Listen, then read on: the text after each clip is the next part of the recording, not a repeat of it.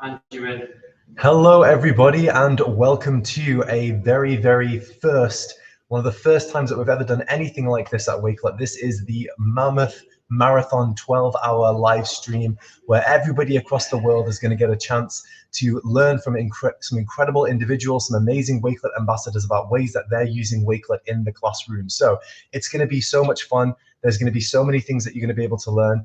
And we're going to be here now for the next 12 hours. So you guys can just dip in and out whenever you like. Make sure to share this link with your friends all over the world.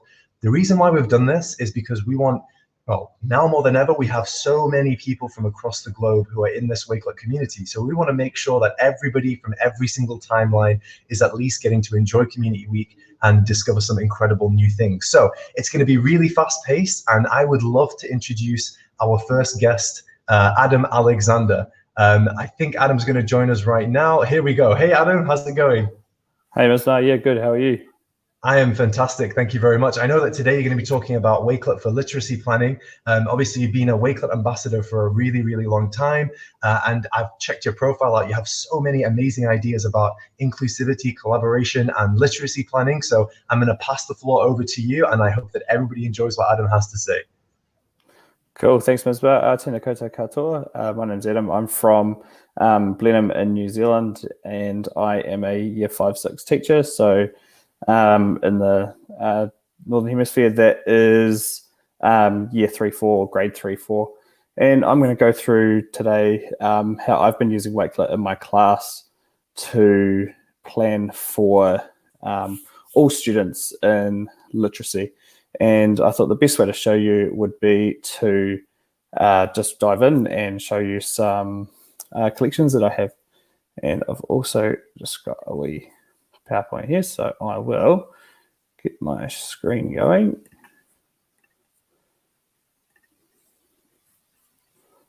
Cool, hopefully that should be on everybody's screen there. And so there's a little bit about me. Feel free to reach out at Twitter, at Adam H. Alexander, or the email address there. There's me and my beautiful family up on the right-hand corner. Why use Wakelet? Well, Wakelet is absolutely fantastic and I believe unrivaled for any accessibility stuff on the web. It's accessible by anyone across all devices. You don't have to have an account to log in or to share a collection with anybody.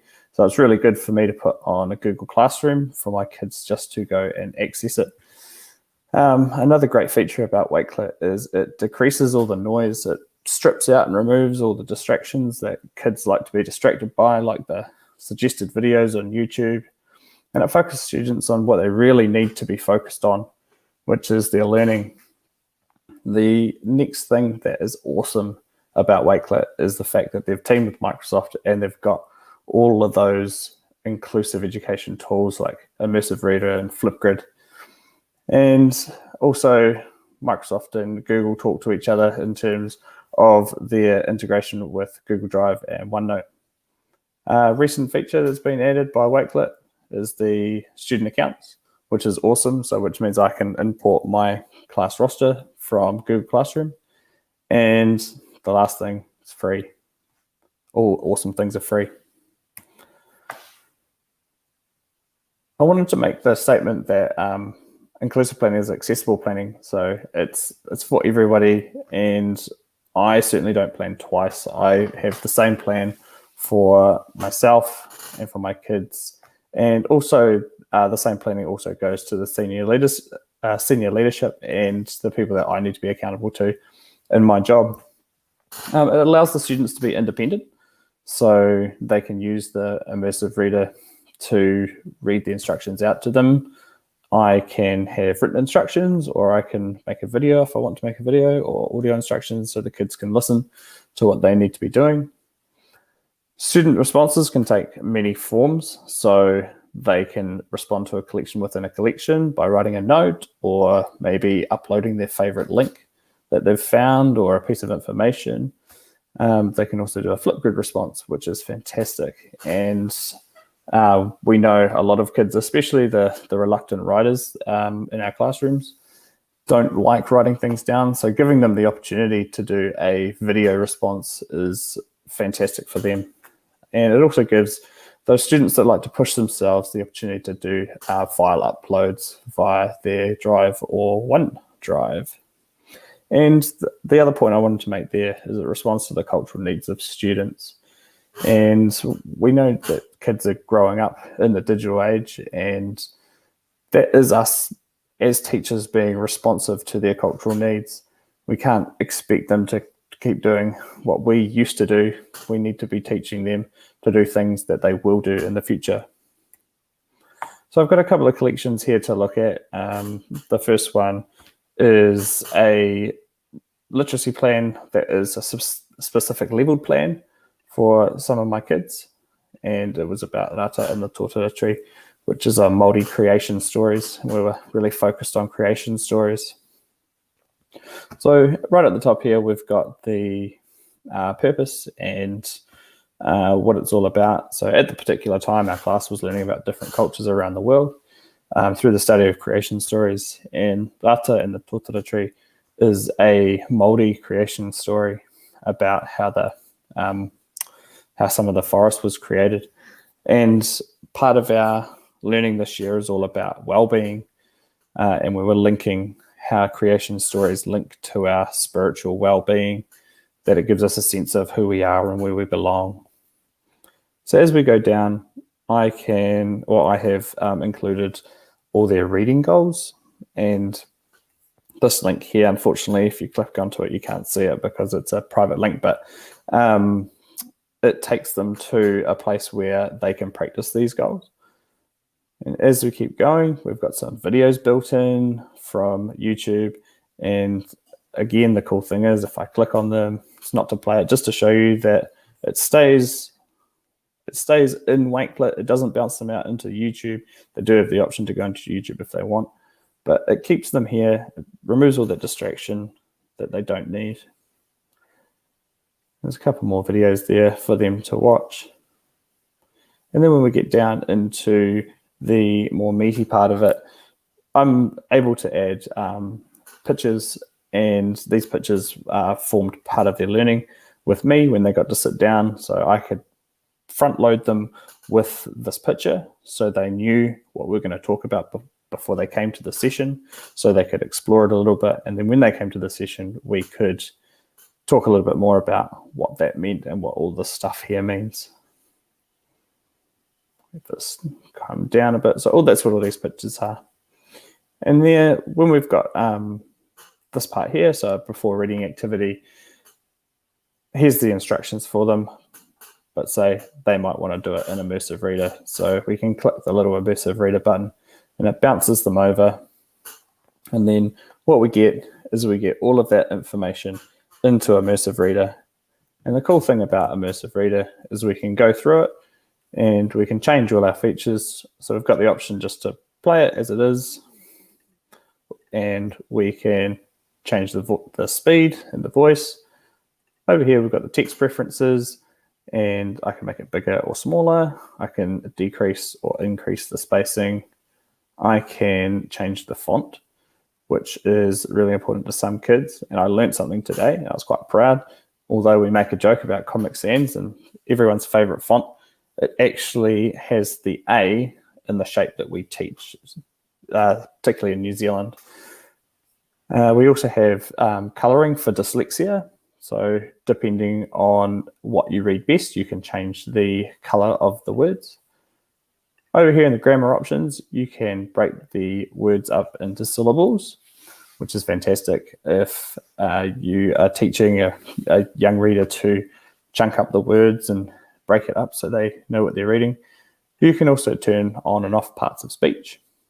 So maybe we want some nouns and adjectives highlighted. There's some green ones there. And for those really, really reluctant readers, we can also turn on line focus. So that just gives them one line or 3 lines at a time. Another cool thing about this is that if I can click a word, the picture dictionary comes up and it can give me a picture. So if it was a less familiar word, I could come across it and I could go back to assessing. I could bring that up. It's not going to give me a picture. No, it's fine. It's going to give me a picture. So meetings. Cool. So I can bring that up and it's going to give me a picture, and I can also get the computer to say the word for me.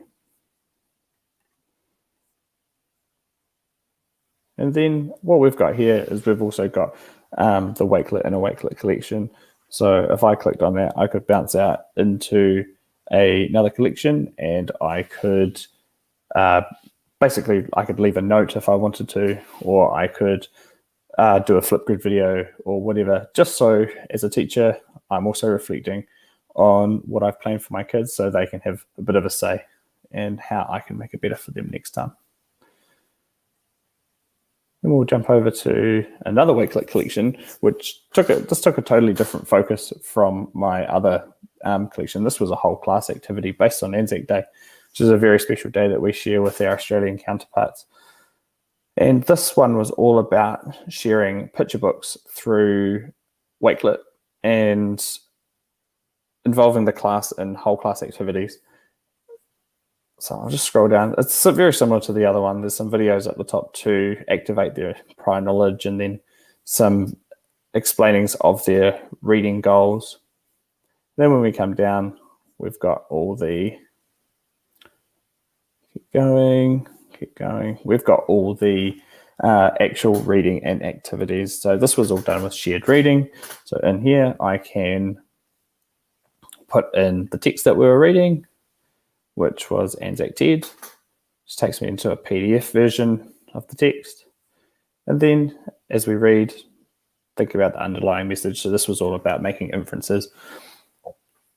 Then I've also been able to upload an example of what I would like. So this was my 4-year-old daughter's example of her inference bear. And I'll let you guess what her bear was going to be. Bear was going to be a doctor, based on Doc McStuffins, of course, that all 4-year-olds love. And then as we go down through the days, we also have some further stuff. And as I said before, this planning is for both teachers and students.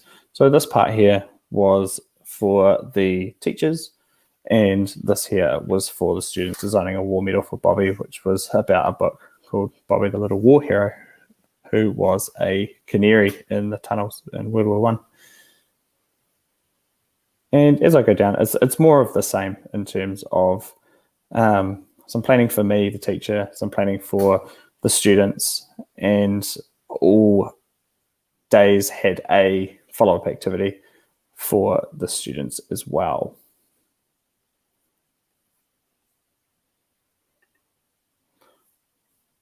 So I've probably gone through that a bit quickly. And I was just wondering, Misbah, if you guys have had any questions in the comments or anything that I'm happy to answer. So Misbah, you must be muted. I can't hear you. Oh, there we go. Still making the mistake now after 15 months of using this. No, if anybody in the comments has any questions at all that they'd like to direct to Adam, please just let us know now. We have only got like 5 minutes left, but I just wanted to talk a little bit about what you showed us, Adam, and there was a few key points which I absolutely loved. I love the shout out to student accounts, obviously, like that kind of changes the game completely when it comes to Wakelet. Coming into the next school year, I would advise everybody to really look into student accounts and the ease of use, the ability to just quickly import your students into Wakelet. They have their accounts created, it's safe, it's secure, and they can use single sign-in across Clever, Google Classrooms, and Microsoft Education as well. So definitely try that out in the new school year. I really love the idea of removing distractions as well, like this idea of having everything in one place, but also the ability to remove the distractions, get rid of the fluff, if you will, and just focus on the content that you want to be able to share with your students. Absolutely love that. I also loved how engaging your collections looked. Like, it's not always about making things colorful and having emojis and GIFs, right? Like that does help. Absolutely. Quite often it's just the content that you're sharing is engaging, whether it's an infographic, whether it's the way that you've structured the text. We do see a few collections which are like just really, really text heavy, and it's like, that's great, but look, Wakelet can allow you to create, collections which look amazing, that are visual and gorgeous, and that's the whole point, really. Absolutely, also, yeah. I love the big shout out about Immersive Reader as well. What's your favorite feature on Immersive Reader, do you think? My favorite feature is probably the syllabification, because it really it allows kids to break down the words like they would when they're sort of naturally going through the phonics of reading something. And yeah, so I'll put that shout out right back to you. I mean, it's an absolute game changer in the education space, and it's slowly starting to sort of come around, especially in New Zealand, because New Zealand is a very Google Workspace heavy education space, and there's very little primary schools or elementary schools that use Microsoft, so it's hard to get the good word of Microsoft and all the awesome features that they have in a very Google heavy environment. But Wakelet is a fantastic way to effectively sell Immersive Reader, not through a Microsoft product, but say, hey, this is actually also in some other products as well that you might want to check out. Yeah, Immersive Reader, like you said, game changer. It really levels out the playing field, allows students of all ages, all reading levels, all languages to enjoy the content that you've put out. So we absolutely love it there. I've got a question from Paul Watkins, which I think is more directed to me. Does the user age of 13 remain in the terms and conditions even with the students' accounts? That's a really good question, Paul. So with our new student account feature, any student of any age can use it. The 13 and over that we usually have doesn't apply, because you're in control of your students' accounts. You're literally plugging in the current roster of students that you have, choosing your classrooms from the 3 different service providers, and then pulling them in. And another thing as well is that we've made it really safe and secure and closed off. These student accounts, it's impossible for them to share something outside of the classroom or the workspace. And on top of that, there are a few integrations as well that we've not put on there because they are over 13s. However, remember that this is the first iteration of this feature, right? Like there's going to be so many more really, really interesting things coming forward, permission levels, and we're gathering feedback now ready for the school year. So once the school year starts, student accounts will be in an even bigger place.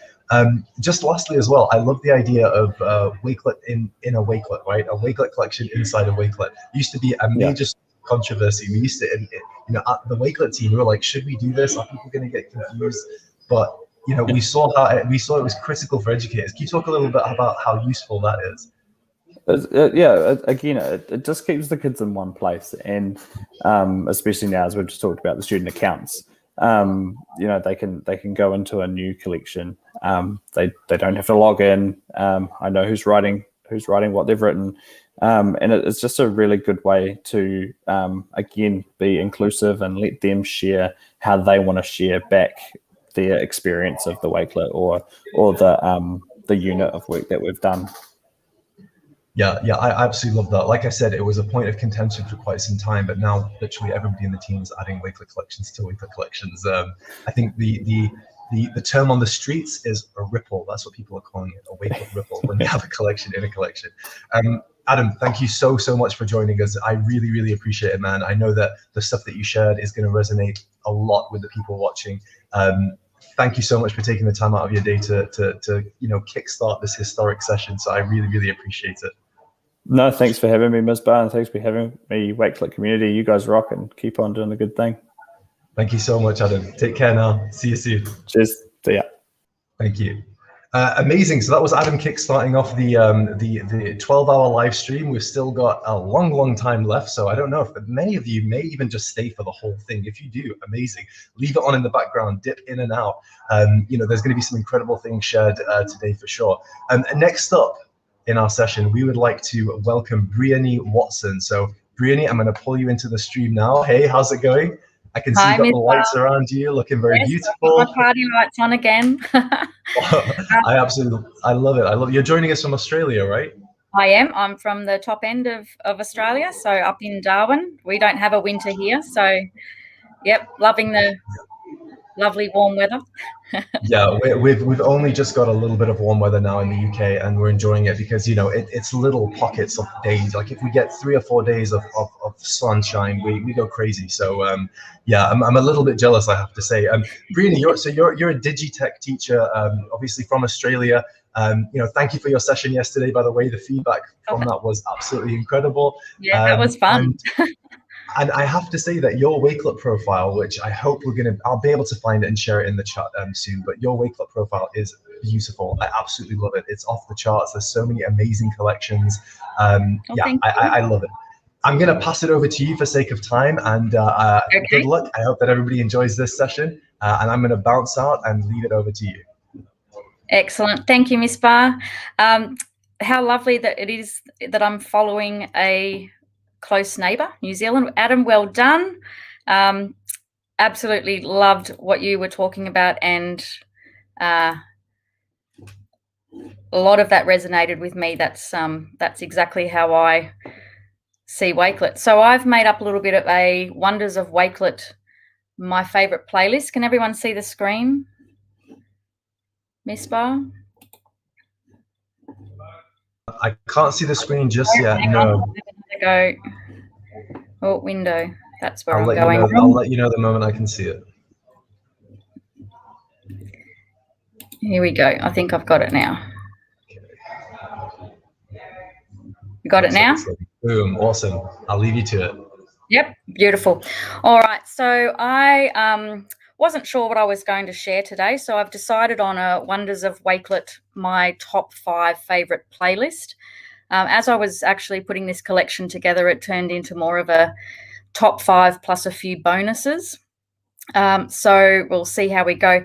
Yesterday, when I presented with Kylie and Simon from Australia, I did mention Buncee as one way that I like to make my my titles or my visual cues for my collection. So this is a little Buncee that I put together for this collection. So my top 5, and Adam, on the same wavelength.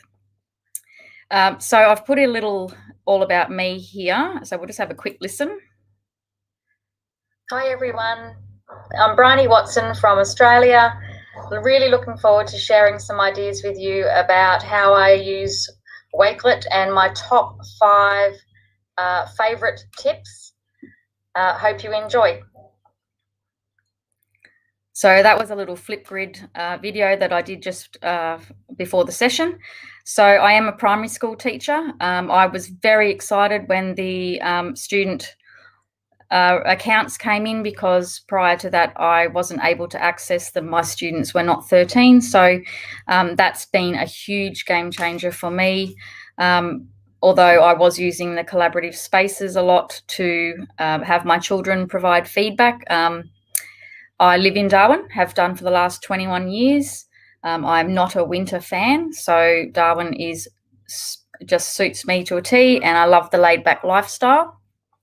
Wife, mum to a teenage daughter, dogs and cats. I became an ambassador in the 9th wave and the first Australian to join the program. So I've been with it for a little while, and I absolutely love it. So if you're still on the fence about whether or not to join, just do it. It is amazing. The Wakelet team are amazing. And yeah, can't recommend it enough. I'm also a Microsoft Innovative Educator expert and a global Minecraft mentor. Love learning new things. So when Wakelet came about a few years ago, I was straight onto it. I love how flexible it is to use. You can use it to create collections for anything, whether it be school related or personal. I have some gardening collections because I do live out in the bush and I like to try and keep track of what I've got growing. But school related are most of my collections. So I love that there is that option of just creating a collection about anything at all. And this is one of my favorite infographics, I suppose, because it just gives so many ideas just to get you started. This is certainly not an exhaustible list. And I'm sure that we're going to see a lot more ideas coming through in the next few days. I know Kylie last night shared some ideas that I hadn't even thought of, and it was just blew my mind. And it is so easy to collaborate and share collections with others. So at my school, we use Teams as our learning system. So I often create a wakelet, and then I will send it to the Year 4 team if it's for them, or things like that. And it looks really good in the Teams platform. The kids can access it really, really easily. And like Adam was saying, they don't have to be going in and out of different tabs. It's all inside of Teams and inside of the Wakelet. So that is my number five, counting down. I love my Wakelet extension. You can see it up here. I use it all the time. I know recently on Twitter there was a bit of a competition to see how Wakelet is used, and the last man standing was collecting resources and making collections, and I must admit that that's exactly how I use my little Wakelet extension up here. It's available for all of the different Firefox, Google, and Edge, of course, depending on what browser you prefer to use. So when I'm looking for things, if I come across something that I think, oh, I might like to look at that later, I just click up here and save it to a collection that I might already have, or if I haven't got a collection, I'll just bookmark it so that I know it's there to come back to later. So really, really great to save time when I'm looking for different things. It just sits up there. I don't even have to copy and paste the address to put it in. Just click and off we go. So absolutely love my Wakelet extension. Now, Spaces came out maybe a year ago. And I know when Kylie Kingdom was talking last night, her Spaces was very, very nicely organised. I have to admit that mine is probably not quite as good, or actually nowhere near as good. And I'll just, if I can, I don't know whether you can see it.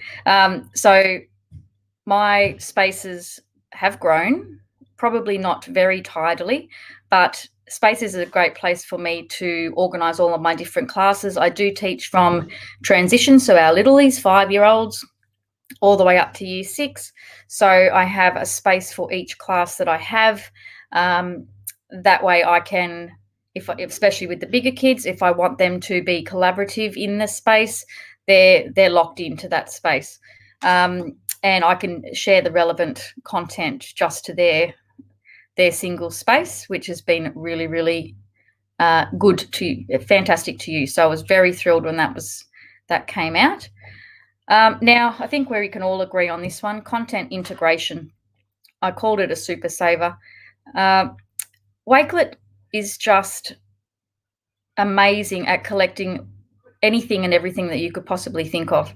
So Adam talked about Flipgrid, love Flipgrid, and how easy it is for kids to use inside of Wakelet. I've used it with transition kids to talk about their favourite celebrations. So I gave them a little video at the beginning of we're going to talk about things that we do with our family, special celebrations that we do. They all drew pictures, and then one at a time they did their video talking about what their picture was. And that was then able to be shared with families and community, and it was just a beautiful and quick, easy little activity to talk about celebrations. Now, not only is Flipgrid in here, but there's also absolutely so many. I mentioned Teams already. Google Schools obviously have got their Google Classroom. OneDrive, I haven't actually used it for Facebook, but there's our little Flipgrid friend. And Buncee, as I said before. Now YouTube. As an early childhood teacher, I had a Year 1 class last year, and I know Adam touched on this as well. When you're looking at things on YouTube and you have all of that mess down the side, and then the ads come on, and the ads I think are becoming more and more frequent. I would have my YouTube clips already collated into my Wakelet. No ads, no stuff down the side to distract the kids, and it is just so fabulous. Absolutely love how YouTube works with Wakelet. And I don't know if there's anyone that's going to be surprised that my favourite part of Wakelet has to be the immersive reader. I have also taught special education, and I am a mother of a dyslexic child. So being able to make those adjustments, I also prefer reading white of text off black background. So to be able to convert my collection so that they're more comfortable for me to read, just amazing. I would say that I don't use the syllables and stuff as much as perhaps Adam in the last talk did, because my kids were a bit littler, but they very quickly learned what this little symbol meant, and that if they couldn't read the instructions, they could click it and it would read it to them. And then they have since found it everywhere. They've found it in Minecraft. They've found it on Edge browser. So all of my year 1 kids last year knew exactly what this little symbol meant.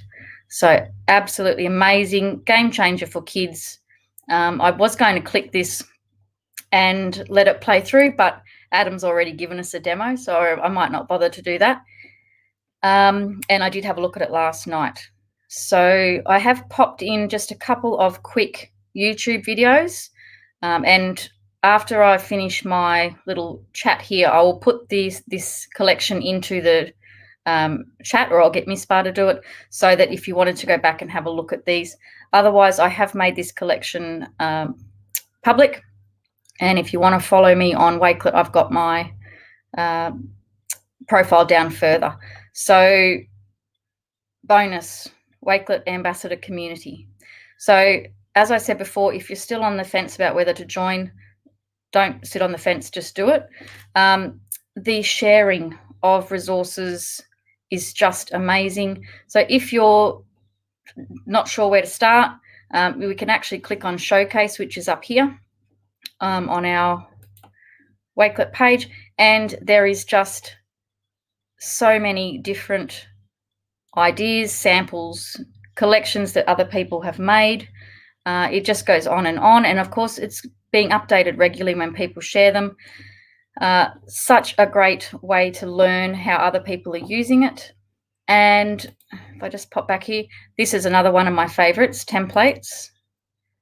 I must admit that I'm not probably the best template creator. I'd like to say I am, but I get a little bit carried away. So coming in here, and again, just so many templates for so many different uses. And I have found this to be a super easy way to perhaps curb my enthusiasm a little bit and find something that's going to save me time as a teacher. So absolutely love those two there. Connecting with me. So I am a little bit of a Twitter fan. So there's my Twitter handle. My Wakelet profile is here, and I do pop onto LinkedIn occasionally. So yes, I would love to keep this conversation going, but I should probably stop.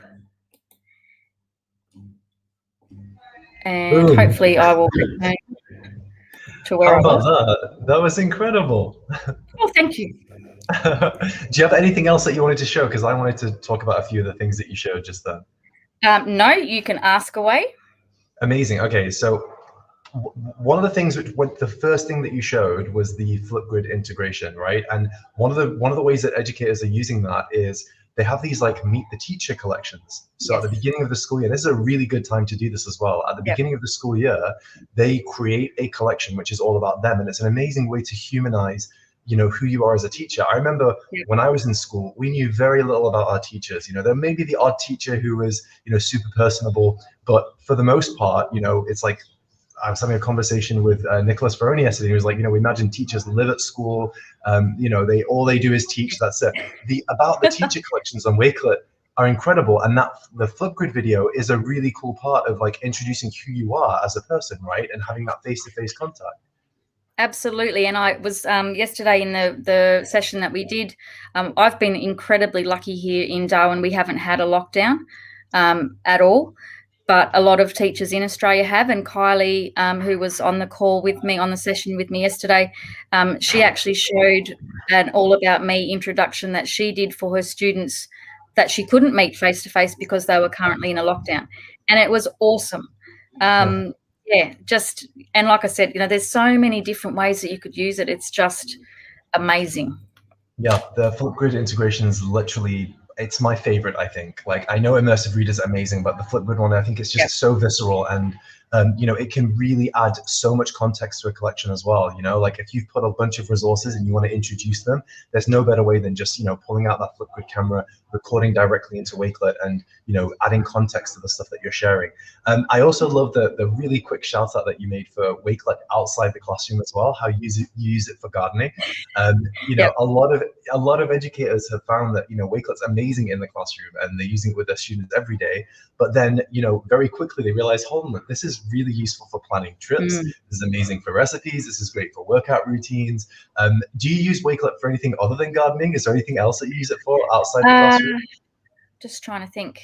I have started recipes. I haven't got very far with that one. So it's mainly, I live on a bush block, so I was trying to identify all of the different natives that I had. So I was taking a lot of pictures and putting them up online to get, find out from the experts what they were. And so for a little while, I was just trying to find these posts again, and it was driving me insane. So I just started dumping them all into a Wakelet called Briony's Botanical, and then I know where it is, so as the seasons go through I can pop back in and have a look and know what I'm talking about. And that leads me to the browser extension as well. A big thank you for showing that out. I mean, you shouted so many things out today, but I saw in the chat everyone went crazy about the browser extension. It works with so many different browsers, and it really does change the way that you interface with the internet, like completely. The thing that really sold it for me, even though like I work here, is I have like a lot of tabs open at once on my browser, a lot. And quite often I'll find like a movie that I want to watch, and most of the time I'll forget about it, and I don't have anywhere to store it. So I'll have tabs of like Rotten Tomatoes and IMDb and like reviews from these movies that I really want to see. And now that I've got the browser extension, every time I come across a movie, I literally just open it and add that page to my movie list. So I've got like a movie watch list that's growing by the day. And whenever I want to have like whenever I want to watch a movie, rather than going on Netflix and like just we all spend around. Yeah, we spend 50 minutes on Netflix trying to find a movie to watch, and then 10 minutes actually watching it. So, rather than doing that, I know exactly what movie I want to watch. So big thank you for shouting that out. And just very lastly. Teacher, oh, sorry, I was just going to say. No, please go on. All those tabs open at the top, and you open a new tab, and it's got all of those tabs written down the side. And would you like to make a collection from these tabs? And it's like, oh, yes, I would. Yes, please. Yeah, yes. It is. It's definitely changed the way that I use the internet in general. And just very lastly as well, I love the shout out for all the slew of integrations that we've got on Wakelet. We like to listen to our community, and we know that you use so many different tools every day, and we want to fit seamlessly within those and bridge connections and bridge gaps between those tools as well. So big shout out for all of our partners who've partnered with us to get these amazing integrations through. And I also loved, lastly, how many different kinds of media that you'd be able to add to a Wakelet collection. You proved that really well. Thank you so much, Briony, for joining us today. I appreciate it. You're such an incredible part of this Wakelet community, and you're making history being on this live stream today. So thank you so much. We've dropped a link in the chat for where you can follow Briony on Wakelet as well. So thank you. Thank you so much for giving me the opportunity to be here and share. Thank you. We appreciate it more than you'll ever know. Thank you, Briony. Bye, Misbah. Bye.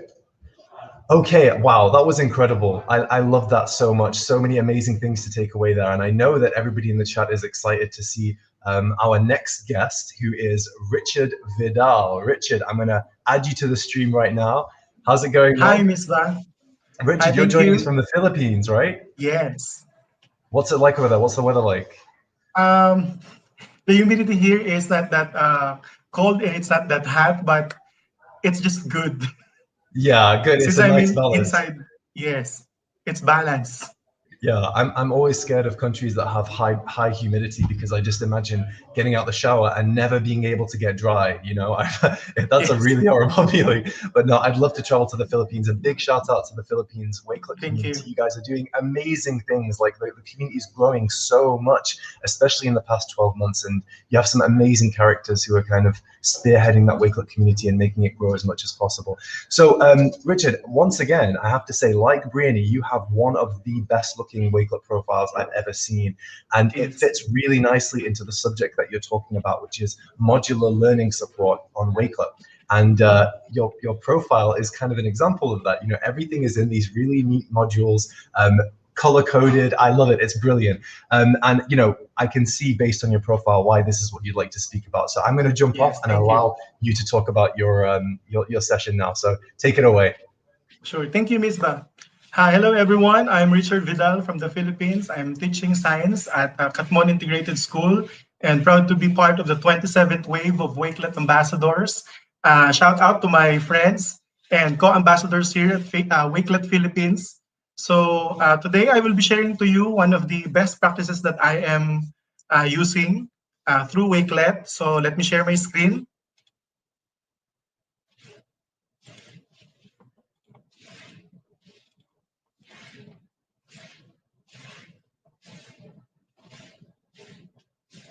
Okay, so I'm Richard Vidal. So these are my collections, as you can see on your screen. So I really love to curate things when I have learned about this, since one of our ambassadors here in the Philippines, Sir Michael Morelia, told us about this, teaching us to curate all of the things that can be found in the internet. So I started curating since I'm like, you know, a person who always organized. I love to curate things that best and provide me interests, like webinars that I have conducted, the training and online courses that I attended also, and the badges and certifications that I get from different Wakelet providers to other EdTech platform and tools providers. So I also curated some of the webinars that I have conducted on our school, like tech tools and platforms for remote teaching, gamification and game-based learning, media literacy and digital citizenship. But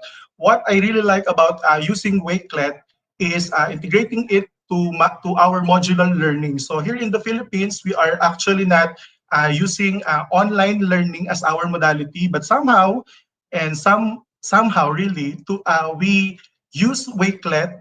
I'm using Wakelet in the form of an online platform so that my students can visit and look for their modules and other materials that they need and that I can provide as a teacher for them. So as you can see, I have your green one for Earth and Space. That's for first quarter, second quarter for force, motion and energy. I have living things and their environment for third quarter, and now for fourth quarter, matter in its interaction. So for example, I am using now last quarter for living things and their environment. This collection that I have provided for my students, actually I curated here some of the modules that my students can use, download, view, use other applications so that they can edit and submit it to me through online, or if not, they can print it and they can copy it and then they can submit it on our school, since that's our learning modality here in the Philippines. So I have here different modules that I have provided by different teachers here in Malabon and in Metro Manila. So we are using this one to actually provide support, for our students, especially for my students, grade 10 students. So I have also provided some of the presentation slides that I can give to my students.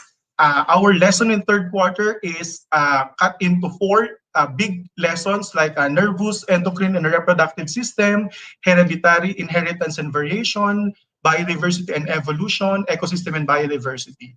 So for video lessons, I tape myself and I make video lessons for my students. You can visit it and watch it, but it is unlisted in YouTube so that I can only share it to my students. I've provided here videos of the lectures that I have discussed about upload it in YouTube and curate it here in Wakelet so that my students can jump on to this collection and watch whenever they want, so that they can be updated, and I can provide them actually support for the learnings that they are actually reading on their modules and answering on their modules. So I have 4 videos for third quarter. It's big lessons. Actually, I didn't chop it into smaller parts so that I can provide them one sufficient video lecture that they can view and they can review and they can rewatch so that they can still understand some parts of the lesson. So that's one of the struggle here actually for my students, because most of us here are just giving modules to our students and providing them instructions online through Facebook Messenger, and then using Wakelet, and really is a gift for them and for me as a teacher, because I can now curate things online and provide support for my students. Like here, I'm not going to photocopy anymore any summative assessments. I reduce the papers that I produce because I'm now using summative assessments, my short quizzes for my students using Google Docs, and I can upload it here in Wakelet so that my students can visit and answer the quizzes or the summative assessments that I have provided for the next 8 weeks.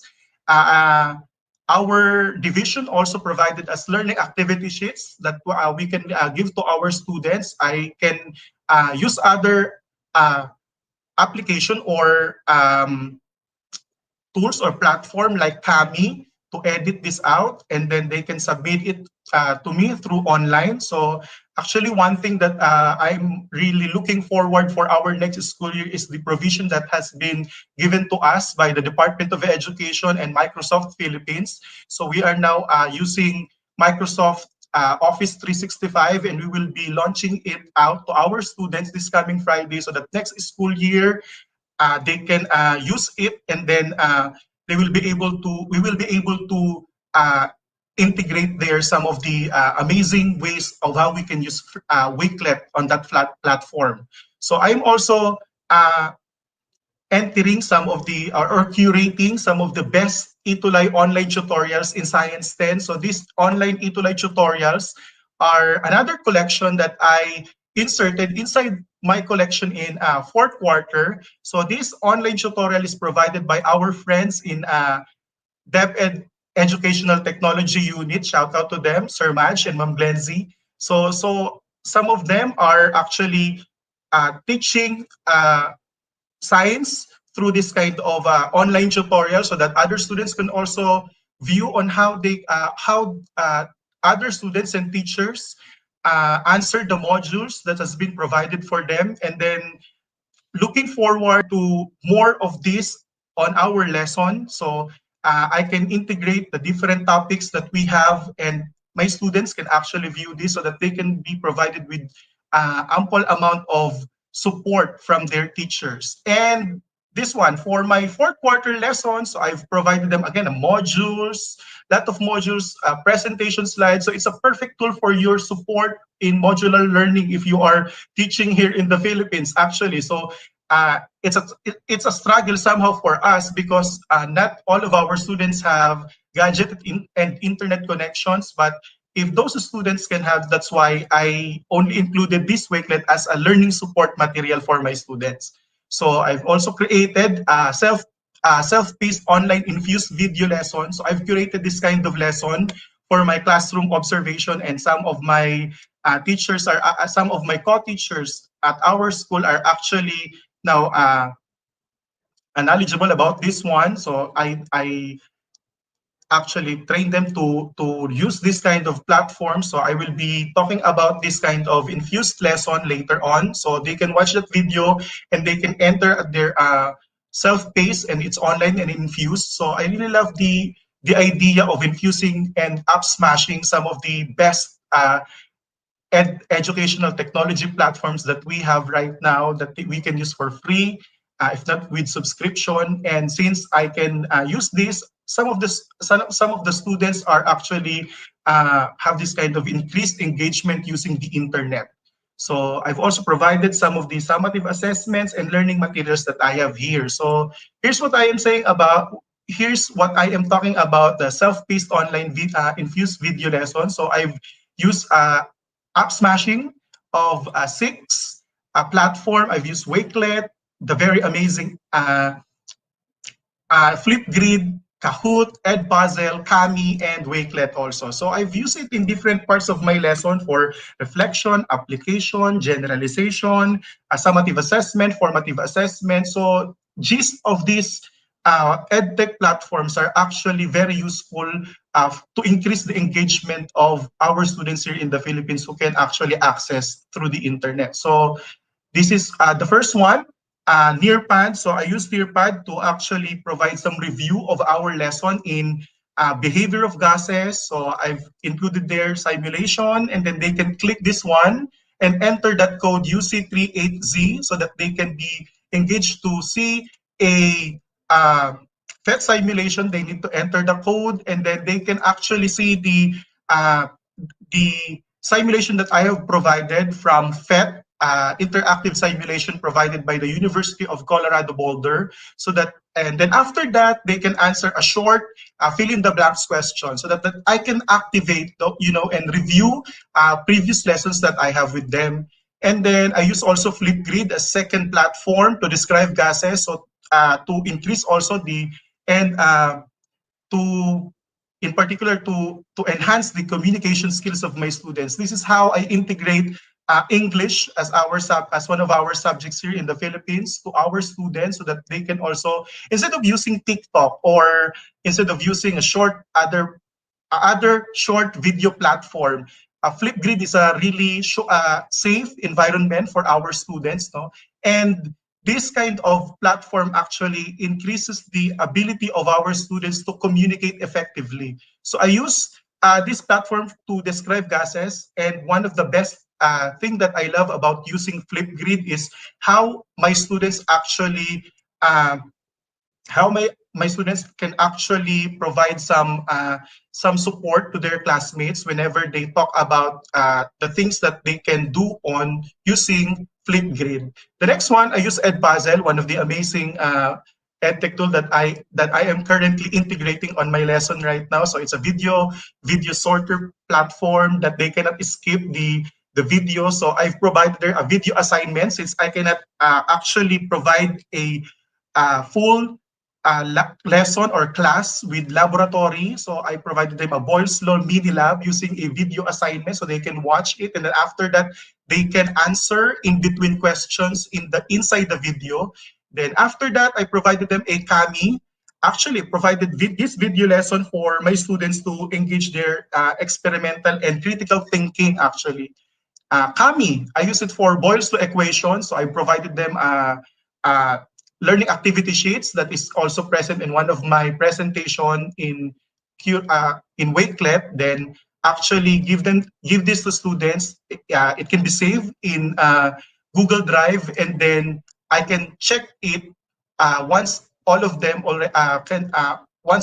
submitted their assignment for this Boyle's equation. Then the next one, I use Kahoot.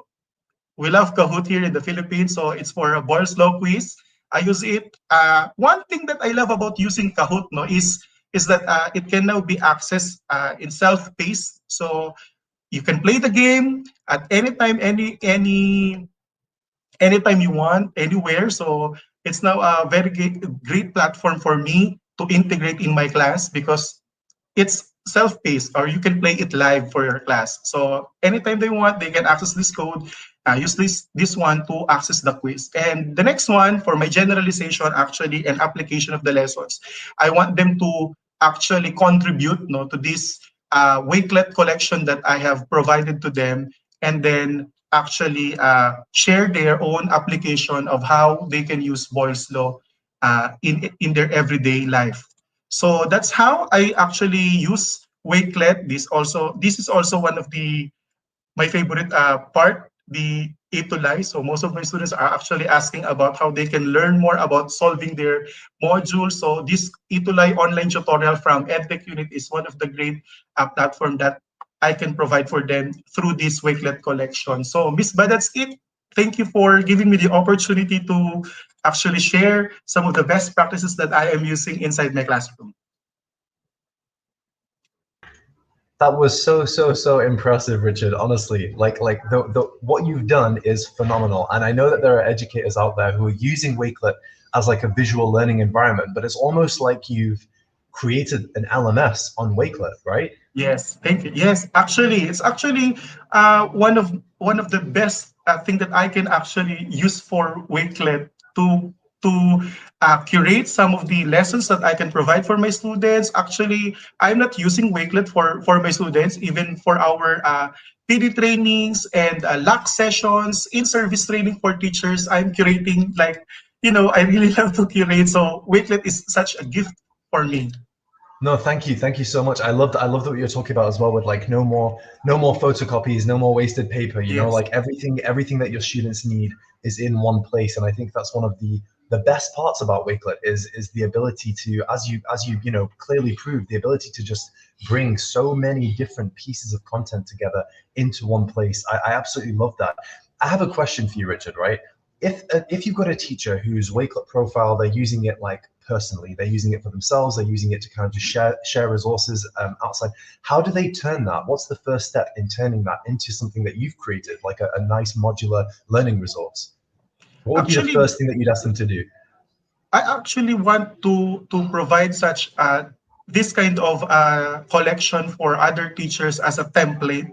Somehow, I really love to create a template and submit some templates for Wakelet on how I am utilizing Wakelet, like for learning management system for students and teachers. I think can actually be creative. It's not just for our students to teach them how to curate or how to collaborate, how to learn about other 5Cs or 21st century learning, but for us teachers, it also increases the our ability to be creative in such a way that our students would see, the teacher or my science teacher is that very organized in curating our lesson and providing us sufficient support for our learning, so that they may be able to understand more our lesson and understand more how they can how we can provide for them as teachers.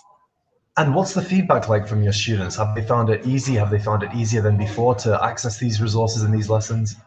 Yes, actually, they find it very useful, and somehow they don't need to go to school anymore because of the pandemic, and then they can only access one link that I provided for them, and then they go to Wakelet, and then they see that all of the lessons, the summative assessments, the modules, the presentations, the videos that we need, and the quizzes and everything. So it's in one part. No more hassle for searching at the chat box with our teachers. So it's kind of a gift also for them to find their lessons inside a Wakelet collection. Yeah, and I think that, again, Wakelet's one of those very versatile platforms that, like you demonstrated, there's so many different things that you can do with it. And I think the way that you've presented it today is really groundbreaking. And I think that a lot of teachers are going to go away and really think about the way that they're presenting resources with their students and how effective that can be. Because personally, I'm really bad at organizing things, but I really appreciate when things are organized. So when I was looking at your profile before this, for me, it made complete sense. I put myself in the mind of a student and I said, to be able to come to one place through one link, and I know that everything that I ever need is going to be here, I think is revolutionary. And look, a lot of educators out there are using existing LMS platforms, and that's great. We're not saying jump off your LMS and begin using Wakelet. If you're not using an LMS platform, 100% Wakelet can do that.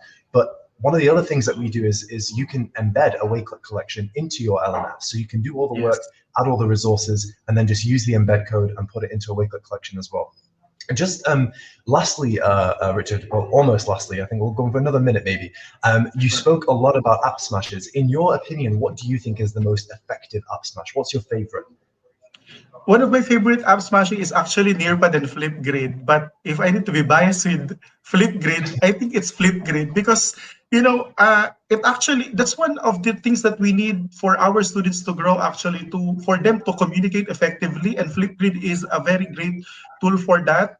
Because we can actually teach our students to communicate with their classmates, with their teachers in a way that is safe for them. So I really love using Wakelet and near Flipgrid inside Wakelet. And Nearpad is also one because I can actually curate almost everything there, like simulation and other quizzes and other activities. Yeah.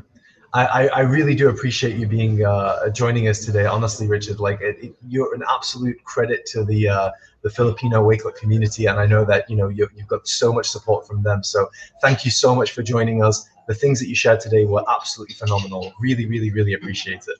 Thank you. Thank you so much, Misbah. Thank you, mabuhay. Thank you. Have a great day. Bye. Okay, thank you so much. I mean, I probably like everybody out here, I feel super inspired after watching Richard's session right there. That was absolutely incredible. Next up, we've got Amit Kumar, who's joining us from India, and Amit is going to be talking about collaborative flipped classrooms. Hey, Amit, how's it going? Hi, Misbah. How are you?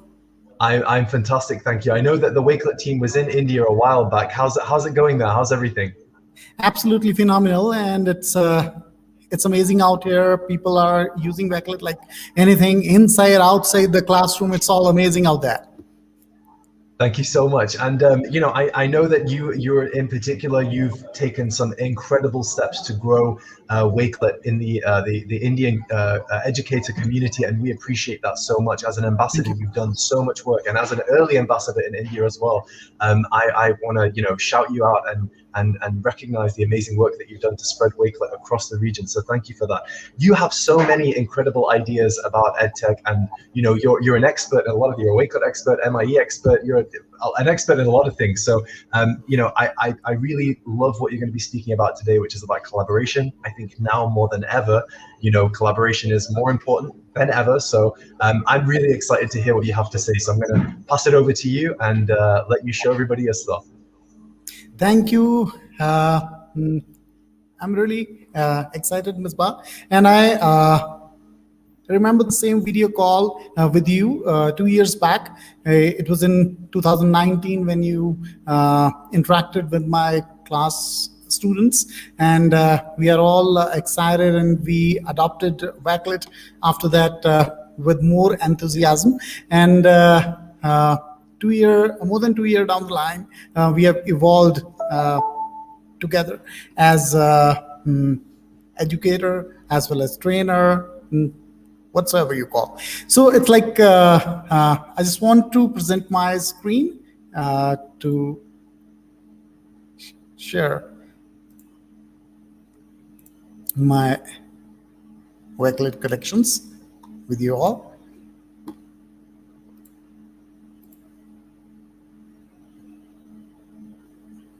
Is it visible, Misbah?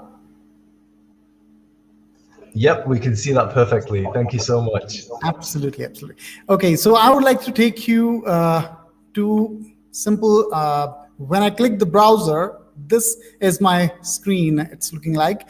And here, what you can notice is that I have added this Wakelet into my browser, and this extension allows me to put everything at one place, whatever I curate in the internet recently. In fact, I'm talking all about Wakelet nowadays, so I have all the collections streamlined here. So just clicking this green button at the bottom, I can make a collection right now.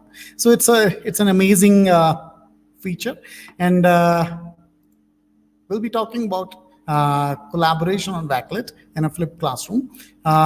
So Wakelet, I would like to thank them all for publication of this blog post also, which was shared last year, in which I shared this practice. In fact, I encourage all the ambassador or educators to share their best practices as blog with Wakelet, and if they are worthwhile, worth sharing, they should come out, right? So collaborative flipped classroom I used with the help of Wakelet to inculcate 6C, in fact: communication, creativity, critical thinking, curation, collaboration, and in fact, last one, very important, is the digital citizenship, because everything on internet isn't ours, so we need to educate our students on that too.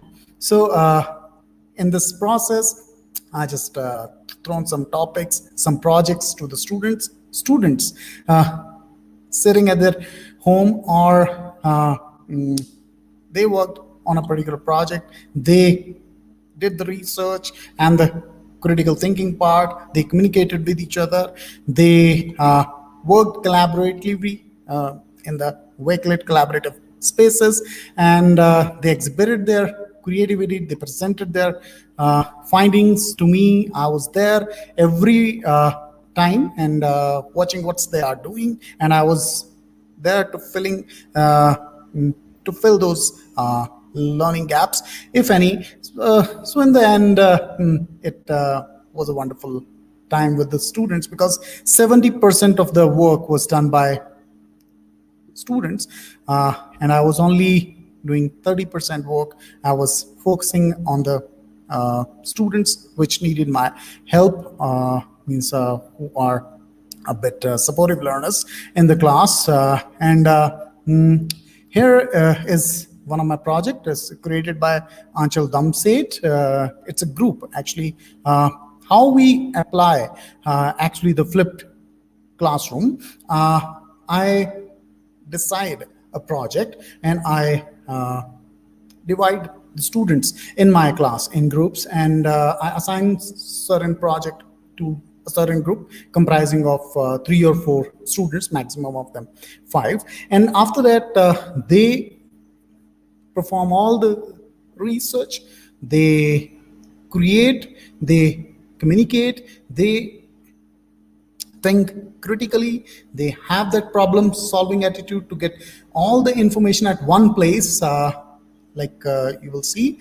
And in this way, when you work collaboratively in groups, it'll allow students actually to practice their forte, because some of them are very good in designing concept map, like you can see on your screen. Some of them are very good with the images, and some of them are very good with the videos, and a few are making these kind of word clouds, and they are expressing with the help of their creative mindset and problem solving attitudes, coming all organizing all that research at one place. So it was a project about cyber crimes, and 4 students worked on it. Anchal, you can see some other student was contributing, and after some time the name of the student changed, and some other one is contributing, like Divya Thakur is here. She is contributing in it, right? With what she has explored about this topic in her research. So in this way, every students actually contribute as per his or her strengths, and in a way they actually bring some new ideas and put up this thing all together. You can see my group collections here. So another thing, we are also doing app smashing in the flipped classroom environment. I work for Navodaya Vidyalaya Samiti, Ministry of Education, Government of India, and often we are taking up such projects where students do app smashing. Recently we did this with Adobe creative tools, where students explored their creativity and critical thinking with Adobe creative tools, and they contributed into this collaborative collection. You can see everything has been collaborated by individual students. Means they are at home, they are in the new normal, as we say it, because they are because of the contemporary situations, they are having mobile phones, or sometime few of them may be having laptops too. So they all contribute from the Wakelet app, and also design these wonderful flyers and posters in Wakelet too, Wakelet and Adobe, right? So here is another, the recent one. It was World Environment Day celebration collaborative collection, where in the flipped classroom manner, they all are contributing independently, as we can add them all in a one go, invite them all in a one go to this collection, so they can contribute in their in the various ways. They can explore their creative potential and unleash their creative potential to contribute in the moment. It's all amazing things. And here's another one regarding COVID awareness campaign. This is also taken up by the kids. The most amazing thing I love about the Wakelet, that there is no advertisement, no distraction, and there is no limitation about the space. We have ample of space, and we have no distraction around, no advertisement. So it's a purely educational platform. Students are safely contributing and also watching each other, what others are doing, and getting inspired and contributing more and more. And in this way, they are getting better and better. So this social emotional learning can also be practiced in flipped classroom environment, where you again create a topic, throw at them, and ask them to contribute in the particular topic, and they contribute as per their creativity, critical thinking, and they communicate with each other. You can see this these beautiful collections, and every contribution is coming from individual students. That excited me as an educator, and I believe everyone will be excited with that, because whatever activity we do in class with the help of Wakelet is all collaborative, and COVID-19 obviously have propelled this, and we are now making more and more use of Wakelet. In fact, I have also used Wakelet for modular teaching, where I designed proper lessons for the students.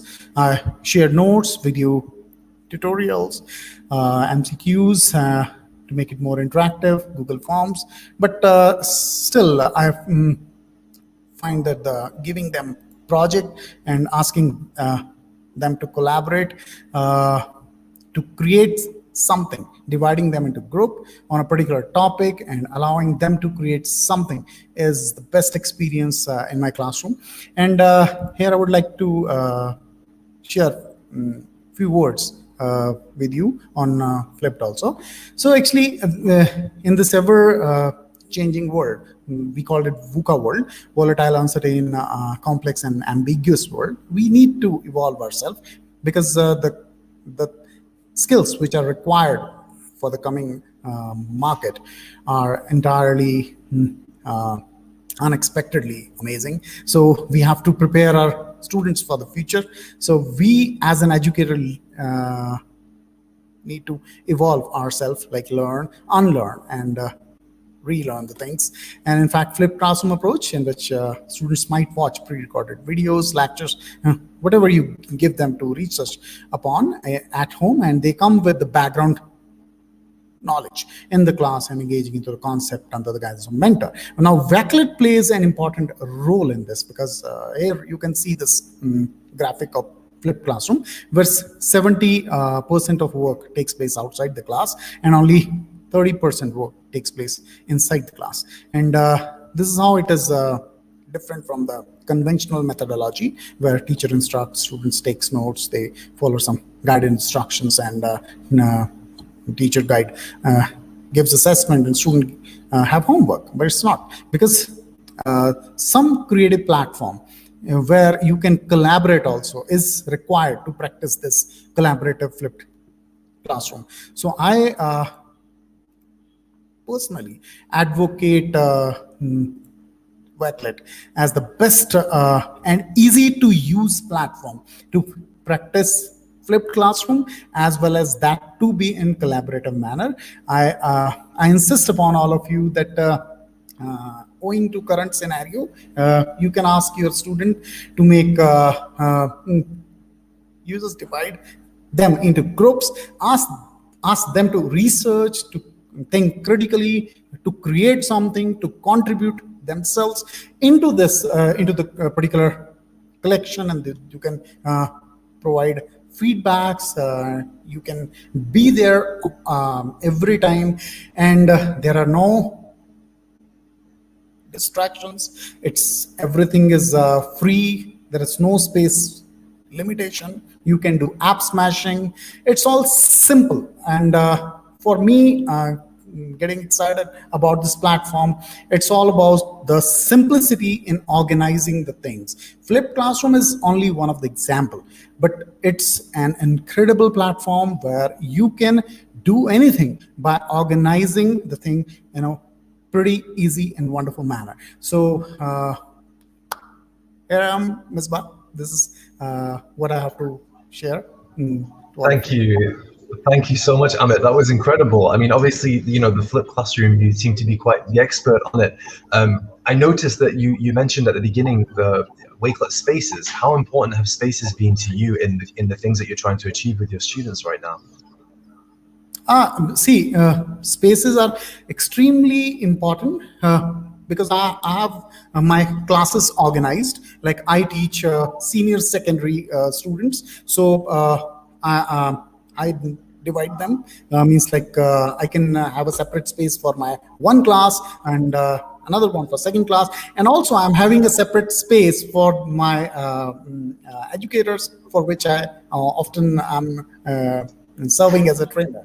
So it's a wonderful thing, wonderful feature to organize our all content in a simple and easy way.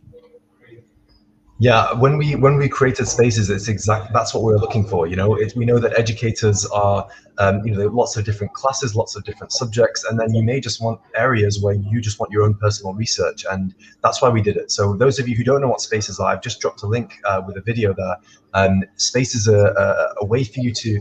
It adds another layer of organization onto your Wakelet experience. So, you can create a space on any subject that you like. You can invite your students, you can invite your teachers to come and collaborate with you on that space. But you can find out more in that video there. I also, one of the things which I love to hear about, Amit, in that was you raised a point which I never thought about before. We all talk about collaboration being really important, but one of the things that you said was that collaboration allows students to practice the things that they're really good at and that they really enjoy. Yes. Could you talk a little bit more about your experience with that? Any examples that you might have? Because I love that as a concept. Yes. Because some students are good to work with the textual part, and some students are good with the statistical part. Some students are good with the videos, and some students are good in creating something. So when I assign a common topic to them, a common theme, and allow them to unleash their creative potential in any number of ways, they come up with enormously outstanding ideas. Someone contributed in the form of word clouds, someone contributed in the form of mind maps, concept map, someone contributed in curation of wonderful videos in the collection, someone who was studying commerce or maybe accountancy or statistics. They were good at stats, and they came with wonderful stats pertaining to that topic. So making it all together a big package, which I single-handedly could not have done. Yeah, I remember myself back in school, I loved collaborative experiences just for that, because it was a chance for me to say, okay, I may not be good at these things, but I know that in this group, in this particular group at least, I'm the best at doing this. So it gave me a chance to work and practice on those skills. So I really love that point. It resonated with me, and I'm sure it resonated with the people watching as well. Just lastly, Amit, if for a teacher who's watching this who may not have used the collaboration feature on Wakelet yet, do you have any ideas of, really simple, quick lessons and experiences that teachers can do with their students that are collaborative on Wakelet that can get their students to very quickly understand what collaborating on Wakelet is? Anything? I know I'm putting you on the spot, but if you have anything, that would be great. Okay, so if you are teaching any subject, right, then just give a topic to your student to create something. It will come very fast when they app smash. Just ask them to record a video or ask them to only design a flyer, and then invite them into a collection to contribute. That's what I do on my WhatsApp. I have a WhatsApp group of my student. I just send them Wakelet invitation link that you create something on this topic, and just I also mentioned those 4 steps which are required to actually add that. So means like first like download the app, and then means like press the contribute button, and then submit everything step by step, 4-step easy topic, and you will see they will start contributing like I did on Mother's Day, on Environment Day, on your World's No Tobacco Day, and during all my cybersecurity symposiums. It's all simple. Thank you so much, Amit. That was incredible. Like Amit just said, collaborating on Wakelet, we've made it easy. We've made it so you just simply send your students a code and they can jump in and start creating some incredible stuff.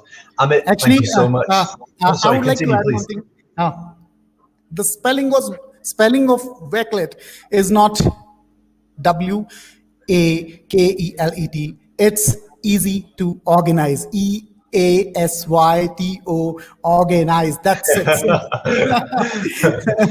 That's what Wakelet means. That's the acronym. No, I appreciate it, Amit. Thank you so much. You're an absolute legend in the Wakelet community, and I appreciate you taking the time out of your day to share some of the incredible things that you've shared. So thank you so much. I appreciate it. Thank you. I'll see you next time. Thank you so much, everybody. We're about to start our next session, which is going to be the last session in this segment of the live stream. I hope everybody's having an amazing time. Be sure that all of the ideas and the amazing things that you learned from these incredible educators that you've seen so far, share them on Wakelet using the share them on Twitter using the hashtag Wakelet Community Week, and you will automatically be in with a chance of winning some incredible prizes.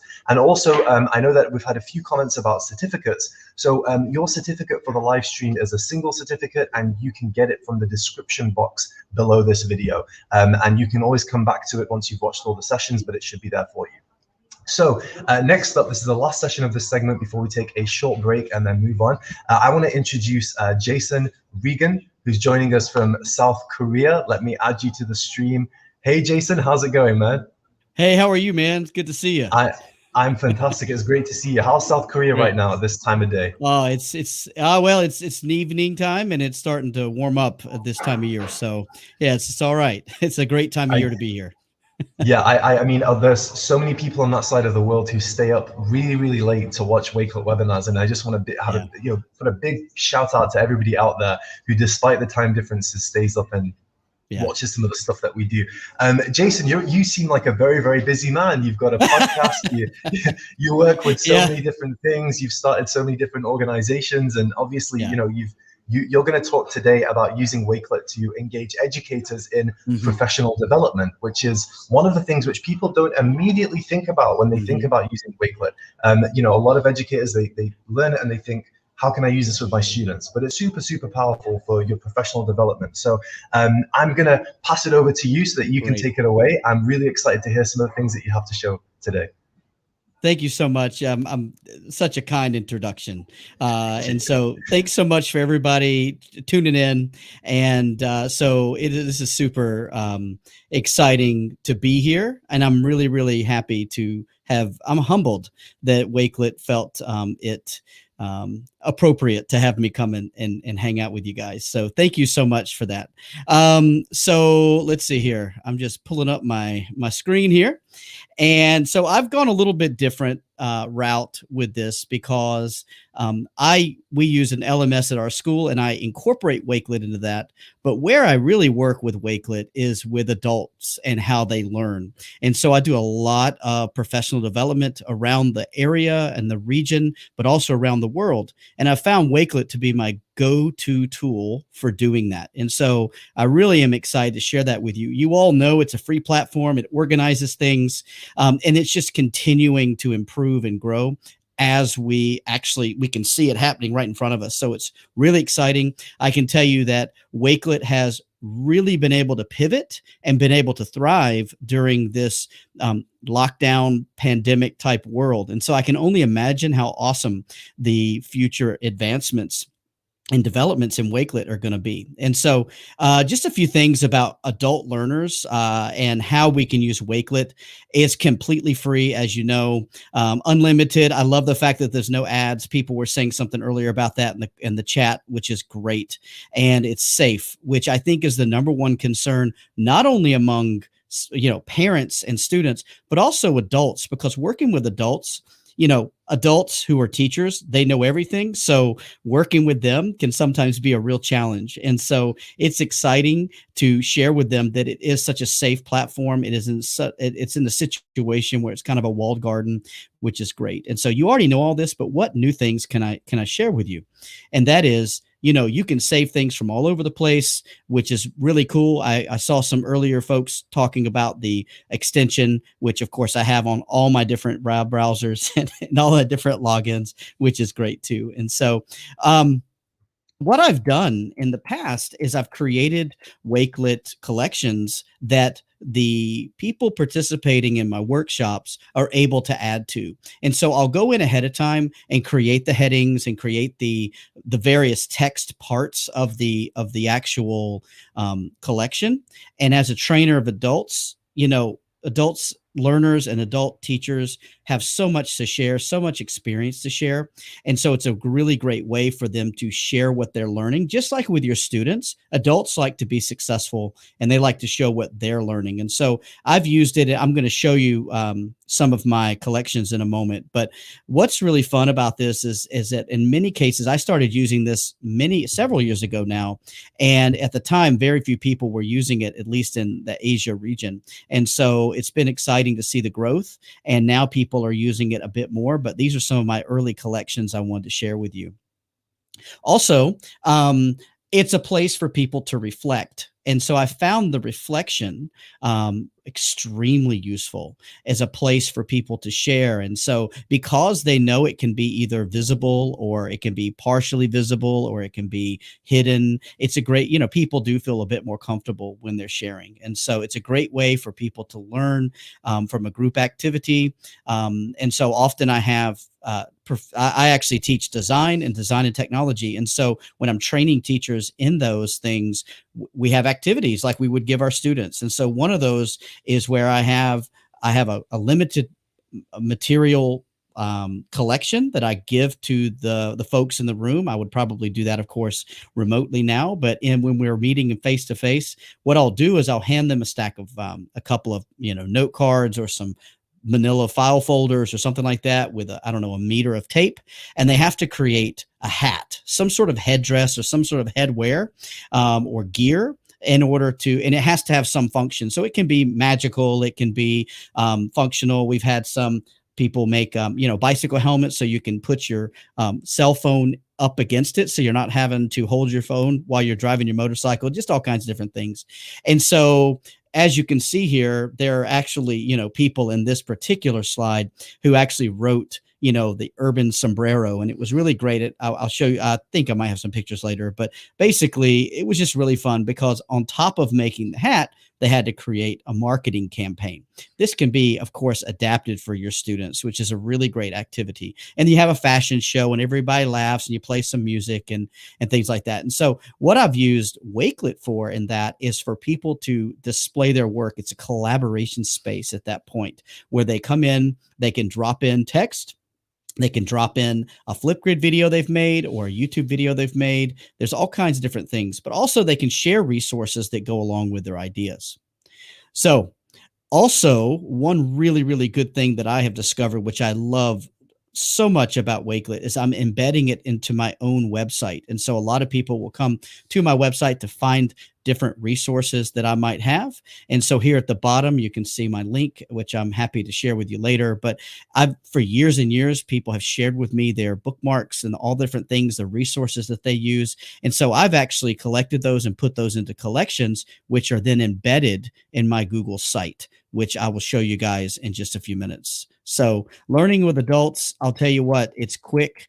It's easy to an easy way to capture and share learning resources, which I think is really important because, again, adult learners, when they come into a learning situation, they're all very different. And often they will mimic the things that they don't like in the students that they teach. And so it's kind of fun to see what adult learners do. And so it's also an engaging way of a learning environment because, yes, I could create, for example, a Google Classroom, but with Wakelet, it's really, really simple to be able to go and back to those collections, add, share, those sorts of things, which is a bit more difficult with some of the other collections.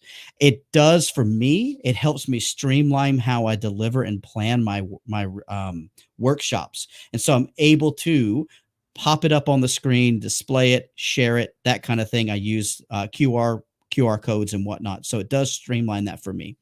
It also empowers digital skills to enhance adult learning confidence because, as you, I'm sure know, I know it's no one watching, but you all know that colleague who struggles with even reply to all. And so this is an opportunity for them to practice in a safe space using technology. Now, I know that during this lockdown COVID situation, a lot of people have been able to hone their skills, but this is just one more place where they can practice those things, which is really, really good for them. And then it's a great way to collaborate. So it's the instant way for people to collaborate, just like with our students. You know, in the end, we're talking about just learners, right? And so it's a really fun way to improve the PD engagement and enjoyment. And people love to be able to have something to take away. They love to be able to share this with their colleagues. And so by doing this, they're allowed to do that. So it's really, really great. Here's some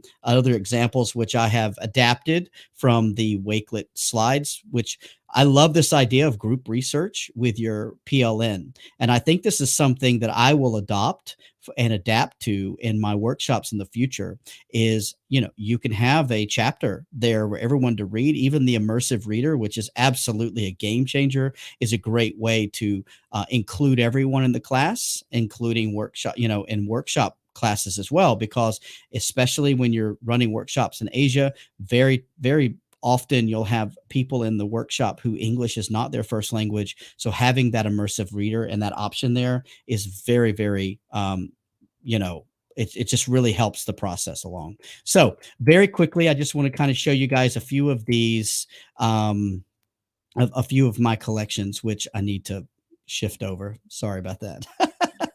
So give me one sec. All right, here we go. I'm actually just doing what we do in class, aren't I? So, all right, here we go. So here is a curated group of bookmarks that I've created over the years, and I share this on my website. And so this is a place where in the past we've used some other ways to collect information.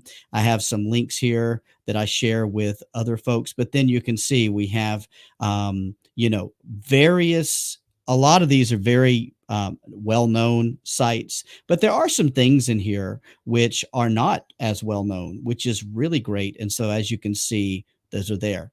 But what I want to share with you is how I have used that on my own website. So what I've done is I've gone and embedded the that group of bookmarks straight into my website. And so it was super easy. So as you can see, I have my website here, and then I have this awesome way to display in, you know, right in the middle of my website and embed this straight through. You can even watch YouTube videos straight in my website, which is fantastic because sometimes people just want a one-stop shop. And so this is probably the most useful part of being able to do this is that I can embed it in the website. And if I've built a website that I'm going to use in a workshop, for example, or a page that I'm going to use, we know it's going to be open for people forever, so they can come and use that. And so I just love this feature of being able to embed this into my website, which has been incredibly useful for me to be able to share information out quite quickly to the folks that I'm working with. And so I just want to go right back to my slides one more time and just keep on talking. No dead air, right? Okay. And so I would love to talk to anybody more about what you might like about this, because you might have a workshop that you're doing at school. This is a great way to get folks working. It's super easy to connect. I love the fact that it can be, you have so many different levels of permission and levels of being able to access that information. And so please feel free to connect with me. These are the different things. I do have a podcast, which we occasionally talk about tools like this. So please feel free to check that out. But more importantly, I just want to be able to connect with you and to continue to build my professional learning network to learn from you about how you're using Wakelet. I would say that I've been so impressed already with the folks who have been sharing, and I know that the folks coming up are even more exciting. So I'm just really humbled to have been part of this really, really exciting opportunity. Thank you so much, Jason. That was awesome, man. Some incredible stuff. Sorry. Sorry about that, man. No, I particularly love the way that you were embedding stuff as well on your website. I think that, again, Wakelet's one of these tools where there's dozens of features, right? It's very, very feature rich. Anything that you can imagine Wakelet can do, most of the time it can. And one of the things which one of the pieces of feedback that we got from a lot of people was that, look, I don't necessarily want my students off my website or off my LMS, or I have a blog that I don't want people to go off. I want my traffic to stay on my blog. We're like, okay, well, we're going to make it as easy as possible for you to embed a Wakelet collection onto your website. And the benefits of that, obviously, it's much easier to update your website then. It's faster. It happens in real time. You can update your website on the go. You can update your LMS on the go. We have an educator who, like a lot of educators across the world, uses Wakelet to embed collections on their LMS. And, when they're at home or they're away from their laptop and they have something that they need to quickly update, they pull out the Wakelet app, update it on the app, and it immediately updates on there as well. I wanted to go back to something you mentioned at the beginning. So, like, in your opinion, why is it important to showcase evidence of learning, both for young students and adult learners? Well, I think I'll go with adult learners because that's who I work with the most at the moment. And I would say that a lot of adult learners, while they say they're lifelong learners, they do become very fossilized in the way that they think. And so I think being able to see that they can display their performance of understanding in a new way, I think is really, really important. And so the actual input and the feedback I've gotten from people to do with the sessions, they absolutely love it because, again, it's really smooth and slick. It runs smoothly on their laptop and on their iPad or whatever device they're using. So I think the ease on which to use it is really, really great. But back to your question about why is it important? Again, adult learners need success just like kids do, and they need to be able to see that they're actually doing what someone's asked them to do, because I think adult learners are very often reluctant learners. And so it's really important to show them some success early on and also highlight when things don't go the way they expect them to go. So that to me is where I have used Padlet the most, is with working with those adult learners to be able to showcase. And I do know that people keep coming back. One thing I also did was when COVID first kicked off, I created a Wakelet collection because people were sending me, this company's giving free whatever and that kind of thing. And so that got featured on an ISTE blog post and had over 16,000 views. And so I feel like that it's working, and adults are looking for ways to learn. Sometimes they just don't know what they don't know. And so I think being able to show, how they learn and to see the visible thinking skills. Older learners are not accustomed to that. They weren't taught that way.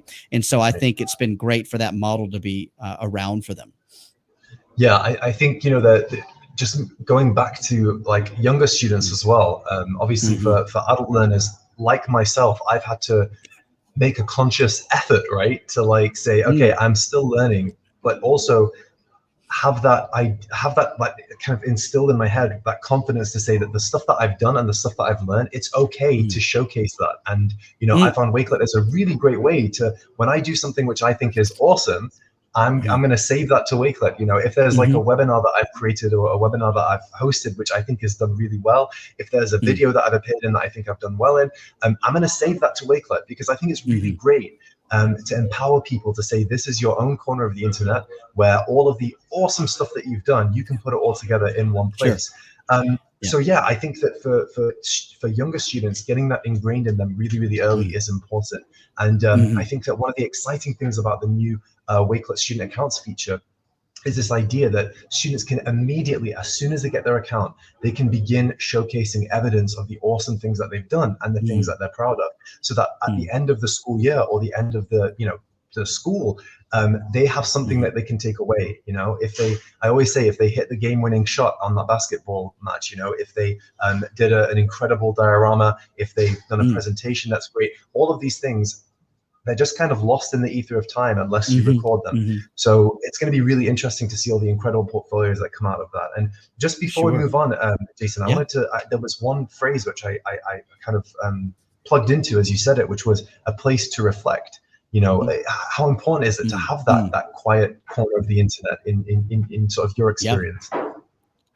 Yeah, absolutely. And so, you know, if we ask students to reflect, we need to be able to be reflective as well. And so usually at the end of the workshop or at the end of an activity, I do ask teachers to reflect and, you know, share what you feel comfortable sharing. But I find that very often if they've reflected on something that they've learned, someone else has also sort of caught onto that idea. And so I think having that, I love that idea that you're talking about, this sort of time capsule, you know, being able to say that this is the chronicle of what I've done, and portfolios are becoming even more popular.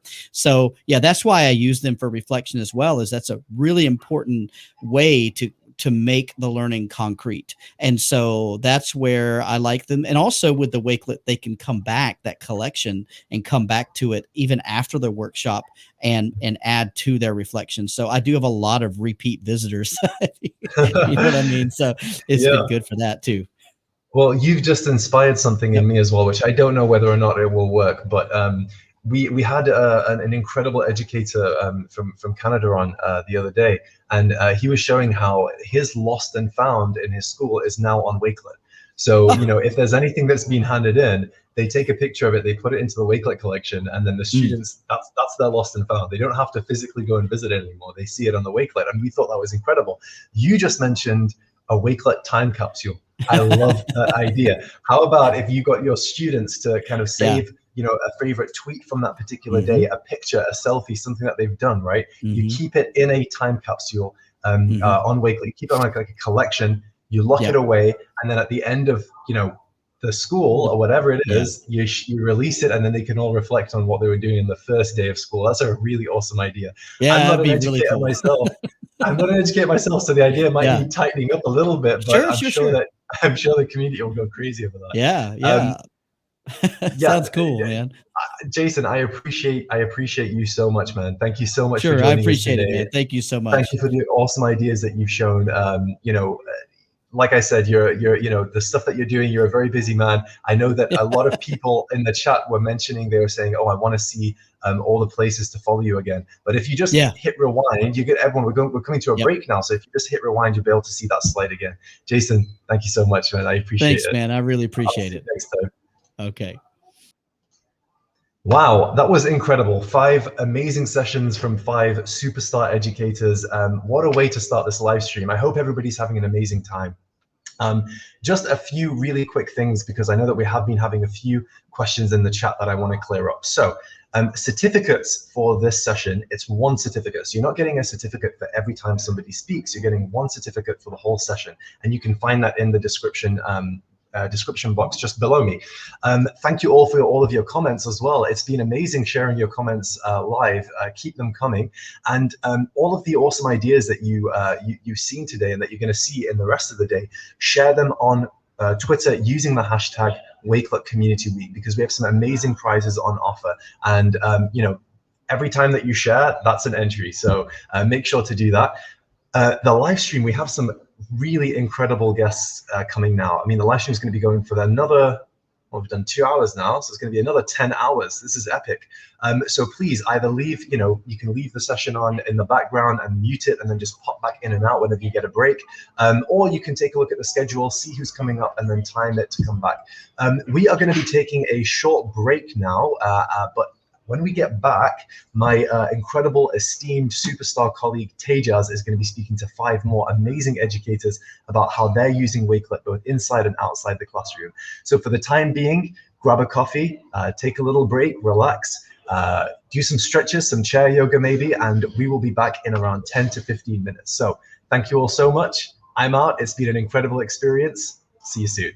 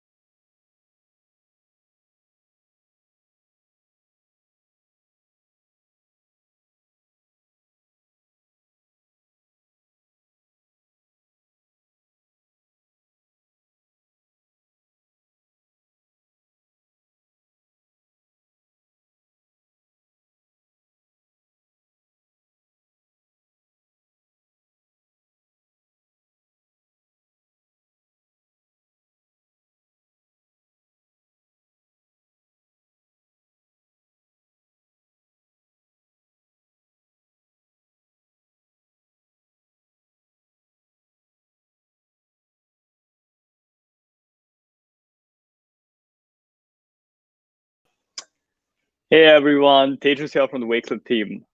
So excited to have all of you here for one of our live streams. So we have some very exciting speakers who are going to be with us today from 4 different countries. And we're going to talk about multiple different topics.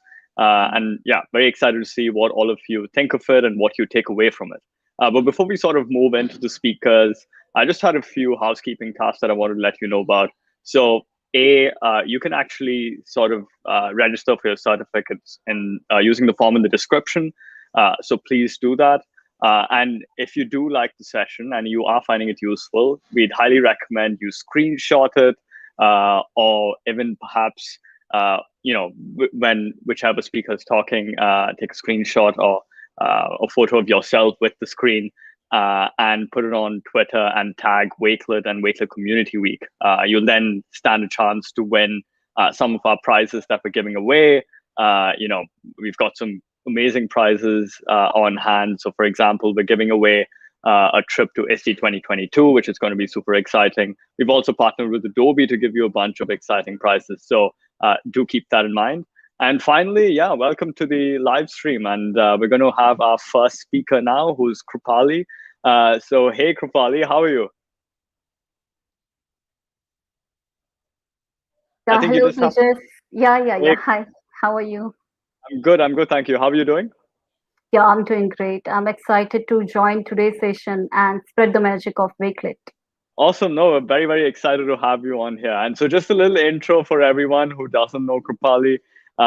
Before I pass her on, she's actually part of one of our Wakelet schools, and she was, one of the pioneers of the Wakelet school program. Her schools, so Udgam Public School and Satellite School, were one of the first ever Wakelet schools. So very, very excited to have you on here, Krupali, and I'm going to pass it over to you to talk to everyone about Wakelet and remote learning. So over to you. Thank you so much, teachers. Namaskar, I'm Krupali Sanghvi from India, and as I've got the introduction that we are the first batch of Wakelet school in India, and probably from 2019 I have been using Wakelet effectively in my classroom.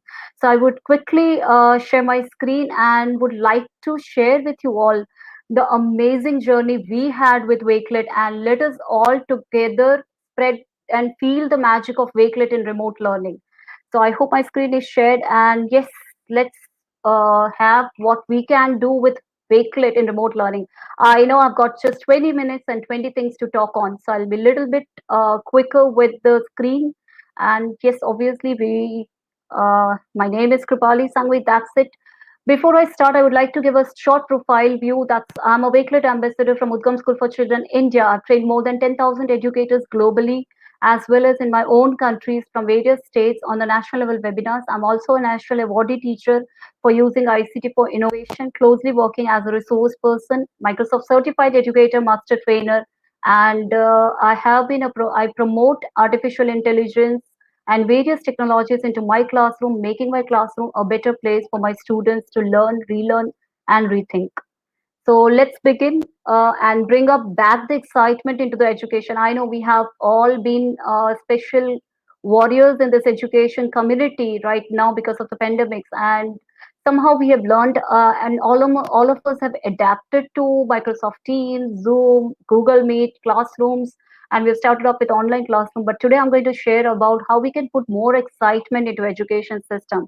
So yes, talking about the magic of Wakelet and remote learning, I want to discuss today 3 topics. The first topic is interactivity. Yes, when I say interactivity, I mean to say interactivity in the form of assignments and assessments. Record keeping, a lot of records have to be maintained, and in and out through WhatsApp or through some social media contact, we are sharing the content between parents, teachers, and educators. So I think this record keeping also matters a lot. Building skills, that's art integrated learning projects or the interdisciplinary integrated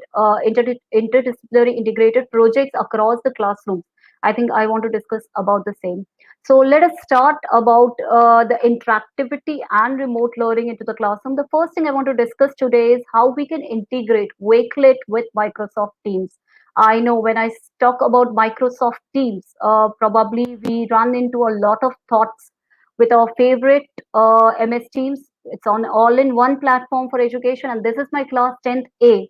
wherein I am a computer science teacher. So I've clicked on my computer applications channel. Now let's see how I have used Wakelet in my classroom. So you can see there is a tab over here, which is class 10th computer applications tab. And what was missing, what I found into my classroom was students were not able to express themselves. So to make my students express themselves properly, I asked them in the initial year to write their blogs, to write down all their feelings into the form of blogs. So this was the blog project which we can see over here. I'll just quickly expand the tab and show you. So we can see beautifully expressed by my students in their Wakelet collection blogs on lockdown, World Heritage City, and this one is a very special blog for wishing somebody a happy birthday, and especially when it's your mom. You have a lot of things to be said. So in the form of blog, my children have expressed that life in the lockdown, gaming, e-sport, and the 256 items were collected at one single place. Now, the idea was not only about the data collection, but the idea was about every year I used to give this blog project, a lot of mails coming into my mailbox, and probably those mails I need to segregate, save all the links into an Excel file, and a lot of tasks. But when I asked my students this time to just open this Wakelet link and post their blog URL over there, the work becomes easier. I can just go and scroll about who has done which type of blog. I can just click on the blog URL, evaluate it there and then itself. So this is how I have immediately, you can see this is a mango delight recipe with my students have done. And probably, yes, the best thing about all of these blogs is all of the blogs are original. When I say original, the work which is done is by my students. The articles which they have written is also right directly from their heart. So this was a very special project which I asked in 2020 for my students to do it, and the same thing continues in 2021. So to integrate Microsoft Teams, to integrate Wakelet with Teams, there are three options. One is you can integrate it within your classrooms. You can just go to your class, you can go to any channel and just put a plus icon there, and there you will search for Wakelet and you can paste the URL of your Wakelet collection over there. So this is as easy as anybody could do. So just now you can see I have added a Wakelet link over there, and I can paste the URL over here. So that URL once pasted, my blog is attached. The second thing what we can do is, even now with the latest update, during the class meeting, you can add the Wakelet collection over there. So that's how beauty of Microsoft Teams and Wakelet. Now let's get back to the magic of Wakelet with Flipgrid. Amazing. Flipgrid, learning loves community, but here I would like to quote for Flipgrid and Wakelet that we as community love both of the tools. So let me show you how in a project, this is my collection, and I am a fan of spaces. As you can see, I have collected every data and organized it with various spaces, and the amazing GIF. Yesterday I came to know about GIF, and I've started using this amazing GIF in the form of the cover images. So this is a spaces where it's a general one wherein whatever I come across, I put it over here, whether it's an Earth Day mid photograph or whether it's my own portfolio, I just keep it in the general area. But to make it more organized, I have made so many spaces. So let me just show you the spaces. So this is a secondary section spaces. Let's get into this and see what I've done in the spaces.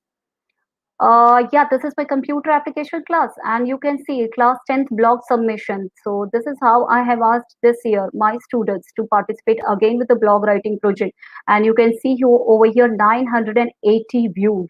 And you know, when students themselves see these views, they are more enthusiastic and creative about it. The ones who have not submitted will definitely start working on it. So this year also we have got beautiful blogs on abhorrence, communication skills, and students are talking about adopt, don't shop, and they have shown the examples from their own homes.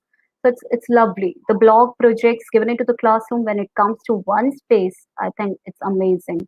The second thing I want to show up is there are few students in your classroom who are very innovative. So I have created an innovators group. Now this innovators group have 19 members over here, the students who innovate and make difference. So I've created the AI resources separately, a collection for them. As you can see, they have been working for AI for Good challenge this year for Microsoft and education. The Imagine Cup Junior reference link. So this is how the students can also create their own collections into the spaces, and they have collated all the information. You can see that. Beautiful. When they were discussing on the project, when they wanted some resources, they utilized this Innovators Club area and they started up collating. And how could I forget to talk about the Wakelet School program? We have with the Wakelet School, and I would like to quickly draw your attention towards what we are doing as a Wakelet School. So you can also start collating all your Wakelet School work in a more organized way. So let's click on the Wakelet School, and here we are. So this is the Wakelet School project, wherein we are Wakelet School ambassadors from Udgam School for Children, Ahmedabad, India, Gujarat. And yes, there are ambassadors from Satellite School for Children also with me.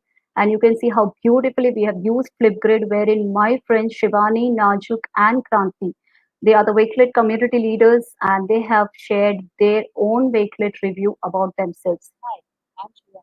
I'm a proud community. So she's a proud community leader, yes, obviously. And we can see Najuk Shah has also uploaded the video, and Kranti Mehta also over there. So likewise, we can even ask our students to upload their own video responses, introducing themselves into the classroom. So not only this, as a Wakelet School program, we have created a Wakelet School. We've taken a lot of events generated at Wakelet School for training teachers. And yes, we can see Michael on the screen, Teijas on the screen over there. And we had an amazing session on Wakelet with the primary section teachers over there. And likewise, so I've collated each and every data at one place. So whenever I have to submit anything, I'm there. So this is the USFC, that is Udgam School for Children. And this is our main collection, which you can, if you want, we could share the link as a template, how Wakelet School has compiled collections within collections, as you can see over here. This is date-wise. We have said that we did it on 10th October. There was a first session where James was there with us.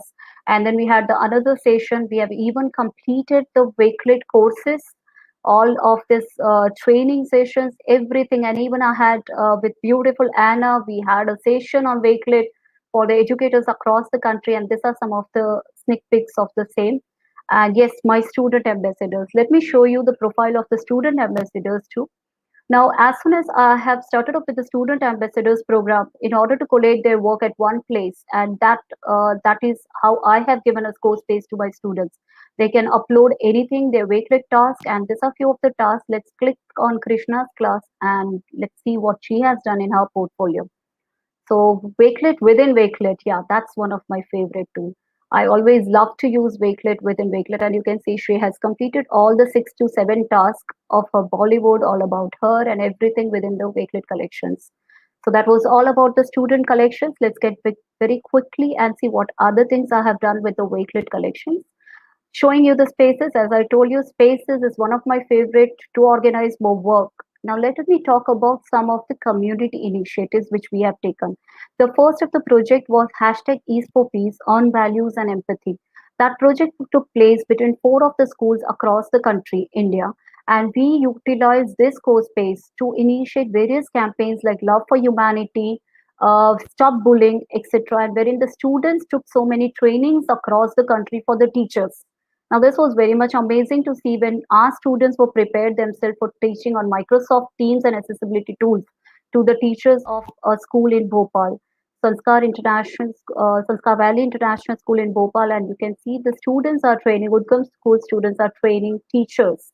I think that was the amazing use of Wakelet and Flipgrid. In fact, with Microsoft Teams, we were able to achieve this. The same thing goes like a lot of campaign on We Are Global Collaborators, we are innovative designers, and I would like to showcase this work by Sanskar Valley School, wherein we collaborated for the campaign Stop Bullying, wherein girls have given their voice in the form of podcasting audios and beautiful videos at one place.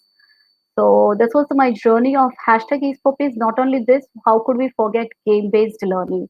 Game-based learning, when I'm talking about, we had a global campaign on creating teaching aids with the help of students, and we introduced campus on judgment event. This was been judged by Steve Sherman from South Africa. A single link to this particular Wakelet helped me to share the work of my students across the country to Steve Sherman and Anna to see what students are doing and how they were doing. So we have shared all this judgment event was took place wherein students shared their games, and the games were like word wall, Minecraft, quizzes, and number of games. As we can see, they have used Kahoot, but here we wanted students to be innovators, not the teachers. So students made a big difference by creating all that games, and even you see your review matters, wherein we have taken a review from the students, parents, as well as from the global community on how this particular event on EduCampus K2JEG children like. So you can see we have got Flipgrid integrated with Wakelet, amazing thing. Like I love the way I was able to connect students across the world talking about EduCampus K2JEG. So this was a few of my initiatives which were outside the box, outside your classroom, how you could utilize it when you have to collaborate between 2 or 3 schools across the country. And the last one, yes, before I go and show you a beautiful one, that's the portfolio building. Everybody of us are amazing with our work. And yes, this is my last slide, which says, I'm sure you all have that awesome factor. I started off my journey on computer science educator in 2007, wherein within this 10-15 years, I've made a big difference in my journey. And to compile that journey, entire journey, I have never thought of. It was Wakelet Community Impact Award, which gave me an opportunity to collate my work into the form of a beautiful collection. You can see here, I have stated this cover image, the description of my portfolio. And if you load down, you can even use this bold, italic, underline all these features to highlight the important events you are doing. A Flipgrid video to introduce yourself. I'll quickly play this. Namaskar. I'm Krupali. So you can see I have used this flip. Okay, I will. Okay, I'll not play this. I'll just keep it like this. This is a Flipgrid video for introduction. Then there was 2021. How did I use this year as a challenging year? So for that, I separately created a Wakelet collection and embedded that particular portfolio into this one. And here this year, I was, as I mentioned earlier, I trained more than 10,000 educators globally, as well as on a national level with the help of NCIT, NCRT. I'm thankful to Government of India for providing us the opportunity to empower educators with ICT tools. So these are some of the reviews by the National ICT Awardees, and this is my training portfolio. You can see over here. So I don't have to look forward and go to edutrack.microsoft.com and check whether the thing is there. I can get everything at one place. Even as you can see the newspaper articles about our work which was being published, anything or everything. This is the students who feel that yes, the time was challenging and how a teacher made a difference into the classroom. So that's the review of a student. This is my alumni student who want to talk about the work we were doing into the classroom. And there goes the portfolio with all the newspaper articles, badges, certifications, and everything. So this was only about 2020, but if you go and see the depth of the thing, you can compile your badges, certificates. I hope I am running on time and I'm not late for this. Let me just finish with the last thing. Just a minute. Yeah. So I will quickly show you like this only. So this is Udgam School Innovative Practices, which is again embedded into the main portfolio. These are news and social media impact. This is reviews, badges and certifications. If you can see here, it's a message to the community about what content I have created, how I have served as a resource person, the global level collaboration, all my certificates at one place, and as a national ICT awardee, what I have done in the community, achievement and awards. So a particular portfolio, as you can see right now, this portfolio of community initiative, everything I've created for myself. But the same thing we can propose for each child. Now this portfolio, how do a portfolio help us? A portfolio always help us to make a difference in case of remedial learning. Like if you maintain the portfolio of your students every year, then probably you will have a chance to recheck what the child is learning, what is left out, and how you can work more on that particular child. So as you can see here, I have collated the last achievements. Whatever the last achievement was, educator exchange event worldwide, wherein hashtag East for Peace was the winner of that project. So we have compiled everything. I remember that if anybody wanted to ask me, ma'am, where is that article which was published in the newspaper? I was always searching between files and folders. So when I got to see Wakelet, you can see even my Twitters, all the tweets which I do on Twitter, I can compile at one place, and now I have beautifully maintained my portfolio with all the news media articles and even all the achievements, even the links where this particular news are being published from whatsoever website it has been published. We have done it at one place. So I think that was very super quick for all of you, that I'm running fast. But as I told, 20 minutes, 20 things to talk about.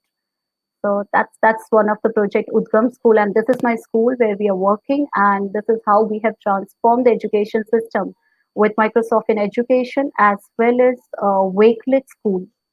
So Wow, this is how effectively.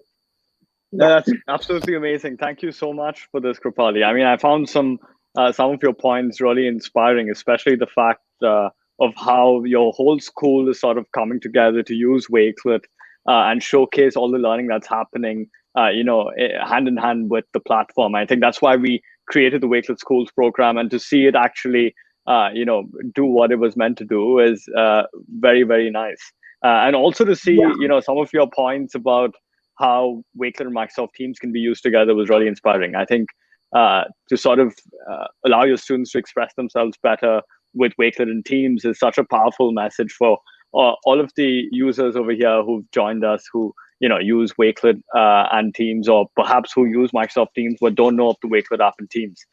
So I'd highly recommend checking that out. But yeah, I mean, as a final sort of point, a question that I had was, are there any other exciting projects you have planned going forward with your school for how you can use Wakelet? That'd be really nice to hear. Yeah, definitely. We had an annual quality conference this year, and we were in our school. I must say that our managing director, executive director, Mr. Manan Choksi, sir, is always pro about using technology at its best. So this year only in the annual quality conference, we have been asked to create portfolios of the teachers. So I think Wakelet is the best place where we could create a co-spaces for Udgam School, and we could ask all the teachers to join as a part of that spaces and add their own portfolio. That will help the school to get the teacher evaluation process easily. And as per the national education policy coming up, so those who are joining me today from India, they would definitely agree to the point that yes, we have to build portfolios for students, teachers, and as well as for the school to register ourselves or to evaluate for the evaluation process by the Central Board of Secondary Education. So I think that spaces would definitely help us. And even I have recently learned about accounts, how to add students into our admin accounts. So yeah, definitely I would like to work out for that also. And my last message to the community is, please take care that innovation begins from your classroom. Yeah. So if you're planning to innovate something, if you're planning to make difference in your life, I think I started off with my classroom with a small puppet show of the parts of computer. Everybody was laughing that how could the parts of computer be used as puppet show into a computer class? I said, no, it can be. Let's make a difference. So I think bringing up that small differences into your classroom and using these tools, I think when we met in 2019, me and Teijas at EduDays India, so we never thought that Wakelet could be such interesting, and we could be using it all over the school. Right now, all the teachers, almost 250 teachers from Udgam School, as well as 100 teachers from Satellite School for Children are proactively using Wakelet. So thank you so much for giving me this opportunity to talk about Wakelet to this amazing community. Stay safe, take care. Thank you so much, Krupali. That was really inspiring to hear, all the ways in which Krupali and her school use Wakelet. And next up, we have Dr. Michael Harvey. Hey, how's it going, Michael? Yes, selamat datang and Tina Koto from Malaysia. How are you doing? Everything good? We're still in lockdown here, but plugging on. No, good to know. And very good to have you on here today. I'm sure all of the educators who've tuned in are super excited for your session. So I'm just going to pass it over to you without any more of a delay, to be honest. So Dr. Michael Harvey is going to take you through using Wakelet in science. So over to you. Okay, great. So I'm just going to share my screen. I'm going to share the whole screen. Sharing. Share screen. Okay, so I want the entire screen. I'll do that there. And that should be working in the kind of inception way it does. Right, so I just need to find that. Okay, right, so let's just begin the slideshow. Okay, so today I'm going to focus on using Wakelet in science. And just briefly mentioned, I'm presently based in Malaysia. I'll just give a little bit of overview of who I am, and then we'll move on to how I use it in science. So I'm also a New Zealander. So as part of being a New Zealander, I like to start with something called a pepiha, which kind of grounds the audience about where I am from. And you can see a picture of my hometown, which is Turanganui Kiwa, or Gisborne. So ko Titirangi te Moanga, so Titirangi is my mountain where I took that photograph. Ko Turanganui Kiwa te Moana, so Poverty Bay on the east coast of the North Island is my hometown. Ko Waipoa te Awa, so the Waipoa River is my river. Ko Ngāti Pakeha te Iwi, so I am a white European. Ko Manatuki Te Marae, so on my mother's side, Manatuki is my meeting house, about 11 kilometers away from Gisborne City. Ko Harvey Taka Whanau, so Harvey's my family name. And Ko Michael Taka Ingoa, so Michael is my name. So a little bit about me, some information there. My blog, I'm a senior science teacher, digital leader at Marlborough College in Malaysia. My BSc, MSc were in New Zealand, and my teaching certificate was also from New Zealand. I also have a letter from, a qualification with digital and collaborative learning from Unitec in Auckland. And for my sins, I have permanent head damage from ANU, where I did a PhD in chemistry. I'm also an MIE trainer, as well as being a Wakelet ambassador. So my favorite Microsoft products and tool are Sway and Flipgrid, which I will mention in today's discussion. My favorite course on the MEC is Flipgrid. And what's the best way, best advice I've ever received? Ask forgiveness, not for permission. And if you wish to follow me, I'm at Dr_Harves on Twitter. So my next thing I'm going to do is go to the website. Oh, there we go. Okay, so I'm just going to highlight 3 ways that I use it in science, okay, Wakelet in science. And the first one is we've already had lots of discussions around spaces. Okay, so as you can see on the side here, I have spaces for all my classes and also my little interests, like one in artificial intelligence. I also am a part of the global PLN for ISTE, so I have lots of global collaborations, but we're going to focus on science today. So the first thing we're going to look at is the IB/HL Physics space for my IB/HL Physics class. And the beauty of this is that I can embed this, embed the collections on my LMS I use at school. And as previously pointed out, if I want to make a change to the Wakelet on the LMS, all I have to do is get on my phone, get on the app, and make those changes away from school. Simples. So just going to highlight a few things I do in terms of class. I'll just got to find the right one. IB/HL, yeah, we'll try this. IB/SL Physics, Oscillations and Waves. So this is content creation. So basically at the start of the course, I provide, or start of the topic, I provide students with a Wakelet of what they're going to do. The advantage of using Wakelet is that I can also differentiate and amend as we go through the topic. So if I have to add things, add details of what students aren't quite getting, then I can easily add that to the Wakelet. Okay, so this is IB Physics, so it has all the learning objectives of what we're going to do in the school topic. I also use Sway quite a lot, which is another Microsoft product. And the advantage of Sway is, as previously mentioned, I noticed in the chat with the YouTube feed, that not only is Wakelet very useful for students who are on mobile phones, so in terms of digital equity, Wakelet's very amenable to use on a mobile phone. Sway is as well. So once they get the Wakelet open, they can open up the Sway and they can access it on their phone as well, as opposed to PowerPoints, which are more clunky on a mobile device. You can add images, as we've done here. Okay, so there was a bit of confusion, for example, in the class between degrees and radians, so I could add extra images to kind of reinforce that. You can also add GIFs like that, or GIFs, depending who you are. Again, illustrating the difference between degrees and radius. You've got YouTube videos without the ads. Advantage also with science is you can add FETs, okay, which are from the University of Colorado, which are online simulations, which you can use, because I've been off and on online for 15 months, you can use those to direct experiments and online lessons and simulations. You can take photographs of experiments we're doing in class, okay, which the students can come back to. And then I've got student work there. That's an example of a lab report. Again, the YouTube videos. Now, I've also mentioned in terms of app smashing, as I continue going down, basically, so my face, don't really want that. Basically using Flipgrid for student voice. So this is an example of Yekfan, one of my students, explaining to the rest of the class. So they're also creating content for the other learners on what amplitude is. So here we go. Amplitude is the maximum displacement of the oscillating object.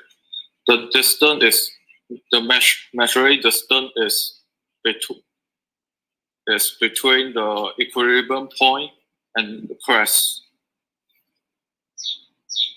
Yeah, so the advantage of using Flipgrid, student Its voice. symbol is A and symbol A. its unit is meters. Thank you. Yeah. Okay. Yeah. So that's just again introducing student, and also the students are creating the content, so it actually reduces your workload as well. And there has to be a bit of quality control, but eventually get the idea. So I have all my students add certain definitions, so they're co-collaborating in a way on the Wakelet and creating content.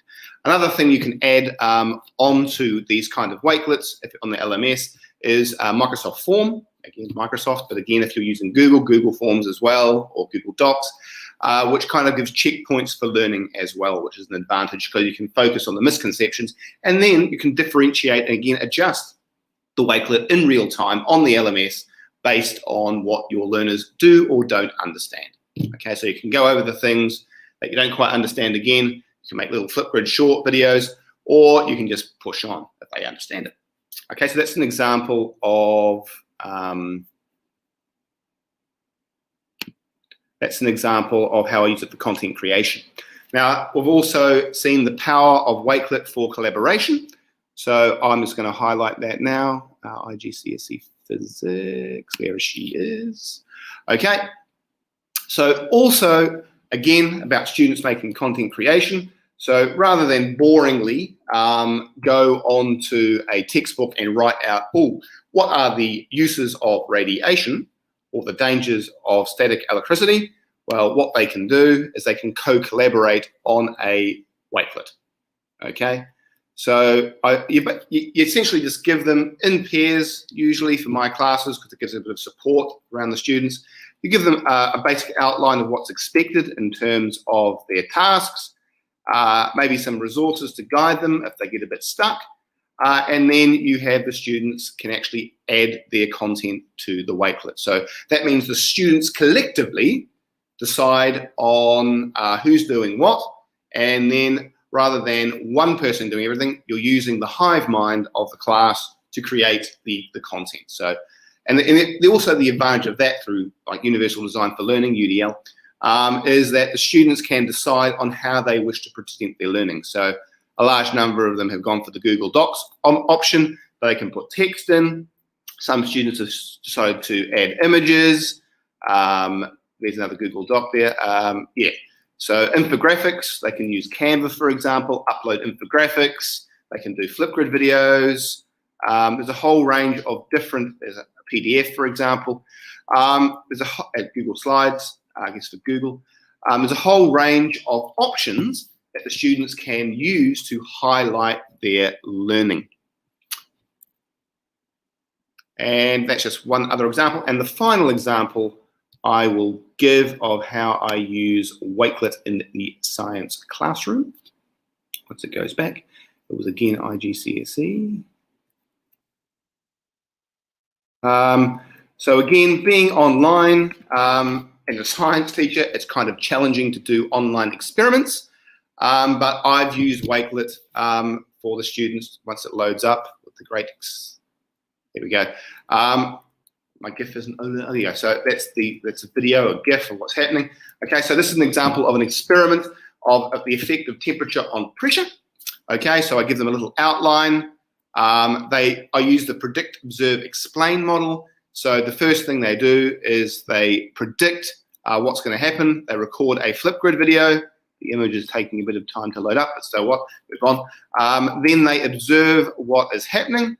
Okay, and I give them either embedded instructions through a PDF or text, or in this particular case, a video. And then their job is to actually record what actually happens.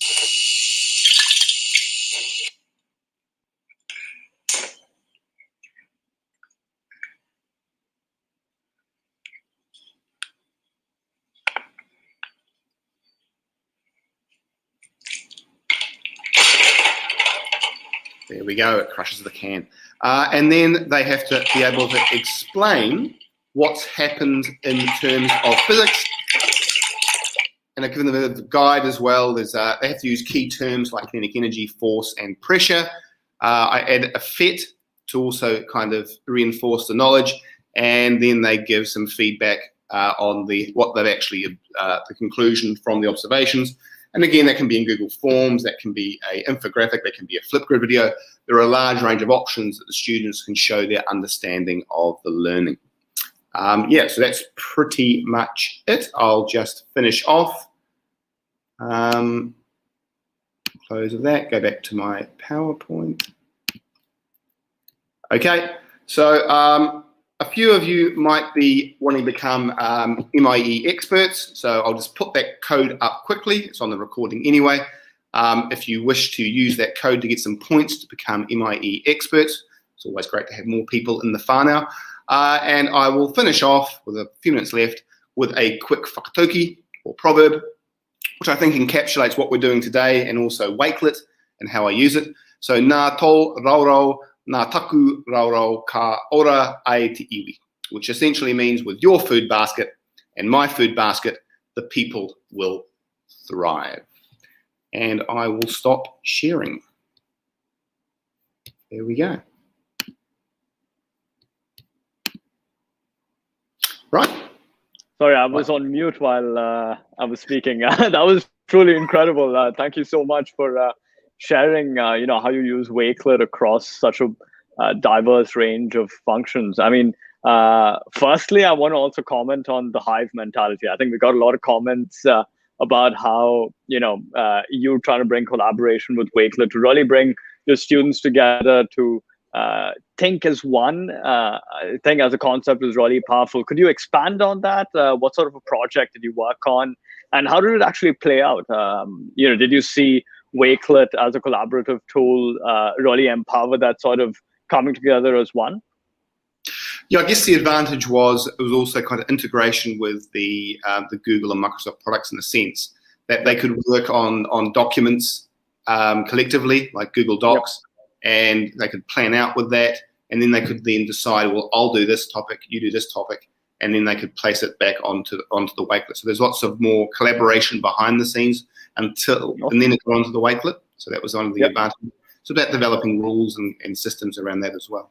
Yeah, that's really cool. And also the experiment, I really liked how you you know, had a video, Flipgrid video uploaded of you actually doing an experiment and then asking your students to you know, sort of jot down what they thought of it and their learnings from it. I think that's probably a really nice takeaway from your session over here for how, you know, teachers from around the world can actually interact with some of the amazing integrations we've got on the platform to enable their students to do more. I think that could be probably one of the biggest takeaways. But no, I mean, thanks so much for your time again, Michael. It's been great as always, and I'm sure we'll be seeing a lot more of you. Yes, I'll hope to push it more in Australia and New Zealand, get lots more educators involved down under. Okay. Awesome. Thanks, Michael. Yes. So next up, we've got Cerina. And Cerina is going to be joining us to talk about Wakelet for classroom data collection and assessment. But before we go on to Cerina, I want to just remind all of you that you know, we have a competition going. So if you haven't already, you can take a screenshot of this session, upload it on social media, tag Wakelet, and use the hashtag Wakelet Community Week. And, you know, you're sort of in a chance to win a trip of a lifetime to ST and some amazing prizes that we're giving away with Adobe. But we've got the amazing Cerina over here with us now, who's going to talk to you all about how she uses Wakelet. And I'm not going to keep you from it, Cerina. How's everything going? I think you're on mute, Cerina. I can't hear you.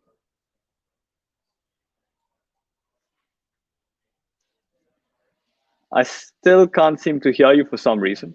Let me just try.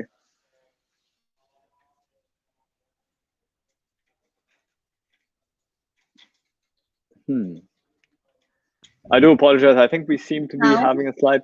Yeah, perfect. Awesome. Yeah. Okay. So yeah, it's great still, though it's raining here in our area. And I hope my connection will not get lost. Just like a while ago, I had trouble connecting. No, fingers crossed. And whereabouts are you from, Cerina? Well, I would like to say mabuhay to everyone. I'm from the Philippines, and I'm an educator at Buting Senior High School. I am handling grade 12 students and teaching media and information literacy and empowerment technology. And I really love those subjects.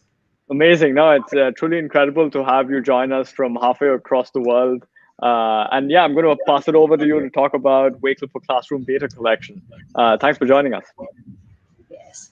Okay, so everyone have a great evening because it's already 8:40 here in the Philippines. And of course, to discuss with you my session regarding data collection in the classroom. It was in October last year, no, 2020, when we started our classes, and all of us are thinking, how are we going to where are we going to put our assessment? Are the students going to answer the module? But since our Department of Education have this, what we call the blended learning, modular and online, we're very thankful the Department of Education and in our division, East Coast Division Office of Pasig City, that we have these self-learning modules that students can answer for asynchronous learning. And then for synchronous learning, though our students already have the Office 365 accounts so as the educators, but still the training is still unprocessed. Okay, so during those times before October, before we started the classes, we had series of trainings from April up to September, just to prepare educators, and we trained all over the Philippines almost around 6,000 teachers. And we have a team, we call our team the Avengers team, and they're watching right now. So they're supporting Wakelet Philippines and Wakelet Philippines educators. So why data collection assessment? Of course, as a Microsoft certified educator, we are trying our best to give our students the best assessments to be able to come up with their critical thinking skills, their creativity, their communication skills, collaboration skills, and of course, the computational thinking skills. And these 5 C's are very important. So when we give assessments to our learners, of course, we always see to it that we have this, we'll be able to come to develop this 5 C's from our learners. And at the same time, in the Philippines, we always see to it that we are on track using using the MELCs, the most essential learning competencies, because we are guided by the DepEd guidelines on what competencies are we going to train from our students. So when we say data collection on research, it is a process of gathering information so that we can come up with the best possible solution. But for education, for my discussion this evening, I'll be talking about data collection assessment on the lens of the learner. So how are they going to submit their outputs? Because during those times, we do not have this LMS, the learning management system. So I came across with Wakelet through Sheila Malisido and Sir Michael Morelia, our Wakelet mentors here in the Philippines, and of course Sir Daniel Timbal. So they taught us how to use this Wakelet, and Wakelet is really an awesome tool. And since it's a assessment, no, we always see to it that we were able to come up with a formative assessment. It's an activity wherein it is graded, but it is not recorded. And of course, the summative assessment, this is standardized. There's a standard for this. And since I do not have a learning management system in October, I was able to come across with Wakelet, and I'm going to show you my collections of Wakelet. And allow me to share my screen. Okay. Can you see my screen now? Okay, so there you go.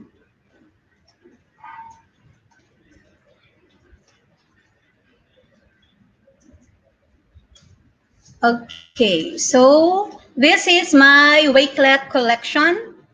And this is my home profile, of course, our Wakelet Philippines team, headed by Sir Michael Morelia and Sir Daniel Timbal, and of course, my co-Wakelet ambassadors. So I'm going to show you how I use Wakelet in the classroom, the best practices, and actually, I was able to use this as a learning management system. Why?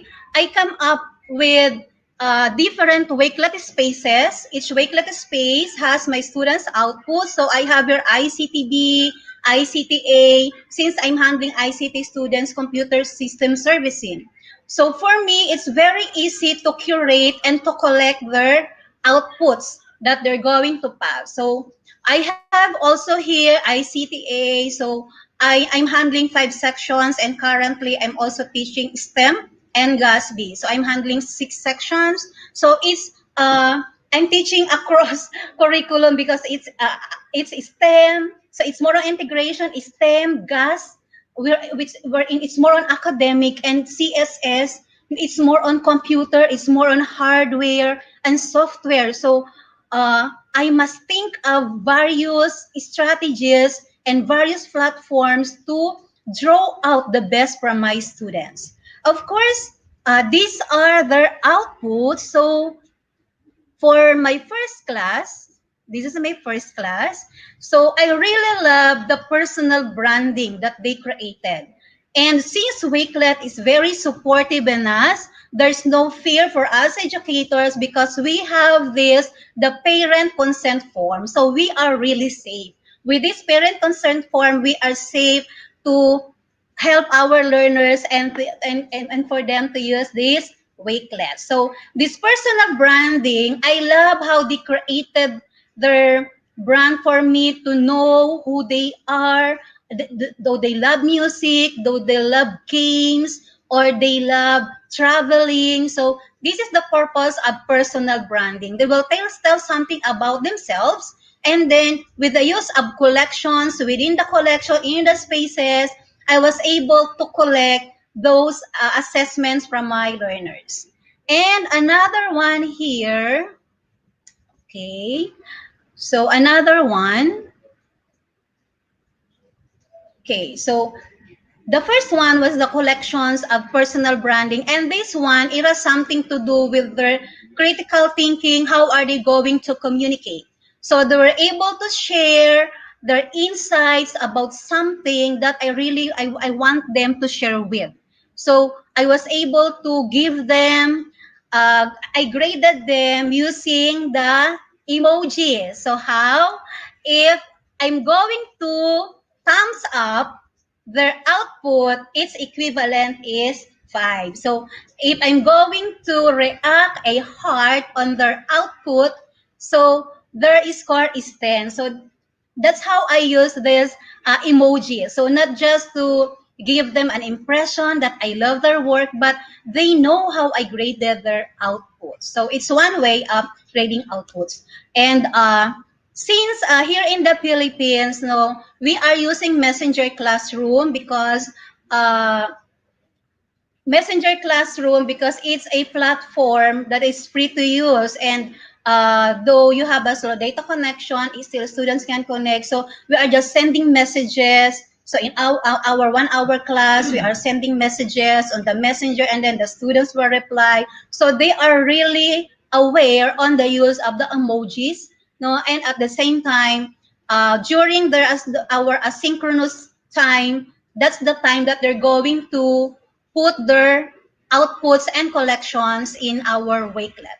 So aside from personal branding, I have here, I'm going to share with you the Wakelet, the collections of my students in terms of their portfolio. So I have here the portfolio. Okay, so the portfolio of my students. Okay, so there you go. In this portfolio, they're going to put their outputs from the first, from module 1 up to module 10. So it's really easy to curate, and for me, it's really, and it's still on the part of the students, it's easy to put all their outputs in one space, in one platform. and not just the images. No, at the same time, if they need to, during our mock-up interview, because for the second sem, I'm teaching work immersion, and we have this mock-up interview, I was able to, I told them to create a video using Flipgrid in Wakelet, and I'm really glad how they come up with this output. So as you can see, these are their portfolios, all about me, and I found out that they love to cook. No, in short, we are more on trying to look out what are the soft skills of our students, because the soft skills nowadays are really very important and it should be developed, because through their creativity they will be able to come up with the best output that they're going to pass. Remember, we are not just after on the grades of our learners, on giving them grades, but what is most important is that having these collections, these assessments that they have, we're able to come up the best in them, and they're able to put their creativity on it. They're able to think what is the best to put on it, and of course they're able to collaborate globally and to communicate with other educators around the globe. Because I'm also encouraging them, it's not required, but I'm encouraging them to become a Wakelet student ambassador. No, and I already have one who already finished the challenge, and I'm just waiting for to give the certificate, so that she'll be able to at least have it published, have it as his accomplishment, during in my class. And you know what? Our students will not really forget us if we're able to bring out the best in them. They may forget the lessons that we taught them, but the soft skills, the life skills that they learn from us, it will not be forgotten by the learners. In my 23 years as an educator, I focus on that matter. So I have so much collections here, and another one is, of course, they have the collections. In their space, they have the collections of their research, the what we call the resources of the research. So here is one. The title is Teaching and Learning Perception Towards the Usage of Text-Based Instruction. So they put all the resources here, and it's easy for them to collaborate. The curations, they learn how to organize things. So this is from my ICTD class, and I really love how they created their outputs. So it's really Wakelet is really an amazing platform that we can give to our students that they need to explore. And another thing that I want to add is they are not required at least to create an account. So I just need to give a code, and then they can add their content using the code that I gave them. So another one is, my last sharing will be about how, okay, this one, I hope I can open this. I'm still on track, on time. Okay, so the school websites in the Philippines, it's already closing up the school year. So this is one of their output. Okay, so they're going to give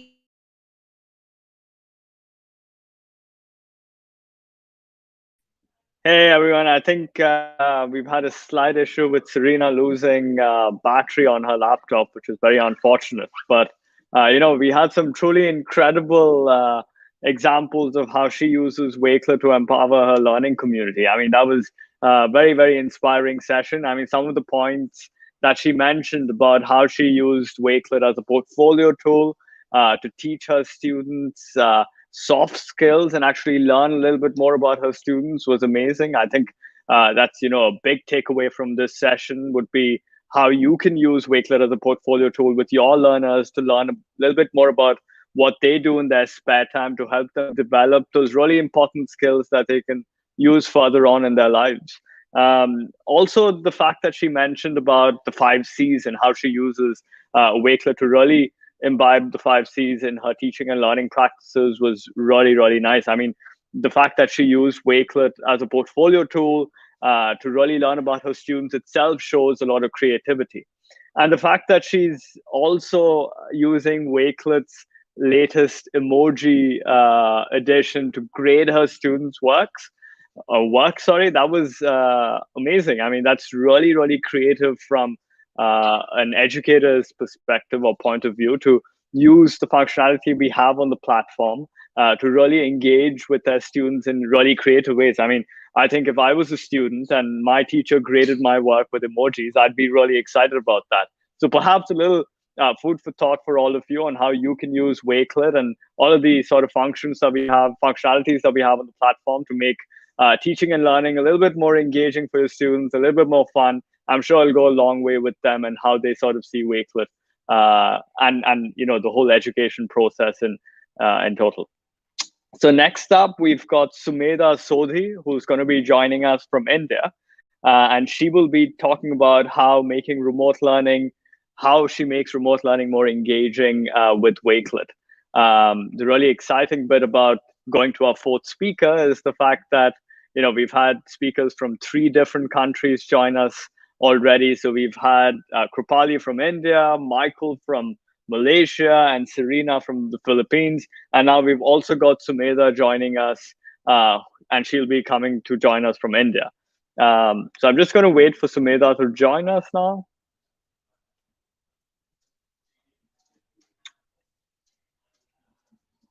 Okay, so I've just been told that Sumedha is not here yet. So while she's making her way to the session, let's talk a little bit more about Wakelet and you know, all the amazing ways in which you can use Wakelet. So some of the sort of points that we picked up on from, you know, the different sessions or the different speakers from today were how they use Wakelet for collaboration, how they use Wakelet to create student portfolios. Some really interesting takeaways from all of these sessions. I'd like to show you a few examples of how you could use Wakelet in your classroom to sort of further inspire teaching and learning practices. I think also, you know, the fact that Cerina said she uses emojis to grade her students' work really inspired me to perhaps take that on as like if I was an educator personally, I would really use that because I think students would find that really fun. So let me just get up a profile to show all of you for how an educator uses Wakelet in her day-to-day teaching and learning practice. So just give me 2 seconds. I'm just going to share my screen now. Oh, it looks like we've got Sumedha with us. So are you able to hear me, Sumedha? Yeah, I'm able to hear you. Hi, Tejas. Awesome. Hey, Sumedha. Sorry. So good news, everyone. We've got Sumedha who's able to make it now. So I'll cue her in. How's it going, Sumedha? Are you all well with you? Yeah. I was having some internet issues, so I got late for joining. Sorry for that. No problem at all. I'm really excited for the Wakelet Community Week, and I'm highly grateful to the community to give me this opportunity to present my experience with Wakelet, which has definitely changed the way I used to teach. And only it was last year when I was stuck in the pandemic and I was looking for some technology to give engaging and collaborative experiences to my students in the remote learning atmosphere. And Wakelet came to my rescue. So that is how I came to enter the Wakelet community. And now, as you can see, I'm the Wakelet ambassador, and I'm very proud of it. That's amazing. I mean, you know, we're very excited to have you on the ambassador program and as a part of our community. We've had so many educators from around the world who joined in during the pandemic to really try and make use of the platform to engage and communicate with their students. So it's really nice to hear about your story. And yeah, without further ado, I'll pass it on to you to talk about your topic today. So over to you, Sumedha. Thank you so much. Let me share my screen.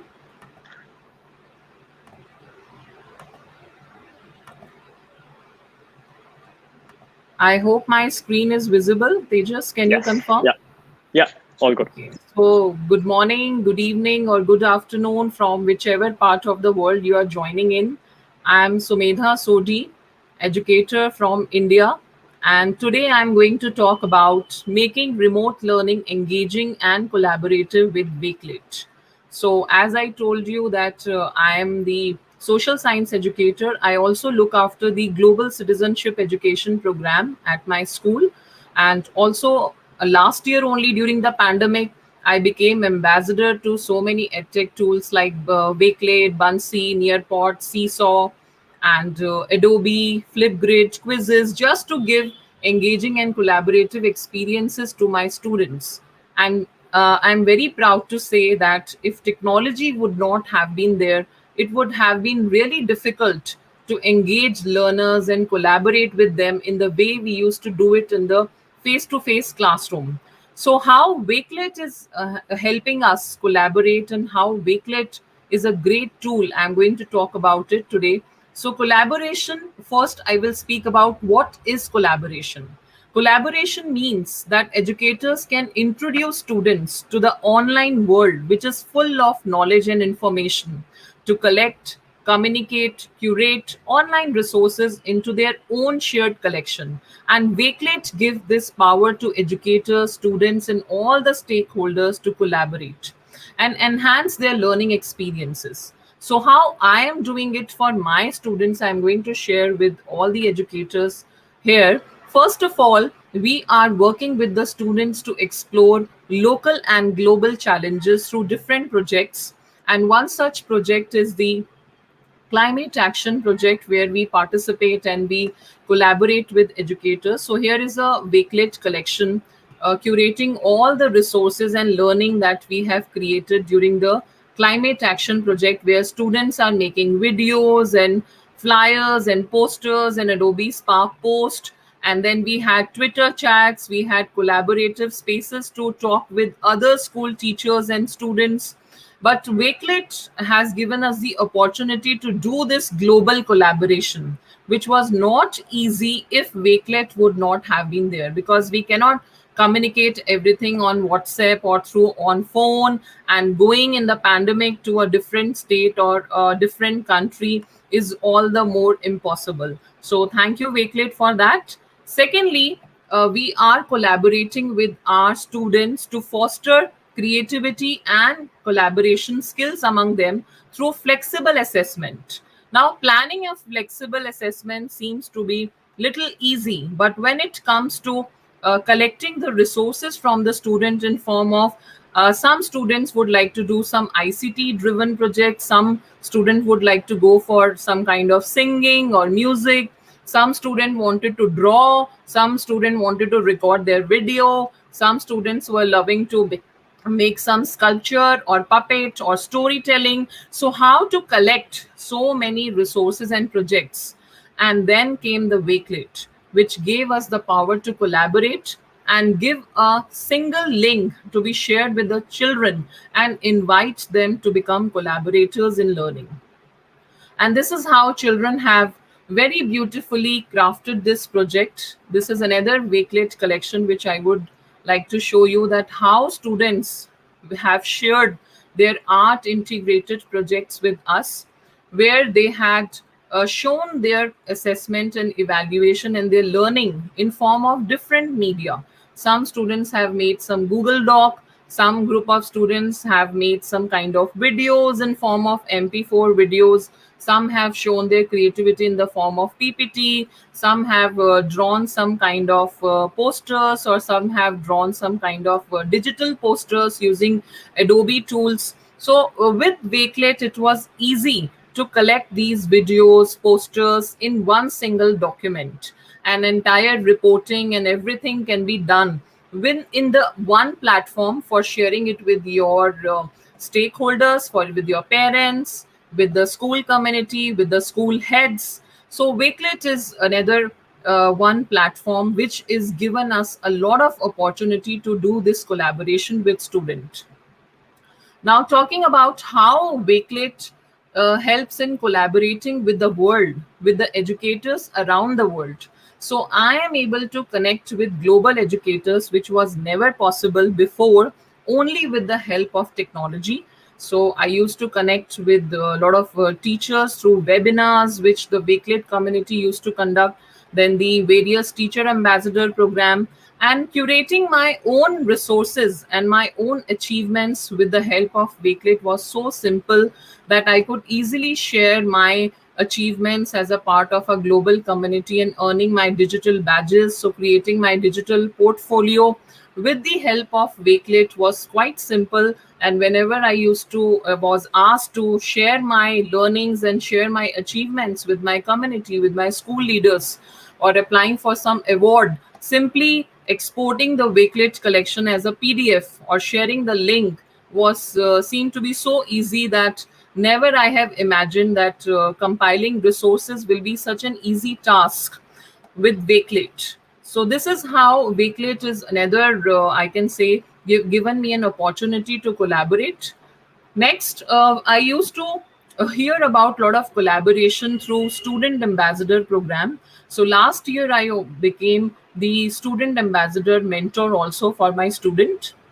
So Wakelet runs a very beautiful student ambassador program of instilling the 6 C's in the children, like creativity, communication, collaboration, citizenship, curation, critical thinking. So these are the important 21st century skills which each and every educator in the world is working upon. But sometimes it was very difficult to think of the task to instill these kind of skills in the children. So when I heard about this program, I immediately enrolled myself, and now I'm very proud to say that almost 10 of my students have become the Wakelet student ambassador, and their collections are such that even I am wonderstruck at the creativity and the communication, the kind of collaboration they have done, the kind of digital citizenship skills they have acquired with the activities which are so beautifully crafted by the Wakelet team. Another powerful example which I am using to use Wakelet for collaboration is the newsletter.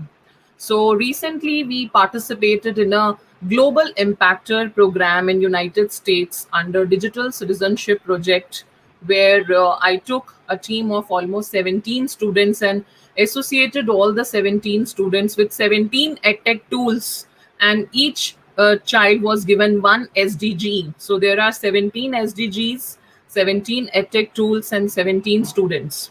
And we worked under this collaborative project as part of DITSIT Summit project. We submitted our proposal, and this was the team of the 17 students who conducted the webinar session and one-to-one peer tutoring for learning the tools themselves first, with the help of SDG being integrated into these edtech tools, and then each one of them teaching that particular tool and the edtech tool and the SDG to another community member. So this is how we have implemented this project, and with the help of Wakelet, it was so easy to compile our resources, to compile our meetings, to compile our video conferencing meets that we used to have, and all the sessions taken by the students, all the 17 sessions taken by students were all recorded and were put into the Wakelet collection. Then we also had a chance to perform on Beluga about this project. So this is how Wakelet collection made it so easy to preserve your important memoirs, and remembering the projects and collecting and curating resources becomes so simple and so easy with Wakelet. One more example of collaboration during the remote learning is the Wakelet space. How we are fostering the student agency using Wakelet space. So whenever we are doing any group projects, it becomes really simple to invite students as collaborators and to foster student agency to come and showcase their work and whatever research they have compiled with the help of the Wakelet. So this is one of the Wakelet collection which my student had created on the Clean River Ganga project that we had done. So Ganga is a holy river of India, and it needed a lot of cleaning because the river had a lot of pollution. So we were teaching in grade 10 geography about the industrial pollution. So we thought of giving this research project to students. So this is the research collection which was curated by one of our students talking about what is river pollution, what are the causes of river pollution, how industrial waste is leading to the river pollution. And then students also do app smash by making some posters on Canva and then putting up into here how religious activities are causing the river pollution, what are the solutions for that. So entire research is being curated by the child. And this makes collaboration so simple. The kind of discussions we used to do in the classroom, in the physical spaces, was not at all possible if Wakelet would have not been there with us.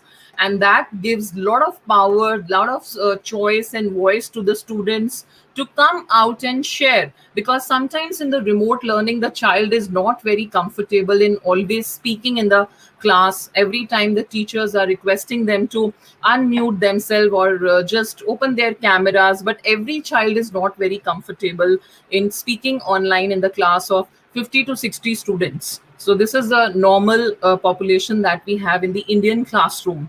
And that is how Wakelet comes to us as a rescue to help us to give the power to the student to voice out their thoughts and their ideas. And it gives a lot of empowerment, not only to students, but to the teaching community, that every student is participating in the online environment also. So keeping that value of differentiation and multiculturalism, avoiding the problems of equity and inclusion are also taken care by the Wakelet. Another important way we are using Wakelet in our school is by interactive lesson planning. So within our department, it is very easy to share lesson planning with Wakelet, because as a department, teaching department also, we are getting seldom opportunities to meet face to face. But with Wakelet, it becomes so easy because we are able to curate resources. And this is one of the sample lesson plan which is created by my team member for social science department, talking about nationalism in India.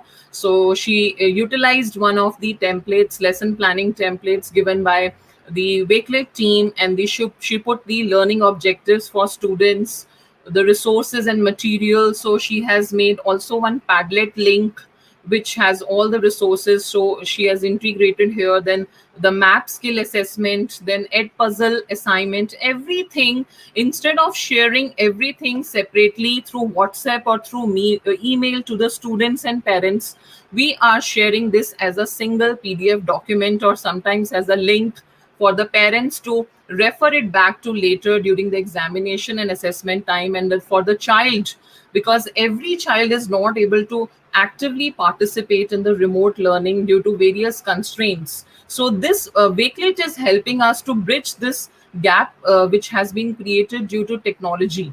So this bridging the digital divide is also easy with Wakelet. If the child is not able to attend the class synchronously, as an asynchronous manner, the child can refer back to the notes and videos and assignments and activities through Wakelet, which was not possible if Wakelet would not have been there.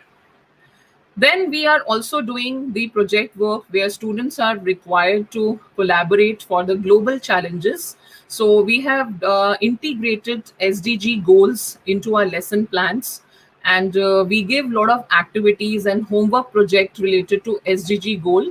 So we gave one homework project to students where they had to research about the SDG goals, and then they had to add their research and work they have done on the Adobe Spark. So here I would like to show one of the project which students have created on Adobe Spark on Adobe web page. And then they inserted the link of their holiday homework projects inside the Wakelet collection to be shared with the teachers, so that later on teachers can assess their project. They researched about SDG goals, what are the SDG goals, which SDG talks about what kind of activities and what kind of initiatives we can take as citizens, as students, as teachers, as the community members. And then student curated their resources in the form of a Adobe web page. And then this link was inserted into the Wakelet collection to be shared with the teachers and classmates and by the peers for the peer assessment and self-assessment activity. So this was the group of students who have curated this collection, and they have inserted their holiday homework projects in the Wakelet, which really made it easy for the teachers and for the students to see each other's work and give their feedback to each other. And that is how we are instilling 21st century skills among the learner. Also, as a global educator, I am very fond of doing Twitter chats. So I have participated in and organized a lot of Twitter chat. And recently, one of the youth foundation, which is run by my own students, Together We Can, they, on the occasion of the Mental Health Awareness Week in the month of May, they organized a Twitter chat, which we have compiled and curated all the resources, all the questions and tweets and answer through this beautiful Wakelet collection to ponder upon, to read the answers later on and to reflect back, and to write blogs and research paper by referring to the answers which are given by the people. So without Wakelet, this would have not been possible to every time put the hashtag and refer to the tweets. It is quite cumbersome. Also, my students are participated in the Wakelet Ambassador program, and many of them have become Wakelet Ambassador. And we also conducted an annual fest last year, which was the SDG Fest, where we invited global educators to participate in various SDG-based activities. And then we curated all the resources, and collaboration was done through Wakelet. So Wakelet has helped us really curate our resources in the form of the sessions that we did, the kind of the Twitter meet that we did, the kind of chats, the registration forms, the participant list, the program outline. It was so easy to share everything with the participants with the help of Wakelet. Otherwise, it would have been really difficult to share each and every information through mail. Also, I have my own podcast channel by the name of Edu Rockstar Talks. So to learn more about how Wakelet has helped in curating resources and instilling the values among children, you can listen to my podcast, which I have done. As one of the episodes, I was lucky to have Misbah on my show. So we have done one episode, that is episode number 3. Wakelet, Are You Ready to Ride the Wave by Edu Rockstar podcast, and I'm the host and founder of this podcast. So almost we have done 10 episodes of this podcast. So this is one of the collection which I'm very fond of, which talks about all the Edu Rockstar Talks podcast episode that we have done. Now, how to become collaborator? This is one question which many of the participants were writing since yesterday in the chat, in the YouTube chat. So I thought of giving you some kind of demo practice also, that how you can do collaboration through Wakelet. Either it is through your with your students, with your colleagues. So once you create a Wakelet collection, then how to invite people. So let us do a demo. I'm going to share one link with all of you, and I will request Teijas to put that link in the chat.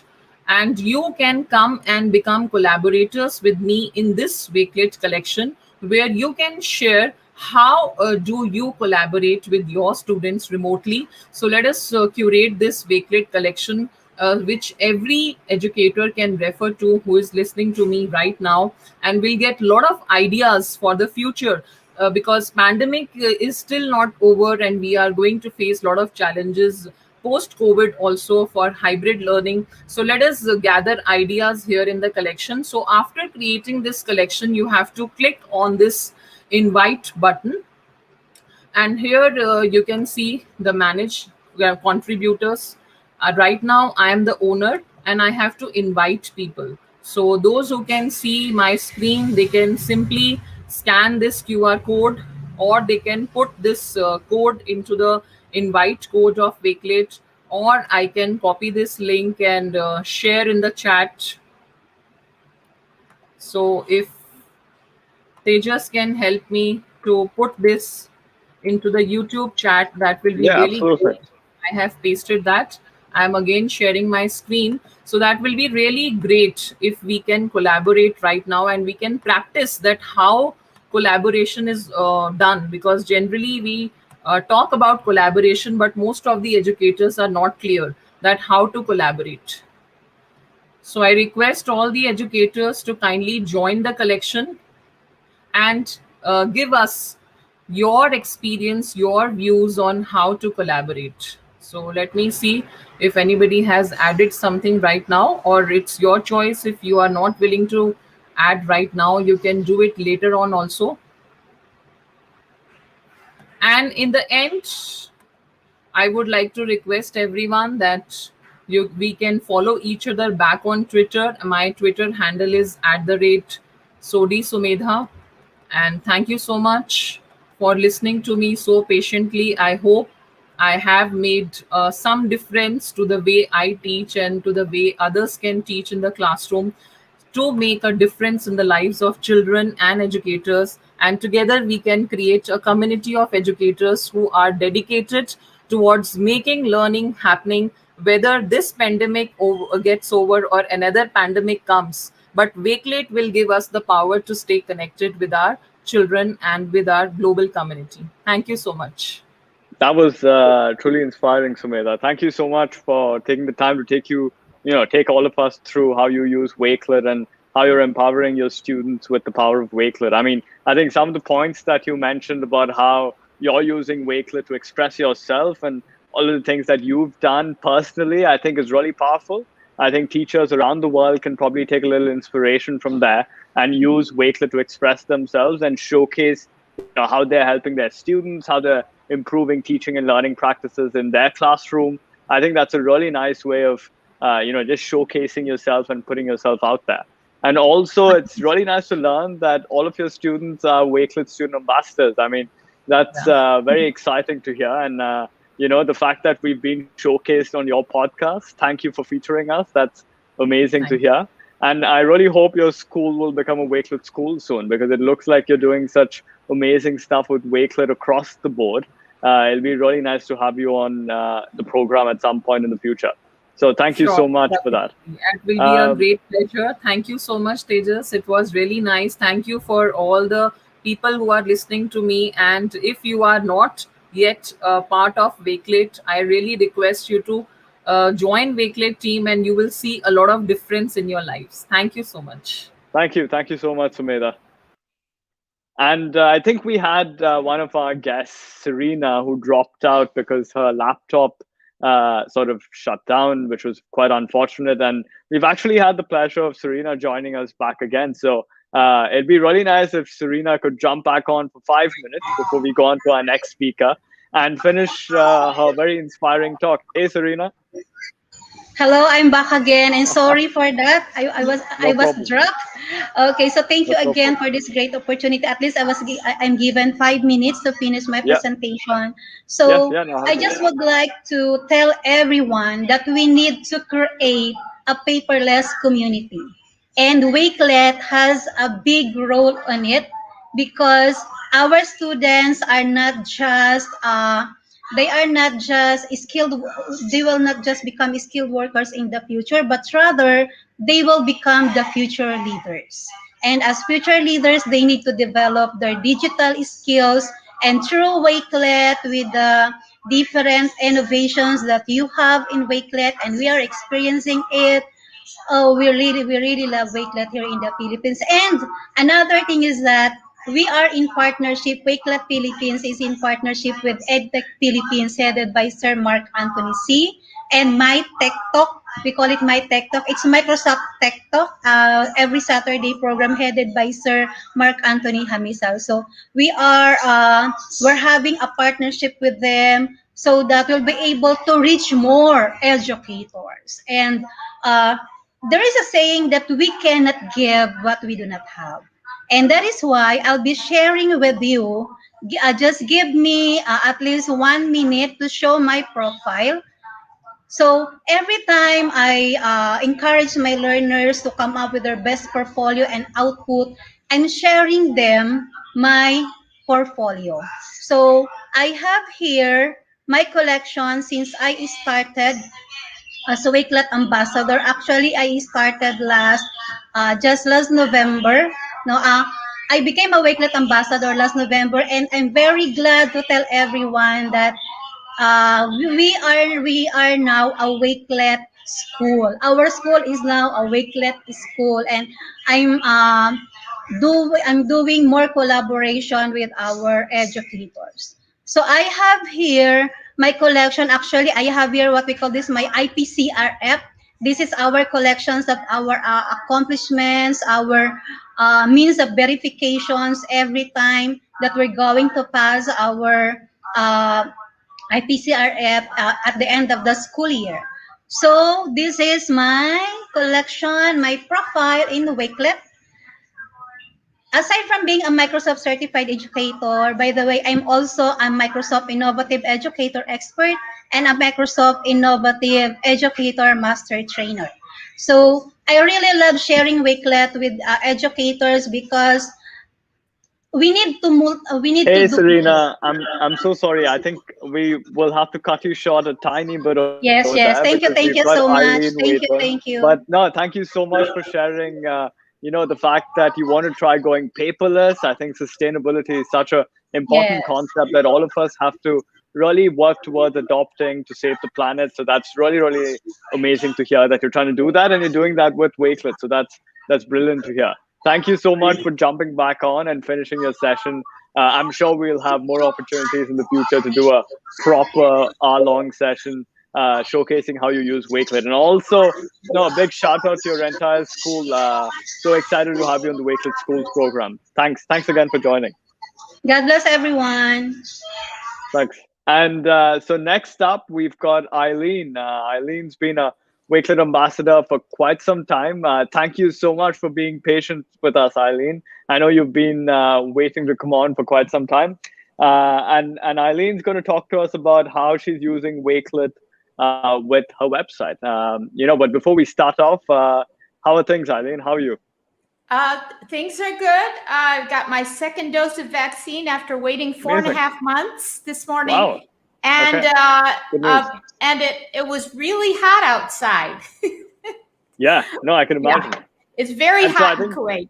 But otherwise, we're doing well. Had Ilene cut off. Okay, you're back on, Ilene. Yeah. Sorry, you were saying that it was very warm? Yeah, extremely warm.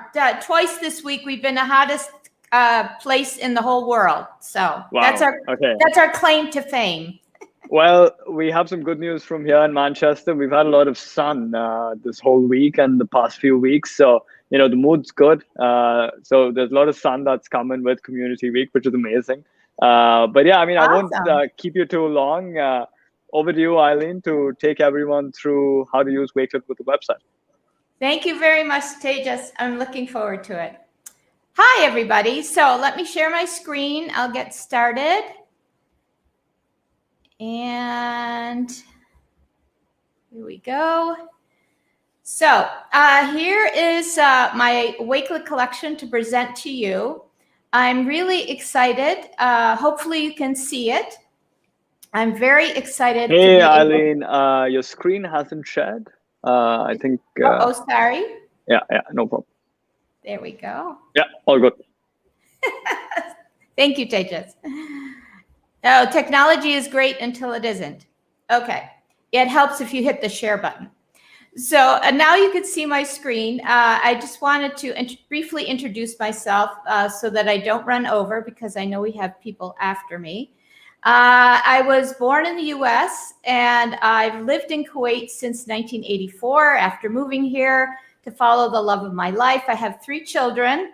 I've been in education for 25 years. I've been an elementary teacher, an intensive English teacher at the pre-college level, and also an administrator in both schools. I also started blogging about 2 years ago, and last year I started a podcast called Journeys to Belonging. And I love sharing my learning with other instructors, other teachers, which I've been doing a lot since I retired in 2019 from full-time work. But my session today is about how I use Wakelet on my website. And I'll start by telling you a little bit about my background, just really briefly. I'm not very tech oriented. I have always been a bit afraid, or had always been a bit afraid of technology. I started in it very late, of course. And so when I started blogging, I was a Wakelet ambassador. I started learning about Wakelet, and it was really hard for me to keep going into my EduBlogs account to check my blogs. And so I started every week when I wrote a blog post, I would put it into a specific Wakelet collection. And I'm telling you this story because that led me to when I started my website last year. I had no idea about what a website should look like. So I investigated and I ended up coming up, and there are very many different platforms that educators can use to start a website. But I found WebStarts, and I started building my website. Of course, this wasn't the first page that I built, but when I got to adding my blog, because I hadn't started my podcast yet, when I started to add my blog, I realized that I didn't know how to do it on this particular website. And so it began to look like this. And I thought, oh my gosh, that looks awful. What am I going to do? And so instead, I remembered that I already had my blogs collected in my Wakelet collection.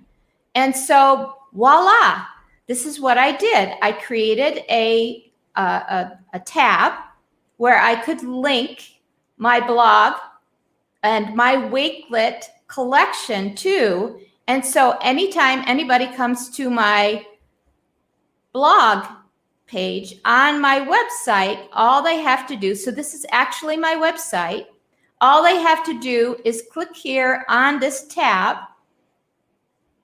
and they will go to my Wakelet collection of my blog posts. And the way I set it up, because I've been extremely mindful that people are now going to be looking at this when they click on my website. And so what I did was I put it in mood mode, and I have a really nice looking way of earlier posts. Of course, the latest post is at the top, and then my earlier posts beginning at the very beginning when I started blogging 2 years ago, and they're all here, which is wonderful. So anybody going to my website can immediately find my blog easily by clicking on this link. So then it got me to thinking. I actually started going to and talking about belonging. And I discovered belonging as part of my blogging. And I realized that the reason why I feel at home when I go back home to Buffalo, New York, and when I come here to Kuwait, and I miss both places, is because a sense of belonging. That's all to tell you that I was blogging about belonging, and then decided when I set up my website that I also wanted to have resources to share with other educators and anyone who was interested about belonging.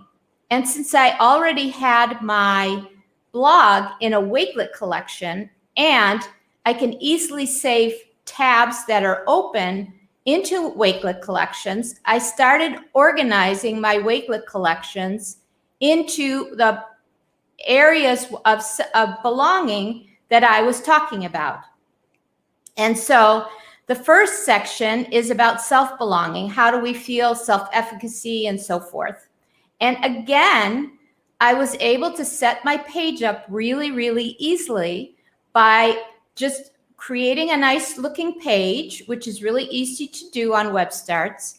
And then again, a tab to click here for more information, which of course takes you to my Wakelet collection of all my different resources of self-belonging. And so anytime I find anything. So I always tell people I'm constantly updating my website and my resources because it's so easy to do. All I have to do is put it into my already existing collection, which I know is connected to my website, and then keep it organized so that whoever is going into my website and my collection of resources easily finds what they need. Now, if I wasn't able to do that, what a mess my website would be. I don't know how I would keep it up to date. But as you can see, it's really easy. And there are so many different ways that I can use. Maybe I want to record a video of Flipgrid shorts, or maybe I want to add some of my collections on my website have YouTube videos. There are so many different items that I can add now to my collections, which keeps it completely up to date. So that was how I decided to add my collections to my website. So I have a collection for self-belonging, and I have a collection for personal belonging. Again, here's the when I go on my website, this is the collection that you'll find. A description, of course, of personal belonging, and then all of the different types of resources that you could find for using it in your classroom. And so that's a way for you to be able to get it from my website. So here, if you go to that page, you can find the personal belonging here with just a click, and you get to my collection. And I've also done that for professional belonging and for good ancestor resources. So when we're looking at belonging, we want to look at, we've heard probably of Maslow's hierarchy of needs. And he talks about reaching a certain point where you transcend. And the transcendence is actually what we're doing for our community. And so it's really important that we all become good ancestors. And so what is a good ancestor, and what are some of the resources? Again, here's the collection that I have on my website. So leaving a legacy to learn from. What are we leaving to our children? What are we leaving to our students? How are we leaving the world a better place? And again, on my website, you can find that here. And just with a click, and you see I was able to make my website look really nice and simple. And all of these resources are here in a Wakelet collection, which is really, really amazing. So, so this is professional belonging, and then becoming a good ancestor is also here. So what I wanted to show you was how easy it is to add something to your website. And again, most of the websites work fairly similarly. So just really quickly before I finish up, in my actual account of building my website, you see that I have different ways that I can add to my tab. I can also add a link, and so that's what goes in here. So this is actually linked to the Wakelet collection, and because the Wakelet collection has a URL, I'm able to add it from there. I also put all of my resources into a space. So these are all the resources in my space. There are additional resources besides the ones that I showed you. These are all my public collections about belonging. I want to show you just really quickly that I have used spaces for professional development. And so here are all of my collections about belonging, including some of those collections that you just saw that I've put on my website. And it's so easy for me to keep all my resources organized because I have each one of them in a collection. And then I also have just a general PD space where all of my public collections are also, where you can find I even have one Wakelet for ESL and so forth. And so pretty much that's what I wanted to share. I wanted to show you just exactly how easy it was. And it all started with me deciding that it was, that I needed to have something to simply put my website together, because I really didn't want to pay someone to put a website together for me. I wanted to have control of what my website looked like. And I wanted to be able to add things, add resources, and keep it up to date, because nobody wants to look at a website that 6 months after they've seen it the first time, when they go back to it 6 months later, there's nothing new on it. And I thought, oh my gosh, that's so easy. If I just embed my Wakelet collections there, I can update it, because I'm updating my collections of resources anyway. So yeah, it was fun to share that. I love Wakelet, and because I'm not in the classroom, these are ways that I'm able to use it with professional development and also now for a website. And I know Jason was on earlier, and he mentioned that he uses it on his website also in a slightly different way. Yep. No, thanks so much for sharing, Arlene. I mean, that was incredible. We've had so many different ways in which Wakelet's used across the board, not just by educators, but end to end within a school system as well. If you look at it, we've got administrators, obviously educators, students, parents, a very diverse group of individuals using Wakelet, and so many non-educational use cases as well, like you mentioned, to use it within a website where, we've also got the WHO using Wakelet to embed it on their website to share resources. So it's become a very powerful tool to really communicate and express a particular topic area, just because of how visually aesthetic the platform is. And also another interesting point that I picked up was that you're from Buffalo, New York, which is quite interesting, because I went on my year abroad to Buffalo in New York. Really? Yeah. So that was also quite interesting to hear from your session. It is a beautiful place for sure. Yeah, 6 degrees of separation. That's how we all are. You know that, don't you, Teijas? Exactly. Yeah. And for an educator who wants to use it for their school website or their classroom website, it's an easy way to embed your newsletters and all kinds of anything that you're doing to update parents and the school about what's happening in your classroom. So for those of you who are using it already, terrific. If you're not, I would definitely advise it. It's made my life so much easier. Amazing. Thank you so much again, Eileen, for joining us. And I'm sure we'll be in touch and do many more sessions in the future. Thanks again, Eileen. Thanks a lot, Teijas. And thanks to the Wakelet team. They're wonderful. Thank you. Thanks.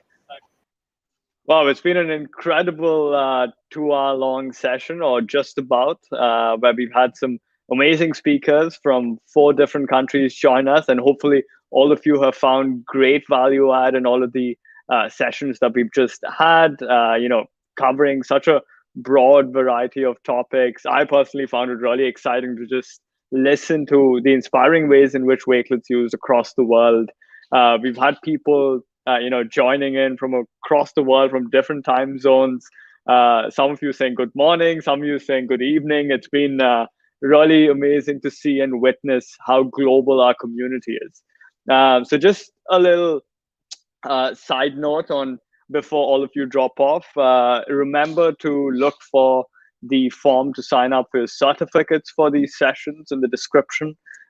Please do also remember to screenshot, if you haven't already screenshotted the session, or take a selfie of yourself watching the session and put it on Twitter or Facebook and tag Wakelet and use the hashtag Wakelet Community Week to then stand a chance to win a trip of a lifetime to ISTE 2022, or a bunch of other prizes that we have to give away this week. I mean, some really exciting stuff in there. So I'd highly recommend you take part. And stay tuned. I mean, we're not done for the day. We've got a 12-hour long window. This is just the second session of the day. We've got a bunch more coming your way. We have Sam and Ell that'll be joining very soon to take you through 5 different ambassadors, sort of talk through how they use Wakelet. So I'm personally very excited for that. And I'm sure all of you are. So yeah, we'll see you all very, very soon.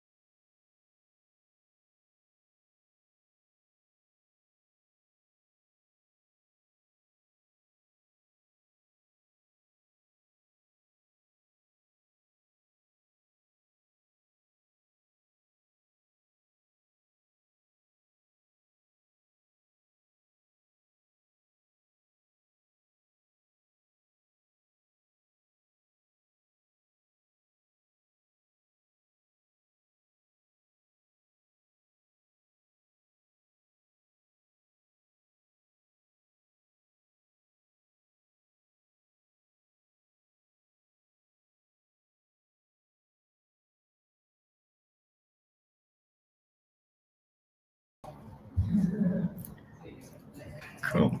Hi everyone, welcome to part 3 of the 12-hour live stream. So happy to have you here. I'm Sam. And I'm Elle. It's great to be on here with you all. And we've got some really exciting speakers here with us today. So let's not waste any time. Let's just start our first guest. So first up, we have Hugh Burke from Texas, USA. Hi, Hugh. Hey everybody, how's it going? Hi, how are you? You good today?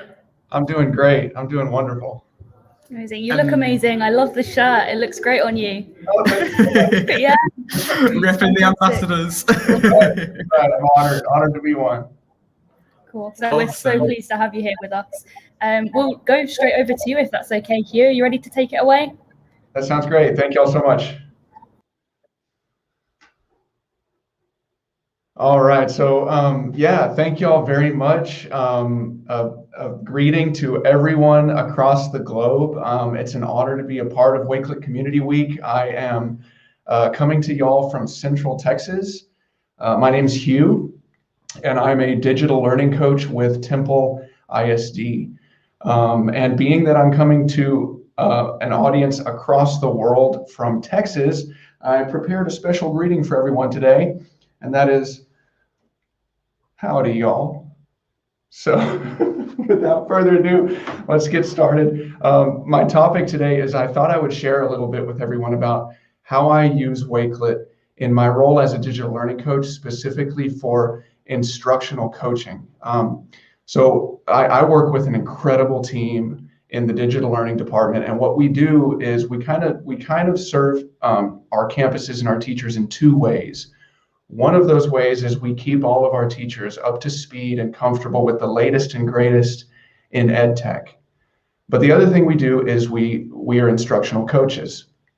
And so what I thought I would share today is how Wakelet has proven to be really an indispensable tool when it comes to what I do when I try to serve teachers and their growth in their skill set as an instructional coach.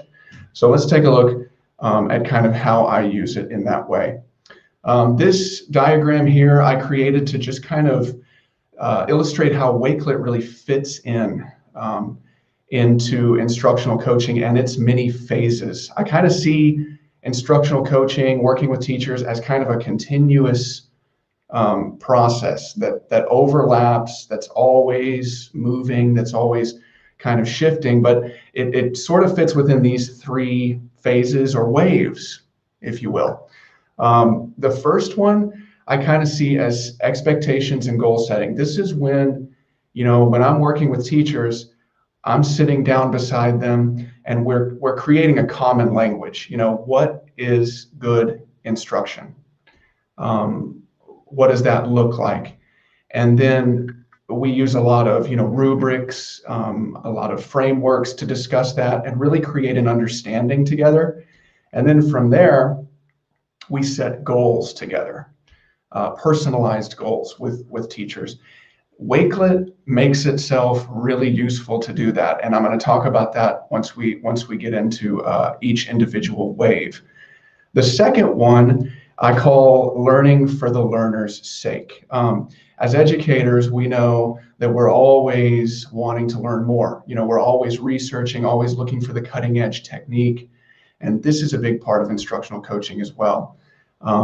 So I'm always trying to hone in on those goals that teachers set and then curate resources that fit those goals. We can provide educators with a lot of great resources, but what I have found Wakelet to do really well is once we know what a teacher is working on, we can really provide resources specific to those goals. So I kind of see that as the second wave. The third wave, I kind of think as a consistent understanding of each teacher's growth. This is more about like being available, being visible, networking, and really having a consistent adaptive knowledge of what each teacher's classroom environment is like. And this is kind of the frontier of where I haven't quite used Wakelet in this way, but I have some ideas that I'm excited to talk about today. So let's talk about the first one here, which is expectations and goal setting. When I'm working with a teacher and we're talking about what is good teaching, what are some goals you have, this collection here is one that that everyone in our department here in Temple shares and uses with teachers. And I'm going to open it up and kind of talk about how I use it when I'm working with teachers as an instructional coach. So you're going to see a lot of our Temple ISD branding and documents in here. But again, all across the world, good teaching is good teaching, you know, and we've got a lot of different evaluative tools or reflective tools out there. I know here for any other Texas educators out there, we've got the T-test rubric. I mean, there's rubrics galore.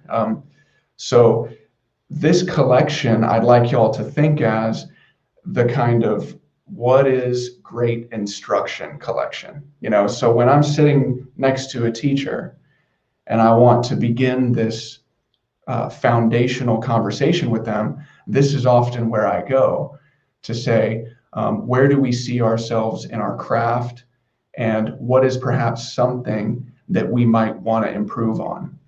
And so this is kind of our language for good instruction here in Temple, but notice there's rubrics in here that we've designed as a department. There's goal setting tools.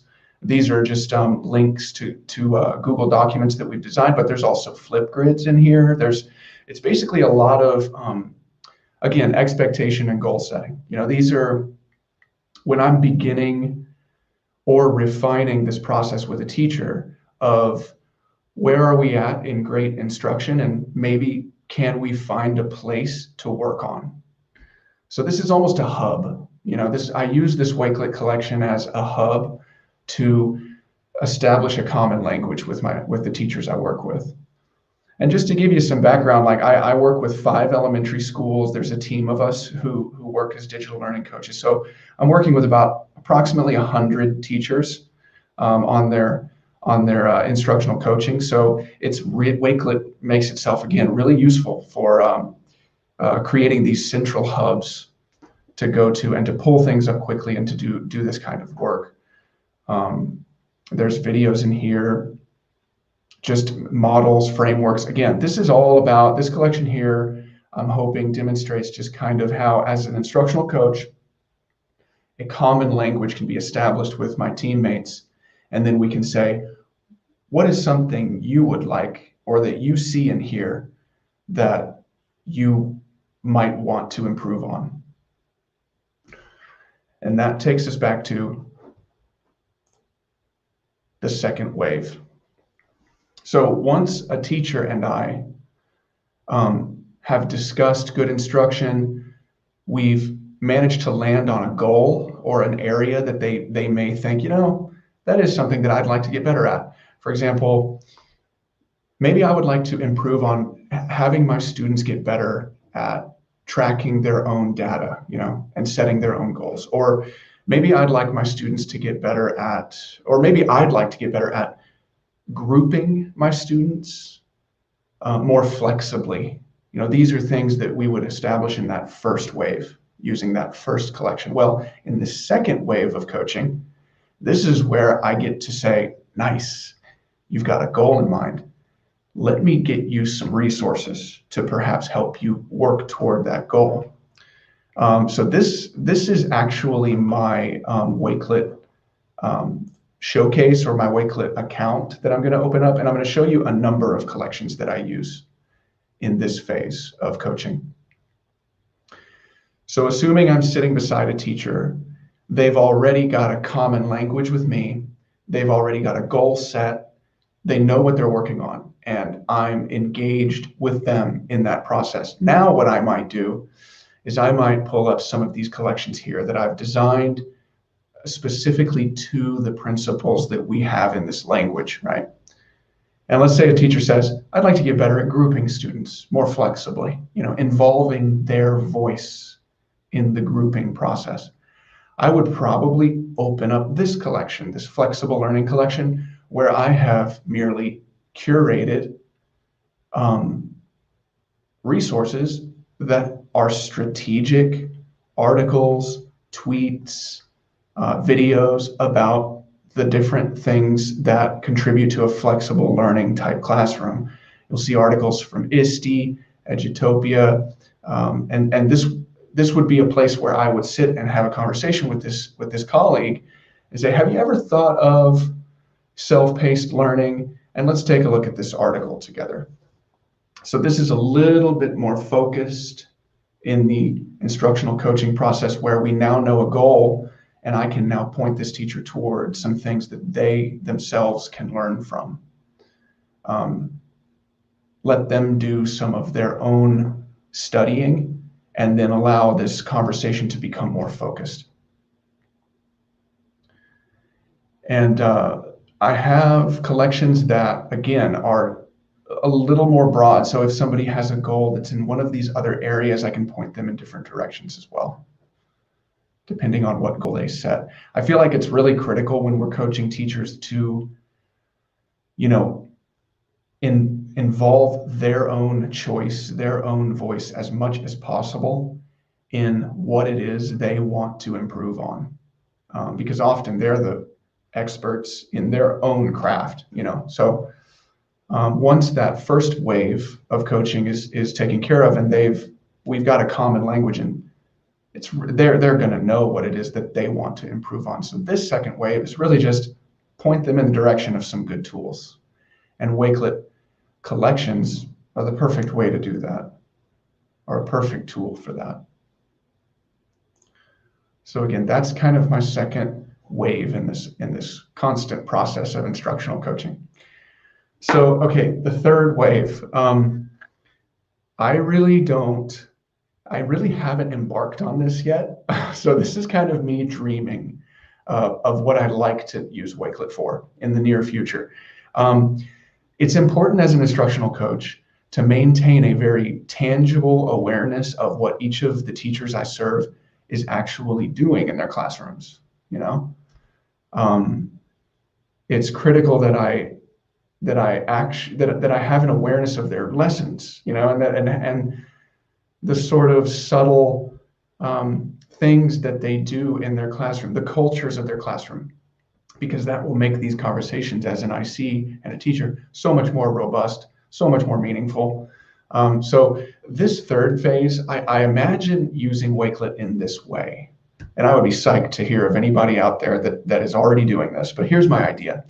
COVID sort of prevented this because there wasn't as much FaceTime with the teachers that I've served as I'd like. But here's my idea. What I'd like to do is use Wakelet collections, specifically private Wakelet collections between teachers and myself, as sort of a digital portfolio of classroom environments, so that when we've got a goal in mind, again, phase one, when we've got research and resources available and we're already working, imagine that I have readily available images of their classroom, videos, lesson plan documents linked, the actual stuff from their work, and it's all housed in a specific classroom digital portfolio, Wakelet collection. And of course, that would be maintained privately between the colleague and myself, that I could pull up in conversation with them and say, yeah, that's a great idea. I'm psyched that you want to improve in that way. You know what? It reminds me of this thing that I saw your students doing. What if, it would make that work so much more real. And again, so much more tangible, I think. And so that's something that this coming school year, 21-22, that I really see myself and my team probably being able to leverage Wakelet towards, is kind of a window into our team's classrooms, as a way to collect artifacts from the learning that's happening on our campuses, that we can then pull up readily and use to make these conversations we have with our teachers that much more powerful, that much more meaningful. And so again, those 3 phases, which are, by the way, constantly happening. I mean, it's not necessarily sequential when I'm working with teachers, and those of us out there who coach and who serve one another as educators know this. It's a constant process. And so but Wakelet has made itself, I mean, it's unbelievable how, and I don't believe I've merely scratched the surface. It continues to make itself really relevant as someone who assists and supports teachers who want to get better at what they do. These are just a few of the ways that myself and my department have found to allow to use Wakelet to help us in our instructional coaching endeavors. So that's pretty much what I can share is using it as a place to establish a common language with teachers about expectations and setting goals, using collections to provide resources that target those goals. And then finally, kind of out there in dream world, but hopefully in the near future, using collections as digital portfolios so that when we're coaching teachers, we have real evidence of this growth. We have real, tangible touchstones of the learning that they are facilitating for their students, so that we can see it together and point toward those directions for them to see and to feel. And so thank you. This is a huge honor for me to have this small amount of time to share what we do here in Temple with all of you across the world. And it's a huge honor to be a part of this Wakelet community. It's a wonderful tool. Speaking for myself and my team, we feel incredibly supported by Wakelet all the time. So thank you all for what you do. And thank you, educators across the world, for what you do. That was amazing, Hugh. Thank you so much for sharing those. You've got some really good resources on your Wakelet profile. I'm sure all the educators in the chat are going to be really grateful to take a look there and see what they can do with Wakelet as well. Oh, thank you so much. It's okay. I really liked some of the stuff you were saying as well about setting goals for students and teachers as well, and then targeting resources towards that and supporting it with the Wakelet collections, because I think it's all well and good, saying like this is a use case for Wakelet and this is how you could use it, but actually setting targets and using the collections to kind of work towards them, I think it's just really good to see that in actual practice. Thank you. Absolutely, I completely agree, Sam. And just a question for you, Hugh. Sure. I know sometimes when I'm trying to set goals for myself, I find it quite difficult to determine what they should be. I don't know if anyone else feels like that, but do you have any kind of tips for the educators that you're working with or students that you're working with to kind of help them set goals and to define exactly what they should be doing to achieve the things they want to? Yeah, so I didn't actually pull up that goal setting tool that I have in that collection that we use, but some of the advice I would give is, first off, once you have that common language established and you're working with teachers to set goals, I think there's got to be a real atmosphere of freedom there. In other words, the teacher needs to be empowered and free to identify their own place that they want to work and their own goal within that framework. But then we've also provided in some of those slides, like, examples of previous goals. Like here is what a goal might sound like if you chose one in this area. And that, that kind of gives the teacher an idea of where they might go, how they might phrase it.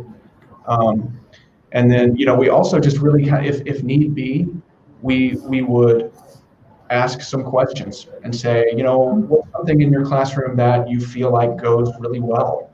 And you'd be surprised that when somebody starts talking about their craft and their classroom and the things that they get excited about, a lot of times they themselves will start to, that makes me think of something that I'd like to work on. And the process often, I find that educators are pretty much always wanting to improve themselves. So you clear the flow a little bit and they'll arrive at a goal. I think it's so much about atmosphere. If you're in there just supported, the goal will make itself known, is what I've. Absolutely, 100%. No, that's great advice. Thank you so much.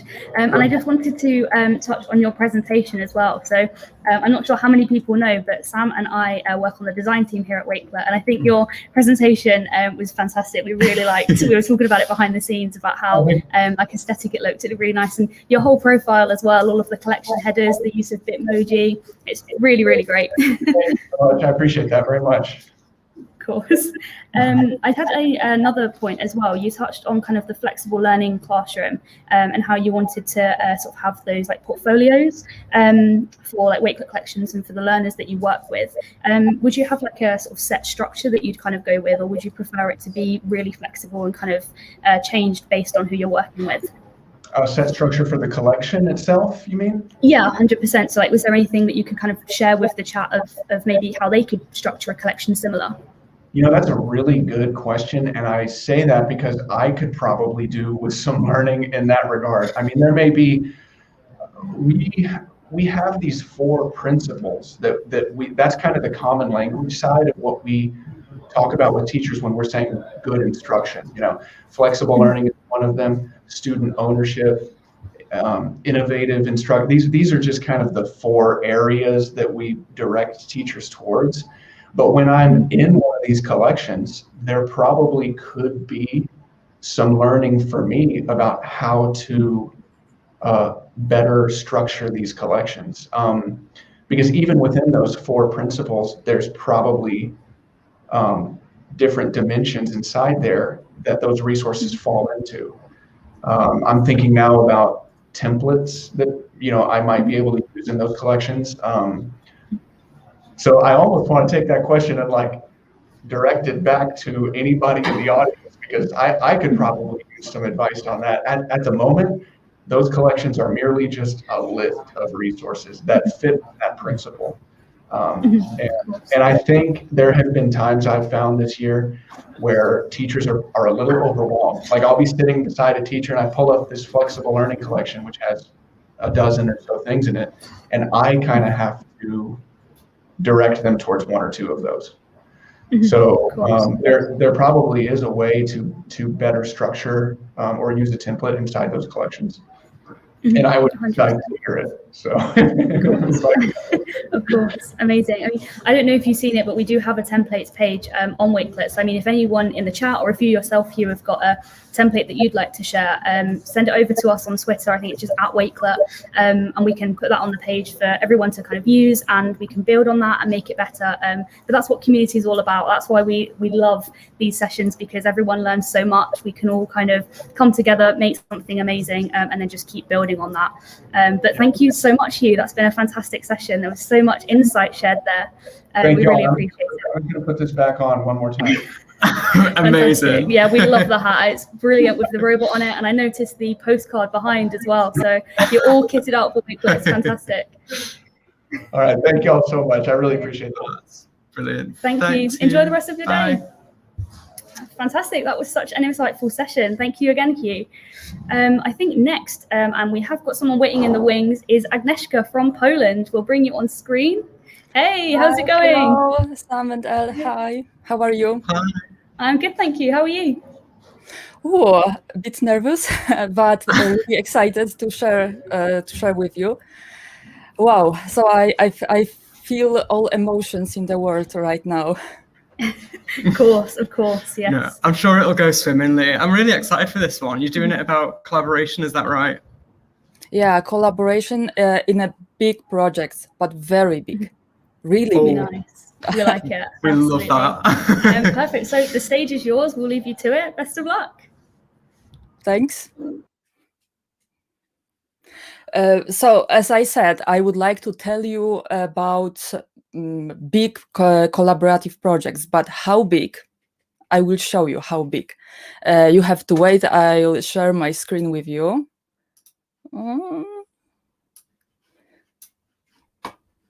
I'll share my screen so you will see my Wakelet. Okay, wait for it. And now I think that you can see it right now. So that big projects in Wakelet. Hi, nice to meet you. I'm really happy that that you are here. A lot of friends. Yeah, and I'd like to tell you about. I think the biggest project on Wakelet I created. So let's start. You will get this Wakelet to use. I collected tips for you here. At first, I like to introduce myself to you. My name is Agnieszka. I'm from Poland, and what's important, because I can tell you a lot of things about myself, but what's important today, that I am a school librarian. And you know that librarians like to have order, they love to organize things, and Wakelet is great for it. And I'm a Wakelet ambassador and Genially ambassador, and this is very important today.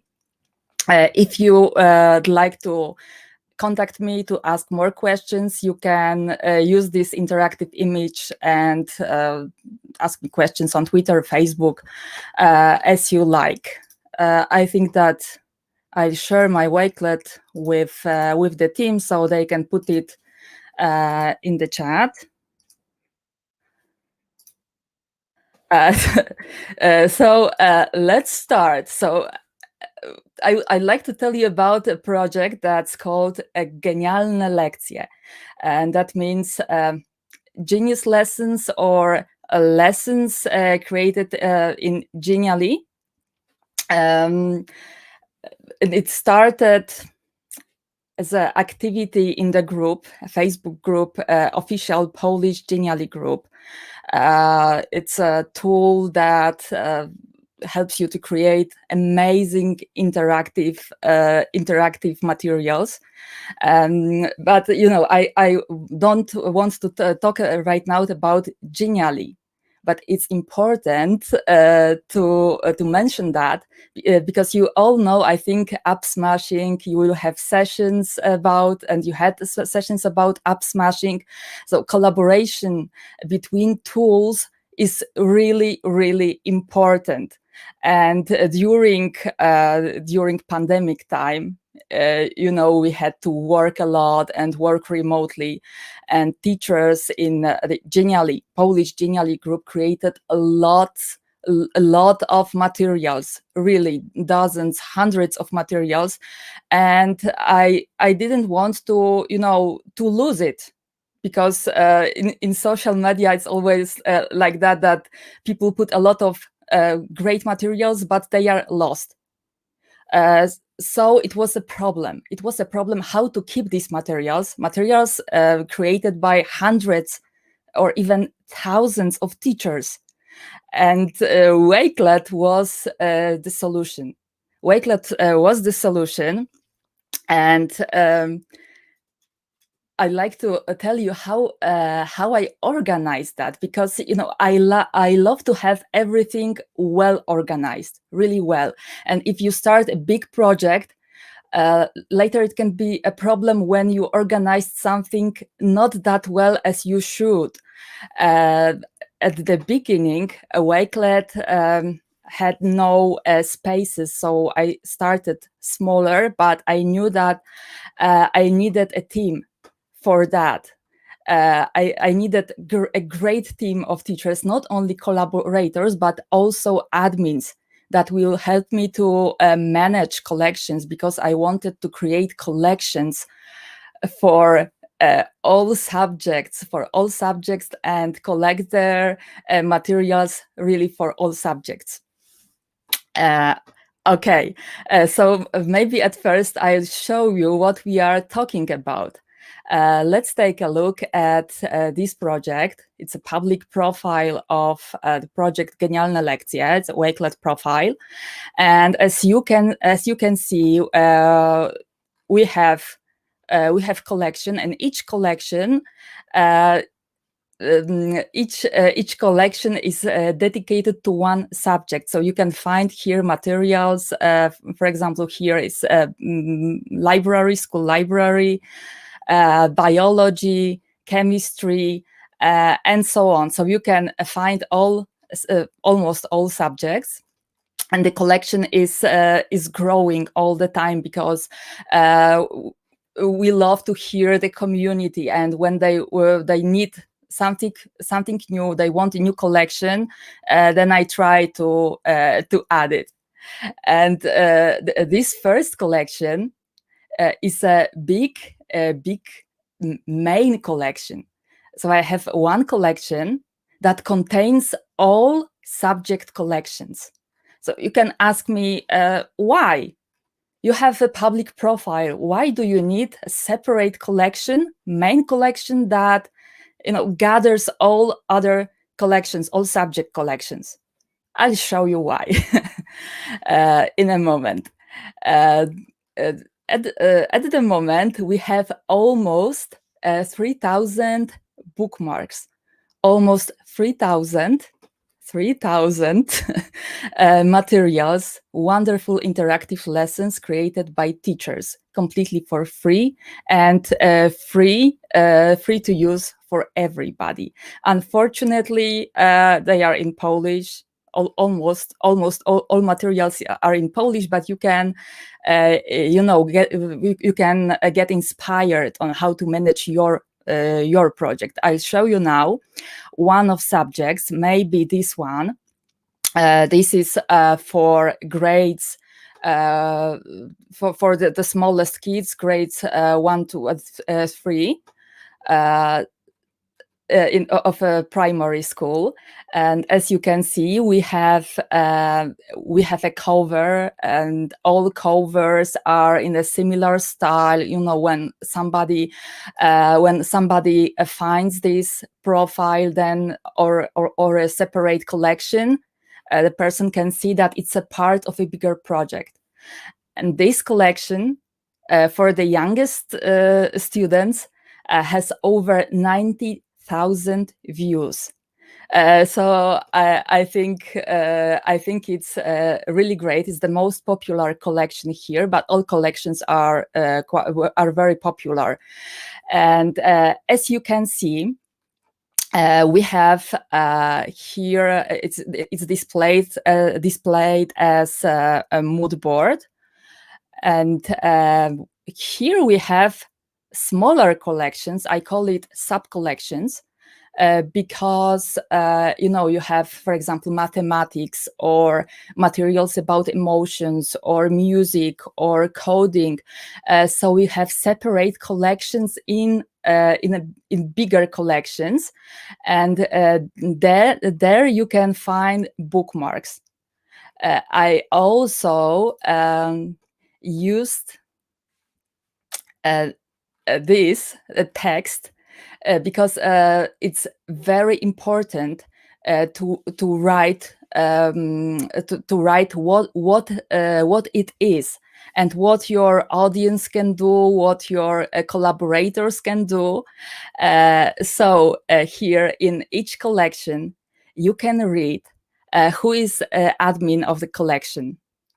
Sometimes we have a few admins in one collection, one subject collection. You have links to them, to their Facebook profiles. In Poland, Facebook is very, very popular. So if I click, for example, Ola, I can contact her. I can ask her a question, or I can ask her to add my material. At the beginning, I have a link to the collaborative version of collection. So people who want to add something by themselves, they want to, they have a great material and they want to add it here, they can use this link. They can click here, but they don't get access to this whole collection. We don't want to have chaos here. We want to have everything well organized. So it's a link, collaborative link, to only one collection, and we call it pending collection. So when I click here, and anybody clicks here, it's a pending collection where you can edit this collection and add your material here, and later it it's always evaluated by admins. Admins decide to which category it will go. So we have that in all our collections. So a group of admins take care of this organization here. And I created something for you to if you would like to create something similar and to manage, for example, I don't know, 5,000 or 10,000 of materials. You can use my plan prepared especially for you. As you can see, I put here all imported information. At first, you can read what is the purpose of all these things, all these areas. So how I use it in this project, and all admins and collaborators, how they use it. Public profile is like a website. It's a website of our project. When we go here, oh, come, where is it? Where is it? Where is it?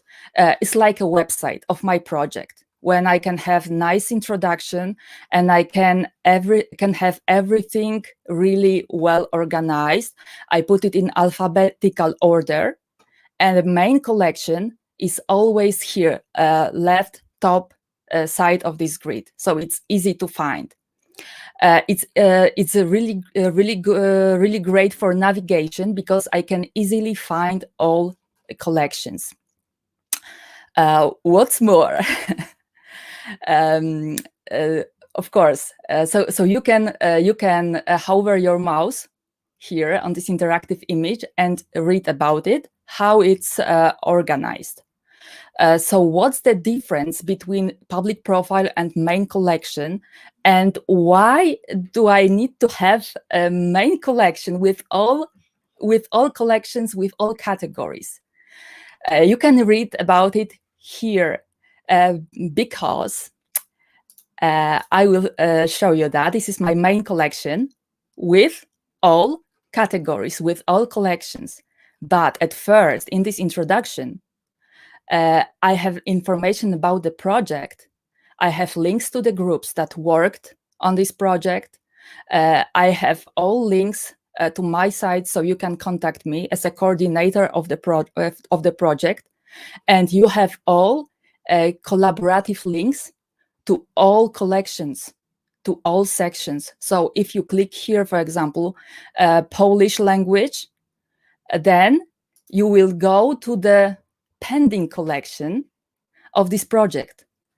So you can add your materials for later evaluation. And it works really great.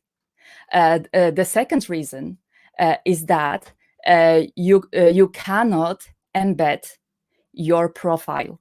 So, you can put a link, but if you have a blog or you have a website, then it's great for you when you can embed your collection to your website. So all categories are visible.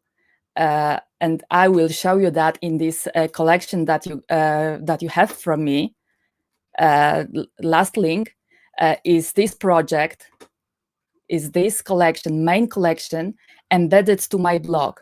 So everybody, can browse it and can access very easily all categories.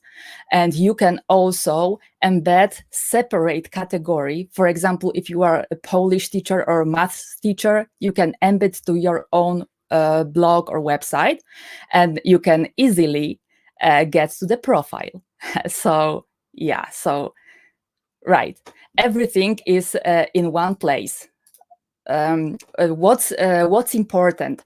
I wrote about spaces, so you can read how you can go to your project's public profile, how you can manage your admins here, and look that here we have only categories. our subject categories on public profile. But space is more complicated. You have everything here and it's not organized. And you have all collections that you put here.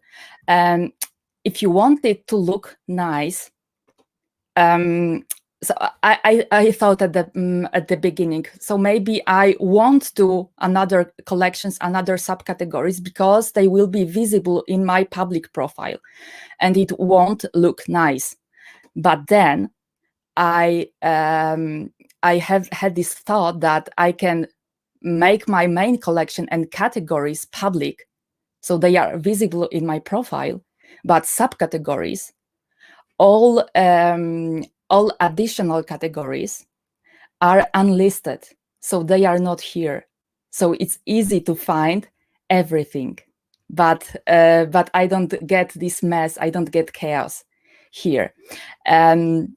Yeah, and I think that's it. You can use this interactive image to see how you can categorize your project. And maybe you will get a project with 3,000, 5,000 items there. What I wanted to say is that without community, it wouldn't be possible. I have a group of admins, so it's great to choose people who would work for it, work for this project, and add it to your space. Just add it to your space.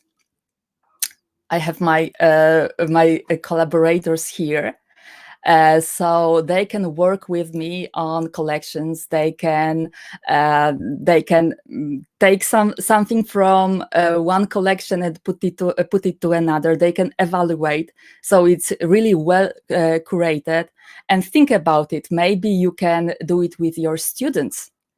Maybe you can create collections in which one of your students will be, admin, a curator, and you will have a small collection with pending materials. So, you won't have chaos there. Everything will be organized, and one person or two people can be responsible for the order. I hope it's everything I wanted to say. Just one last thing. Think about your covers.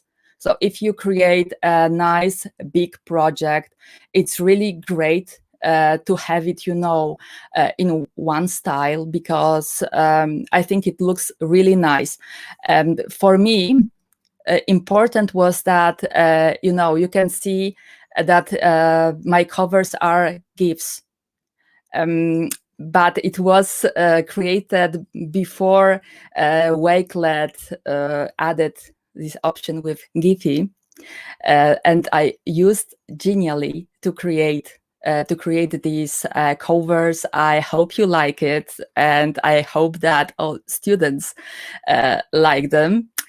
If you want to know how I created that, you can write and ask. I think that, okay. That was so good. Yeah. Really great. Thank you so much, Agnieszka. That was absolutely amazing. And the chat was going wild for all of the collections and the profiles that you were sharing. I've never seen Wakelet used in that way before. So when you said you had a big project to share with us, you weren't playing it down. That was a huge project, and it is so impressive as well. Huge, really huge project. Really big, yeah. It was fantastic. Really great. Thank you so much. Yeah, you started off strong as well with that GIF. I love that header for your collection. It was amazing. Thanks, and I like how you were saying about being a Genially ambassador and a Wakelet ambassador, but housing all of it inside of Wakelet. I think that really does show that Wakelet can house all of the different kinds of content. And it shows the importance of app smashing as well. Because someone in the comments earlier on said that app smashing is the new normal. Yeah, I saw that. True. Yeah. Yeah, we have all of these different tools, and it's really nice that you've shown us a way where you can house everything together, even with so much stuff. You made such a complex amount of information. Yeah, and nothing seem gets really lost. simple. Really, nothing gets lost. So everything is on its place. Definitely. I mean, there was quite a few comments, and we actually said ourselves that it's like a wiki page. And I think, honestly, Wikipedia should be quite worried because you're definitely going to take them on. It's really fantastic. Thank you so much. And you know, it's only a tip of the iceberg because I have a lot of other projects and a lot of other ideas. Fantastic. Yeah, we'll be looking out for those. That's brilliant. Thank you so much. Thanks for having me here. Anytime. No worries. You've been brilliant. See you soon. See you. Bye. Okay, that was absolutely brilliant. That was fantastic. I've never seen Wakelet used like that before. And when Agnieszka said that she had over 90,000 views as well, I was blown away. I thought it was good to have a couple of hundred, but that is next level. So many. Well, up next, we've got something just as amazing. We've got Kerry-Ann joining us from South Africa. So, hi, Kerry-Ann, how are you? How's it? Dumela Sani Bonani, everyone. Hello. Oh, hi. So glad to hear. Whew, the nerves, but yes. Thank you for We're having feeling me. them too. No, we're honoured to have you. Thank you so much. We'll let you get straight into it. So whenever you're ready, the stage is yours. All right. Hi, everyone. As Ell Sam said, I'm Kerry-Ann van der Merwe, and I am from Johannesburg, South Africa, representing the beautiful school Steyn City. And yeah, thank you for being here. I've been asked to showcase my work that we did last year during the pandemic, as we still are currently going through it. So what we did what we do every year is we have a science fair, and it's a beautiful setup in our beautiful hall. And obviously COVID happened and it jammed the brakes for everybody. So our HOD and myself sat together and we decided we are going to have a virtual science fair. And at this point of time, my grade 5s have had experience with working with Wakelet. So I'm just going to share my screen and explain how I used Wakelet to awaken collaboration for our science fair. I'm going to share audio as well. There we go. Bear with me. Aha, here we go. So I can't see you guys, so please do ask questions, and I'm sure Sam, Ell, and the team will answer them as we go along. Otherwise, we'll chat at the end. So yes, Wakelet has come a very long way compared to what it was last year. And as many of us have noticed, the use of spaces, and I really love the addition of spaces because I can keep old collections and obviously keep some of my students' work in various tabs. So I'm going to head on over to my collection I created for you. And yeah, so this is available to all of you to have a look. And I am a science teacher, as I mentioned. And I work at the beautiful school called Steyn City School in Johannesburg. And I'm an MIE expert and a grid guide and obviously a Wakelet ambassador as well. And I've been using Wakelet in my classroom for various different means. With hybrid learning and remote learning, it has been an invaluable tool for the curation of learning collections where children also collaborate with me and add to their learning. It makes for real meaningful learning as well. I use it to set up tasks, set up assessments. It's just one-stop shop. It's one place of reference. We all come together and this is where we find our work. Ease of access. And it also eliminates all this mindless clicking and getting lost online. But back to my science fair. This was the most incredible project-based learning term that I had with our students. And Wakelet afforded the opportunity for myself and my students to collaborate that made for enriching learning experiences. And students that were at school were able to connect and collaborate with the remote learners and still work accordingly. And obviously, I'll show you how we work together as our team, as our tripod. All right, so with project-based learning, I really do feel that it is quite vital that all members of the team are aware of the timeline, as well as it being an assessment, of course. Apart from that, I also made sure that the students were aware, I'll find it for you now, like I said, here's the timeline, this was last year, of what we were doing, how we were going to do it, and obviously, thankfully, with the use of text in Wakelet itself, I introduced the topic and we paced our lessons so the remote learners at home could also follow. And the science fair started like this. We needed to solve problems in South Africa. So I opened up a collaborative Wakelet with each class, at this stage, we didn't have student accounts. And they joined with the link and we all started populating a collection of what were the problems within South Africa that they would like to solve. I had the most amazing feedback from mental wellness during the time of the pandemic.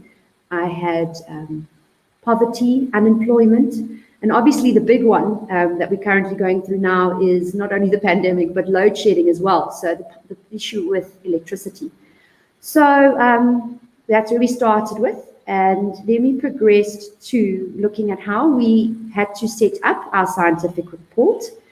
And then there's a rubric at the bottom. There you go. This I also have made available to you.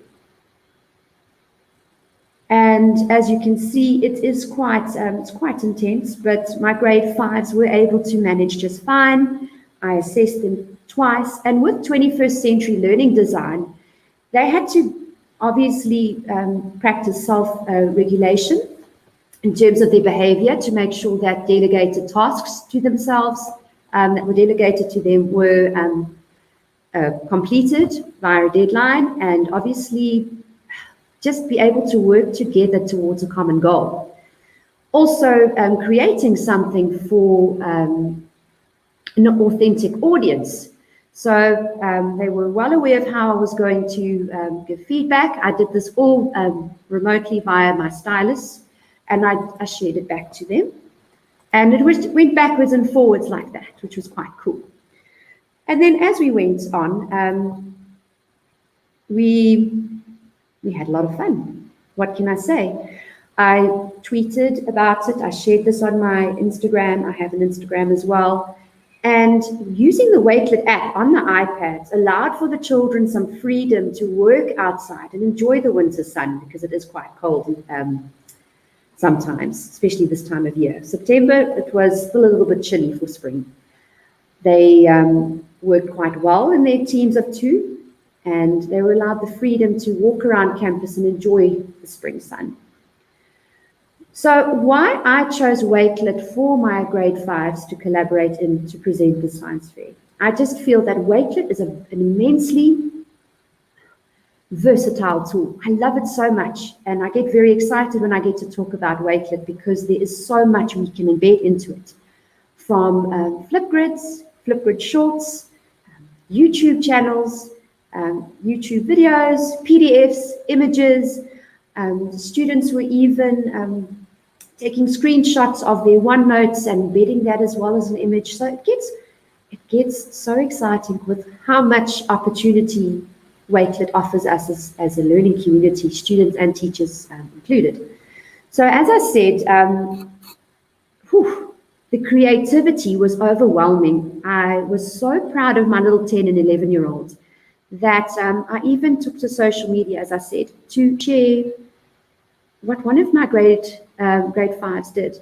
Now, this young man and his, I'll play the video shortly. This young man and his partner wanted to address the power issue within South Africa and wanted to build a hydrogen generator. So I said to these 2 young men, I don't think we'd be able to build it in real life, but why don't you use Minecraft? Minecraft is another one of my go-tos, and this is what the 2 gentlemen did. Okay, so this is what 2 of my students in my class are doing for our virtual science fair. They have decided to come up with a hydrogen generator to solve the power issue in South Africa. All right, dude, let's talk. Tell us about your build. So the water The water will be split into hydrogen and oxygen. The oxygen will be used to make power. So here we see the hydrogen goes through a converter and then to make electricity. While the oxygen will be used to make the pistons push and retract. So when I activate it, the oxygen goes through the pipes and makes it push. And when I deactivate it and the oxygen is put away, it takes away. Okay. All right, so now back to the generation. All right, so I did leave that in the link to this Wakelet, so you can watch that in detail. Like I said, I was floored. I was a very proud teacher. I still am very proud of these students. So I know my colleague Audrey is enjoying this group quite a lot this year. Love them to bits. So yes, so I had hydrogen generators. I had this young lady design a prototype where she said it was called Come To Me Litter, and she designed a prototype that had magnets in the plastic so that ships could have magnets fitted to them and attract all the plastic out of the ocean, and that was amazing. So we had she designed that for us and we filmed it. And then another one that we had, which was quite profound, was the solution to pollution. And these young girls actually built some prototype inside. So here you can see a lovely Wakelet collection put together by these two young girls, looking at the use of AI in collecting rubbish, land litter throughout South Africa. So as you can see where I added something and assisted them, and then they added some text, young Taylor there added it. And we collaborated, and it was just, yeah, like I said, it was so hard to choose which ones to present today, but absolutely beautiful. Here's another demonstration video where these two young ladies got together. I embedded it inside Flipgrid Shorts so that we can see it today. It's another 3-minute video. We'll just watch a little bit of it so you can see what these two youngsters came up with. Thank you, Mr. Reynolds. What about you, Professor Lila? Tyler, I have a friend in the TEDx school who might also have a slate to land pollution. Why don't we go meet up with her? Lead the way. Sorry, I'm trying to get ahead. The harmful chemicals that can get into the soil and water can cause cancer, deformities, and skin problems.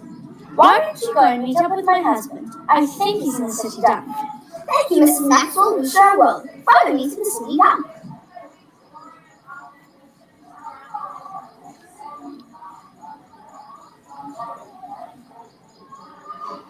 You're going to meet the bin bot now, eventually.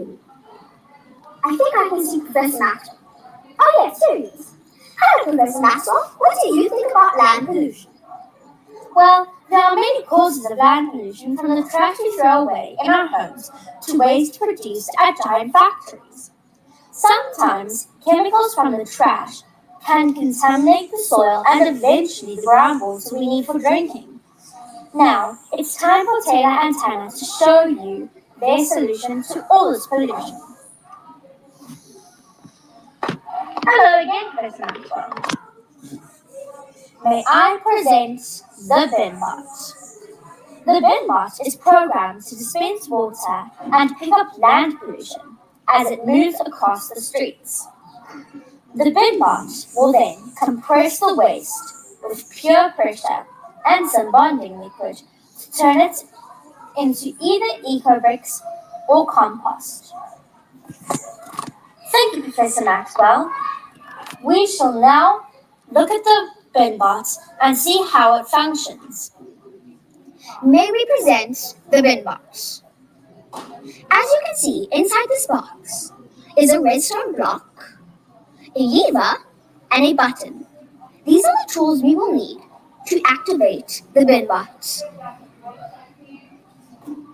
Let me go walk for a safe distance. As you can see, I placed down the redstone block to activate the BinBot. When the BinBot stops, I need to dispense water so that I can pick up the garbage. Then All right, so like I said, you can go in there and have a look at what else they did. Absolutely beautiful work.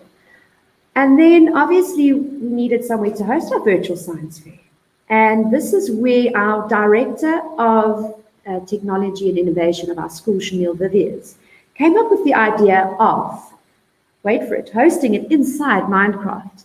So between 2018 and 2019, Shamil and her Minecraft club, after school club, got together using our school's building plans and actually built our school, both campuses, to scale in Minecraft. I have attached a video there. It is a 3-minute video, which you can go have a look at, that takes you through how we had the school and the science fair set up, as you can see, with the different NPCs. And we, on the back side, put it together with the help of our EdTech Brenton as well, embedded everyone's Wakelet collection to their NPC player. And it was absolutely phenomenal. It was a hit, and maybe we'll do it again this year. And if you're interested in attending, I would love for you to follow me on social media so I can share our work in progress if and when, you know, as we go along with the science fair for this year. Probably might be virtual again, but if not, and you're interested, I'm always up for connecting with teachers from around the world for collaboration and sharing of ideas. So there's my Instagram and there is my Twitter handle. So this will be shared with you as well. And yes, that is how I used Wakelet and embedded it in Minecraft and had lots of fun along the way. So I'm very excited with all the improvements we've had this year with Wakelet itself, with spaces, because I love organizing, A-type personality here, spaces, and the introduction of student accounts. The students, my new group of students and I have started exploring student accounts today and getting it together. So yes, thank you for having me. Oh no. My goodness, I just don't know. I hope I mentioned everything, just how much I love Wakelet and how versatile it is, and how much the students love empowering themselves and taking ownership of their work, and even adding to the whole teaching and learning activities within the classroom itself, if that makes sense, guys. Definitely. Yeah, absolutely. That was fantastic. Thank you so much, Kerry-Ann. That was really great. Yeah, it was brilliant. I really like you mentioned you use Wakelet as almost like a one-stop shop for all of your teaching and learning. And I've got to say, I've never seen anyone put Minecraft inside of Wakelet before. Like, those videos are really incredible. Your students are amazing. Thank you so much. I can't take any credit for that. It's a collaborative effort between my colleagues and myself, and just our students, their beautiful, positive attitudes, their hardworking nature, and they really don't let anything get them down, even having to sit in classrooms and wear masks all the time. But in terms of the Minecraft videos, because of the iPad's capability of screen records, they screen recorded it and then we uploaded it onto Flipgrid, and then I helped copy it across. So they also are practicing ICT skill sets across the board outside of the IT classroom as well. Definitely, 100%. I mean, you said before as well, you're sort of letting students lead in a way and kind of allowing them to take ownership. And that's been such a big theme that we've seen kind of this year and beyond, really. There was a session with Nicholas Briony last night, and he was talking about how he allows students to kind of learn in a way that suits them and submit assignments in a way that suits them as well. I think that's so powerful. It allows the students to sort of go with their creativity and kind of show who they are and a bit of personality. So allowing them to clearly use Minecraft, which is what they clearly love to do, is just outstanding. It's a really unique and exciting way to learn. I really do believe that today's problems are going to be solved by the students in our classrooms today. I really do genuinely believe that. Of course, absolutely. So we let them just have their creativity and just go for it, because they will solve the problems. Definitely. Yep, and they're proving it every day with all of the work that they're putting out. So yeah, I look forward to seeing a BIMBot in real life at some time. Me too. So I'll let you know if those girls end up going into coding and being roboticists. I'm pretty sure, considering one of those students is a muso, you should hear her play the ukulele and quite a few different instruments. Wow, that's incredible. Amazing. Gosh, absolutely amazing. Thank you so much, Kerry-Ann. It was lovely to chat to you today, and your presentation was fantastic. Oh, thank you so much, and thanks to everybody. But yes, happy to collaborate. If you ever reach out to me online, I'm game. Fantastic. Amazing. Thank you so much, Kerry-Ann. See you soon. Bye. Pleasure. Bye. That was incredible. I've never amazing. seen Minecraft used in that way before. I know, it makes me want to play Minecraft now. I've never even played it, but it looks so much fun. So good. Next up, we have Jenna Lee. And again, I think they're waiting. They're ready to come on. We're so excited for this. Another Hi. dynamic duo. Wait, we've got to do it. We absolutely love it. We've been so excited for this session. And we're so glad that you're here, especially wearing your ambassador shirts as well. Yes, of course. definitely. We're so excited to be here. Of course. Thank you. Well, we'll leave it up to you and we'll chat to you at the end. See you soon. Okay, great. Thank you. All right. Well, we're going to go ahead and get started. Oh, let me go to a different screen real quick. That way you don't see all of that. All right. Awesome. Well, I'm Jenny Long. And I'm Celie Clark. And we are Jenna Lee. I mean, Ell Sam, though, that was like, I mean, they are going to give us a run for our money with that high five. Yeah, they are. We're watching y'all. Awesome. Well, we are so excited to be here. We've been watching all the sessions this morning. They've been great. We've been watching all week and so excited about all the things that are being shared. And so we are very blessed and fortunate to be able to share with you something that we did this year that we were able to use Wakelet for. And we have a bit.ly link there on the screen if you want the presentation to refer back to later. But we can also drop it in the chat for you as well. I think maybe it's running a little slow. Oh, it is. Okay. No worries. All right. So this is us, Jenny and Celie, and you can connect with us on all the social platforms. So we are on Facebook and Twitter, Instagram, TikTok. It's my favorite. I mean, I got it down. I got some moves. Not really. There's Really no dancing. But lots of tutorials and fun stuff. And YouTube and LinkedIn and all the places. So you can scan that QR code and connect with us. We would love to get to know you more. And we are just constantly sharing and learning from the entire community. So please connect with us. All right. So this past year in maybe a year and a half, maybe two. Crazy times. Well, first off, I want to start off saying that we use Wakelet for everything. Yes. As presenters, Celie and I are always putting together presentations and sharing out information. And our go-to is always Wakelet. You know, we're like, let's put it in a Wakelet. Let's put it in a Wakelet.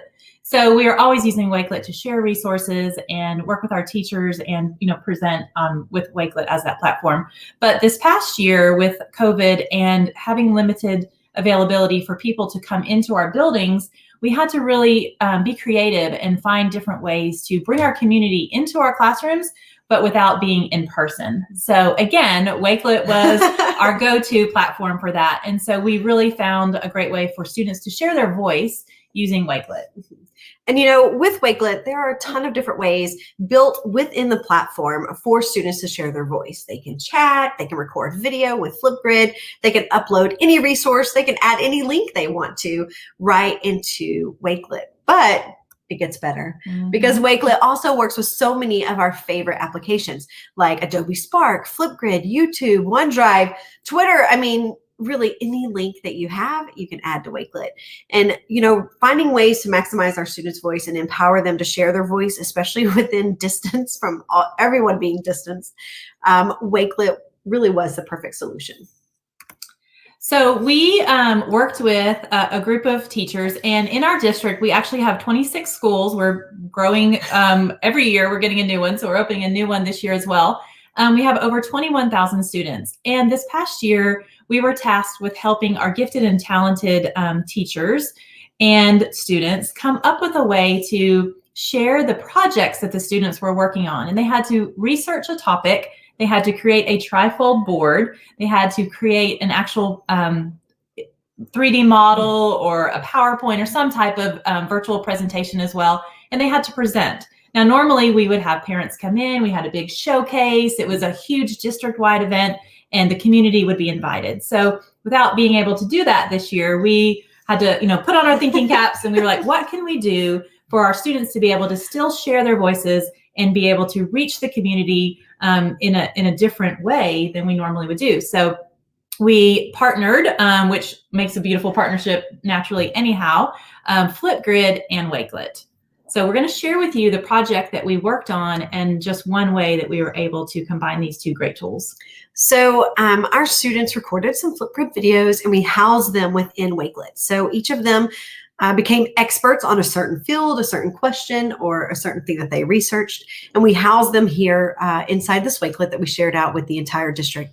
What was great about it is that parents, grandparents, friends, everybody was able to view this, and it was easy to be shared, and it just looks so great and is organized, and people can find what they're looking for. So like Jenny mentioned, we have 26 schools. I can't keep up. And so it can become overwhelming. So we organized it by school. So then the parents or students or grandparents can search for the school.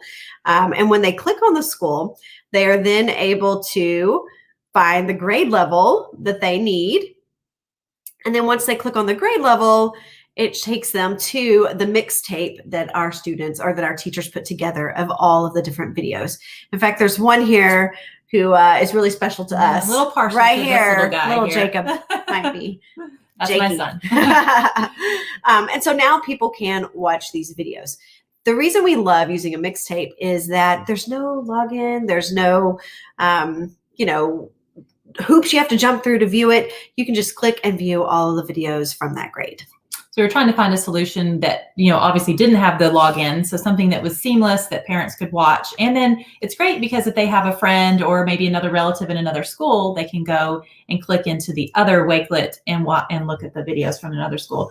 And I think one thing that we're taking away from this past year is situations like this where, we can't always be in person for a meeting. We can't always attend an award ceremony or, an event like this, which is limited to a day and a time in a certain place. So being able to offer opportunities like this where we can still attend and view student projects online, I think is something that we will never go away from. And so we were so excited that we were able to harness the power of these two applications together. And we had so much great feedback from parents and the teachers. They were so excited. And we were also excited because many of them had never had experience with Wakelet or Flipgrid. So we had to start from the very basics and teach them Flipgrid.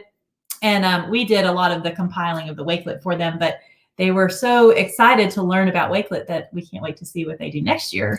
And like Jenny mentioned, even for next year, creating this is perfect. It gives our students time to practice their presentation skills. They get to record the video. People who can't attend have it. And even after the event is over, we have a video compilation for parents to easily go back to and view later, and students as well. It's a great thing to add to their own student portfolios.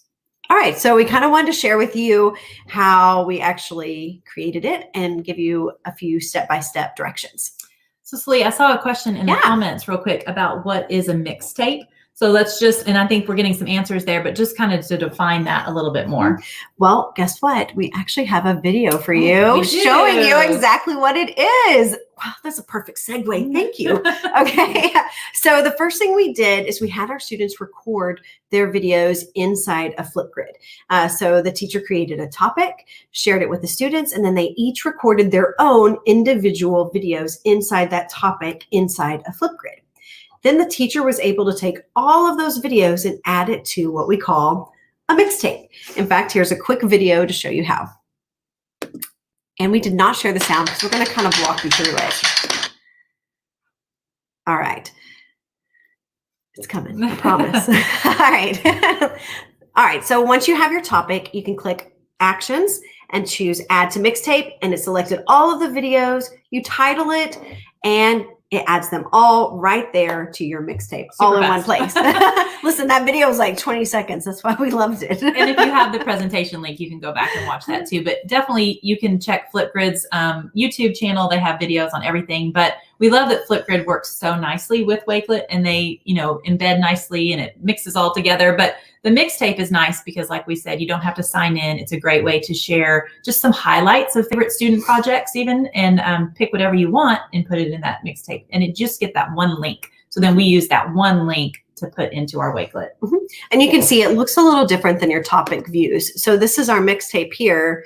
Here are all the videos. And if we wanted to play one, we just click And now it's going to play Jacob's video. Hi, my name is Jacob Long. And then to go to the next one, we just click the arrow. It's going to go to the next student, next student, next student.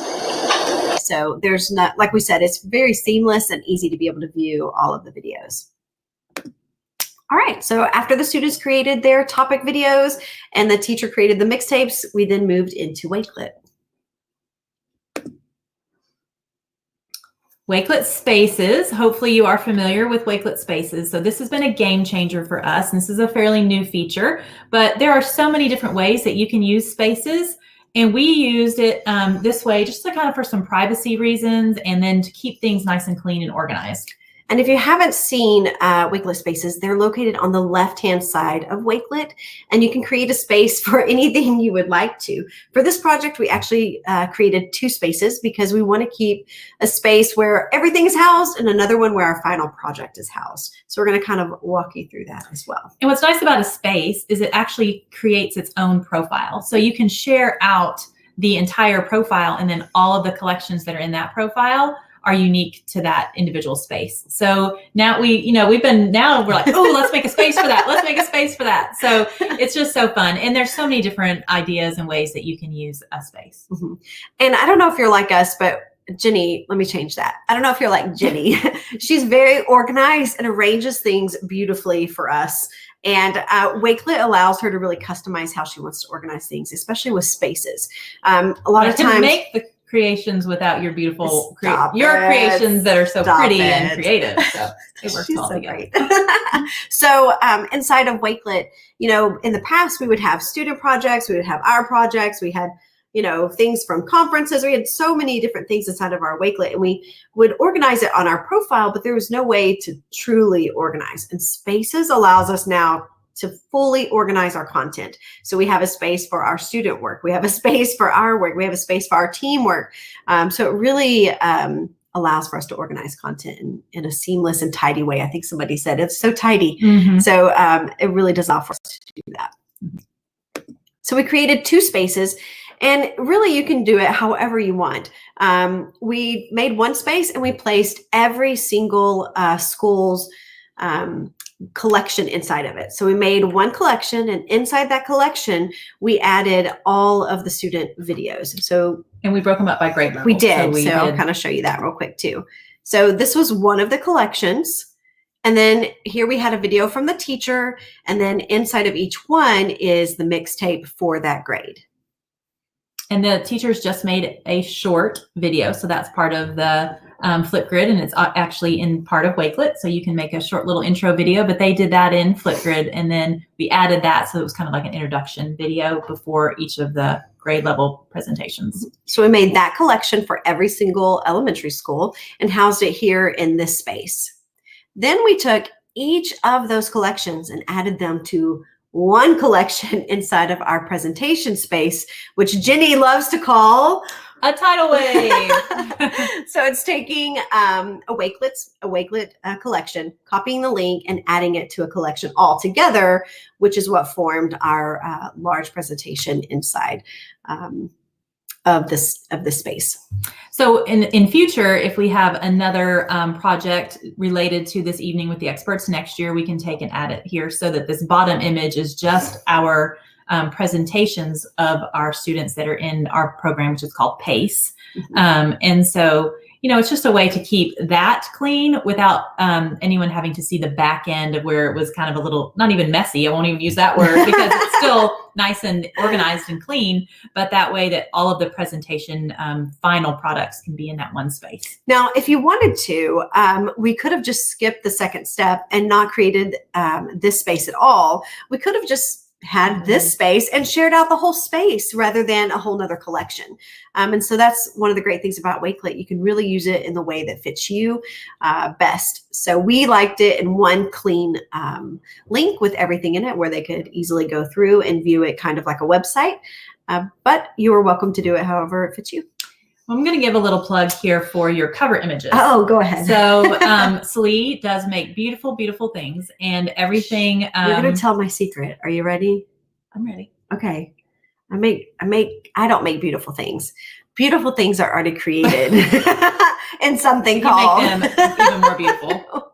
in something called canva.com. So if you're not familiar with Canva, it is free for educators. So you can go to canva.com/education and sign up there. And they do have beautiful graphics that you can, templates that you can use and recreate and really make it what you want. And then it looks so great inside of Wakelet. So you can add those images there and really spruce up your collections. And let's repeat that. It is 100% free for educators. So we make all of our cover images, customize them, and you know, Slee does that because she has that ability. Me, it would take me hours. All Canva, it's not me. But even this presentation is in Canva. So we love making cover images personalized, and you can size them and resize them to fit Wakelet exactly the way that you want it. Yes. And if you want to learn more, we did just create a Microsoft education course all about Canva and how it works with Microsoft. So just adding another plug for that as well. So you can go to the MEC at education. Is it which one? The link in. Okay, good. So Jenny's going to throw the link in there, and you're welcome to go there, and you can learn all about how to use Canva as well. Okay, you want to go to the next slide? Yeah, I think that's it. Were there any questions? Again, we would love to connect with you. If you guys have any questions on how we've used Wakelet to empower student voice, or even about this project, we would love to chat about it. So just throw it in the chat, and we'll try and answer some of those questions.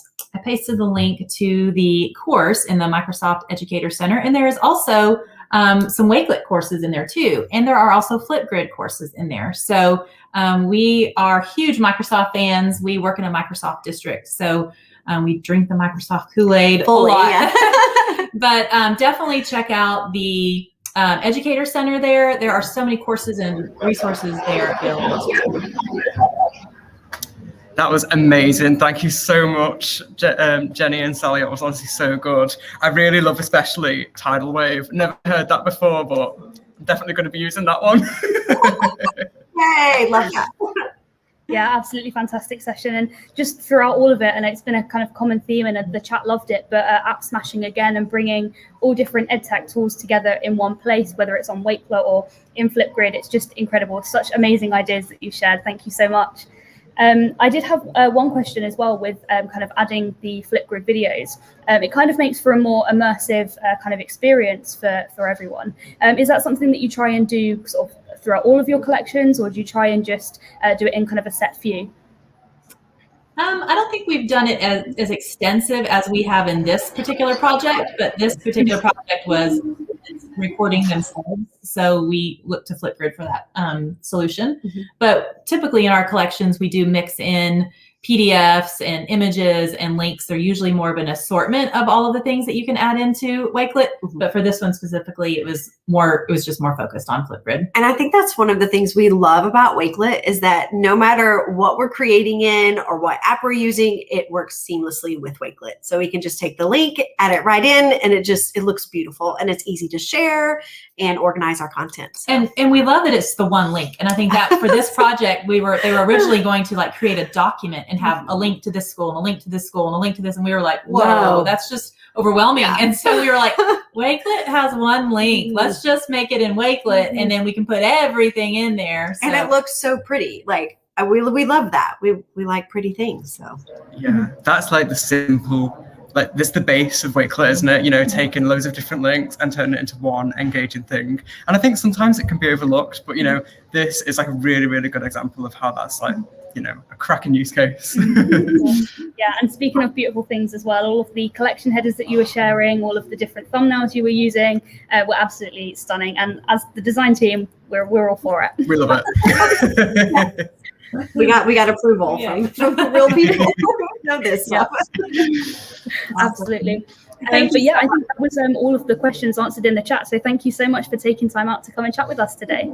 Thank you guys. It was a blast. We've really enjoyed it. So we can't wait to catch the next ones. Amazing. Thank you so much. Thank you. See you soon. Bye. Bye. And speaking of the next session, I think we have got Alan ready to go. Yes. Hi there. Hi, Alan. You okay? I'm well, thank you very much. Amazing. Sorry, I don't have my ambassador t-shirt, but I do have my sticker and my lanyard. Amazing. That's it looks amazing. great. Fantastic. Anyway, we won't take the stage for too long, so we'll just let you get cracking with it, shall we? Great, thanks. Amazing. Enjoy. Good luck. Appreciate it. Okay, guys, so hopefully I'm going to start sharing my entire screen with you, and I will have the same issue that I generally had, and now I'm just sharing with you my main page. So what I want to do with you guys today is literally just show you how to use Wakelet more as like a content provider.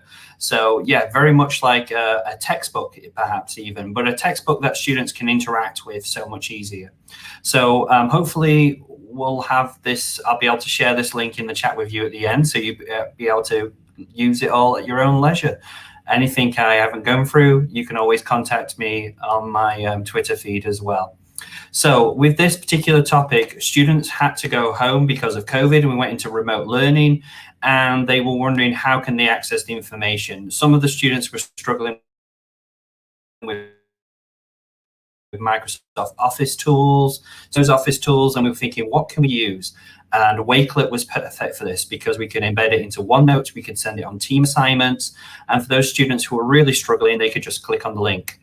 So we just simply created a series of lessons, and these were quite in-depth lessons that could take anywhere between 2 to 4 hours for some of our students. And we have a wide range of learning abilities. So we're looking at students in a very deprived area who struggle with reading and writing. And these exams are meant to be for 16-year-olds, but they are have the reading ages sometimes of 13, 14-year-olds. So we're trying to access information for them on a much more easier scale. So one of the things I like to do is to also use these Wakelets when they came back into the school environment as well. So we try to make it work so it would always be familiar and easier for them. So here you can see we just have the same thing that most students and teachers would have: a title, an objective for them to work on, a keyword for them to write down. Now, if the students were actually doing this remotely, some of the students were using pen and paper and taking a photograph of that and sending it in to me, or having it brought in by their parents. Obviously, we had a 72-hour decontamination, and but we also have students who were copying and pasting and creating their own Wakelets, or taking some of these bookmarks and shifting them into a Wakelet to send it to me. And those students who really like the Microsoft Office tools were just simply using parts of this and presenting it back to me in their own unique way, as well as answering the questions that are part of this, or the tasks, the activities that we include. So as you can see here, we also kept the normal worksheets. So if students had access to a printer, they could use this. If they wanted to see the very dry, full chapter, which is over 20 pages, they have access to it there. But this Wakelet makes it much more engaging. Now, we try to also have activities that they could discuss either with us in class or over Teams, but also in this case, we wanted them to actually talk to their family and see which of these would actually work. What is the connection? What do they feel citizenship is? Would they be able to pass the citizenship test? It's very often people in their own countries can't pass the test that people who emigrate there definitely struggle and do pass. As you can see here, we have a definition that I encourage students to copy, to process, and to recall, so we can come back to it for testing that we would also include with Wakelet. And you can see how Wakelet allows you to show the students what a task is by having it as bold and underlined, which I think is really helpful. Now, the fact that these students have got a task, a short video to watch, another task, it breaks up the activities. And if those students are struggling, we'd like to give an alternative activity as well. But for some students, this could be done and completed within half an hour. But for others, this would take a lot longer. And if we were working within the classroom, we try and make a balance between them all. But by doing it on Wakelet and having remote learning, students were able to do this on their own at their own pace. And that was really exciting and helpful for them. and it also allowed them to feel proud of the work that they finally did produce. In fact, we continue to use this kind of approach when we were back in the classroom. We just simply gave the students a Wakelet link, and we became facilitators walking around the room, helping the students with their work. So we had senior leadership walking through, students with their headphones on, staring at their phones. They thought they were just simply taking a break, when in fact they were working on their finance education. So scrolling through, you can see the basic reading activities, videos, more PDFs, and we encourage extension activities as well. So I wanted to quickly show you how we did this for Unit 3. But this time you can see I collaborated with a PGCE student, that's a trainee teacher, and he created some of these resources, and we collaborated on them using the collaboration feature, which I think is so important. That's by there, just clicking on that invite button. And we also included, with this collection, we included Flipgrid as a quick explainer. Like, here's 2 minutes to a 5-minute Flipgrid video for you to watch, which just explains everything that you're going to be doing in this session, because some of the students said that they were struggling with so much of the reading. But we also encourage them to use Immersive Reader. We're very much a Microsoft education, and we try and use as many of those tools as possible. And this also was for the students who were taking BTECs. Now, with the BTEC students, you can't give them all of the information because they have an assignment. So we broke it down into the learning portion and kept that separate from the assignment portion, which is its own separate Wakelet, which we keep private and we send out to students individually. So we have students have access to this at all times. They can work at their own pace.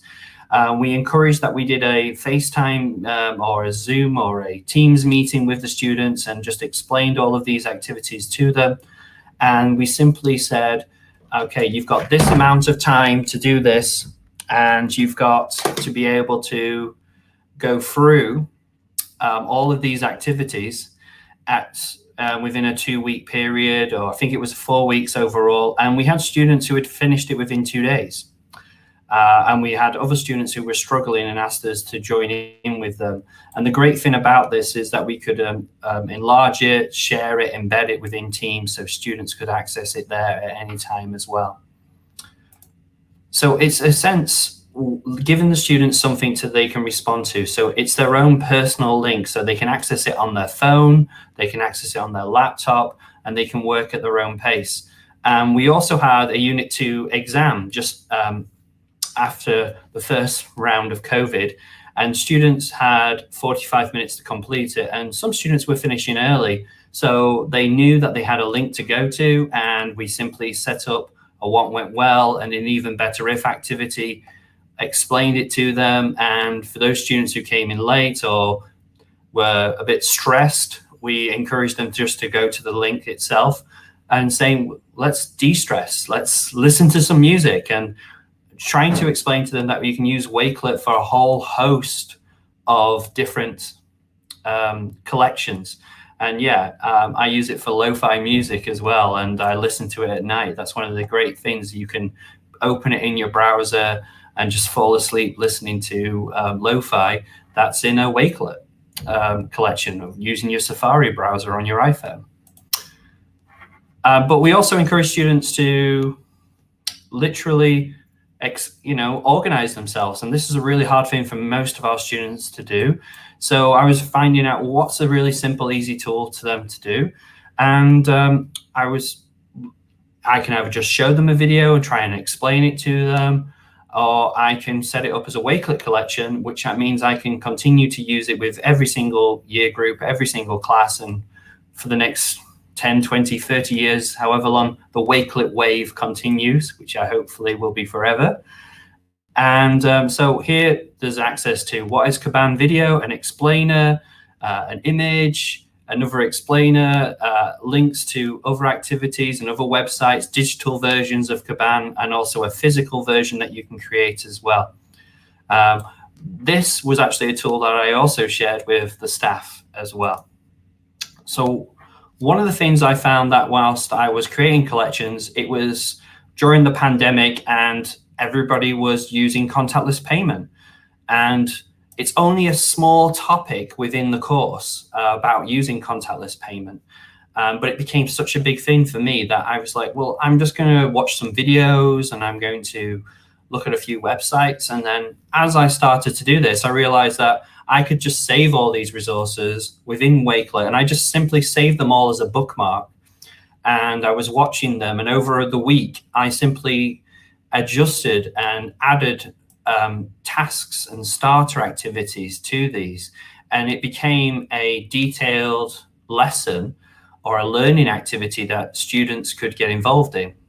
And it uses a combination of visual stimuli as well as videos. And I just found loads and loads of resources, and I just wanted to share these with the students. And I just thought this was a really useful way of doing that. But it wasn't just about its impact on cashless. What was the impact of COVID on the globe? And we have to keep business really relevant and up to date. And so we had this kind of content exploring not just the contactless, but the impact of the economy.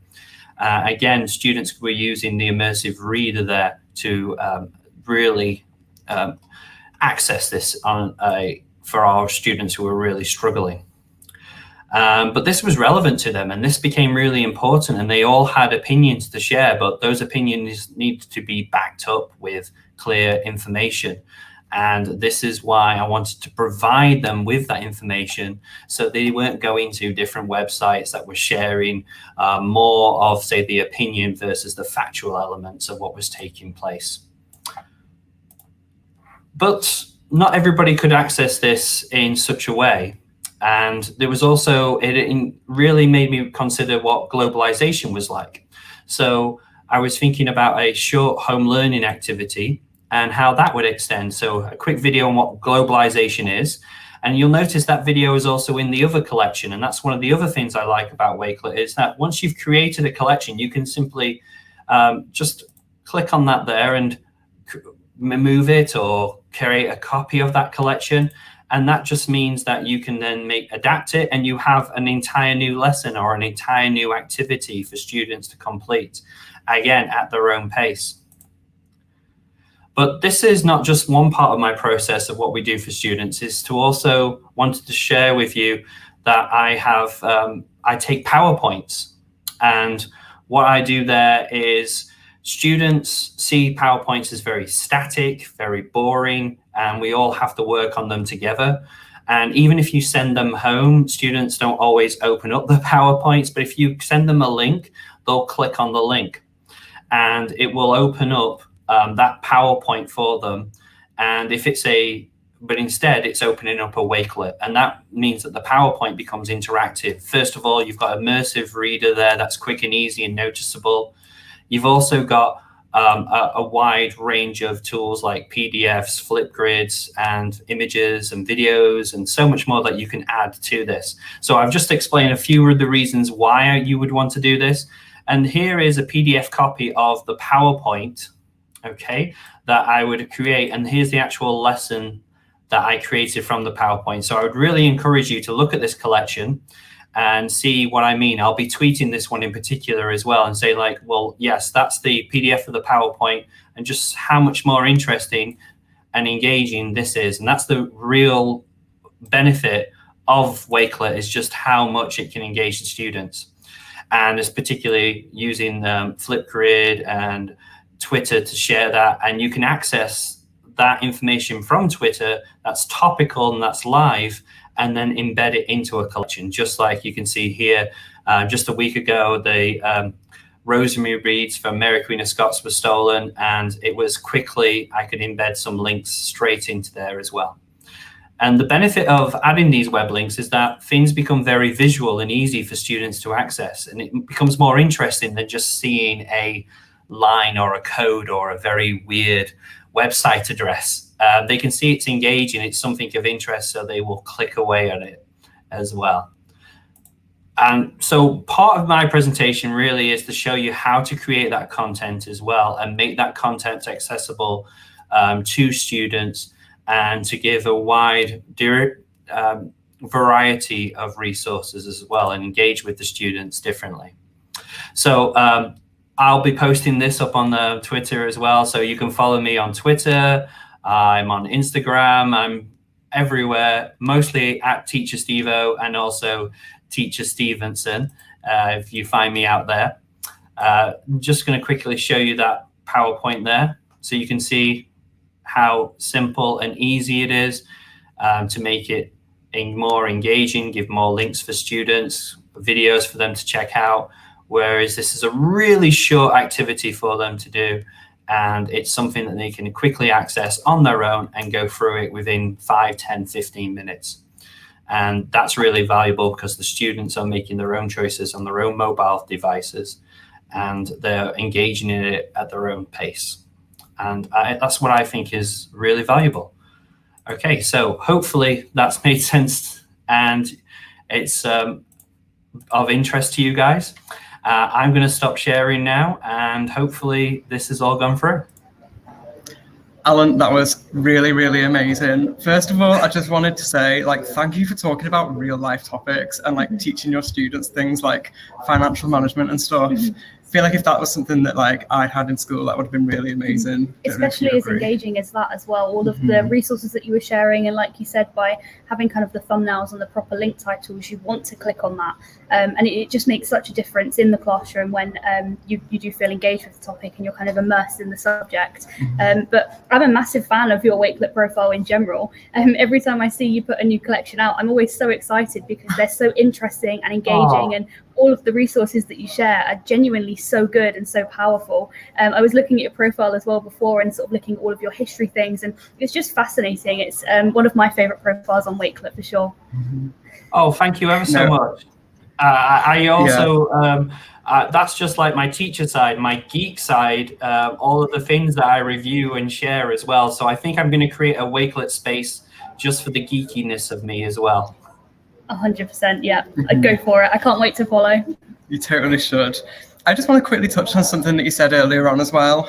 You mentioned that you kind of put things in there of different levels so that like all of your students can like use your collections and resources no matter where they're at with like a topic or, you know, what they can actually do with it. So I thought that was really good because it is important to make sure that all students can learn, especially when you're handing out specific resources.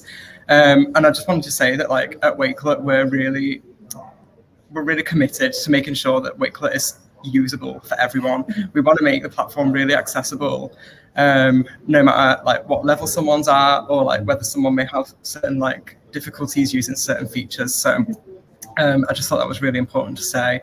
But honestly, I absolutely loved your presentation. Thank you so much for coming on. Thank you ever so much, and I will love to do this again. And again, if you guys want to share my contact details, I really am happy to help people. I've just loved this community. I love the response that I get from people, and it's a real passion for me. My work colleagues believe that I work at Wakelet because I talk about Wakelet so much.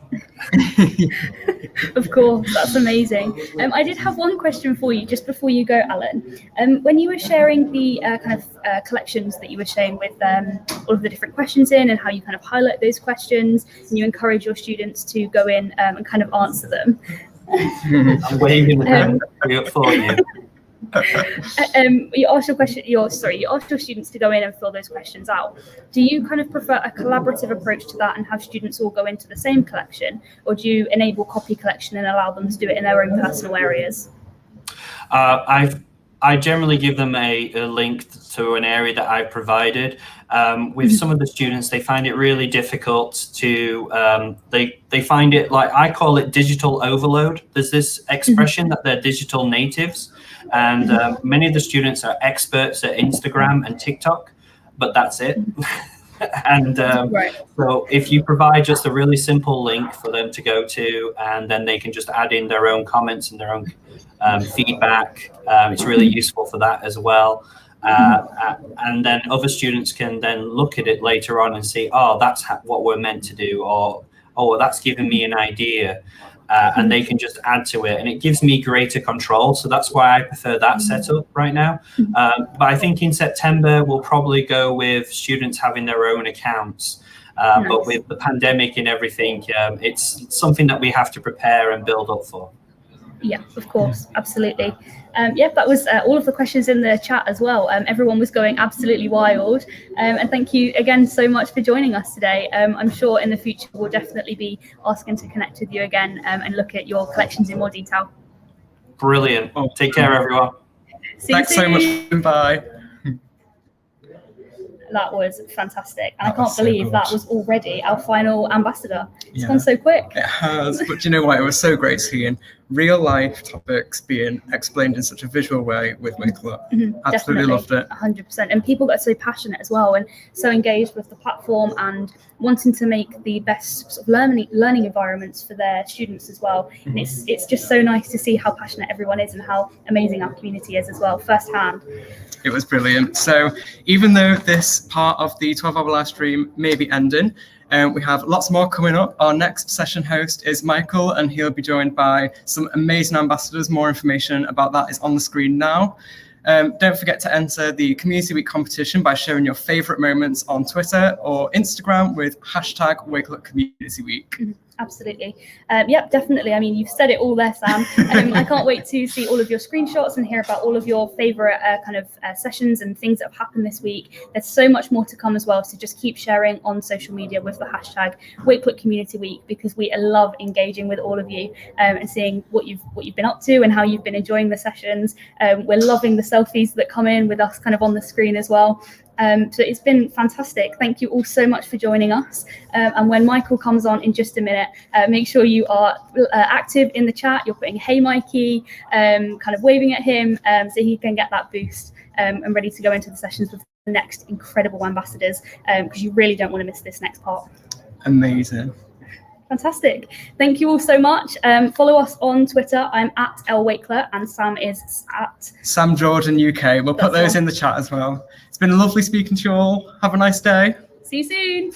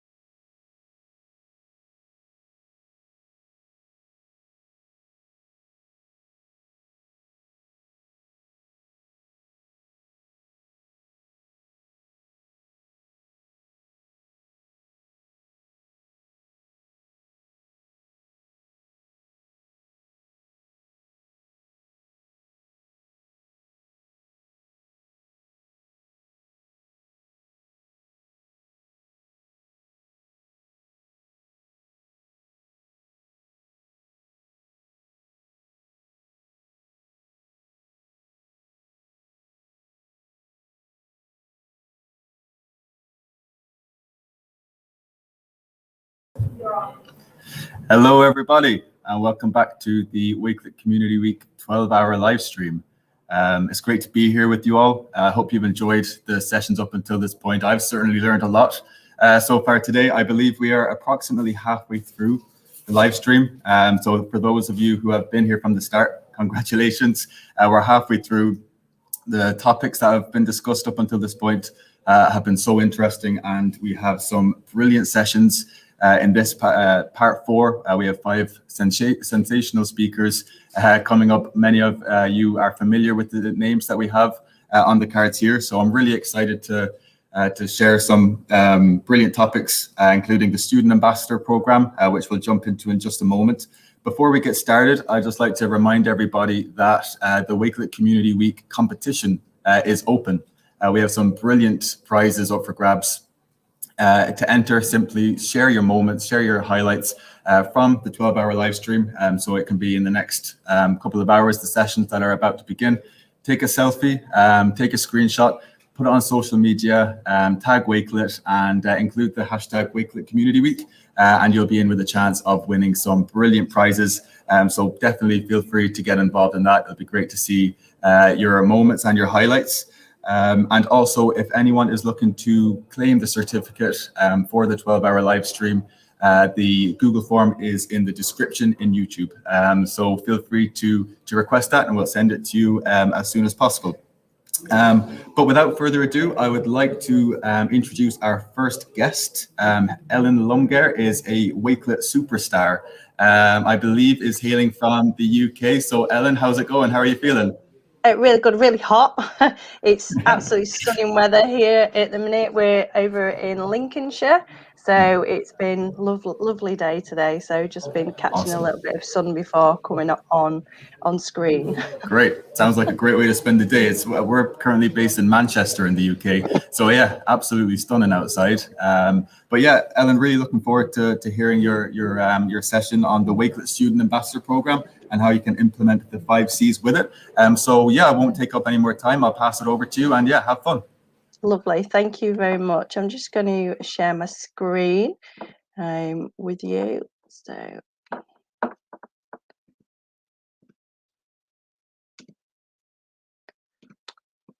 when it's not working.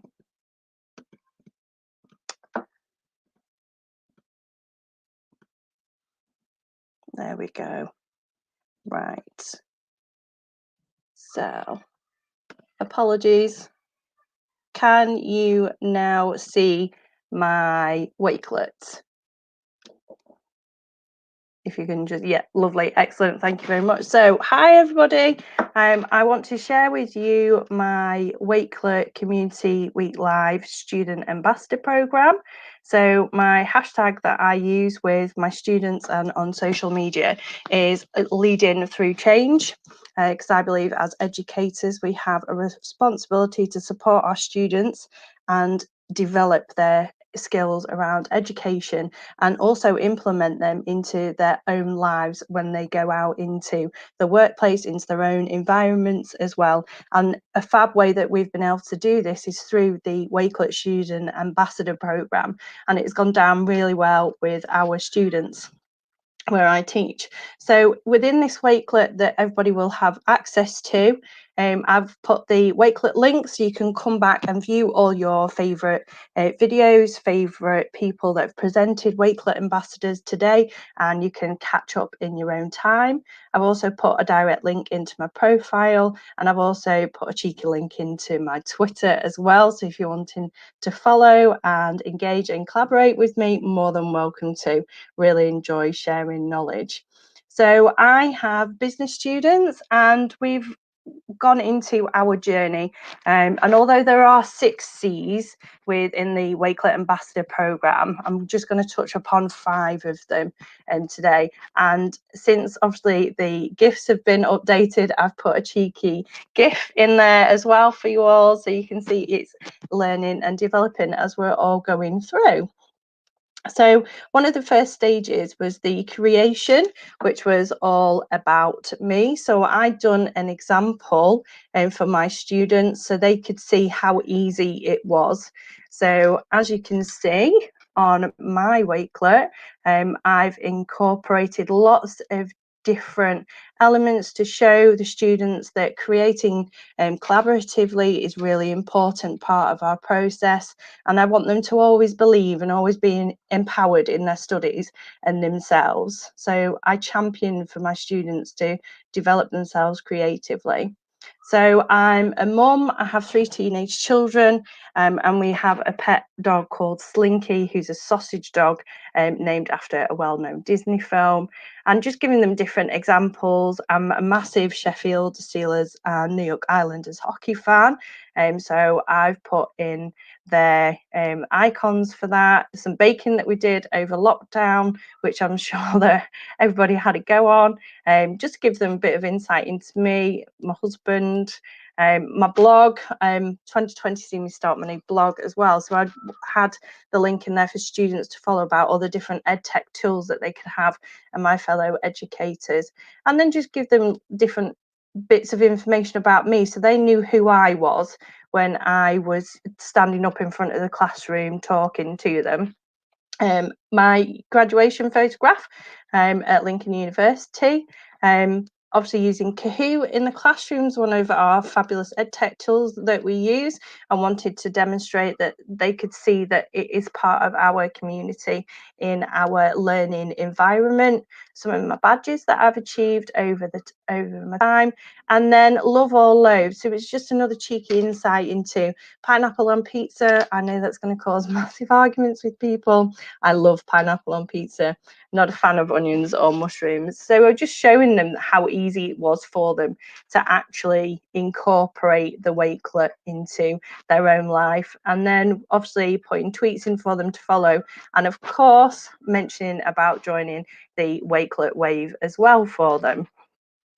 So after that point, at the end of the programme, all our students got certifications to say that they'd achieved the programme, they'd achieved the requirements that Wakelet had set out, and also that Misbah came and done a guest speak with my business students, which went down really, really well and empowered and impassioned all our students. So the first 5 students, I promised that they could have a Wakelet t-shirt, and they all got stickers, and obviously they got the certification as well. And Rihanna turned around, who was pictured in the middle, and she's turned around and said that Wakelet has benefited her by making come out of a comfort zone by writing and creating things that she's not done before. And this was evident across all of our students, and having the different tasks that they can incorporate really did help them to become more engaged within the classroom. So there's 6 badges that they work towards, which is the creation, the critical thinking, creativity, the collaboration, communication, and citizenship. The creation is an amazing activity for the students to do at the start of the year. And from September, this is an activity that I will be doing with our students straight away.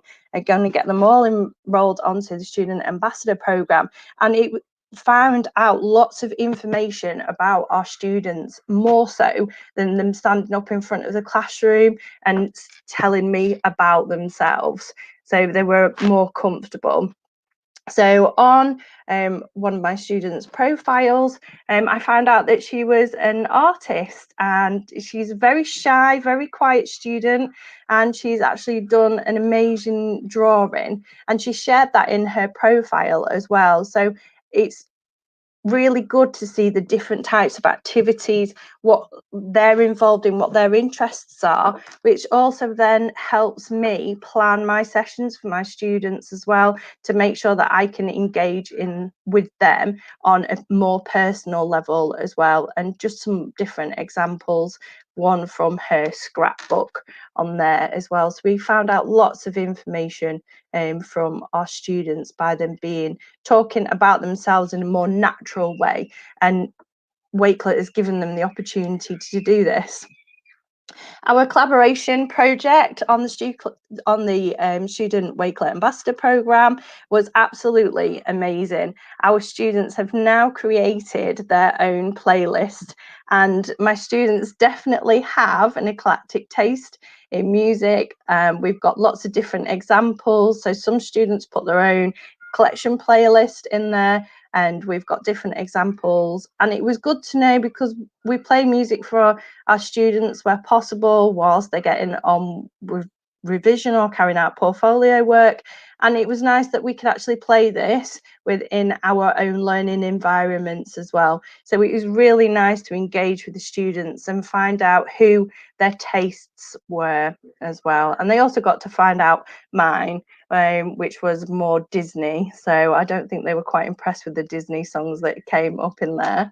Our next step was the creativity activity. Now, the Wakelet flag design is an amazing activity for the students to do, and it allows them to express and incorporate how they feel about everything that's going on in society, and how they connect with people in the outside world as well. So they were able to incorporate different royalty-free images, because that's another part of the conditions with the creativity task, is that they know where to go to source their images from, and that will support them when they go out into industry or developing further wakelets and discussions, that everything is royalty free.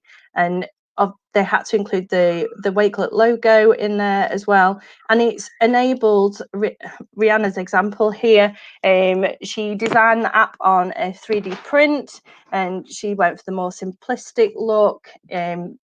Obviously the royalty-free website that she went through, and she speaks about diversity and holding hands and people coming together. And then she also added the ISAP on the text, which stands for the International Student Ambassador Programme, and she's done that to explain. And when she was sharing the information in class, because we're not all just one colour, we're all from different backgrounds, and we're all socially collected together. And the Wakelet programme has enabled us to share these values even more with each other, and discussing the fundamental British values and social statuses, and having that chance to have those discussions up front with students and within our own classroom as well. We've also done the critical thinking perspective. Now, a student that chose to do this is also looking, and she is completing her criminology qualification. So what she's been able to do is look at different arguments, and this helped her with part of her unit 1 within criminology. And she looked at the debate about Sarah's law, and looked at the for and against, and used the different aspects of social media and how her opinion can potentially be portrayed, how other people's information is being portrayed, and having that critical perspective and having that healthy balance as well. And part of the students taking this on board, when they're in the classroom, they're able to look at arguments for and against more healthily, and have those discussions with other people, and actually researching credible evidence as well, and having those for discussions with people.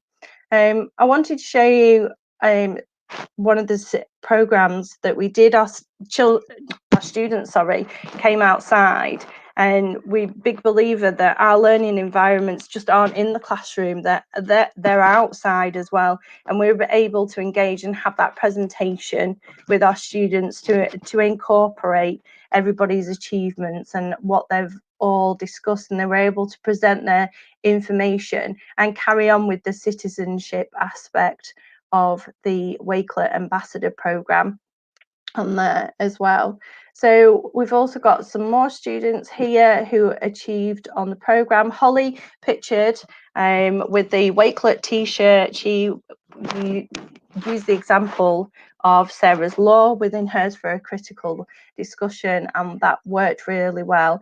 And she said that the tasks that have given her extra skills for the business course that she's also undertaken, and she's had a lot more fun as well, because they've been able to be engaged more, and she can also incorporate skills into her future job roles as well. And we've been able to support them through the public speaking, and by having that task with the Wakelet Ambassador Programme, they're actually allowing themselves to express their feelings and their ideas and their thoughts in a safe environment. And Wakelet has given us this student ambassador program, this tool, and it's just really helpful way to do this with our students. So we delivered the Student Wakelet Ambassador Programme over an 8-week period. But what we've decided to do from September is each term, we're going to look at delivering 2 to 3 of these badges that they're going to work towards, and then share their achievements so they can apply the skills that they're learning on the course and then apply it within their Wakelet discussions at the end of each part. And then we've got obviously some more learners who've pushed themselves outside of their comfort zones.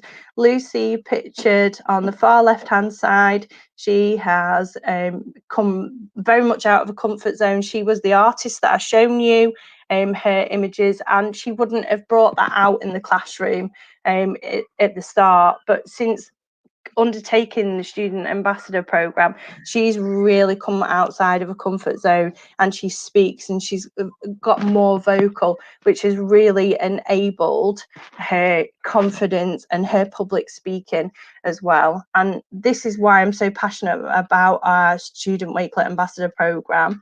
So I've also put in at the bottom as well, I put the programme overview in there. Misbah obviously gives you an information and insight into the program, and also the badges as well. So the student ambassador badges that they work towards.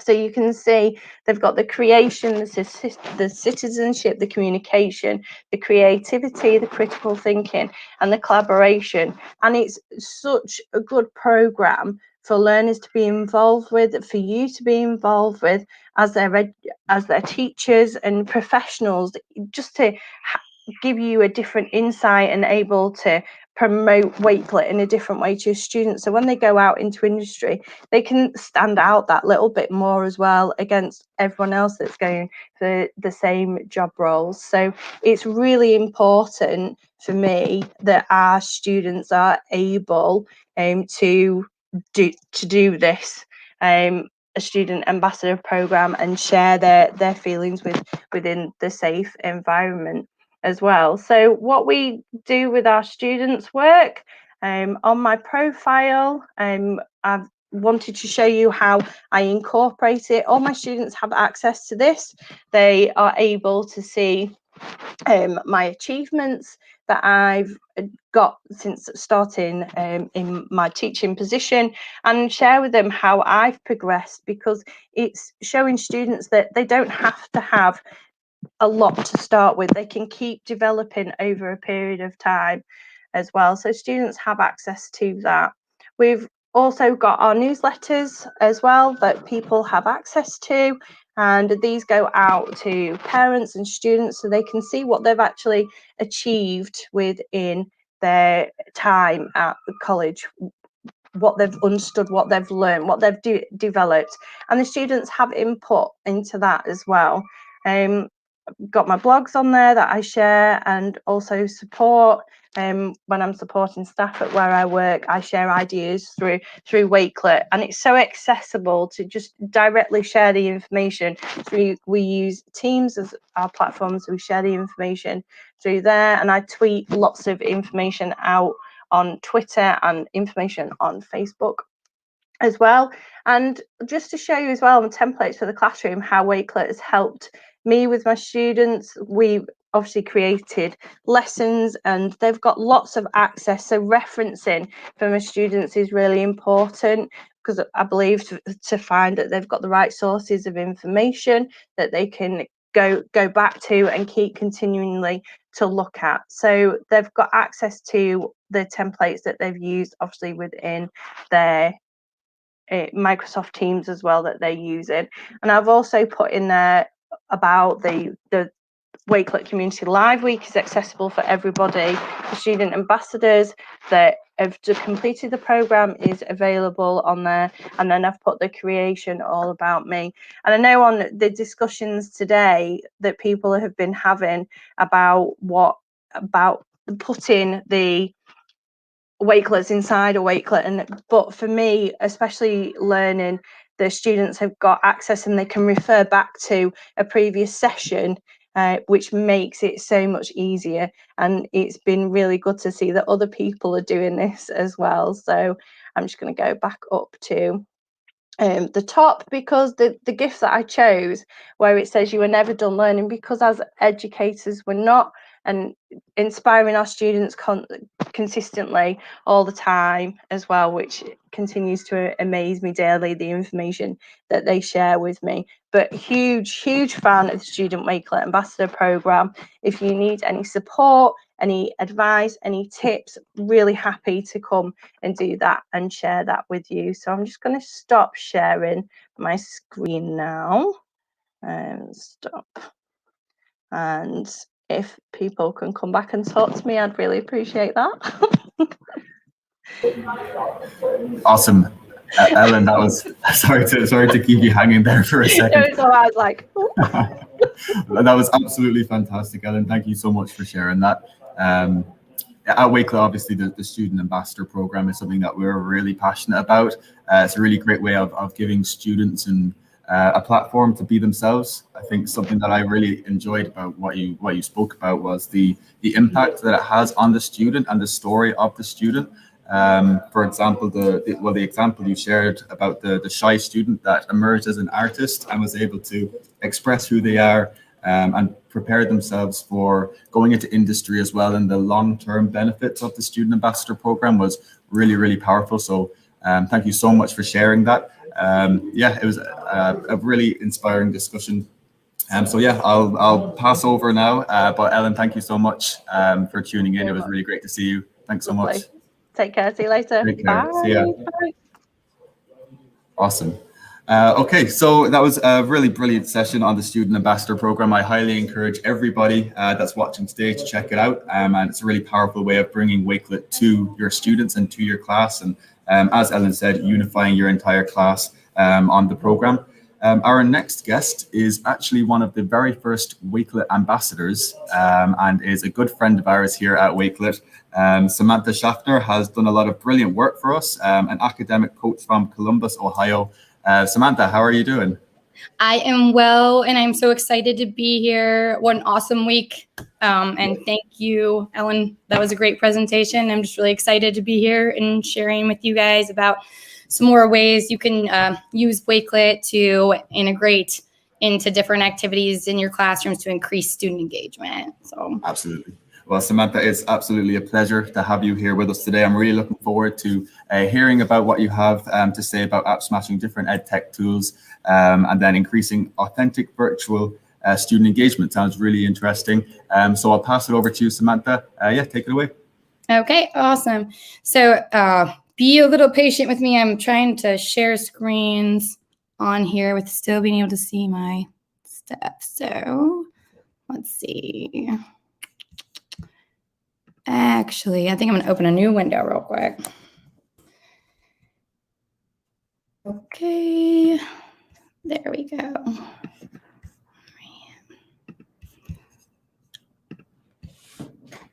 Share screen.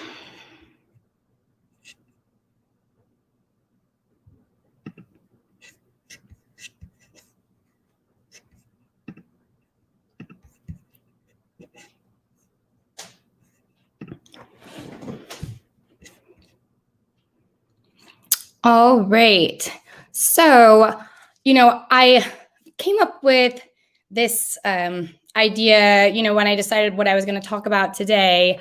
I just completed an activity a couple of months ago that took a little bit of time to figure out, how I wanted to show, I guess, some next level integration with Wakelet with the new features that were coming out at the time. And I know that there are probably plenty of Buncee fans out there in the crowd. And there are absolutely very many Flipgrid fans, that those two tools are amazing. I think during this pandemic, they have proven to be invaluable in many classrooms where we are trying to not only, I guess, deal with the learning loss that's taken place over the last year and a half, but also find new ways to hook our kids into the content and help them become the centers of their own learning.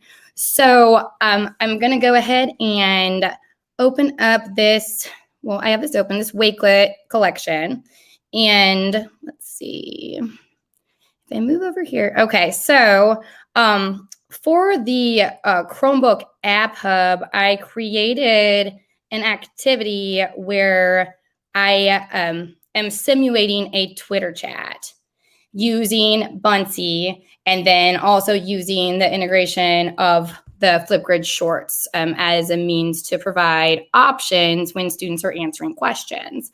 So on the App Hub, I produced this activity that you can definitely use with your students, whether it be discussing literature or current events, or even, something with math or science. It's really just the structure and the aesthetics that are, increasing the engagement with this type of activity. So I am going to go ahead and show you how I put this little thing together. All right. So if you didn't already know, Buncee is it's a multimedia presentation tool that includes a lot of supporting learning technologies, or learning technologies like Microsoft Immersive Reader, and just it has all the bells and whistles to make an interesting assignment when you need those visuals and those supports there. And it also makes it a lot more fun for students. So I'm going to go ahead and just kind of go through this little Buncee that I actually probably created this in 15 minutes or so, just kind of moving some materials around to show you how easy it is to actually, put an interactive or integrate an interactive multimedia presentation into a Wakelet and have students, interact with it in different ways and actually collaborate on the collection. So using Wakelet, I created this activity. I integrated Buncee, and I wrote here that Wakelet itself allows the students to collaborate by adding their own multimedia responses to the teacher structured wake. So this is a teacher structured activity, but the students are given voice and choice, when they answer the questions in this activity. So some tips for success for the simulated Twitter chat is to model the process from start to finish. Just everything that you're asking them to do. If you're asking them to, add a Buncee to a wake, then you need to be able to show them how to do such a thing. And it's just copying and pasting. It's very, very easy and user-friendly. But these are the types of things that you need to be able to model to your students, because they're not going to automatically just know how to do those things. I guess assume nothing and teach everything is what one of my mentors has always told me. So another tip here, and just in support of this activity, is an activity such as this, it presents students with more than written questions. And you can use videos and GIFs and audio within applications like Buncee to create, a more engaging experience for your students, especially when they're working from home. And when they want that personal touch of, hearing the teacher's voice and just staying connected, it's really great for that. So I'm going to go ahead and actually move on and show you the activity itself. But I just wanted to point out here that if you did not already know, you can actually integrate your Google Classroom classes into Wakelet. And these things weren't possible before. Students weren't able to have accounts if they were under 12 without parental permission. But now that has been, that stopgap has been bridged, and there is a way to be able to use this tool with your students collaboratively, which is amazing. So I'm going to actually go through the activity, but you can see here that I actually took these frames from Buncee and I downloaded them individually. So I was able to have something more visual for the students. So when I actually show you the activity itself, you'll be able to see how that visual piece, even if it doesn't have all of the pieces that a Buncee would have if you're viewing the Buncee like straight from the embed code, you can still use this to help structure your actual collaborative collection with your students so they know where to place their answers. So let's see. All right. And, here's a little picture of my students answering some videos using Flipgrid. And I actually have a resource right here that you guys can access. We're going to share this wake of collections out into the chat so you guys can access these items. I have plenty of blogs about collaboration in the classroom to increase engagement and just ways that you can use Wakelet to do these things. I'm an English teacher and an academic coach, so I use Wakelet, personally to curate my own learning resources, but also as a way to present material and, just have different types of discussions with the teachers that I coach, as well as my students in my small English class at Central High School. We're a dropout prevention and recovery school in Columbus, Ohio. And yeah, so here actually is the Twitter chat itself. And below this, I just have some different activities that I've used with students integrating these apps to increase engagement. Hey, Samantha, sorry to jump in. I think we have a technical issue with your screen. I don't think it's moving if you're scrolling up and down. It's no, okay. So I think best thing to do perhaps if you stop sharing for a moment and start sharing again, and hopefully that'll let me pass see. it off and on. Sure. I'm so sorry. Ooh. No problem. It's all good. Sure.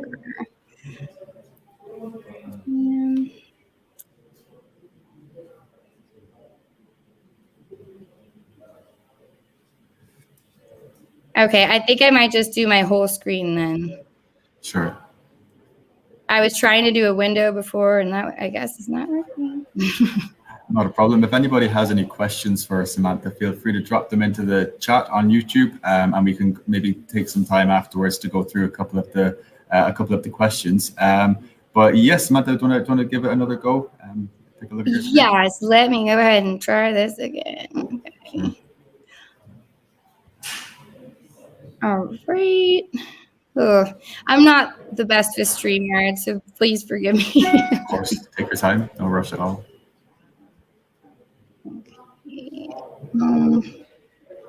See, I'm trying to get to this screen. Michael, is that coming up in front? Yes. Yeah, we see that screen. If you want to go back onto it, we should be able to see it from there. Okay. And so when... Oh, man. Take your time, Samantha. It's all good. I'm sorry. It's all good.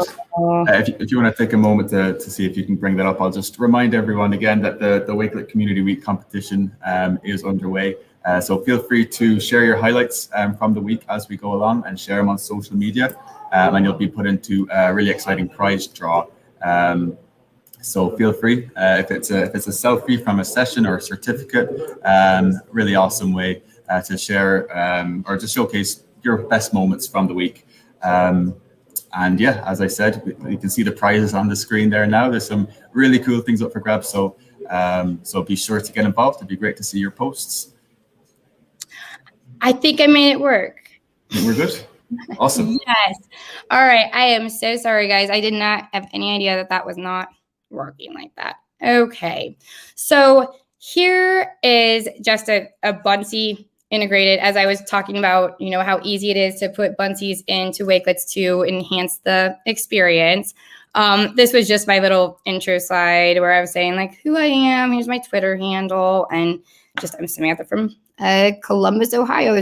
That's my Bitmoji classroom, and I just have a couple of things, in here about me and my work and where you can find me on Twitter. So that does not take much time at all, using Buncee to integrate that into the wake. Now, about this activity itself, we are, looking at some app smashing to increase engagement. And I know I already discussed these items, but I just want to point out that right here, this is not the active Buncee itself. However, Buncee allows you to download each frame, and you can put them within your collections to make them more visually appealing to your students. Now up here, this one would still have all of the audio, the immersive reader, all of the bells and whistles that an actual Buncee would have. But Buncee there is a free version available, and you can get a 30-day trial if you just sign up for Buncee, and you can kind of play around with it and see, if that's something that would benefit your students in your classroom and, get them more engaged in the content. So I'm going to review this activity. And like this morning, like I said, I tried to give myself some time to make a little guide, just about what I was presenting. And so here's just an overview of the Idea Spark project. And I was talking about, what Buncee is, what Wakelet is. I didn't go explicitly into Flipgrid just because I'm using the integration of Flipgrid shorts. So, we can talk more about that another time, but that is definitely an awesome feature in Wakelet.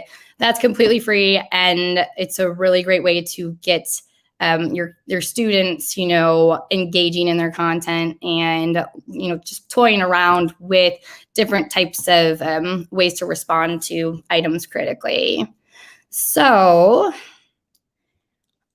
some tips for success, are over here, and we actually we have the Microsoft Reader embedded in the Buncee, and I'm going to show you Microsoft Reader within Wakelet itself, just because that's the free way to get to it on here.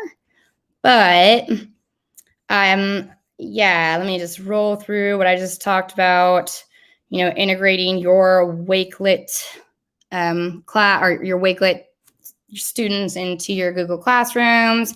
And then, talking about Appsmashing with Wakelet, which is something that I truly believe in as a means to increase, student engagement and enjoyment. And also it really deepens their experience as learners. So here is an example of this Q&A activity that, it supports student just individual thought and growth, and they, are contributing to this, so they have some skin in the game, and it just, illustrates to us that students do, they perform better and they're more comfortable when they have some agency. And so student voice and choice is a really, a really large component of having a successfully integrated, 21st century classroom, and activities like this support that really well. So I recommend, trying a Twitter chat type activity for any subject. So let's see here. I am going to go into the activity itself. Okay. All right. So I created this initial, the image that I am using as the cover image here with Buncee. And it's really neat because it has all of the stickers, the badges that students can earn within the student ambassador program. So, we've got the critical thinker, communicator, collaboration, curation, all of those things. These stickers are available in Buncee, and you can just use them however you would like. They were really useful, though, for this chat activity, just because they represented all of the things that I was trying to sort of, in a veiled way, add to the visual and to the entire experience of the chat. So the directions for the chat are over here. It just asks the students to read over the questions. If that means they want to listen to the audio and you want to attach audio or video to that through Buncee or through Wakelet, that's great and very supportive. And then I just let them know what resources were available within this Wake itself to help them complete this activity. So to collaborate on Wakelet, all you have to do is actually go to invite, and your students can, just take their phone and scan up the QR code and it will send them through the collection. Or you can, integrate this into your Google Classroom just by adding the invite link as well, when you're sharing the other link out via the share button. So, giving your students pretty explicit directions is a good idea just because they're interacting with something new. And here is this Buncee where I am, laying out this activity for the students. And alongside that, I do provide explicit directions as to how to create or how the students are to interact with the activity using the text box on Wakelet. Now, if you notice right here, they get to choose their questions, and they do have a minimum of 2, but it still lets them shine in their own ways and lets them interact with things that they feel confident about and that they are comfortable with, and it gives them a chance to succeed. So that's a really important element to this, because I was thinking about how to structure the assignment parameters for this particular assignment. And I don't know how many of you participate in Twitter chats. I do as often as my schedule allows me to. And I know that I don't always answer all of the questions. I usually answer like 3. If I don't have something really, insightful to say, sometimes I might just read what other people are saying about that topic. So I think the voice and choice here is a more authentic representation about how adults interact in professional social media environments. So, the standards remain the same. They're to be restating the question, answering it, citing from the text and explain every time that they interact with one of these questions. So I also added resources for the students just to provide them with exemplars, like a screencast demo that you guys will actually be able to interact with within the this collection that I created for you. And let's see, it shows where the, this is the PDF that they needed to interact with to answer the questions. But right here, this is the first question. It says, is the book's title appropriate? Why or why not? And the students just, they come over and they answer these items, and they are actually, gauging one another's answers and becoming a little more comfortable with recording the Flipgrid videos. Not every student is ready for that. And there is an audio option, or they can literally stick an emoji over their face if that's something they don't want to be seen. But you don't have to show your face to do the Flipgrid video, but we want to give kids every opportunity to express themselves that we possibly can. So anyway, you can see that there are different ways people are answering these questions. Not everyone is agreeing with one another, and not every student is providing explicit textual support. But I'm going to try to roll down here and find an item where they actually submitted a video response. So, and these are really nice. These templates all came from Buncee, and yeah, Twitter chats are amazing. And I would really like it if the students actually got on Twitter to do something like this. But I think taking baby steps is really important. So at any rate, here's a question. Question 4 from Messenger. I don't know if anyone out there is a fan of the Giver Quartet, but I absolutely am. I love the Giver, Messenger, Gathering Blue and Sun. They are some of the best, YA books I've ever read. Lois Lowry is just a gem. And, she was kind of the first person to come out with the dystopian stuff. So I'm going to go ahead and show you how to provide your students with an exemplar just answering a question. So here is a Flipgrid Shorts response where I am modeling an answer. A4. Forest plays an important role in the story. Forest is personified as an evil being, force, and an antagonist against Maddie, our protagonist. This is demonstrated in the story near the end when the forest actually entangles Kira, in its roots of its trees, and she can't get out, and she has become injured and hurt her leg. Kira actually was just tagging along on the trip, but Maddie does end up healing her and saving her. So this is why Forest does have a very important role in the story. Forest is the evil force, but it is also Lois Lowry using personification to make the story more. So you can see that it takes about 1 minute to provide your students with some really high quality modeling of examples of responses that are hitting the standards and that are using, their critical thinking. So let me see, I'm gonna put this back up. And you could see these little stickers that Buncee has, Twitter chat and all of the little, different colored robots. We've got a yellow robot, purple robot. We got, Buncee and Wakelet kind of holding hands and hanging out this little hashtag Wakelet wave. It just makes it more real for our kids. So let's see. Hey, Samantha, sorry to jump in on you.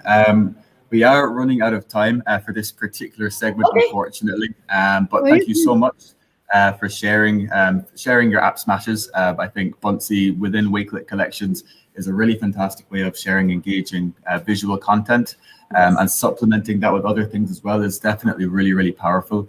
And of course, our integration with Flipgrid and Flipgrid Shorts camera inside collections as well. Yes. I think the example you give of giving instructions and giving inputs, the personal touch element, I think is something that's really, really powerful. So thank you so much for sharing that with us. No problem. Thank you guys. And actually, I was just rolling through here because I wanted to shout out Newsella. I do Appsmash Wakelet and Newsella all the time. And this collection turned out really nice if anyone wants to take a look at. I included quite a few examples in here, and I will add more. So anyway, thank you, everyone. I really appreciate you tuning in. And awesome event, Michael. You guys are great. Cheers. Thank you so much. Thanks so much, Samantha. Have a good day. You too. Bye-bye. Yeah. Awesome. Everyone, be sure to check out Samantha's collection and to follow her on Twitter. She has a lot of really great insights about how you can app smash different EdTech products. A lot of really brilliant ideas. So feel free to check Samantha out on Twitter. So moving on to our next speaker, another really exciting guest speaker that we have today is Becky Keane. Becky, of course, is the director at I2E, an international speaker and another really, really inspiring Wakelet ambassador. Becky, how are you today? I'm great, thank you. I'm joining you from the beach, actually. I'm surfing Wakelet waves all day. Well, that sounds great, Becky. So, of course, you're going to be speaking today about active collections to support professional development, which, of course, during the summer months is going to be a very topical thing. Professional development season is about to begin. So, without further ado, Becky, please feel free to take it away and share your screen if you'd like. Thank you. Yes, I will absolutely be sharing. So I am so thrilled to join the Wakelet Live, today as a part of Wakelet Community Week. This is so exciting. And I have been a part of leading professional development for a very long time. So I'm going to walk you through some of my top 3 Wakelet collection strategies for professional development specifically, because there's so much we can do with Wakelet with PD, and I have 3 specific things that I think are really, really helpful. So collection type number 1 is I call the leave behind. And that's where you create a collection in advance based on what you're going to cover during the session. This is a pretty standard collection type, right? It might contain links or descriptions, or maybe a link to your presentation, maybe a link to activities that they're going to do, things like that. You make your leave behind collection to match your agenda. I have like tips built in here.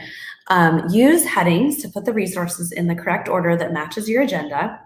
Then you let your audience know about your collection very early on. You reference it often. So that's really important with a leave behind collection that you say over and over in your PD session, especially if it's an all day type workshop. Hey, and that's in the Wakelet. And this, I'm going to put this in the Wakelet. This is already in the Wakelet. This is in our collection. So that people are constantly reminded that they have access to resources, after the event itself. One no, I have a no for each of these 3 styles. One no is don't be tempted to use the same collection every time. You might already have a collection set up for a OneNote workshop or a Buncee workshop or a vocabulary workshop, whatever it is.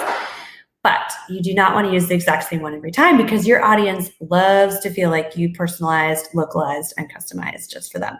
So make sure you copy your collections, which Wakelet has made so easy for us, and then just make little changes, like make a custom graphic or add the correct date for that particular session, with small details about, can't wait to join you in sunny California, or, can't wait to join you in wherever you are, virtual or in person. So those are some of my tips for the leave behind collection. And then I also have a sample, which I've already loaded just for sake of time. But this one is a getting started with teams leave behind. So I delivered this training over a year ago now to the Los Angeles Unified ITI department. And I just already had set up this grid view Wakelet with links to the quick start guide, different resources, pretty basic, right? Even a link to another Wakelet collection designed by Mike Wolfson, who's put together lots of Wakelet collections about resources. So this is an example of a leave behind. It's pretty static as far as Wakelet collections go. So let's dive into the next type of collection that are in the world of Becky. My next collection type is called the active dialogue. And this one is my favorite, but it can get a little messy. So you have to be ready for this one. This is meant to be collaborative. So this is a very exciting collection option if you are willing to let the participants join you in your collection, muck it up, add their thoughts, add their ideas. It's very fluid. It's reactive to the needs of the group, which the leave behind is more proactive. This one is really, really reactive, where you're saying during the training, yes, will you add that to our Wakelet? Or will you add that to our collection? Or, oh, I've got a great idea. And you're asking people to actively join you. Will you please post that as a note in our collection? Will you please share that PDF in our collection? Constantly asking people to collaborate with you. That gets them into Wakelet as a user, which is awesome if they have never used it before. But it also allows them to walk away with all of the ideas captured from the entire session. So instead of reading through, a Teams chat or a Zoom chat or looking for a follow-up email, they have everything they need curated into one place. So one of my tips for this one is to create a shell ahead of time to kind of organize the collection scaffold, if you will. That's a good educator word for your participants, because then they know where to put their ideas, thoughts, and resources. So I create a scaffold for this type that's based on the outline of the session, and then ask them, kind of direct them which section to put it in. Of course, you want to share the collaboration link with your participants, and then call on specific people to add to it. One of my don't forget reminders is do not forget to clean up the collection after the session concludes. So when your participants come back to it, they're not looking at chaos. You might have to go in and move things around, reorder, maybe clarify, fix the link here and there, because people have been hopefully putting into it all throughout, and you want something really, really clean that they can look at after the session and keep track of all those great resources and ideas that were shared. So an example of a active dialogue collection that I have used is when I did an event around MergeCube. I was not a MergeCube expert, but I was like, let's all get together and learn about MergeCube together. And so we had, you can see 108 views on this collection where people jumped in and shared together. Now, this one is in a different style. It's not in the grid layout. This one is that Pinteresty style kind of layout, right? Board view, where I can see kind of all the resources combined together. And I had lots of different people put in content in here from lots of different places.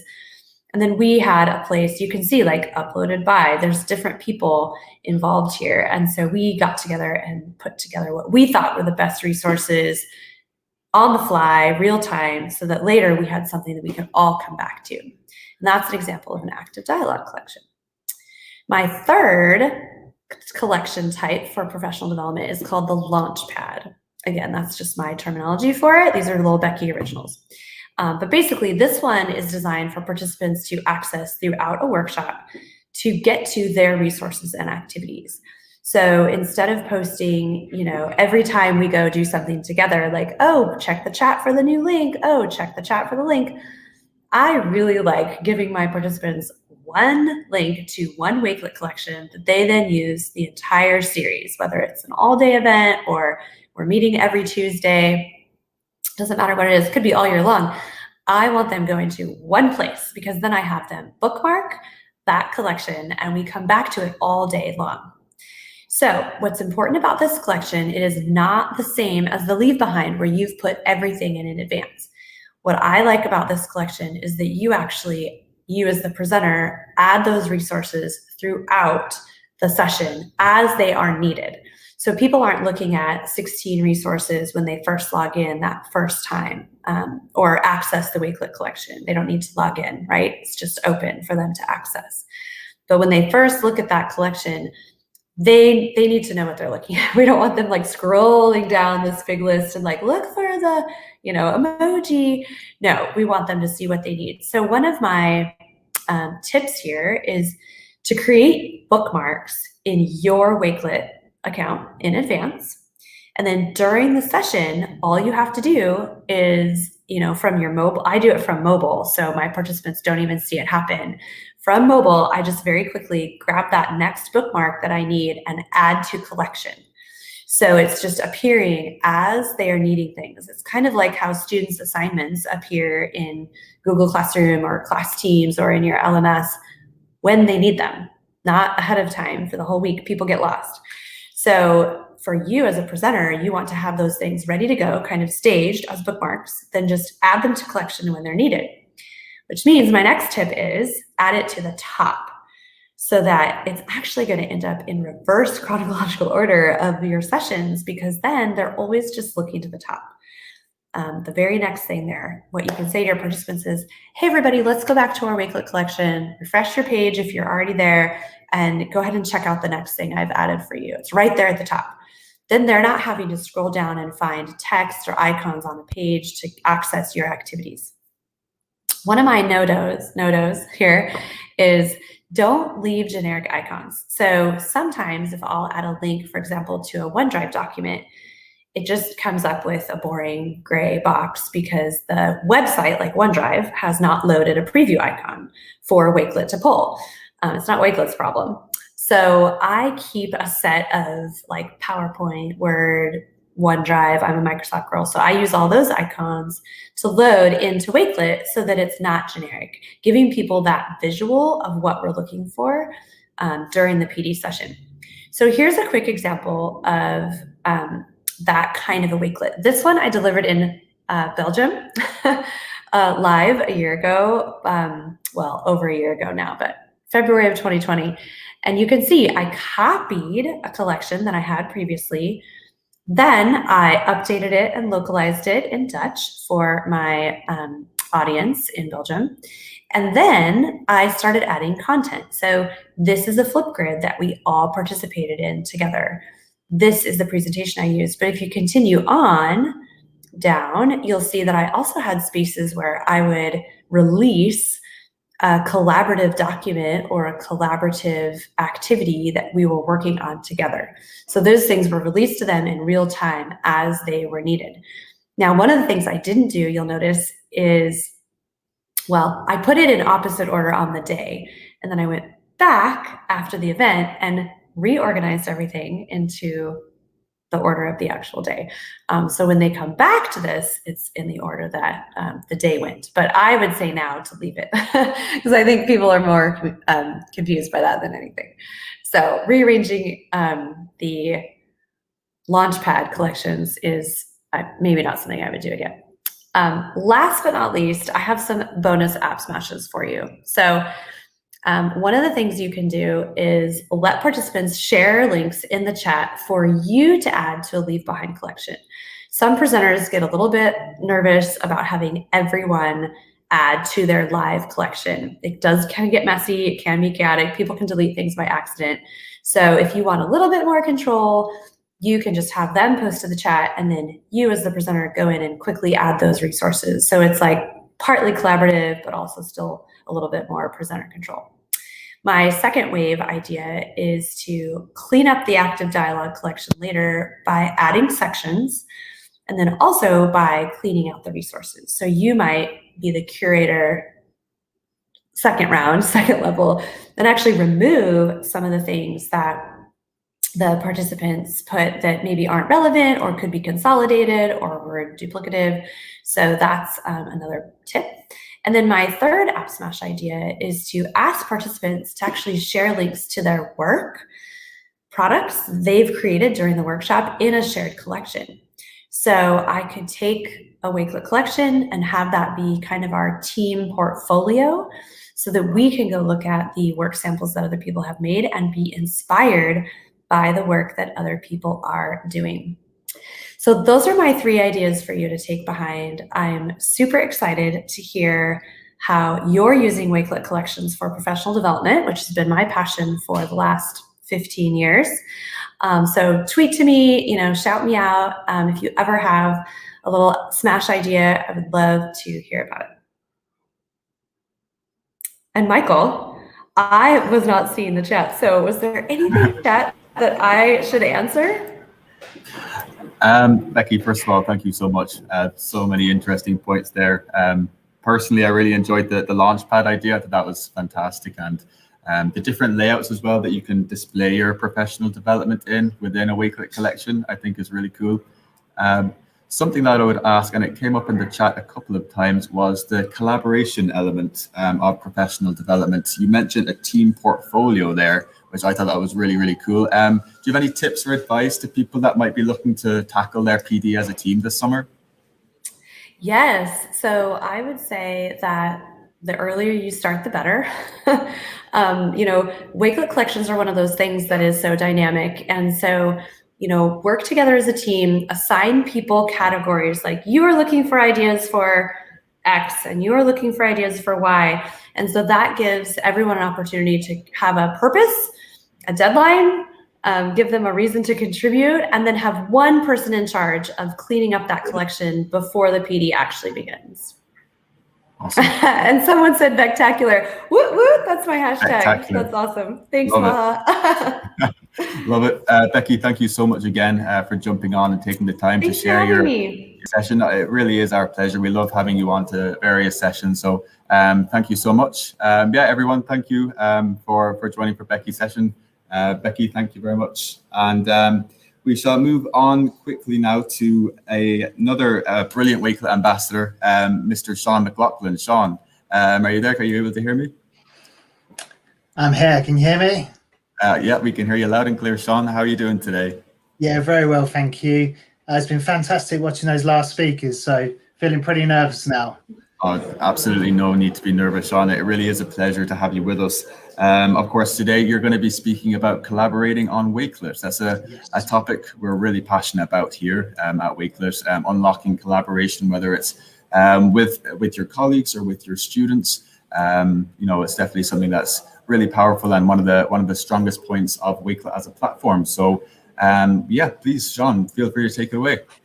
Thank you. Yeah, and on that, I was going to just thank this awesome community, really, and your passion and engagement is fundamental in our students and our own personal development. So that engagement and collaboration really grows us all. So I'm just going to share my screen. Add a bit of audio.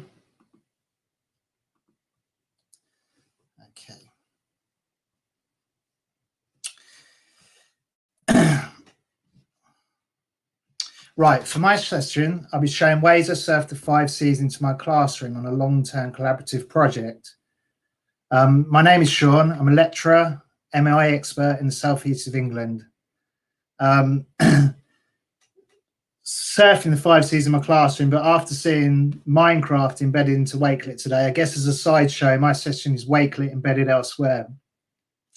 Like I said, I want to give a big shout out to the fantastic global Wakelet community. Your passion and engagement is fundamental in our student success and our own development. And an extra big shout out to the team at Wakelet for building community. And thank you to our previous speakers. I hope you've all been enjoying it as much as I have. And I hope you enjoy the spot and spot something to add to your lessons. Now, pump up the volume and we begin. Are you ready? Let's go.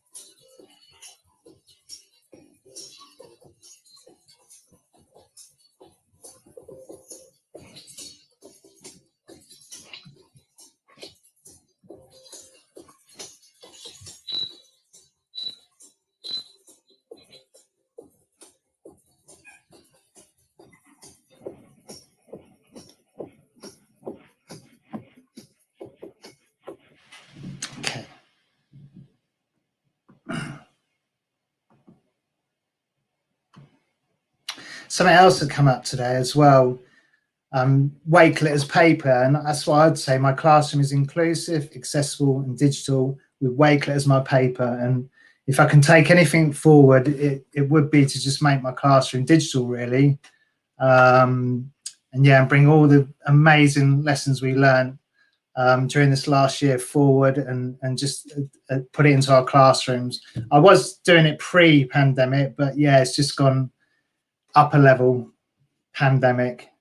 I feel like I'm preaching to the converted a bit, but in case you're new, you're welcome. So what is Wakelet? Wakelet is a curation tool designed for teachers and students to collate their information all in one space. You can embed a range of multimedia types to create a collection. These can be links from the web, articles, images, PDFs, tweets, videos, and much more. You can invite people to your collection as well as share your collections for others to view. And it's completely free to use.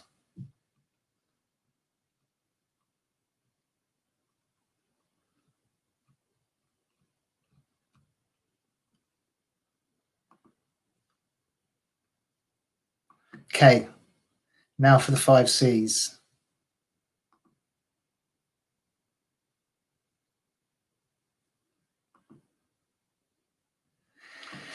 Communication. By combining Flipgrid with Wakelet allows you to stretch students' verbal and written communication skills.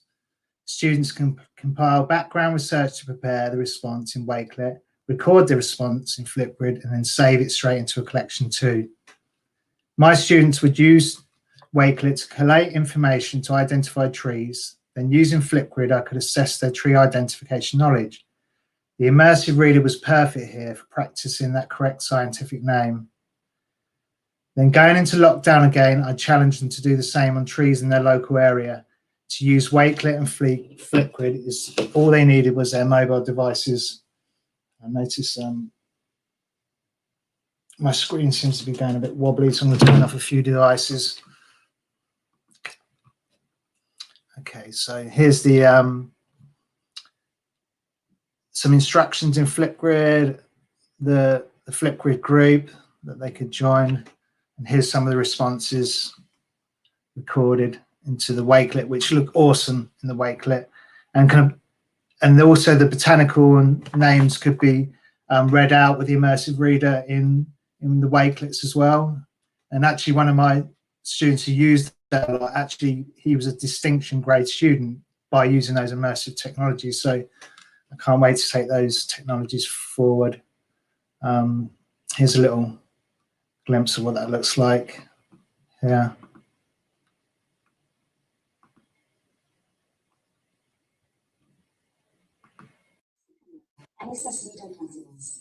So yeah, pretty hard for anyone to sort of pronounce, but thankfully with the immersive reader, it gives them good practice.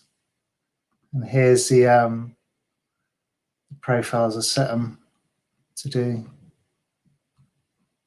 Awesome, all my lesson plans in my Wakelet, in the class, remote, wherever. Okay. 2.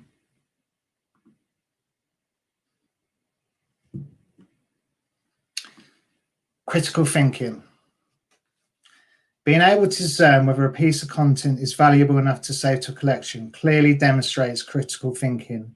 It also encourages students to question the arguments they're presented with, as they have a greater awareness of the material that may have been discarded to form a more persuasive argument.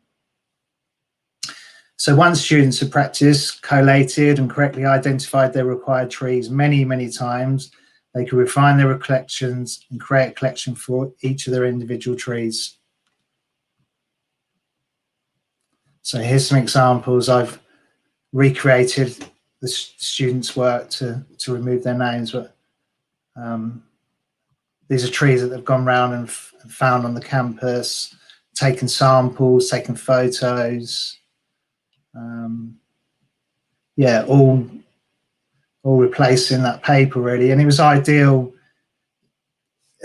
coming back to college sort of still in lockdown and still under restrictions, being able to just get out the classroom and be in the fresh air, and yeah, just we all felt a lot more at ease being able to do that.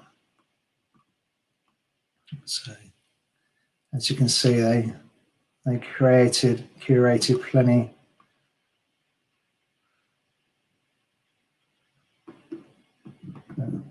Okay.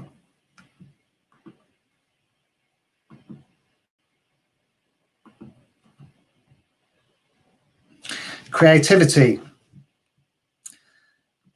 Unleash your students' creativity by tasking them with creating a mood board on Wakelet. With its emphasis on visual multimedia content, Wakelet is a perfect place for students to showcase their ideas in an engaging way.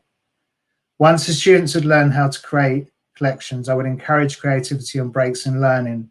They would sometimes create their own individual mood boards on topics of their interests and playlists.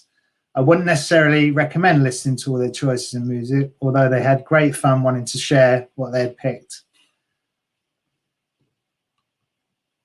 So these are some of the templates in Wakelet that I just used, and I use this both virtually and in class to just let them be creative and just have some downtime really from lessons and such a tough sort of, yeah, especially, I mean, virtually, some of them really thrive, but yeah, just needed to give some of them, yeah, a break really. Okay, 4.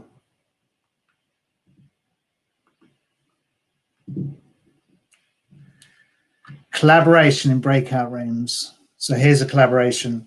Students can work together on a collection without needing to sign up, which makes it ideal for group projects. Ask students to collaborate on a research project on Wakelet. Back into virtual learning, students would collaborate in Wakelet within their breakout groups for differentiated flip learning activities. So I had the 3 different groups going, differentiated. To improve my students' tree identification, as a long-term project, the students collaborated on a tree ID map of the college campus using Wakelet embedded into a third party called ThingLink. You can also now import and create student accounts on Wakelet, so help your student experience and make magic of Wakelet in a safe, secure and private environment. Now, I can't wait to use that. I signed all my students up prior to being able to import Wakelet, and yeah, with great difficulty. It took me a while and a few calls to Wakelet, but I got there in the end. So I'm really excited to use the imported student accounts going into next term.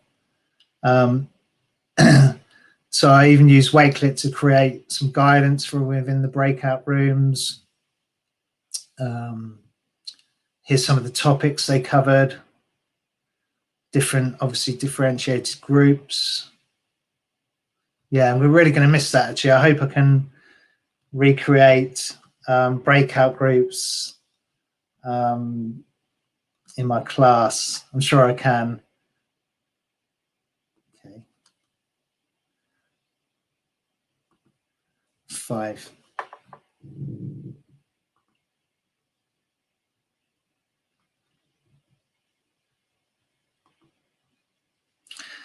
Curation. Wow. Curation. It's wearing a bit, isn't it? It's fast becoming a 21st century skill, and using Wakelet can help hone it. Let's drop that down, shall we? No. Their digital story should have a clear narrative and feature a mix of multimedia content. This will require students to exercise judgment when selecting content, organize it in a way that makes sense, and use text sparingly to guide readers through their story. The students became very skilled at curation, and it's great to use Wakelet as a 21st century skill embedded into my lessons. As part of the Microsoft Certified Educator qualification, there is a learning path on the MEC that provides teachers with a clear, practical way to develop 21st century skills using digital technologies with their students.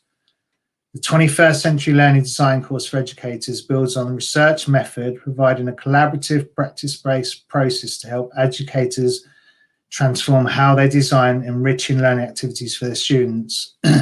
Yeah, and for me, it just fitted nicely, helping me transform my existing lessons. It is also awesome to think that our lessons could help students in jobs that don't even exist yet. So here's some of the curated material. So here's some of the lessons they would have been doing. Everything in there, Nearpod. So there's some stuff I embedded within or put into the Wakelets itself, forms and Nearpod. Here's some of the topics they would have been covering, and some of the objectives. We covered some downtime and some sort of mental health benefits, more lessons, a bit of fun at Christmas, and some more resources for free photos, which was, Appsmash included on Wakelet.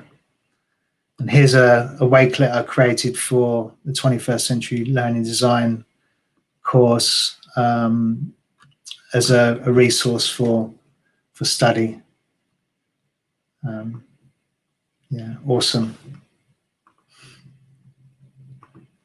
Okay. End of time. So the 5 C's together.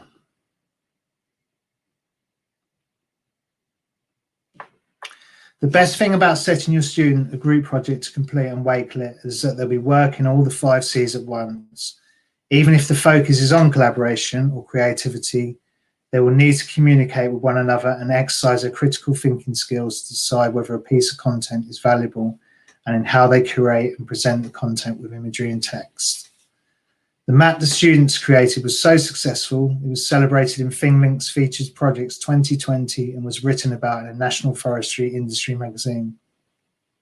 And I just think this resource they made is just such a great thing for them to take forward, going on to their next courses or into their next roles, and just to look back on what they achieved in what was quite a tricky time.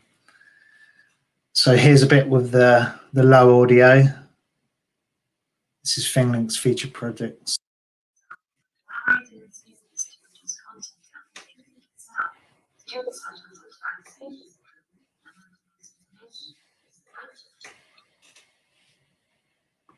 So cool.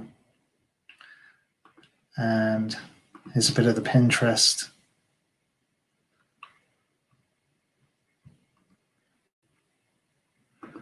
And here's some of the trees in situ, on site. So whenever they were sort of needed to go and practice the tree ID, they'd know exactly where to go on site, be able to pull up the immersive reader, practice the scientific name.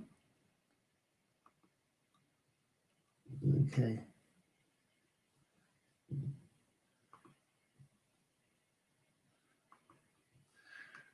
Right, that's the end for me, Michael. Awesome, Sean, thank you so much. Absolutely fantastic. I think that's the first time I've heard someone speak about group projects on Wakelet that incorporate all of the 5 C's. So thank you so much for that. It was very eye-opening. A question that I saw in the chat from Elizabeth was, how can you grade these kind of activities? So these activities were synoptic based. So we had to teach the students over a sort of a year, and then they do like a synoptic assessment based on theory and the practical. But I guess the Flipgrid was a really good way of assessing them. And also I would grade them on their grammar and within the Wakelets and the work also within the Wakelet. So if they just would use text, it'd be a sort of a lower grade, but if they use text and other kinds of media and really push themselves, yeah, definitely sort of that would push them up to distinction grade. So I think, yeah, that's a good way of grading within Wakelet. Yeah, I really like how structured it is and how the way you create the projects, it kind of incorporates all the different benefits of Wakelet all into one activity. And I think the breakout concept as well, the breakout rooms, we've seen in the past different ways that people can use Wakelet within breakout rooms, but of course collaborative collections for each room, I think is a really spectacular idea. So thank you so much for sharing it, Sean. It was a pleasure to have you on board with us today. So yeah, thank you so much. See you around, man. Thank you. See you, Sean. Take care. Awesome. Well, what a lineup we have had so far for part 4. Thank you to all of our speakers up until this point. But last but not least, we have another Wakelet ambassador hailing from Glasgow in Scotland, I believe. Chris, how's it going? I'm good, Michael. How are you? Yeah, I'm doing good. Doing good. Thanks so much for joining us today. How's Community Week been for you so far? It's been great. As I say, I've been working at the same time, so I've been dipping in and out and stuff like that. But it's such a great variety of speakers, and I was just listening to Becky's. It's brilliant. So I was listening to our session just there before I'm getting ready to join in for mine. So and then Sean's was great there with some really good use of ThingLink as well, and Wakelet I thought was really inspiring. Absolutely. Yeah, Chris, so of course you're joining us today to speak about how people can use Wakelet for their own personal blog sites.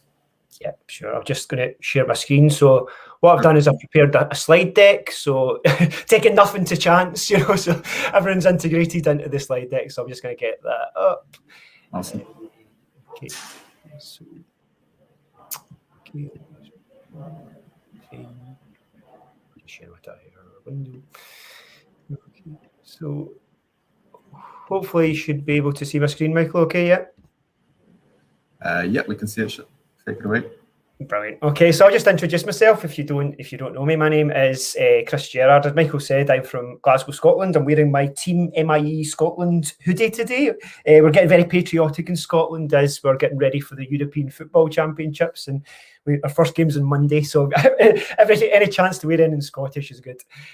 So I'm a digital learning consultant for a company in the UK called XMA. We are responsible for the project I'm working on. It's one of the biggest iPad deployments in the world. We've got over 50,000 iPads, but I'm also a Wakelet ambassador as well. And today I'm going to be telling you a little bit how I use Wakelet as a blog site, and how, maybe even more than that, how I use it as my own sort of personal website, really. So maybe you've never used a blog before, or never done any blogging before. So why blog? What's the benefits of it? So kind of 4 key reasons for me is to share ideas. It's a great way to share content. Obviously, you can do it in social media, and that's what I was doing previously. And to be honest, I've only really been blogging properly for about just less than a year. Before that, I would maybe write blogs for people. I'd done a couple for Microsoft, or whoever, if somebody had asked me to do a blog, and I'd always really liked the process of writing, but I'd always say I'm too busy, i.e. lazy, to actually keep a blog site. But then I thought about Wakelet, and I thought, well, Wakelet's a really easy, efficient, simple way for me to create blogs and house them as well. So that's how it kind of really came about as well. And then from that, really make it into my own sort of website. It's a great way to share content as well. Again, obviously, you can share individual content in social media platforms, but what I loved about a blog was, rather than just sharing a screen capture or screenshots, I can also add that context behind it using the blog, and bring in different content, different documents and videos. That's what I really liked about it. Inspiring others. I think that's why we're on this planet, isn't it? To help and inspire others to make good choices and to make the most of their lives. And a blog's a great way to do that. You can really tell your story, and that's what I really think Wakelet's all about. All these amazing collections that we're seeing, that they all tell their individual story, which is what I really like about the platform. I'd initially came onto Wakelet because, as many people, because it's a great way to save social media content. But then when I started digging deeper, I realised there's so many ways that you can use, and it really always comes back down to me to telling your story. So why use Wakelet specifically as a blog site? Well, I've got 4 kind of key reasons why I use it as a blog site. The first is it's simple to add any type of media content. You can add images, videos, links, tweets, and so much more that makes your blogs meaningful and impactful. You can see it on the screen that I've got a Flipgrid shorts video playing of just a screen capture. So again, I can, in my blog, tell the little story, but then follow it immediately up with a video. So I love that. The mixture, and probably Flipgrid shorts videos are the thing I like most about embedding in my Wakelet blogs. The easy to remember URL, which is really good as well. So it's so there's mine, at C Gerrard. It's so simple for me to then say, well, here's my Wakelet profile. All my blogs are there. It's a great way to share it out with everyone and you can always move them about as well, which is so good as well. I really like Wakelet because it's got a streamlined look. I'd say I'm a rubbish graphic designer, and what I love about Wakelet is it's so easy to add content, text, images, videos, but to make it look engaging and eye-catching without getting that bogged down in aesthetics. A lot of the time, that would be the thing that would put me off. Would be, I know what I want to write, but I don't know how it's going to look, and I'm going to spend ages moving things about. And I don't ever have that issue with Wakelet because I get my content down and I start adding the content, because when you start adding the links, it just immediately looks eye-catching and engaging as well.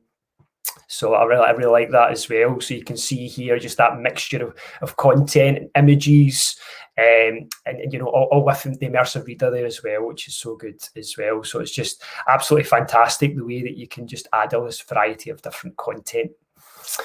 Easy to update as well. I can just drag and move them about into different sections and create different sections as well. And I can also go back to these collections and add and update the content to make it more relevant at any point as well if I want to. So it's really, really good. So you can see here, this is my Wakelet profile. As I say, I kind of think of it a little bit like my own little personal website. I like the idea of having a personal website, but again, I wouldn't know where to start. I'd get bogged down in aesthetics and images and think, well, what do I put here? How do I look?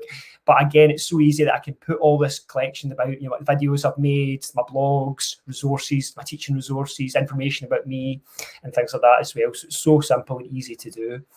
I'm just going to go through some different blogs. This was the first one I ever did about Flipgrid. You can see it's been viewed over 470 times, which is just mind-blowing, because I just wrote it because I thought it'd be useful, talking through how I was using Flipgrid to really engage and leverage asynchronous learning, with students, and I do it with Cub Scouts as well. So it was a really great way to do that, and just to show that by writing a blog. And you can just see the variety of content that's there. I've got my text, I'm using emojis to bring it to life. I've got screenshots from different content. It's just, it's so easy for me to do that.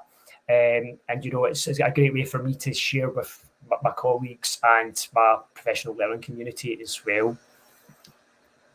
Also did one about Wakelet, of course, because I was loving how much I was using Wakelet. So, you know, I thought I have to write one about Wakelet because, you know, Wakelet for the win has definitely got to be the title, because that's what Wakelet is to me. You know, it's such a powerful tool.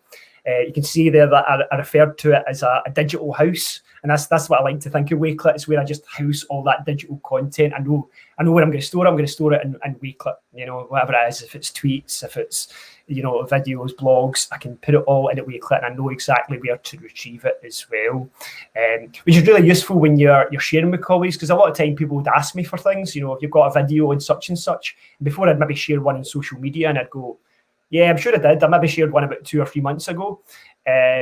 But again, I wouldn't know where to find it. I'd spend ages looking for it. And I can just now put it in a blog and go, yeah, I definitely put a video about that in my Wakelet blog as well. So it's so useful for that as well, for doing those kind of things and having those collections with that content. Also, OneNote's a tool I love as well. You know, that's really what got me into using digital content was OneNote. And again, I found so many ways to embed content in OneNote, including Flipgrid and Wakelet. But again, rather than just putting a series of videos out there, I've tried to actually tell the story of why I would embed content and what the benefits are of doing that, and show some examples. So again, it's really, really visual, really engaging. Whoever's reading it can drop into the little videos and see them, but then get the context as well. So you can see, and then links to other, you'll notice in both blogs that I just showed there that I've linked to other content as well, like there's in Seth's Appsmashing session from last year. I believe they're coming up later on, so that's one you definitely don't want to miss. Links to stuff like that's Jenny's put out as well that were on earlier. So yeah, so it's really good. You can bring in all that content. There's a Mike Tholson video as well. So you can see how it's not just a blog with me writing away. It's a whole mixture of multimedia content. Also, if you've done blogs from other people, the most recent one I did was for a website called Global EdTech. I can actually put it in a Wakelet collection. You can see here, I've made a Wakelet blog page for it and dropped it in there. And then click on the link and it takes me to that separate blog. But even better, if I go back to Wakelet and I use the read mode, you can see here it pulls out the text, and I cannot, whoever's reading it could also access Immersive Reader at the top as well. So it's amazing, even with content that's out with Wakelet that I've created, I can bring into Wakelet and still into my Wakelet blog site as well. I've even expanded a wee bit out. All my blogs were about EdTech and digital technology in the classroom, but I've actually put out to start writing personal blogs. I was doing a charity fundraising bicycle for NSPCC in the UK. And rather than just asking people to donate to my cause, I thought I'll write a Wakelet blog and show and tell my story about cycling, which I haven't been doing that long. And basically how I got started and all the things I bought and places I've been and things like that. So people that, and there's even my football club, Motherwell Football Club. I got to meet a few players when I cycled past as well. And Tunnock's Bakery, which is not that far from where I live as well. So my next one's probably going to be about my fitness, because I've been getting really into fitness since lockdown. And I didn't really do much at all before lockdown. So I'm probably going to do that as my next story as well. So you can see here how you could use blogging in so many ways. It could be for yourself to tell stories to your professional learner community. It could be encouraging your students to use their Wakelet site, the Wakelet profile, as a blogging site and get them to make their own blogs. It really teaches those 5 C's and again those put real life skills into place as well. So thank you so much for your time. That's the end of my session. As I say, feel free to check out my collections that I've made. I'm going to keep adding to them. You can scan the QR codes, and you can also check me out on Twitter, and feel free to connect with me, ask me any questions. I'm always happy to help. Chris, thank you so much. Really, really interesting stuff there. I think using Wakelet for a blog is something that I'm really passionate about as well. I think it's a really wonderful idea. And just to touch on the blog you wrote about your cycling fundraiser, which I think is absolutely incredible, really inspiring stuff, and really interesting that you use Wakelet outside of education and use Wakelet for personal use as well. Is there any tips or ideas that you could share off the top of your head? I hope I'm not putting you on the spot for different ways you could use Wakelet for things outside of the classroom. I think it's really, anything you're passionate about, really. That you know, again, I like the process of writing once I sit down and actually do it, you know, and I find it really, really therapeutic, and I really like. And then when you share it and you get really nice feedback, and even if it inspires one person, you think, well, that's brilliant, you know what I mean? So that's when I thought, again, my cycling one was, people will be seeing me do this charity challenge and think, oh, he's been cycling for years, I'm not going to do that. I only started cycling about June last year. I hadn't done it since I was about 12. And, you know, now I'm cycling roughly 40 miles a weekend, you know, so again, it just basically was putting one foot in front of the other and going from there. But hopefully people will read that blog and maybe think, oh, that's something I could maybe do as well. And that's what I thought this one as well. So really anything you're passionate about, because you may inspire somebody else just by sharing it out and then reading it and going, you know what, I'll give that a try because that sounds really interesting. Absolutely. Yeah. I mean, I think something that we say at Wakelet quite a lot is how you can use the platform to tell your story. And of course, that's really applicable to blog writing. And blog writing, of course, is a fantastic way of showcasing your passions and your talents, as you say. Something else I think was really cool about what you spoke about was the personal website. Something that perhaps Wakelet can be used more for is whether it's for your own blog or if it's your portfolio, for example. Once you curate your collections and put it all into the personal website, or the public profile, I guess is the terminology we use. It's a really great way of showcasing what you're interested in and showcasing your passions. So that was really fantastic. Chris, thank you so much. I really enjoyed that one.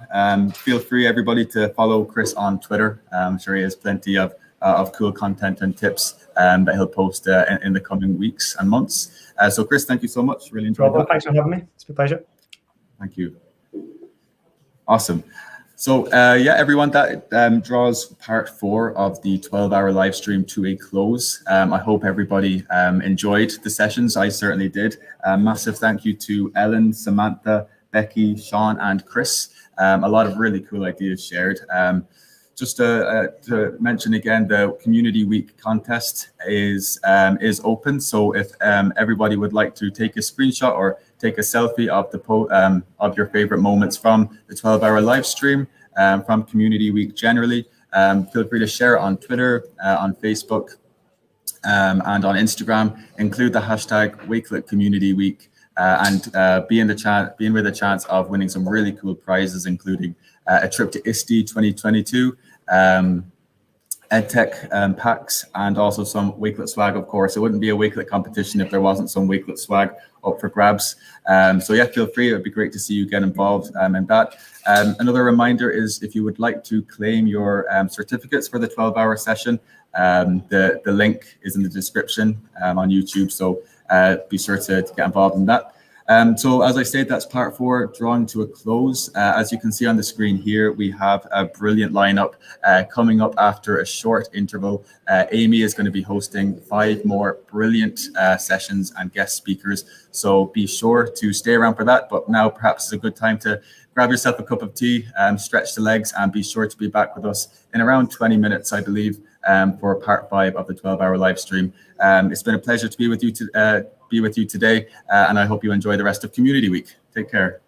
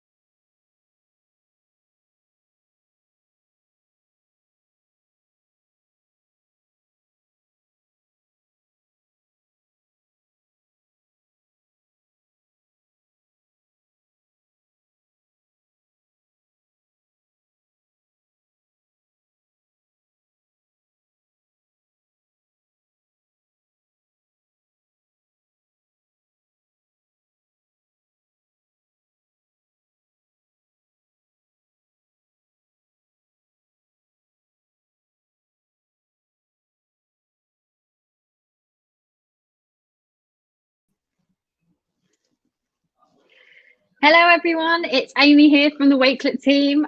So excited to be introducing part 5 of the 12-hour Wakelet 12-hour live stream. It has been incredible so far today. I hope you're all enjoying it. I can see so many of you from all around the world joining us. I appreciate you guys being on. It's people from Malaysia there. It's early morning there, so we hope you're enjoying the sessions. They've been so great so far. We've had some fantastic speakers, so we've got another great lineup for you. So I'm really excited to get you introduced to those. But just before we start, please remember, if you are looking for your certificate for the session, we'll share out the link within the comments, and you can find it in the description. So fill out that form and you can grab your certificate. And of course, throughout, please be sharing your favorite moments, your favorite speakers, your favorite ideas shared, and tag us on Twitter and hashtag Wakelet Community Week for your opportunity to be in with some fantastic prizes as well. So we've got some great things up for grabs even, and yeah, it's going to be great. But without further ado, I would love to introduce our first speaker. We have Sarah Kuiper joining us from Ohio in the USA. So excited to see you here, Sarah. Looking forward to your session on Wakelet for everyone. How are you doing? I'm doing good. Thank you, Amy. I'm excited to be here too, kicking off this whole next chunk with you. So yeah, it's brilliant. And we've had obviously some fantastic speakers, and I'm looking forward to what you're going to share. Please, everyone, say hello in the comments. But yeah, over to you, Sarah. Thank you very much. And Amy, keep me honest on the time, because I tend to just go on and on about my excitement. Wakelet is one of those tools that I absolutely adore, and I'm honored to be one of their ambassadors, and it's a fantastic tool. So strap in and get ready to go. Yes. Good luck. All right, thanks. Okay, I'm going to share my screen. And all right, so today, first of all, hello, my name is Sarah Kuiper, and I am a Wakelet ambassador, have been one for about a year. I've used Wakelet, though, for much longer than that, and I cannot tell you what a fantastic tool Wakelet is. I had been on a search for a good number of years and tried many different products, different ways of curating, collecting. I'm what you might consider a bit of a like a hog when it comes to that. Like I love to hold on to things. I love to look back at things, but I like to have it in an organized fashion. And when I really dove into Wakelet, it really opened my eyes, like, holy cow, this tool is phenomenal. I use it all the time on my phone. I use it on my computer. I talk about it all the time at school with other people. It just really fits such an amazing need. And today I want to share with you how everyone can use Wakelet. It really is a very simple tool to understand. It's very intuitive. And my whole thought process with everything that I do is all about technology that you can do. That's my website, techyoucando.com. And Wakelet is definitely one of those items. I continually share out the Wakelets that I create for Google this or Google that, or a product or a tool. And it just is such an amazing, amazing tool. So with that, this Wakelet will be shared, and Wakelet really is for everybody. And I'll show you how I've broken it down into various chunks of what Wakelet can be used for various different audiences or people. So first of all, I'm excited to be here. I'm honored that Wakelet would allow me to come and share with everyone. So the first thing, and I've already kind of talked about this, is why would you use Wakelet? And I say, why not? It's free. You create your account. Doesn't cost you a penny. I love the Google sign-in, so you don't even really have to have a username, password. You don't have to remember that. And these days, like, that's a wonderful thing to have too. And what really, really won me over to Wakelet was the fact that I could add in pictures. I could add in text. I can add in PDFs. I can add in websites, videos, whatever your media is that you want to collect. And let's be honest, like, there's so much out there. There really is, like, and to have it all in one spot it makes everything in my life a whole lot simpler. And the fact that I can access it on my phone, on a computer, on a tablet, anywhere that I can access internet, it's there for me. I can curate that way. I can easily flip things into this collection or that collection. And let's be honest, like, the time is precious for everyone. We only have so much of it, so we have to use it wisely. And like I've mentioned before, I use it on my phone. I use it on my computer. I love the Wakelet extension. One thing that I should have added in here, and I'll show you in a second how easy it is I also love that Wakelet can be integrated. And I especially use the Wakelet integration with Twitter. So when I'm on Twitter on my computer and I've already connected my 2 accounts, I can easily just send that particular tweet right to my Wakelet collection. So I'm going to show you how easy it is, because this is my Wakelet collection. If I want to edit, I'm going to click the green button that I have because I'm the owner of this. And I'm just going to go on down to that text chunk, and I'm going to add in one more. Click on the pencil to edit. I'm going to add in the Twitter plus Wakelet integration. Oops, if I could spell. And say done. And then now that I'm done, everybody that can see this will see my updated piece to this. How simple. So moving on, the next chunk, who should use Wakelet? And I say everybody should, but let's focus in on a couple of smaller groups here. So Wakelet for teachers. I'm a teacher, I'm a classroom teacher. I actually my main job is to support teachers and students in the classroom, and I work with elementary teachers, but I can totally see Wakelet for classroom teachers too. Classroom teacher for 14 years, so I've got that mindset up here. So let's look in a couple of different areas how a teacher could use Wakelets. Maybe it's for specific activities. You have a unit of study. I was a history teacher, so I always go to the history side. And what if we're studying ancient Greece?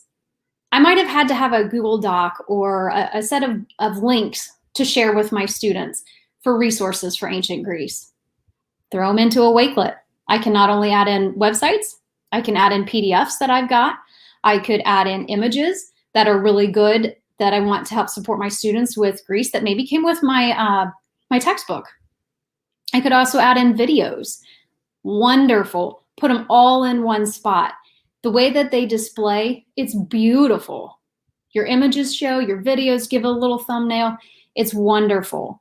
And what I've done down here is I've added some examples of what other teachers have used and shared out as far as having a Wakelet collection. I've got a history example, I've got a math example, and a life science example, trying to show how various teachers, like what could your Wakelet collection look like?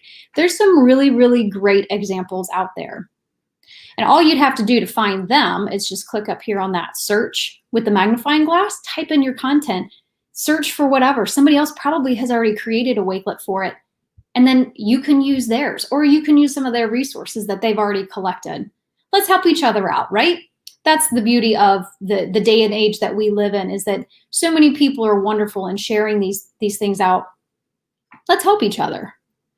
Another way teachers could use that is for curating information about a curriculum tool.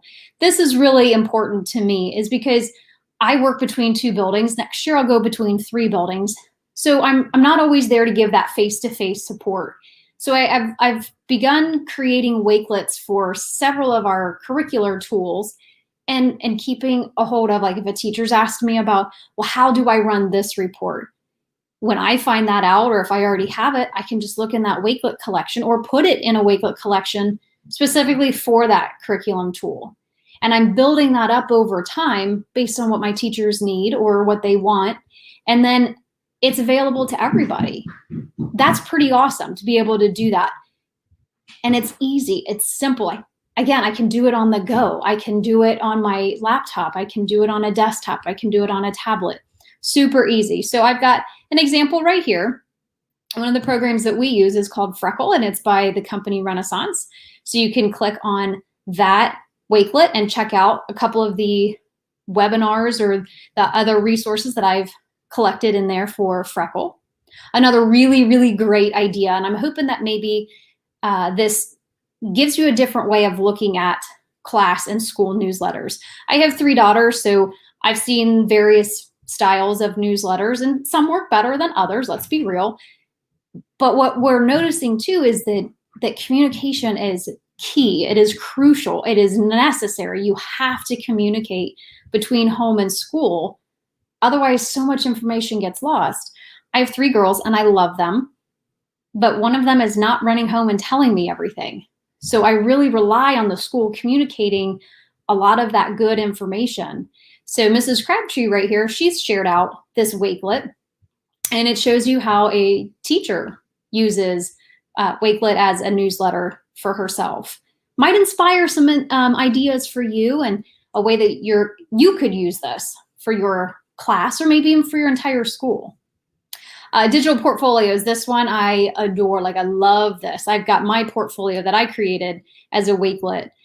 Again, I've done some presentations, I've done some podcasts, I've written some blogs, but to bring all of those together, Wakelet is like the no-brainer of a tool. Really suggest that you check it out. And I'm just providing these examples up here just as inspiration or ways that you can go and you can look and see how other people have used it, because I think that's a really easy way for your own ideas to start turning in your head and go, oh, well, I hadn't thought about that layout, or, well, that's a really interesting way that they've got that kind of information set out. And then another really great use for teachers is there's just a lot of things that we're interested in. And maybe it's not a curriculum tool, and maybe it's not a, resources for a particular unit.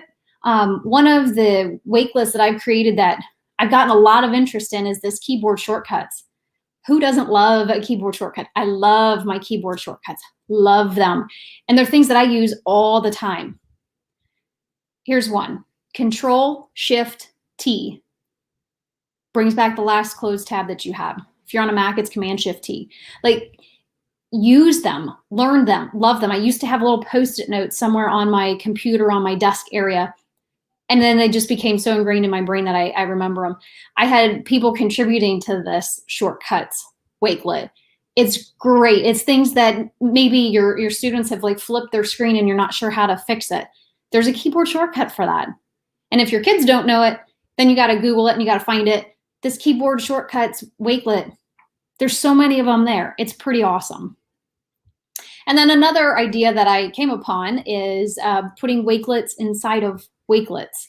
There's a lot of like subtopics, sub-collections, and maybe I want to easily be able to throw something in a Wakelet, but that Wakelet really goes to a bigger Wakelet. So I've done that with finding free music, free images, and then how do you teach kids how to use those resources, those tools? So I've got a Wakelet collection of Wakelets based on that whole idea.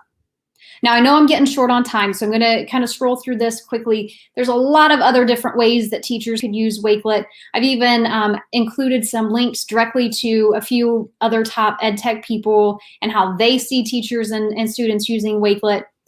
Kids can use Wakelet, and I've got to show this off. I know I've seen this in several of the other presentations, but do you see this little book with the speaker? You may not know what that is, and if you don't, you've got to check this out. It's amazing, okay? It's Microsoft's Immersive Reader, and when you click on it, it's actually going to read this. Think how powerful that is for students. Every student, not just students that have specific needs or requirements. I love somebody reading to me. I love clicking on that read aloud. I love listening to audiobooks. Clicking on that, it reads to you. It'll open in a new tab or over into a different tab, and it's just going to start reading when you click the play button. There's a lot of different settings and abilities that you can have built in with this. Think about how awesome that is for your kids, for your students. Now, again, keep in mind, I work with elementary students, so I don't recommend that the students themselves have the accounts, but teachers create Wakelets, and then they share them with their students through Google Classroom or your LMS of choice. The kids can still access them. They don't need to have the account. And there's a lot of other ways that kids can use Wakelets. And I've got a video actually from this week, some examples. And then my last little bit here is how to use Wakelet for personal use. You can collect anything. Do you guys remember the other product that started with a P that was real popular, I don't know, 10, 12 years ago? Wakelet blows them out of the water. Blows them out of the water. It's unlimited space, unlimited collections. I mean, just go nuts with using Wakelet, because I can't tell you how many collections I have. I'm sure it'll tell me when I go to my homepage. I have so many of them. And by the way, I do have some that I don't have published because they're just for me. That might be gift ideas for family. They could be like, you know, targeted goals that I have that I want to keep to myself, but I want to have a place to hold on to those things. Wakelet can really be used for anything that you want to collect, to curate, to hold on to. And here's some pretty interesting personal ways, like this dessert one. You want to make your mouth water. Make sure you check out that dessert tab, that dessert Wakelet. It'll be sure to get you going like, oh, I should make that tonight for dinner. I wish I knew somebody that could make that kind of dessert. Amy, am I good on time, or is that about where I need to stop?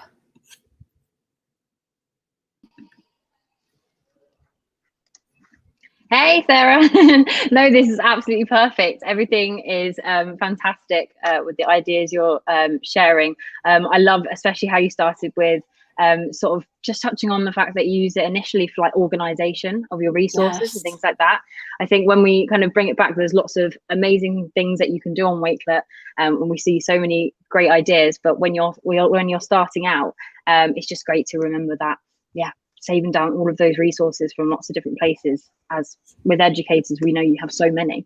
So no, fantastic. And I loved all of the ideas that you were sharing, particularly with the immersive reader, reading aloud. I know obviously primarily it's for accessibility, but it can be used in so many ways as well to read aloud. We're using book reviews and I've seen it with recipes and stuff like that, which is so cool as well.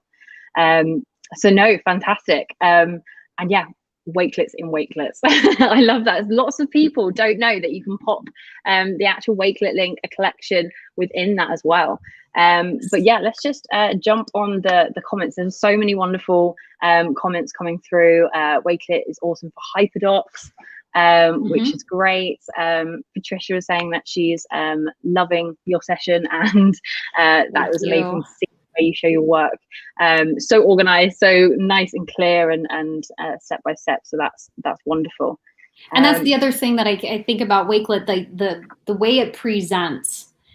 There's you can put a lot of things to it. Like there is the ability to add in images and backgrounds and all that kind of stuff, or you just keep it real simple. And for some people that works really well, and you just have to find like what works for you, what works for your students too. Like that's the other thing that I find that you know, teachers will create a lot of items for themselves, which is wonderful.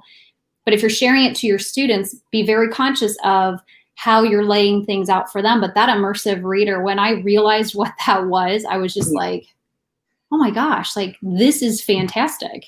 Just mind blowing. And you don't have to have like the accounts and all that kind of stuff. It's just there. Yeah. It's just part of it. I love how you've got that. It's almost like delivering instruction throughout the collection as well, which is a really nice way to sort of deliver that information and structure and put that tool with it. It's really great to see. It's organization to its finest. And yeah, loved how you were saying with I'm a big advocate for seeing newsletters. I love seeing them created on Wakelet, and like you're saying with, you know, the communication between school and home being so important. I think it was the Merrills were also saying, you know, a piece of paper, you know, a note that gets sent get lost in a school bag, but or never makes it home.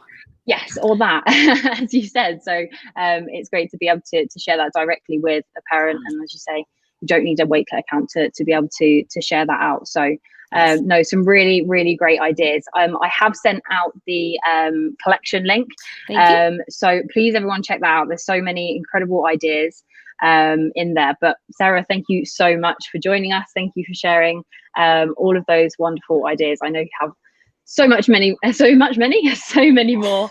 But yes, please everyone do check out that collection, because it's got some great resources in it. But yeah, any final words or anything like that, Sarah? just don't be afraid. Like, and then you don't have to do them. Like, I think, you know, you see all these awesome people that are out there and they're sharing all this kind of, like, they're sharing it. Use what they've got and build on your own stuff over time. Like, it's not, when I started out with Wakelet, it was like one collection, right? And I was trying to just organize like bookmarks because they were all over the place. And then I was like, oh, well, if I could do that, okay, so let me try that, you know, and you get your feet wet and you just go with it. And it's just, it's such an intuitive and simple tool. And I can't say that enough. Yeah, I love that. Yeah, it's kind of like a building block. Like you said, start kind of small with it and saving down resources. If you strip it back, that's, you know, it's a way to organize those from across the web. So start there, and then, yeah, like you said, you kind of just it will keep going. Yes. Yes, you get almost like addicted. Is that a bad thing to say? I'm addicted to it. It's like I got to put that in this Wakelet account, or this a Wakelet collection, or oh, what about that one? Ooh, I could reorganize, you know. And yeah, and then there's you can build on it and then add people into it, and so many more things. Yes. So yeah, fantastic that you sort of highlighted sort of that sort of progression with it as well, even throughout that collection, which is great to see. So thank you so much for joining us, Sarah. Thank you for having me. A fantastic session. And yeah, everyone check out that collection. It's brilliant. But yeah, for now, thank you so much, and we'll see you soon. Thank you. What an awesome session with some really great ideas. And I can't stress it enough. Please check out that collection. Sarah's got lots in there for you to take a look into. But yes, without further ado, I'm going to introduce you to our next speakers. And it's a duo, which is wonderful. If you were a part of Wakelet Community Week last year, I sadly was not.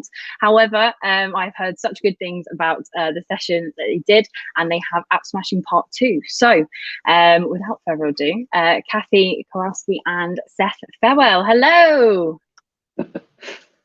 How are you both? Hi, everyone. Great. Doing fantastic today. Kathy, I am loving the earrings. That's awesome. I just saw that. Kathy, I'm loving the backdrop, the colors. It's fantastic. Thank you. Thank you. I think I might have to start popping them on my earrings. I'm loving that. Thank you. Thank you. And Seth dressed nice and bright for this too. Love it. I'm loving the theme of theme. Hawaiian shirts. Yeah, I'm loving it. I'm loving that the theme is catching on. I like all Hawaiian shirts and you know, all the holiday shirts, so I'm loving it. But I am going to pass the stage over to you both. Super excited about this session. So take it away, guys. Awesome. Kathy, you want to introduce yourself and I'll start sharing? Hi, well, I just saw Peggy. So hi, Peggy. My name is Kathy Kursnowski. I am a instructional technology specialist, and I like to call myself an energizer. I work here in the state of New Jersey in a public school system, but I also try to work all around the world wherever I can, meet new people and teach and learn new things with a bunch of people like you. So thanks for having me. Well, and very, very much like Kathy, I'm also a educational technology specialist, but I'm in Pearland ISD, which is in the Houston, Texas area.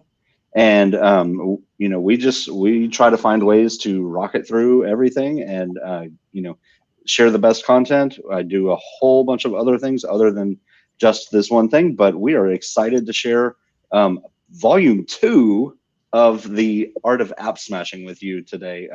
Using Wakelet, of course. So I'll just share my screen here, and hopefully that is taking over sometime soon. There we go. Perfect. Okay. So, I like how that looks. It's kind of nice.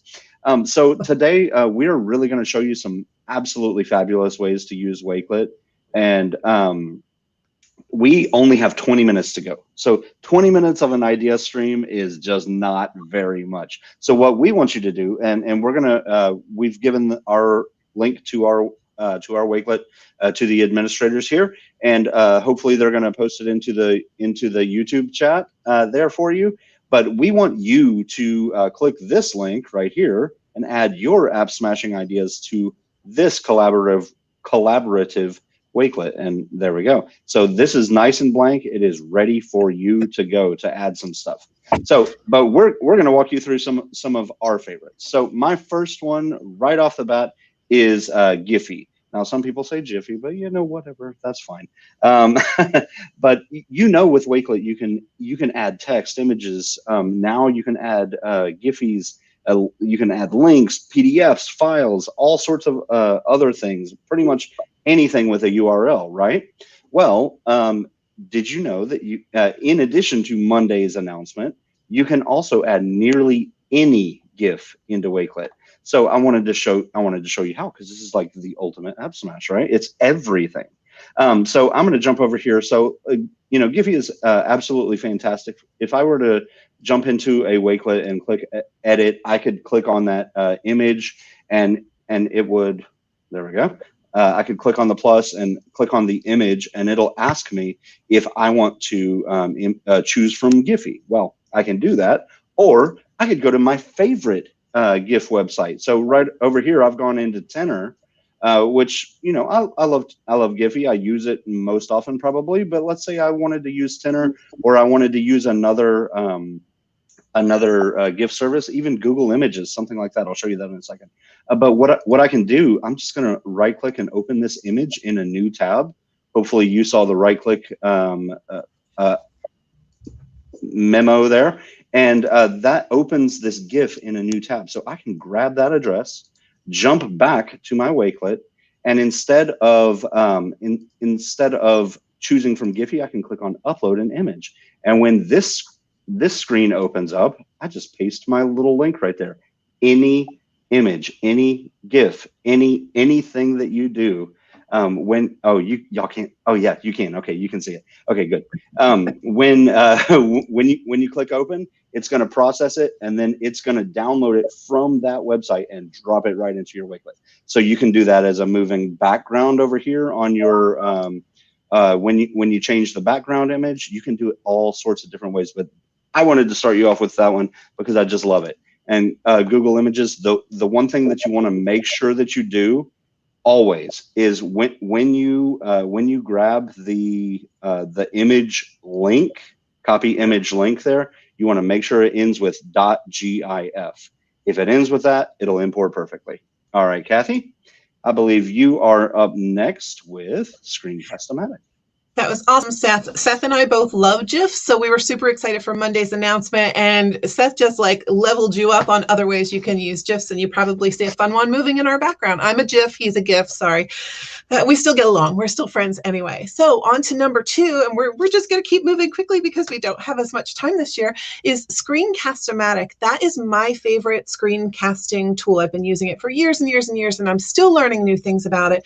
But Screencast-O-Matic has been critical this year, right? We're making tutorials. A lot of us are making tutorials, or we're using tutorials. So I've been using Screencast-O-Matic to make tutorials for my teachers, for people around the world, and for students, right? Wakelet is the perfect place to house these tutorials in organized collections, and they can be around a tech tool. They can be for a certain grade level. They can be for peers. This is one that I made. We were using a system called OnCourse, and my teachers needed to know how to download their old OnCourse lesson plans. Everything having to do with lesson planning and teacher planning is in a Wakelet collection. So I just added to that for them.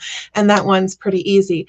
I have individual collections that I start for teachers sometimes. So some of my teachers need a little bit more support than the other ones. I'll just start a Wakelet collection for them, like Mrs. Burns Wakelet, and it's between me and Mrs. Burns, but I'll drop resources in there just for Mrs. Burns. So anytime I need to add something new for her, I know where to put it. And so I've added one in there. She wanted to know just how to hyperlink things. So I added one for a teacher in there. And these examples are in there. We don't have to open them all right now, Seth, but thank you. Okay. And the very last one is a tutorial I made in Screencast-O-Matic for my students about how to use a new app that they were learning called Draw and Tell. And that was a kindergarten class I was teaching. Guess where I keep all my kindergarten screencasts? In a Wakelet so that they're organized and I can always have them and easily share them back to students. So Screencast-O-Matic app smashes beautifully with Wakelet. Great place to house your collections for those things. Absolutely. We love Screencast-O-Matic here as well. It is just a fantastic tool, and Wakelet makes it so easy to share those because you can create one of the things that we do is we create video guides and help guides, drop our tutorial videos from Screencast-O-Matic right into a Wakelet. All right. Up next is OneNote, and I just love OneNote. OneNote and Wakelet are absolutely perfect together. So if you didn't know it or not, I don't know, but you can embed a collection straight into Wakelet. So what I've done here is an example of what it is. I paste the link right there, and it embeds, and I can scroll through. This is our thing for today. All of these links are clickable. It'll just open up in a new tab. And the way that it works is basically I just go in here, I copy the link. So I go over to my Wakelet, I copy that link, and then go back into OneNote. So I'm just going to add a new line right there. And my next step is say abracadabra, because when I paste it, oops, oh, I pasted the wrong link. There we go. Let me try that again. Apparently I didn't copy it. Let me try that. Copy and paste. There we go. So when I go there it goes. Abracadabra. There's my embed. It is fantastic, super easy to use. And you can even take it a little bit further. You can do collaborative Wakelets as well. Drop that link in. Everyone in the OneNote can see it. We'll talk a little bit more about that when I get to teams. But for right now, Kathy is back up with something she calls Wake Grid Alouds.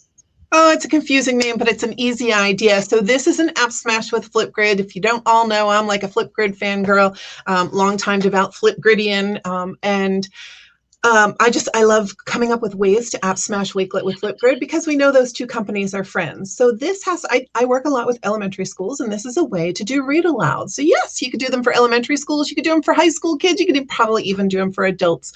And all this is to create a Wakelet, and each time you scroll down and you click that plus sign, you open the Flipgrid camera and you read another section of a book, be it a chapter or a few pages, depends the grade level you're working with. Now you can see on the screen there that Seth is scrolling through. I intentionally didn't show just me holding a book. I tried to make a clever image, using the stickers in the Flipgrid Shorts cam. So I brought up an emoji of a book and I put the text once upon a time over, and that was the intro to the story.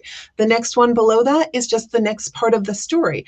I just kept adding on. What's really cool when you make a Wake Grid Aloud, like a Wakelet Flipgrid Read Aloud, is you can add them all at once, build your whole story all at once and share the whole thing with students, and they can listen at their own pace. Or if you're one of those teachers who likes to build suspense, just add a chapter or a section at a time, so they have to wait for you to add it for the next part to come up. And doesn't it just look so pretty? It's a really cool way to engage students and use the great tools in Flipgrid plus the great tools in Wakelet. I love it.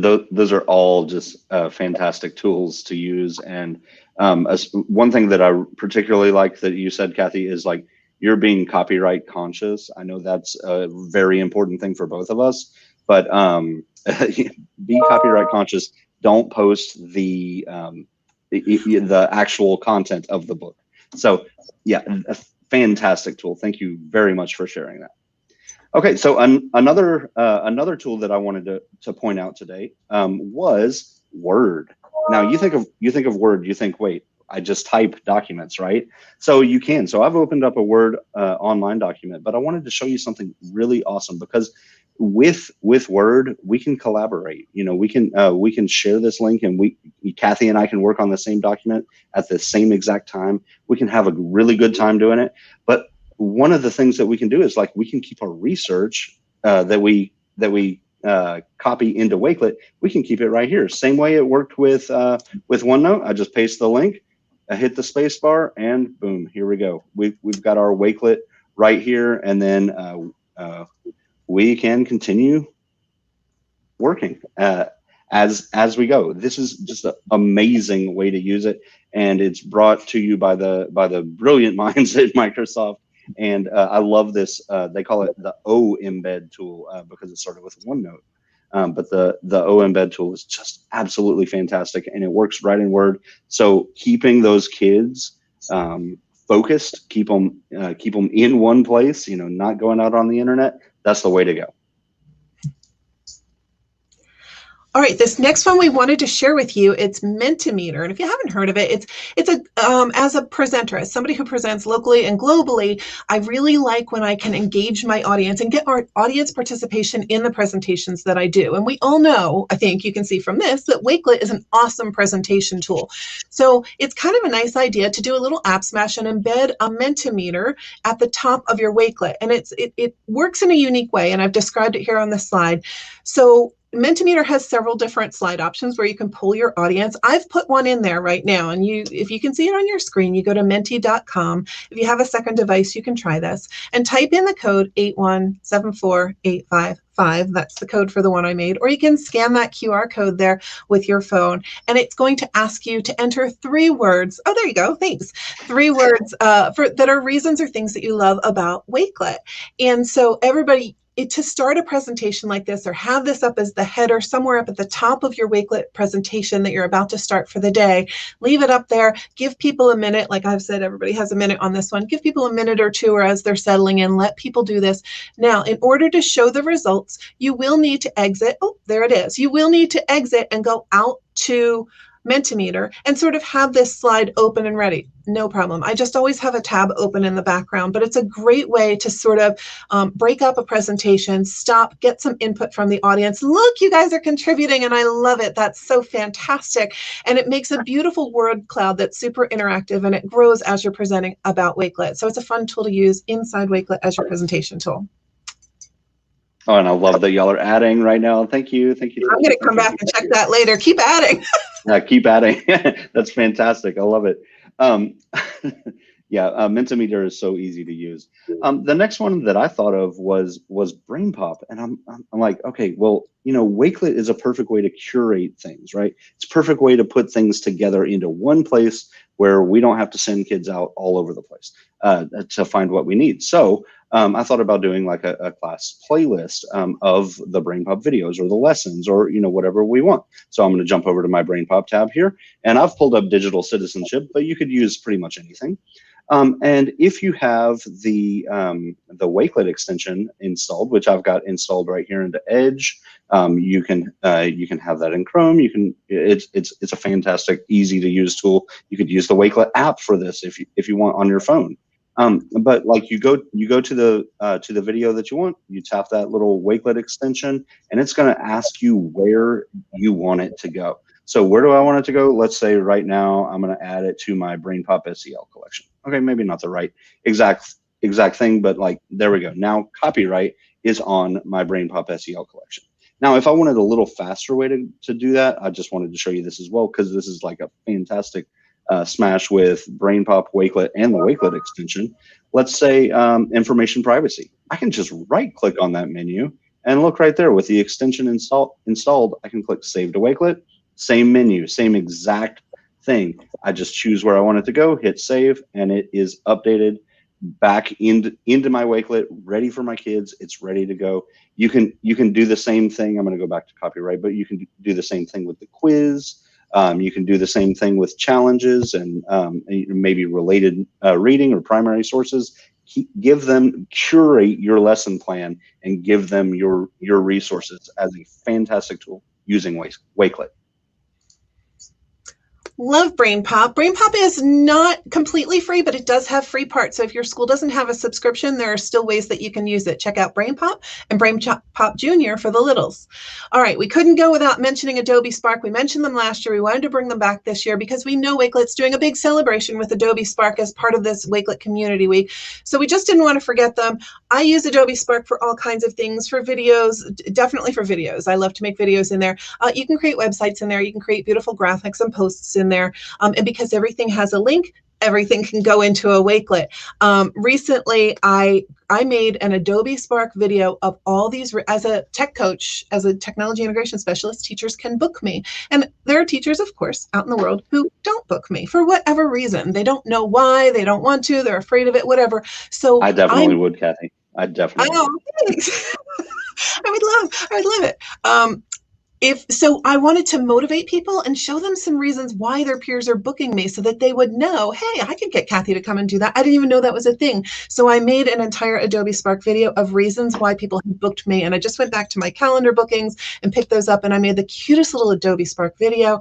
I put that at the top of my Wakelet collection, shared that with teachers, and then I put some other resources that they could use, including the link to my booking calendar, and I sent that out. And it was so well received because teachers just said, oh, I didn't know you could do that. What a cute video. And it's a really simple video. I love making videos with Adobe Spark. They take the difficulty out of it and they keep the focus on the content. It's a great tool. And you're up next again with Padlet. Oh my goodness gracious. Okay, I put two of me in a row. I'm sorry. No, all good. Padlet is really cool. And I love Padlet. I've been using Padlet for years. I must say, we are here on a Wakelet webinar, and I have stopped using Padlet in many ways because Wakelet can do most of the same things, right? That being said, I love all the tech tools. And here's a Padlet that I had started many years ago. I don't know, like 10 years ago. And it's called #LearningInTheLoo. These are posters that I hang in the bathrooms. Yes, in the bathrooms, on the doors or above the urinals, in the faculty or in the staff bathrooms with little tech tips on them. I've been doing it for years. It's a real hashtag. If you search for #LearningInTheLoo, you'll see lots and lots of things on Twitter. I created this in Padlet in the first place. I know that there's another educator somewhere out in the world who has borrowed my idea. She calls it something different now, potty something, and she uses Wakelet to do the same thing because yes, you can use Wakelet to do the same thing. But if you're old school like me and you had a Padlet that you didn't want to lose, you can drop that link right into a Wakelet and then continue on from there. So lots of ideas, they're in there for you. If you want to click on that link later, you can use those Learning in the Loos and put those posters in your faculty bathrooms this year too. And they're really fantastic. We use some of them here, and one of our other ETS's EdTech specialists also does something very similar, but she gives you credit on your on the bottom of each one of hers. She says originally by Kathy Krasnowski. I love it. I think that's a good idea too. All right, my next one is Teams, and I wanted to share with you Teams because Wakelet has already integrated in Teams. So like, let's say I've got this Group 1 collaborative project, or maybe I've got a any kind of Wakelet that I want to share to Teams. I can just click on the share icon, and right there I can click on Teams, and it asks me how I want to share it. I can share it a couple of different ways. The first one being I can post it to a channel. So if I just search for a channel that I've already got, so I've got my there we go. I've got my Collaborate channel right there in the Wakelet Wave 2021 team that I created. All I have to do is hit share, and it'll post it there for me.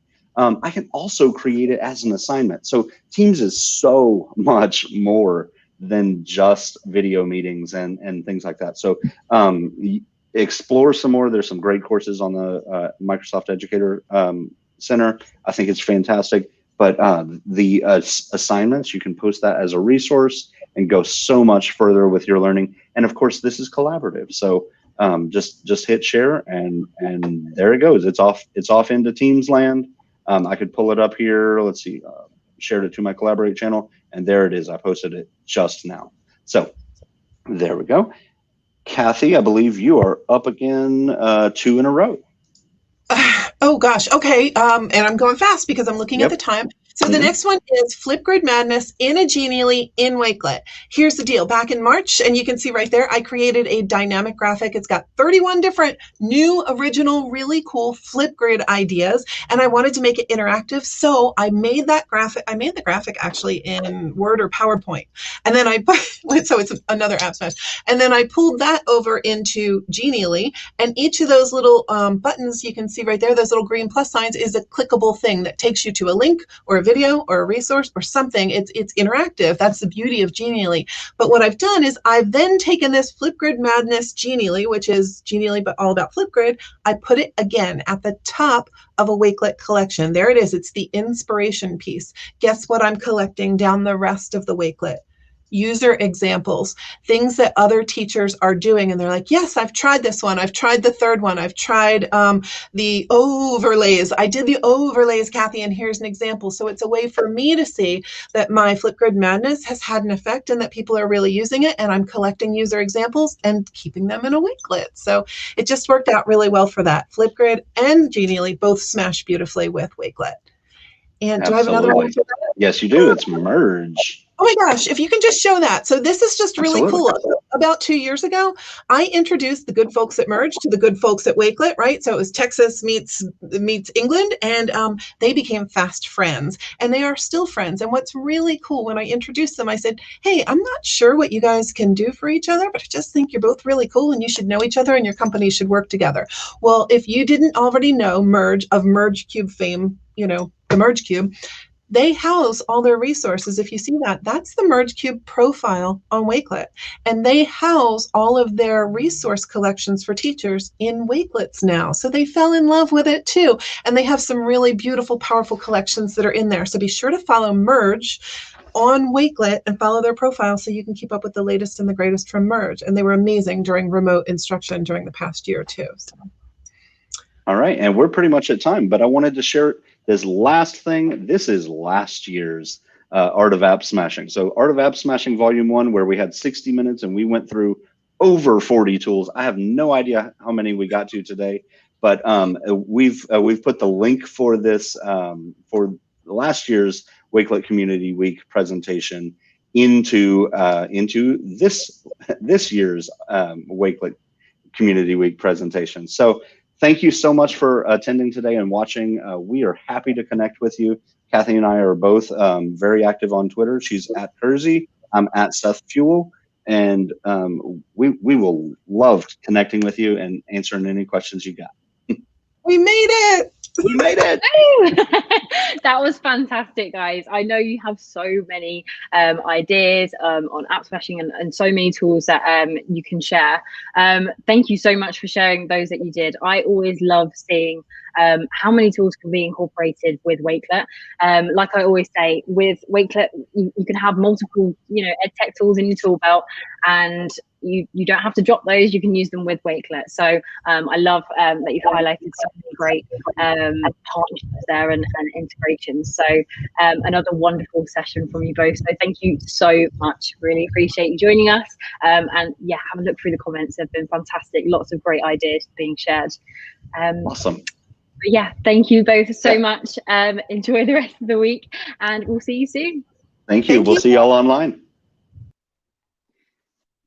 What a fantastic session. Hopefully you guys have seen all the fantastic ideas there, and we will share out that collection that Kathy and Seth did create there as well, so you can check back on that and have a look at their previous session last year as well. But I would love to introduce the next speaker that we have, Amber Garvey from North Carolina in the US. Hi Amber, how are you? Hi Amy, I'm doing really well. How are you? Yes, very well, thank you. Super excited about your session. I know you're going to be speaking about using Wakelet for PD, which is great. I love you've done a session with Wakelet before, and I know you're going to be talking even more about those types of things. So yeah, really looking forward to it. Thank you. Yeah, over to you. Thank you so much. Okay, let me share my screen and get started here. I'm just going to verify that you can see my screen. I hope you can, because I can't see you since I've taken over my screen. But I'm going to go ahead and introduce myself. I'm Amber Garvey. I am a district instructional technologist at Henderson County Public Schools, which is in the western part of North Carolina in the United States. It's sorry, Amber. I'm not sure your screen sharing. Okay, let's try that again. Sorry about that. Thank you. That's absolutely fine. Oh. Let's try that again. I'll just hang on still. Being a little bit temperamental. Oh, I think we've got, we've got you. Perfect. Okay, thank you so much. Whoopsie, sorry about that. So anyway, Amber Garvey from Western North Carolina in the United States, and I'm super, super excited to be part of Wakelet Community Week and share a little bit with you about how I use Wakelet and how we use it in our district to support professional development. I have to say, I feel a little underdressed after seeing Kathy with her beautiful earrings and Seth with his amazing shirt. But like Sarah, I have at least my Wakelet t-shirt on to show my Wakelet support, because it has definitely become a tool that is my go-to tool. And because of my role in my district, not only as a support for teachers and professional development, I'm also an instructional designer. So I use Wakelet not only for providing professional development, development in my district, but also I use it to support my own professional growth and to curate and collect other resources for professional development for others and for myself. And as you can see there too, I'm an ambassador, and I am super proud ambassador over a year now. I've so enjoyed working with Wakelet. And if you have enjoyed Community Week, you'll see this is such a great team and a fantastic tool. And I'm also a certified Google trainer, so it gives me a way to share resources from Google, even using this platform as well. So I want to go ahead and get started and dig in. I want to talk about 3 different things today. The first I want to talk about is how to support professional development. Using the tools to organize your content and to share information is a super great way to use Wakelet, and you saw a little bit about that in the last session with Kathy and Seth to see how they do that, and I'm going to share a little bit more about how I use that. Also, I think it's a great tool to document your professional learning. A lot of times we get all of these resources and we don't know quite what to do with them, and so I'm going to show you how I use Spaces to do that and create a place so that I can collect my own professional growth evidences. And then I want to talk about using the power of your profile. A lot of times people kind of take their profile page for granted. And so I want to talk to you about how you can use that to organize your professional learning content. So let's get started and dig in with the first one of supporting professional development. So what you see here is a GIF of some of my collections, and I want to explain to you that I use topic-focused collections a lot in Wakelet, and I use some that are digital tool specific. So you may see some that scroll by how to use Pear Deck, how to use Flipgrid, and this is a great way to actually create the directions right inside of Wakelet to show teachers and students or whoever is using those tools how to use those by using a digital tool specific collection. I also, as part of that, do a lot of how-tos and tutorials. Sometimes it includes a screencast or a video from my YouTube channel that goes straight into Wakelet to help build a solid how-to. Also, there are some collections that talk about best practices. We have one on Google Classroom that my partner and I have created so that we can show teachers what are some of the best practices of using Google Classroom, especially in this past year when we used it quite a bit to support remote learning.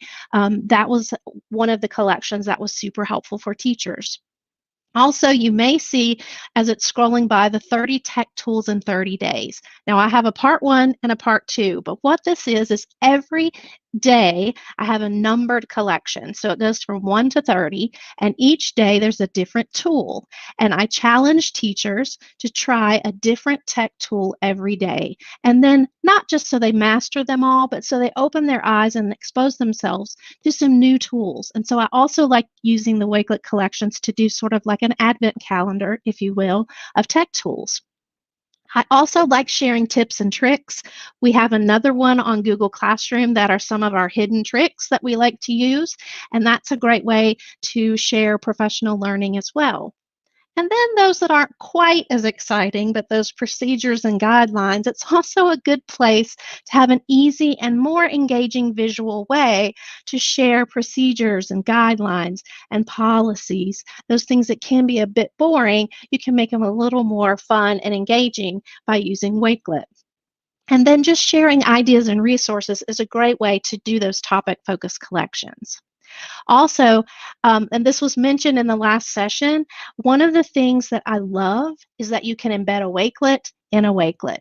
So you'll see over to the right, Tools for Assessment is a Wakelet collection, but within Tools for Assessment are also sub-collections of Pear Deck, Kahoot, Flipgrid. Also, I have one on becoming a master of Google Drive. And then you've got all the different things under there, forms, sheets, slides, so that you can make master collections or comprehensive collections of other collections. So it becomes easier to organize your collections into more comprehensive tools for teachers to be able to get their professional content faster.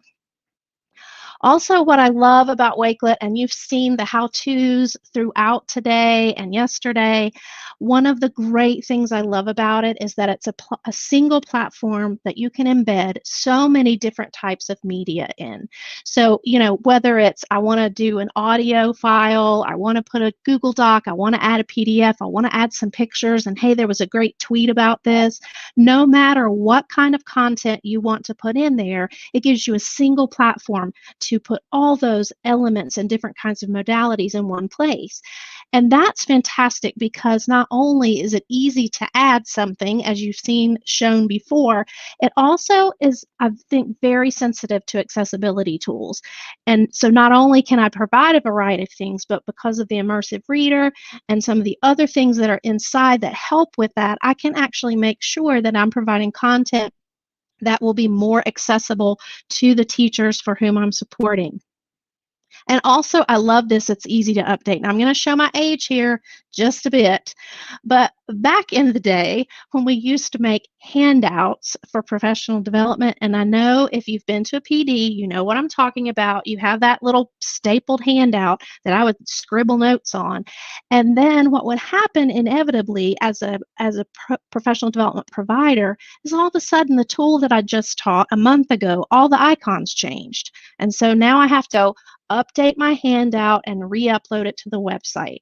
So if someone had saved that link, then they lost it because once I deleted that, it came down off the server and they couldn't find it. So the great thing about Wakelet is it's easy to update. I can add new resources in and my Wakelet link does not change. So once I share it, I can constantly update it, add to it, remove whatever I need to do, and it doesn't change the link, which makes that super helpful. Also, once you're finished with your collection, there's so many different ways you can share it.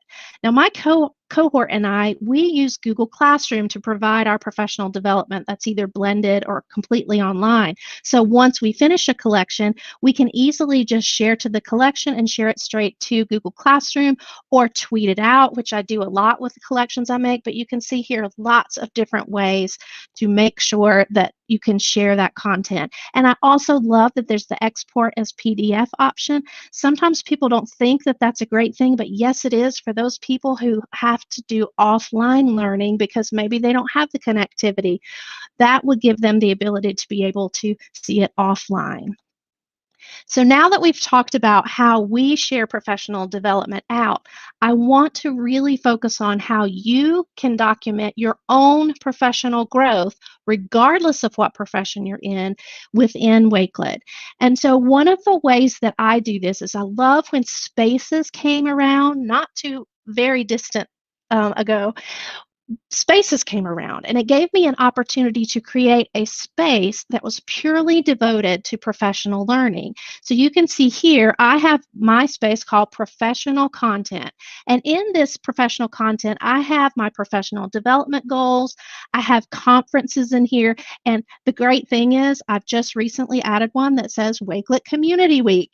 And I've been adding resources to it, but that was before I took the screenshot, so it's not in there. But anything that you attend, whether it's ISTE or a state conference or anything, you can actually collect all of your resources in one place, and it makes it easier for you to go back and find things that you have learned about. Now, what I want to show you on the right is a template that I've created. And this template is actually available in the Wakelet templates. This is one that I use to document my own professional development goals. And this is not necessarily a collection I share out with others. This is purely a personal collection where I talk about what kind of professional goals do I have? How am I going to measure those goals? How am I going to meet those goals? What resources do I need? And how is that goal relevant to my current job? So lots of different ways to use even the templates and share them out so that you can track your own professional growth. I also love workshop takeaways. So when I go to a session, I can make a copy of this template called the workshop session takeaway template, and you can record who the presenters are, how can I get in touch with them, here are the links to the resources. Here are the ideas I got. Here's what I want to do with those ideas. Because a lot of times you go to a conference, back when we used to be able to go to personal conferences, live conferences, and I know that's coming back soon, but you're going to be able to collect all of this information in one place. And if you had a space designated for workshop sessions or a conference, then you can have all those different collections in there. So you can go back and find everything in one place. So Wakelet makes that super easy.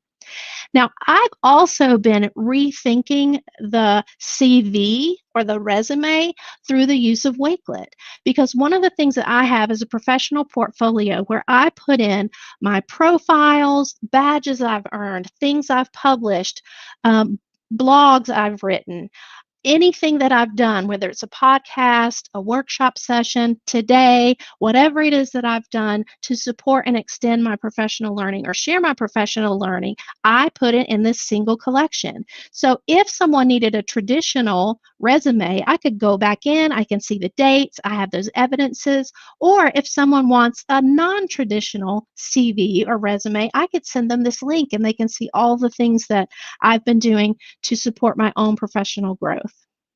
So lastly, I want to talk about your profile. Again, this is one of those things that I think can be underestimated, but is super powerful. Your profile page gives you a place to have a personal touch. So you can put your picture in there. You can put a description of whatever it is that you do. There's also a place at the top to put your social media links. You also can create some really clear sections in your profile page that make it easier if you're someone who provides professional development for someone who's coming to your profile to find the resources. So you can see I have resources for apps, internet safety and citizenship, device support, curriculum specific. So people that wanted to come and find my professional development resources could easily find them by going to my profile page. Makes it super easy. And it allows you to customize the content and enhances the navigation, because you can see if I click on one of those categories, it takes me to a shortened page where I can see those associated just to that topic.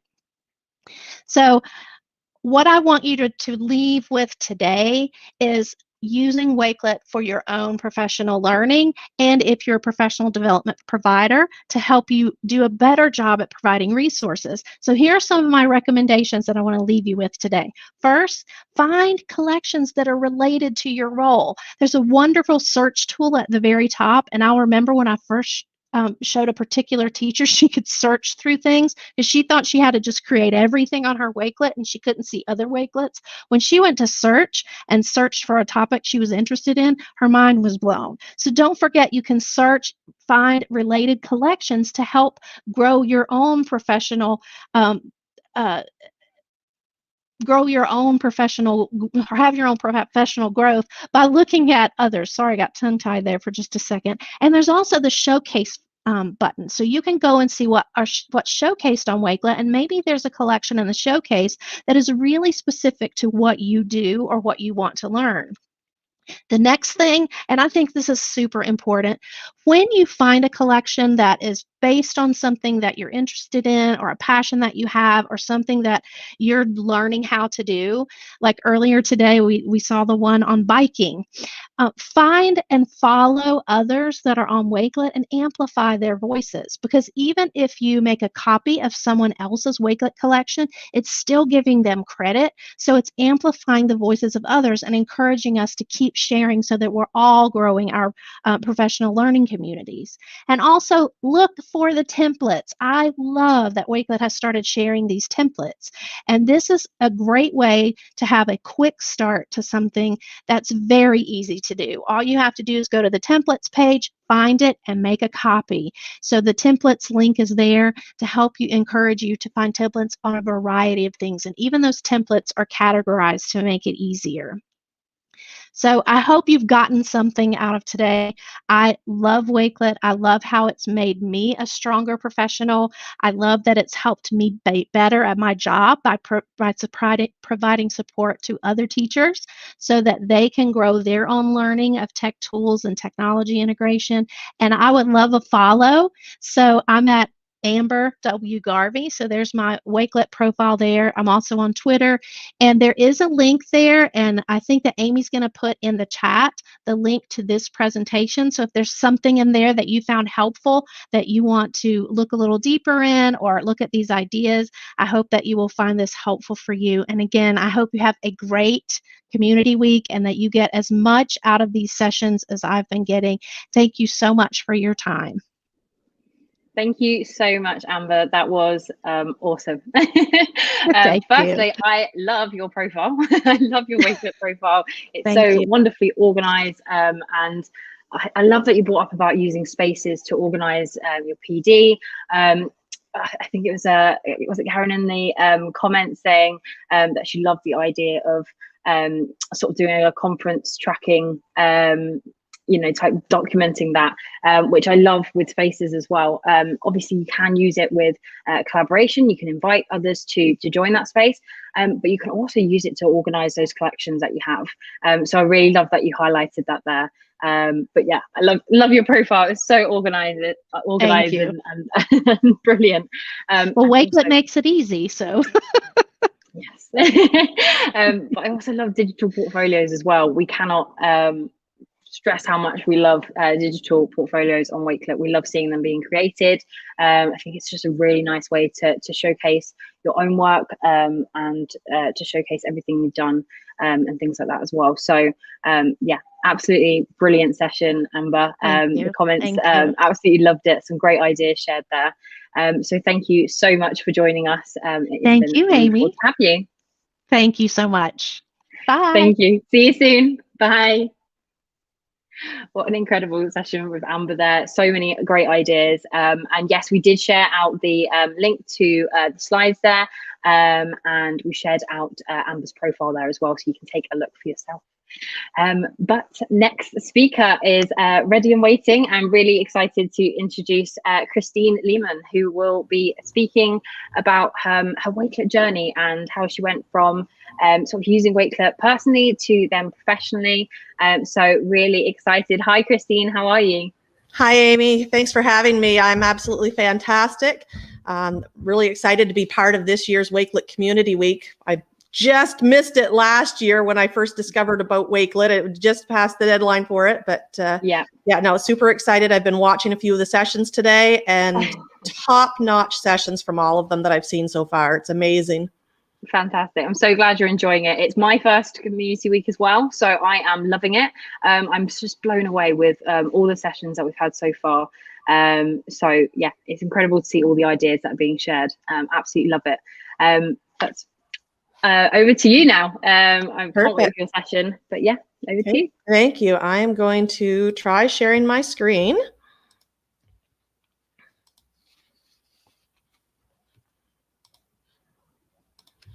I'm just going to switch over. There we go. So, Amy already gave a little bit of an introduction there, but I want to tell a little bit more about myself. So first of all, my name is Christine Leeman, and I live in a rural area of New Brunswick, Canada, right along the Bay of Fundy. So we're known for the world's highest tides, which is kind of an interesting trivia tidbit. But I am a teacher, and I've taught both the high school level and the elementary levels. And I'm a Wakelet ambassador, and I've been an ambassador for almost a year. Now, throughout my time teaching, most of the time I've taught math, but aside from the math, what I've really been passionate about, kind of my why of things, is my students. Getting to know them, building relationships with them, and just helping them and watching them grow as they learn. So those are kind of my mainstays for why I do what I do. Those connections that I build with my students and their families, and even beyond into the community, that's the ultimate reward of teaching. Now, for those of you who are not familiar with the New Brunswick education system, we are fully inclusive. So like many teachers, I need a very diverse toolkit to meet the variety of needs that my students experience. Now, one of the ways that I do that, of course, my how, over the past few years, I've taken a number of courses particularly in the area of technology. And luckily within those courses, I heard about Wakelet. So at first, I dismissed it as being just another curation tool. And it wasn't until I really considered it and took a second look at it that I started to realize just how adaptable the platform is. And I'm going to delve into that in just a moment. Because first of all, since I was learning something new, I wanted to follow the advice that I give my students when they're trying to learn something new. It says we all start as beginners, and basically just don't worry because you might not be very good at it. In fact, most of us rarely are very good at it the first time we try anything. So just take it as it is. And then that being said, I'm also a bit of a perfectionist. So if I was going to try something new, I wanted to have a little bit of a head start. So I went to check out the Wakelet PD options. So I put the address there on the screen if you want to check them out yourself. There's a ton of options there. But in particular, my very first Wakelet for Beginners webinar, and I have actually attended the Beginners webinar more than once, and I've learned something new every single time. But the very first one that I attended, one of the members of the Wakelet team made a statement that stuck with me ever since. And it was pretty simple. It was start small and have fun. And I connected with that. It really went along with what I was telling my students about starting as beginners. You don't have to be the expert right off the start when you're beginning. So start small and just have fun with it. You really don't have to worry about breaking anything or anything like that. So I'd like to share some of the collections that I have with you that focus on my journey using Wakelet, in particularly my journey to try to make connections with the people I care about, communicating with all of my stakeholders, collaborating, and of course, it is also a curation tool, so some of the curation. To do that, I'll go over into my collections.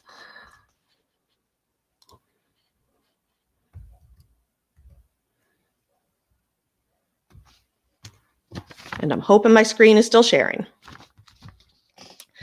So the first one that I want to share with you actually combines those two things that I mentioned, starting small and having fun.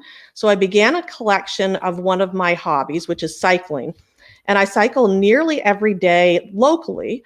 But last year, I actually had an opportunity where I could travel to our neighboring province of Prince Edward Island. And I cycled what's called the Confederation Trail.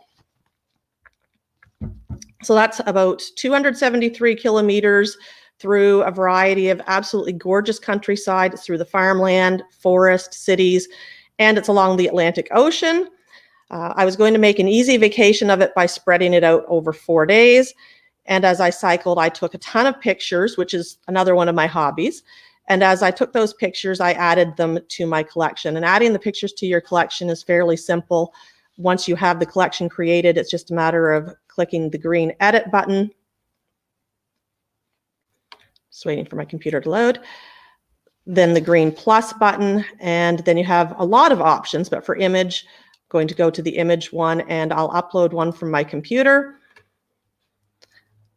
You would navigate to where your collection or where your photos are, and then select the one that you want and give it a moment and it will add it into your collection. And by doing this, I basically I created a digital scrapbook. I'm actually going to delete that one because I don't need that picture in there. But when you're finished, you can click done. Now, this particular collection started off as a bit of a disorganized mess. I had added pictures in every day as I was going through, and it wasn't until later that I came back and I organized it into collections. So now you'll see I have the travel that I had for day 1, for day 2, and so on. And I also added in my trail map and the Confederation Trail Guide for anyone who wants to ever venture to the Confederation Trail themselves. With my digital scrapbook that I created, as I mentioned before, making connections with people is really important to me. And Wakelet helped me be able to do that, making the connections with my family and friends. by sharing my collection. And with any of your collections, there's a nice little share button, and you have the variety of whether you want to share via the QR code. If you're working with students, you have your Google Classroom and your Teams, Twitter, Remind, and so on, Facebook and everything. In this case, I had just simply copied the link and I sent that link through email to my friends and family members, and they were able to engage with that collection of photos a lot more deeply than if I had just simply told them, oh, hey, I traveled the Confederation Trail, saw a bunch of pretty sights, and, if I had shown them a couple pictures on my phone. So they were able to see the photos, they were able to see some of the little comments that I made, give them the details about the history or the types of plants and animals that I was seeing, and it really made that connection a lot stronger. So from those experiences, I got wondering, how else could I use Wakelet for those connections and communicating with people? So I'll move to another collection here. So at the start of the school year, we weren't able to have our traditional Meet the Teacher event in person, of course, because of COVID. So I created a collection to introduce myself virtually. And within that collection, I started with the people who are dear to my heart, so my family members. Then I added a few fun facts about my hobbies and my interest. And even though it wasn't less important, but towards the end, I added some information about myself as an educator. So my own teacher statistics, some of the badges that I've earned, and a little bit about my education and my beliefs regarding education. So with that collection, I was able to provide my school families with a glimpse of the things that I most value during a time when I couldn't actually meet them in person and connect with them that way. From there, I started creating some digital newsletters, continuing that communication piece. Now, the newsletters varied a little bit from week to week, but it helped supplement the other communication that I had with parents, which again was limited because we couldn't actually meet face-to-face.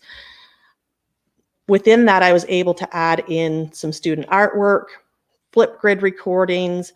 I've added in some books that the students have published using the Book Creator app, always information about upcoming events and what we were learning in class, links to things like parent-teacher conferences, what their homework would be, and a variety of pictures of things that had happened during the week in the classroom and what our goals were. And just, like I say, a whole mixture of those sorts of things. So the parents always had information of what we were doing.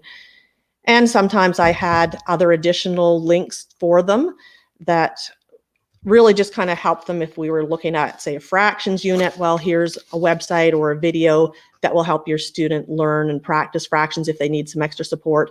Or I might have added my own Flipgrid video in there where I was giving a tutorial and reminding of some key facets to keep in mind.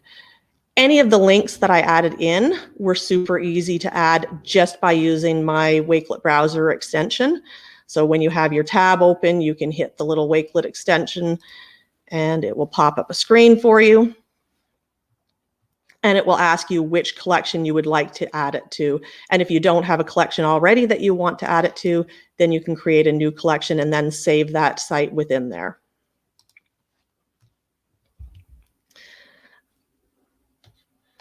So it really, with that collection, it gave my kids a wider audience, and it helped tear down those walls because our parents had very limited access to our building this year.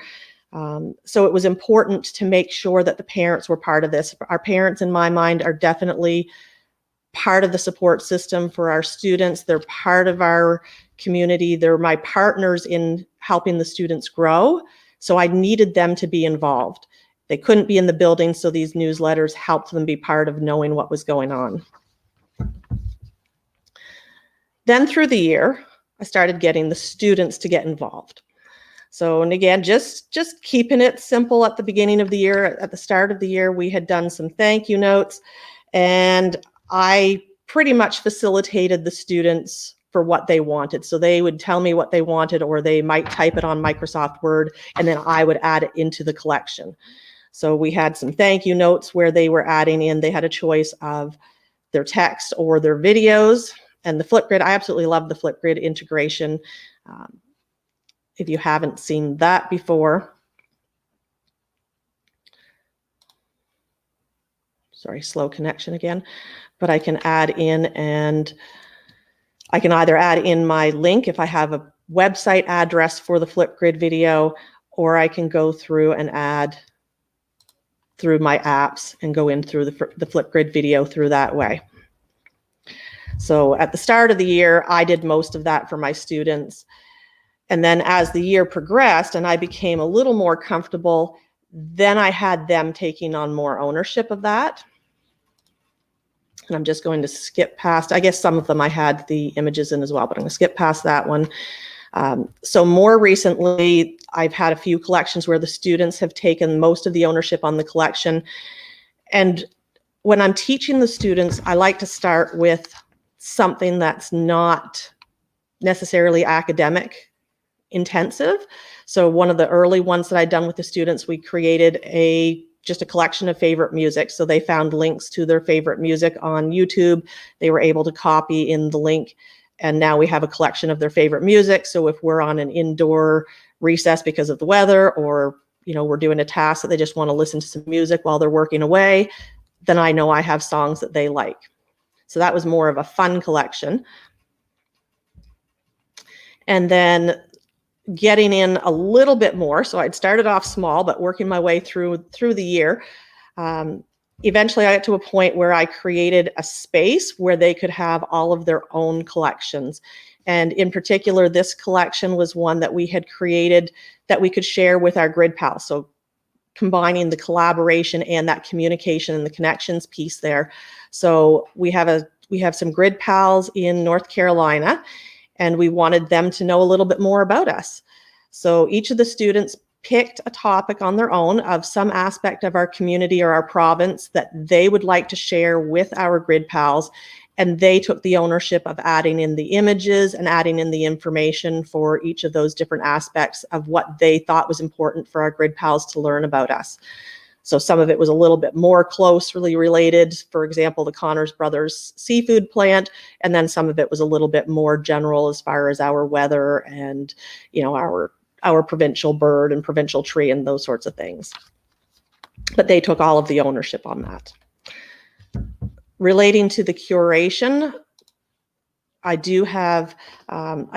not going to show it, but I do have collections where I've curated resources for the students. So if we're looking at working on a unit for habitats for students, I might say, okay, here are a few sites I want you to use. But then there's other times when I'm looking at, collaborating with my colleagues. So this is a collection I have for teacher professional learning, and it's links that have been curated for self-paced online courses, different conferences that we've learned about, books that we want to read that we recommend for one another. And if you're interested, I've also added in the join code. So if you wanted to pop in and add any of your favorite suggestions to that as well, I'm always looking and interested in finding what new PL opportunities there are available. And then I've also created a number of just curation for subject areas. So I have my resources for my math, and that's something that we have a connection to right on our school website. So if the parents want to know what are the big ideas of math that students are learning by grade, if they need some tools to support math, whether it's virtual manipulatives or just, a lot of parents will ask me, well, do you have stuff where we can just practice their math facts? So there's some or some resources where they can practice the math facts, video support, games if they want to play. And I have similar collections for each of the subject areas. But probably my favorite collection throughout my journey, and I'm just going to skip over a couple of these, but my favorite collection is the one where I actually used Wakelet as my platform to create a hyperdoc. So the students, this was a student-centered activity. I shared it with the students via Teams, and the students had gone through and they had activities where they had their hook. I added the videos and the quotes and things for them to become engaged in the book that we were going to be reading. Then I had a variety of options for them to explore, and they had some choices within that. So the student who wants to read an article versus the one who wants to watch a video, they had some choices with that. There were a few fun things thrown in. Just scrolling down to find it. So what's your superhero name? Just anything related to those themes and ideas of the book. And then towards the end of it, they had an opportunity where they were going to be looking at applying and reflecting on their knowledge and what they'd learned through that. And that just helped build a whole lot of background knowledge of what we were going to be talking about within that book. So those were a few of my collections, but even a year later after having discovered Wakelet, I'm still amazed every single day at the creative and adaptable ways that I see Wakelet being used. I regularly get ideas from my global PLN and other Wakelet ambassadors. I feel like there's still a lot for me to learn, but every day I continue to start small and have fun. So I appreciate having your time today. Thank you so much. Take a look. Christine, thank you. Sharing. There we go. Get back to my other screen. You're back. So are there any questions that? I don't think so much in the way of questions, just a lot of love for the ideas that you've been sharing. I think one thing that's resonated the most with that is to start small, have fun. You found a reason to use Wakelet in the beginning. You wanted to document that cycling tour that you did, which is fantastic, by the way. Well done for doing that. And you wanted to share that with your family. So you found your kind of why, if you like, in that way. And then you had fun with it. And I think that really resonates with a lot of the community who are watching, and maybe they've had a similar journey with Wakelet as well, because we know that educators can be overwhelming to learn a new tool and to be shown lots and lots of ideas and things like that. And it's great to see them, but when you are starting out as a beginner, it can be a lot. So yeah, I think that's a lovely thing to put forward in terms of starting out. So I love to see how your journey progressed and see the collections that you've created. I mean, that the playlist with your students, brilliant. That was an idea I stole that from the Wakelet team at Christmas time. Love it. But it's great and then you can use that with them, and they're a part of class and taking ownership there as well, which is great. And that final hyperdoc as well, giving them choices and options, so they're really interacting with the lesson and sort of putting out emphasis on independent learning as well. Absolutely love it. So some really great ideas. Yeah, have a look through the comments as well. Some great ones. The students this year have been absolutely fantastic, because of course everyone was thrown into all this new world of using technology in a much greater capacity than what we had prior to COVID. So the kids that I have, the students I'm working with, we really were learning together as we went through this. And I'd come in and say, okay, I'm going to try something new today. Not sure how it's going to work, but boy, I'm going to have a lot of fun trying. And they were absolutely fantastic and keen to try something new as well. And they were excited because it's like, oh, I can go home and I can do this on, I really like the BMX bikes, or I really want to have a collection about my favorite hockey players. And so they were taking it and just running with it themselves, which is fantastic. That's amazing. Yeah, amazing to hear. And students picking it up like that is fantastic. Well, thank you so much, Christine. It's been a wonderful session. We really appreciate you joining us. But yeah, for now, see you soon. Enjoy the rest of the community week. But thank you so much. That was incredible. Have a great day.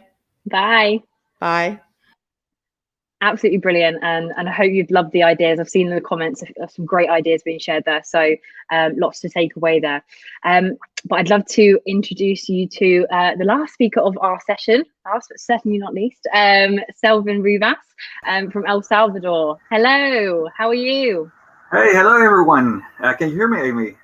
Yes, I can hear you. All good. Okay, yes, hello everyone. It's been a great week, and this is the second year where the Wakelet Community Weeks brings educators, innovative educators, and inspiring educators from all over the world. And I have been paying close attention to all the activities that you have been, working on since Monday. Today's Wednesday, and then we're going to end the community week on Friday. And you are amazing, and we are really thankful with you all for everything you have put together, to have the second year for the Wakelet Community Week. And really glad to share an innovative project that is being, shared with the huge Latin American community of innovative educators in over 20 countries, and it's true that Wakelet is, it's the Wakelet wave in Latin America. Amazing. Well, I Yes. cannot wait for you to share that. So the stage is yours, Selvin, and have fun. Yes, thank you very much. And I'll go through this very short presentation very quick, and then I'm going to make a short demo on the Wakelet LMS project I am sharing within the Latin American community of innovative educators. And this is the very short agenda I'm going to cover in the presentation, and then we're going to go to this demo to demonstrate what the Wakelet LMS project for Latin America is.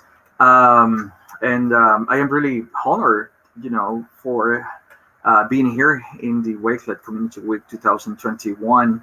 And my name is Selvin Rivas from El Salvador, Central America, and I am really excited about sharing these experiences with this huge teachers community in the region. So since we know that Wakelet lets teachers and people from different professional fields curate content from the web, it's something that we can take advantage of and put many things together. In this case, the Wakelet LMS project for Latin America is a teacher training initiative, which main purpose is to prepare educators from all areas and levels to implement renewed educational practices in and outside the classroom, thanks to the contribution that emerging technologies bring to education today.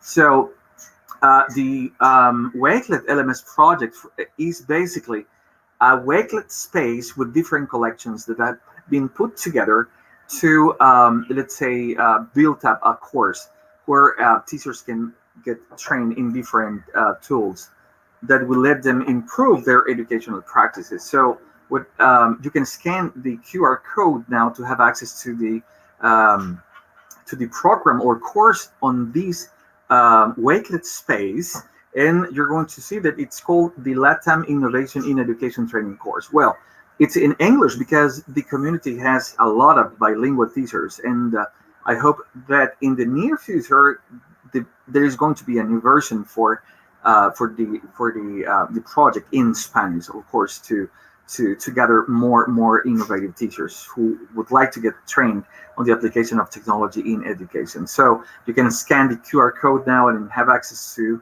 that Wakelet space and see the collections that I'm going to go through in a little while. So the structure of the program or course is the one you're seeing now. It comes with an introduction. This can be a text or a video that is related to the topic that is presented. Then there is a short article, then a tutorial. There is a task for teachers to complete, related to the topic or the tool they are studying in a specific module. Then there is a quiz. Then there is some interactions with social networks. I'm talking about Twitter. They're going to have access to some of the most recent interactions in Twitter related to the topic they are covering in the module. Then there is a forum, and we're going to see where that forum goes.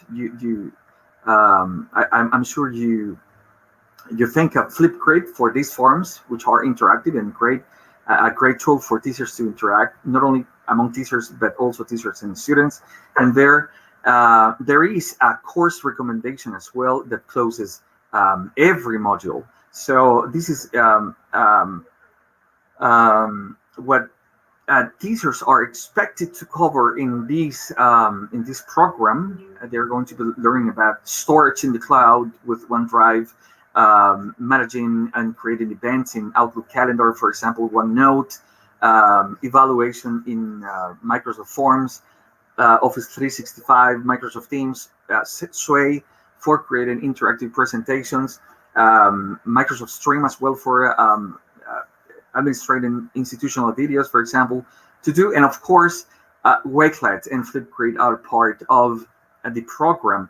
Also, teachers can have access to content related to Minecraft Education Edition. So the course content offers the opportunity to get trained on these tools that help teachers transform education and take learning beyond. So I'm going to show, if you didn't have any comments or questions, I'm going to show you a little bit what the program looks like on the Wakelet space.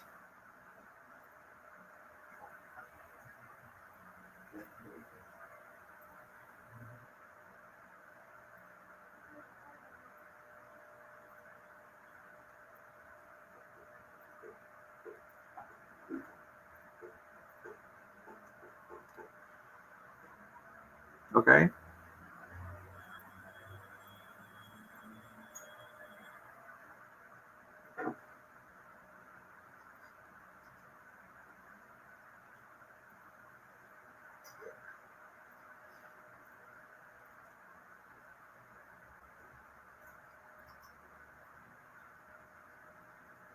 Okay, here we have the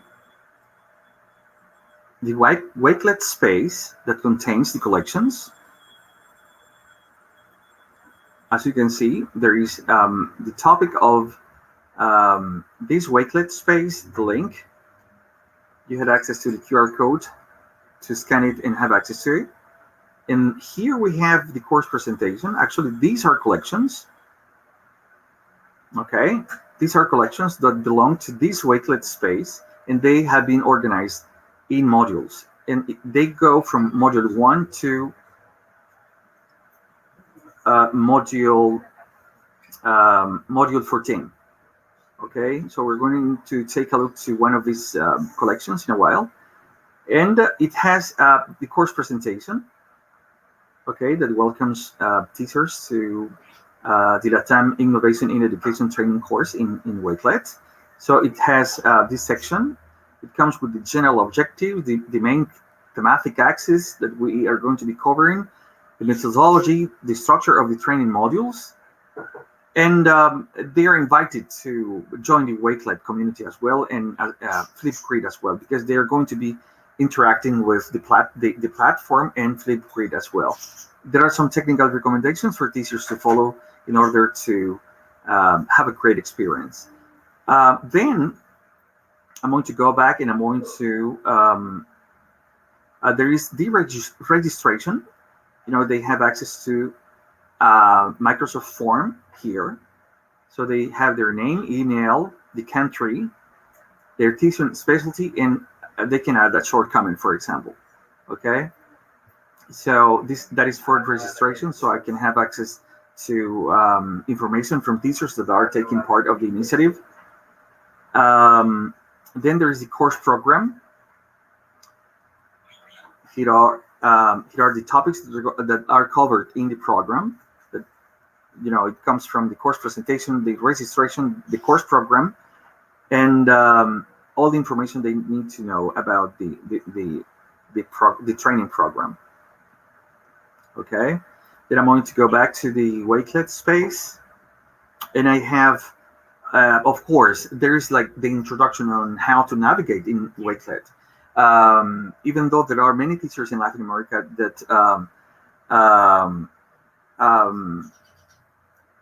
have started using Wakelet in their classrooms and within their teachers community, they may not be aware of all the updates, the incredible updates and tools and integration that are now possible into a Wakelet space or Wakelet collection. So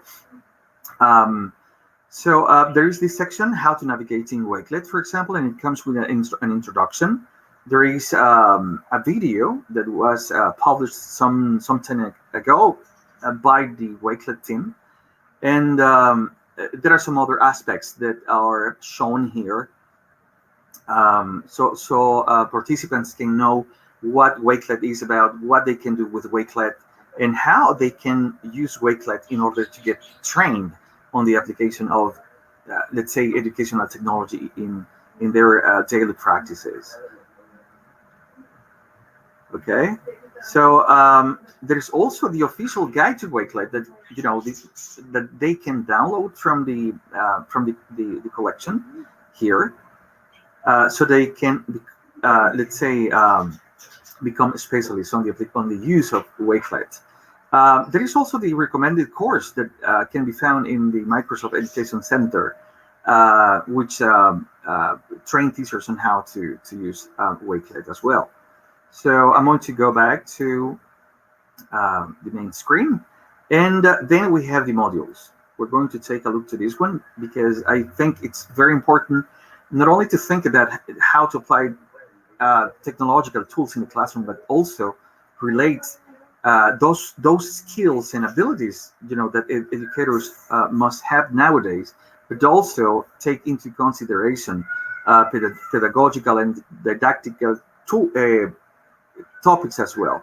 So we talk about society, education, and technology, for example. There is an introductory video. There is a related article, for example.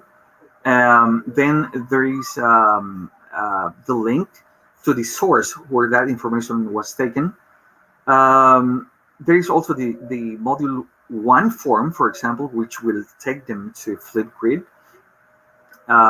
They will have to sign in with any of the accounts, as we did it with the form for the registration. They'll have access to the forum as well. And there is an assignment here. They will have to write a half-page paragraph related to their impressions about how technology has transformed our society. So they are they come from an introduction to a related article. They have some time to read, and they take part of this forum in Flipgrid as well. Then module 2, for example,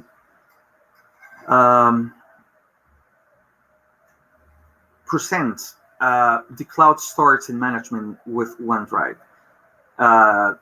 And we have the introduction with a video. We have a related article. Here we have a tutorial by the first time. And then we have an assignment with guidelines, for them to complete. Then we have a quiz related to OneDrive, based on the information they have read before. They have only five questions. Every item has two points, and these items are related to the reading they have made before at the beginning of the collection.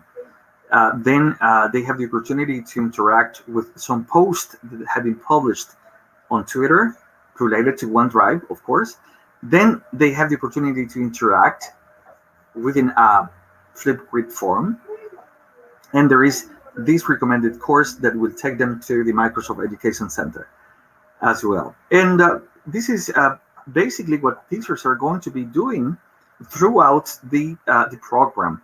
And it's exactly the same structure from Module 1 to Module 14, covering, as I told you before, topics related to OneDrive, OneNote, Microsoft Forms, Flipgrid, Wakelet for content curation, for example, and Microsoft Stream, Microsoft To Do, Office 365, Outlook, etc. At the end, there is the final evaluation that gathers the whole experience and put together all the content that comes from Module 1 to Module 14. So there is a great way to, let's say, measure their learning. And this is a longer evaluation. It has 50 items, 100 points as a whole. Sorry. Okay. And after the final evaluation, after they have gone through the whole course, they also have the opportunity to get a certificate of completions, of the 100 hours that they have, completed throughout the program. The program also includes an invitation or several invitations for participants to join Wakelet on Facebook, to follow Wakelet on Twitter. They can also subscribe to the Wakelet channel on YouTube, and they can also have access to the collections where they get their certificate. The support collection, it's a direct link they have with me. If they have any comment or question, I can get them some help or support for them to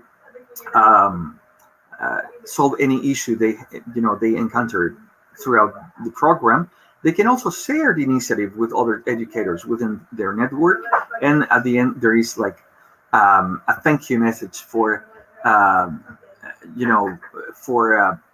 thanking teachers that have gone through the program and that have experienced all the learning that have been put together, thanks to all the possibilities that Wakelet has available for educators, not only in Latin America, but in the whole world.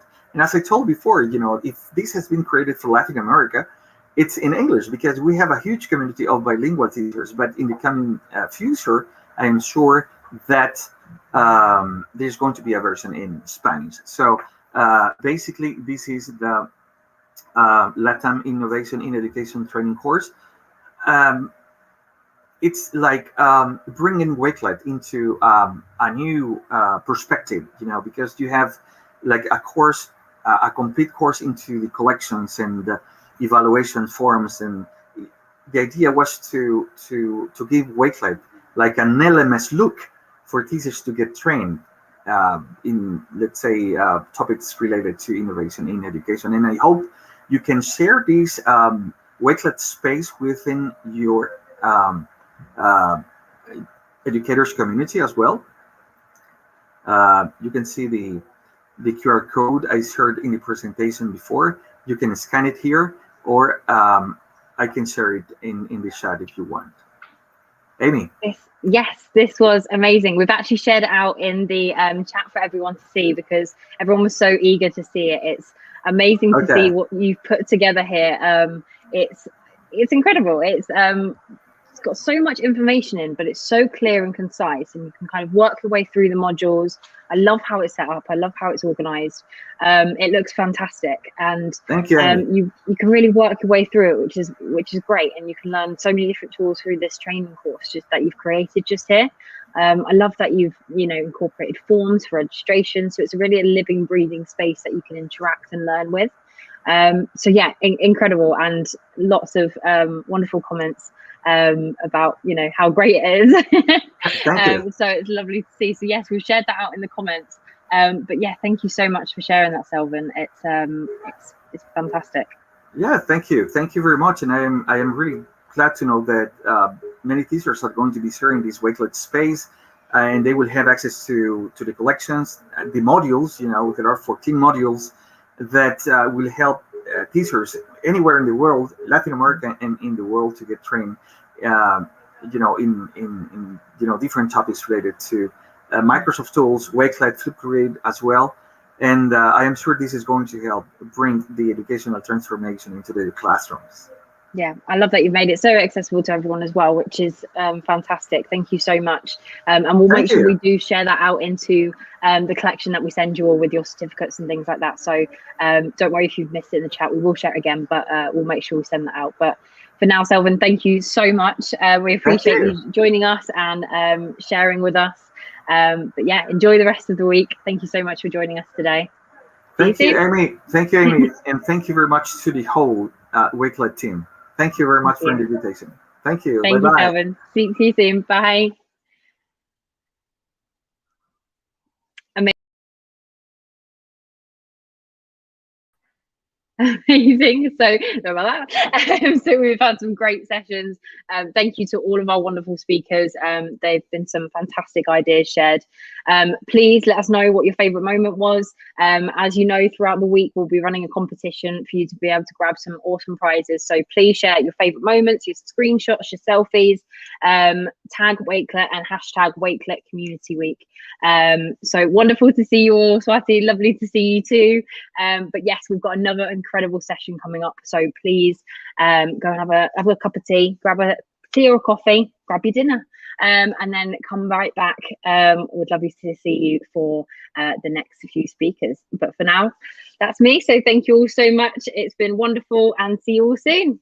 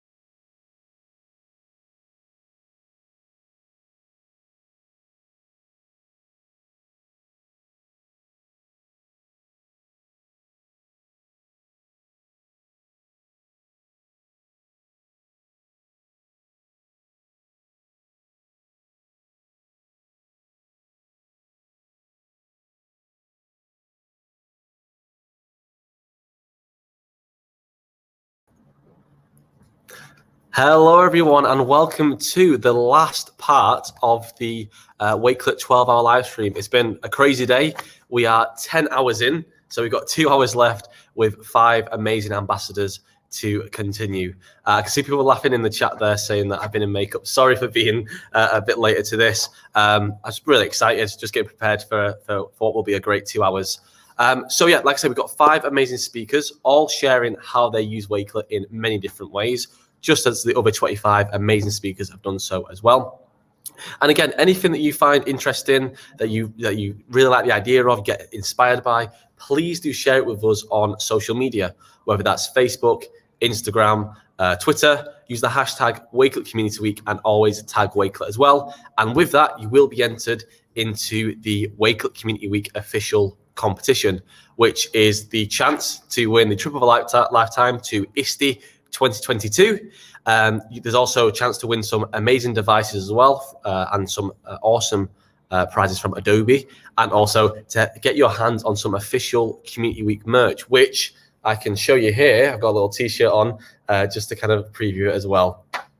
So yeah, get involved, hashtag Wakelet Community Week, tag Wakelet.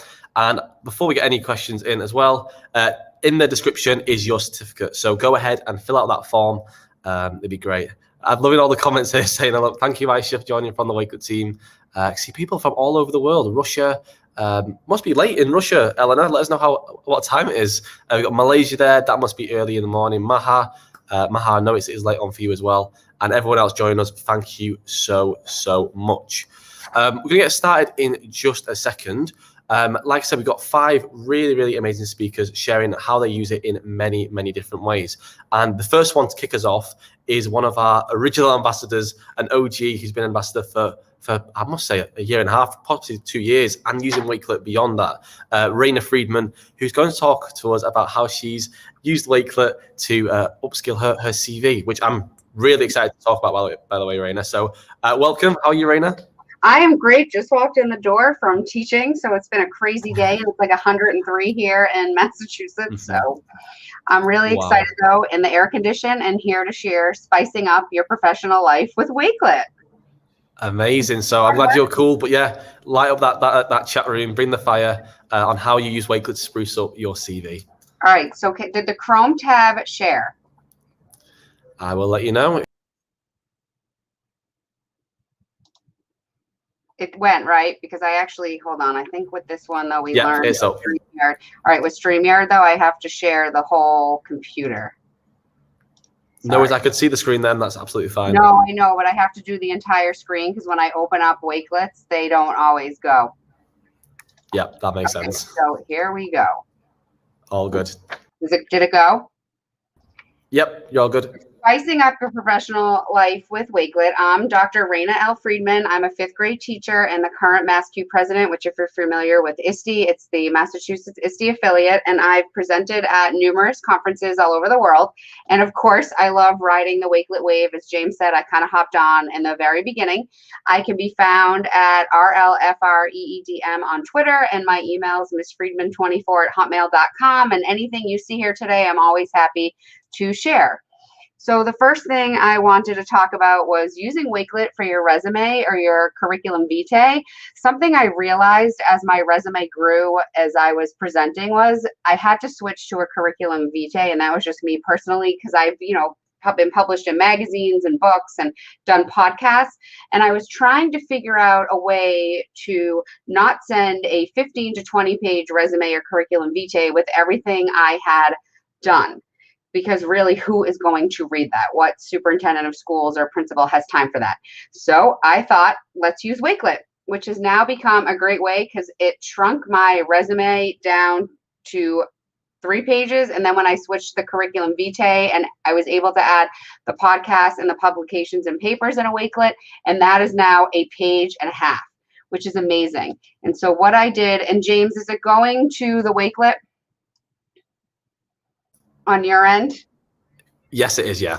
Okay, perfect. So what I did is I created a Wakelet collection of all the presentations I've done. And this allows any prospective employee to actually look at how I run PD. And so what you'll notice I have in the Wakelet is the presentation itself, and then where I presented it. So this is today, this would be a Nevada Q. You're able to list in the text, if you've done it multiple times, it lets you do that. And then employees actually now have access, if they would like to, see everything you've done in one place, which is a great way to showcase all of the work you've done. And you can do it like I did it with the mood board feature, which they're kind of all over the place because that's how I am, kind of organized chaos, I like to say. Or you could do it with 2 on either side or 1. It just depends what you would like. But this is a great way to be able to share everything you've done so future employers can actually just go right to where the work you've done is and then click on it and then it will open right up, which is great. So all of my presentations are like that. I also was able to do a Wakelet with podcasts. So all the podcasts I've been featured in, I was able just to put a link right in, and future employers can see the podcast and actually hear what I've had to say. I've also done some video-based podcasts, so I was able to put those in too, so they can watch that as well. And what a great way to be able to showcase everything you've done if people want to see it. And the last Wakelet I did was the publications and papers I've been part of. Again, simple, thanks Wakelet collection with links. So that way all the articles I've been in are all right here in one place for them to go look at. And so James, are there any questions in the chat about any of this? I'm just having a look through the chat there, Rayna. Not so much questions, more people saying just they're very excited to see how you're using it for your CV. And I think what people are loving is that you're showing rather than stating. So in a CV, you normally write, I did this, or I presented at a certain place. You're showing the employer, whoever's looking, what you actually did, and they can read through it in detail. And actually, the nice thing about this is, and that's what's great about Wakelet, is as you do your work, you just add it, right? I don't know how many of you are doing teacher evaluations, but the great thing too about this is this can also, the link to the Wakelet can also be shared for your evaluations as well. So it goes beyond spicing up your resume and CV. The next thing I wanted to share was that I've used Wakelet to give PD. So that's another great way to spice up, your professional career, where we're all busy and we want tangible activities to try in our classroom the next way. So you can use Wakelet to showcase those ideas and then put them in your resume and CV Wakelet. So just an example of that is how I used Wakelet when I was at the Vietnam Technology Conference. I did a whole session on using Google Meet and Google Classroom to engage your learners. And then I was able to put all the activities and things I did to engage students through this remote and hybrid experience this past year in one Wakelet. And then teachers left my session with all of these ideas, whether it was digital room jobs or doing selfies of visible learning or the getting to know me slide deck. And the one thing I always like to talk about with the getting to know me slide deck is one of the things that we talk about very openly in my classroom is the use of pronouns. And so we had an optional use of pronouns. So that even led into a whole other discussion just from simply a Google Doc or Google Slide, I should say, in the Wakelet. So all the activities I did at the beginning of the year that have sort of sustained us throughout the year are placed right in this Wakelet. So that way I could teach people how to create these engaging experiences. I also have talked a lot about using Google Draw for thinking visually, and I did a whole training using Google Draw, and I used a Wakelet with all the resources so that way teachers left with things to go and look at. So that way they could try things on their own and didn't have to go Googling, well, what did she say? It was all right here, including the presentation. I've created hyperdocs for our reading program back in 2008 because it was just not flying with the kids. And the hyperdocs were a great way to bring learning alive for students. And so I am showcasing all of the hyperdocs in one Wakelet, which again, this is curriculum development. So then I was able to also put this Wakelet right in the CV and resume. And it also allows teachers just to click on one. So it would open right up and they would have this whole activity to go with this one story right at their fingertips. They could file, make a copy, and share with their students. So it's all right there. And then the other thing I like to show is that we've used Wakelet to reach a global audience. with kids, and the students actually podcast and blog, and then I podcast. And we have a parent portal, or family portal, I should say. So all of the links are all right here. So that way I can show prospective employers how I've reached a global audience with students. And I can also use this while I'm giving PDs. So it sort of works as a, you know, a two-prong approach here. So any comments, questions about that? Again, Rayna, people are just very excited to see how you use Wakelet in different ways there. I saw Mohammed Abdul in the chat saying it's a great opportunity to develop students' digital literacy skills with Wakelet as well. Yeah, that's perfect. But yeah, literally perfect, and absolutely love how you're using presentations. I think we can all learn a bit of how we can present, but then also share resources afterwards, because everything you're sharing, people want to see, and it's in the same link, same area. It's perfect. Yep. And the nice thing too about doing this way is, look, I'm one of 12 fifth grade teachers in my building, right? And I'm one of the few that foots my own bill, and James knows he's seen me at conferences before in real life, going out to these events, right? Well, what's the way to bring it back? And this made so much sense to even be able to share with colleagues, like, hey, I went to this conference and I saw all these things, and I think you'd like it. Or I put together this presentation for this conference, and here's all the work I did, but I wanted you to see it. Right? So then you're kind of creating a more equitable, I guess, experience for all students in a school building too, because you're able to share all this information, which allows me to then go to the third reason I wanted to share today with using Wakelet to spice up your resume and CV and sort of give yourself a professional boost, is sharing your reach with a professional learning network. So Wakelet collections can be used to grow your professional learning network. You can show how far your reach is on a resume or a CV. So the first one I wanted to share is actually a collection I did called Positive Sign Thursday. And I've actually set this up in spaces. So I have a positive sign space, and every Thursday, so tomorrow there'll be a new one. On Twitter, if you search the hashtag Positive Sign Thursday, there are schools all over the world with these positive signs sending messages. And anybody here today and anyone that's going to be hearing this later on, feel free to join us. But we literally put a positive message, and either you can create it or ask your students what message they want to send. We print it out on paper, and we take selfies with it. And then we tweet it out and put it on Facebook and Instagram with the hashtag Positive Sign Thursday. And then Wakelet has been a tool where we can not only see our reach as administrators and educators, but we can also show our own students how many other schools are sending these positive messages and talk about these messages that are put out there. You know, what does it say? What does it speak to? So it sort of becomes this SEL component to the work that we're doing, which is really great. And then sharing the tweets. And then what's nice about the new feature, does everybody have the new toolbar, or just me still with everybody else that's trying it? I believe it's still only there for a handful of the I don't know if it's coming out, but even still, what's great is when you do these, you can notify all the schools to then expand their reach even more on Twitter, which is great with the notifications. And then the other one I wanted to show that I've done in Spaces is I'm part of a lit review crew where we get chapter books and picture books ahead of publication.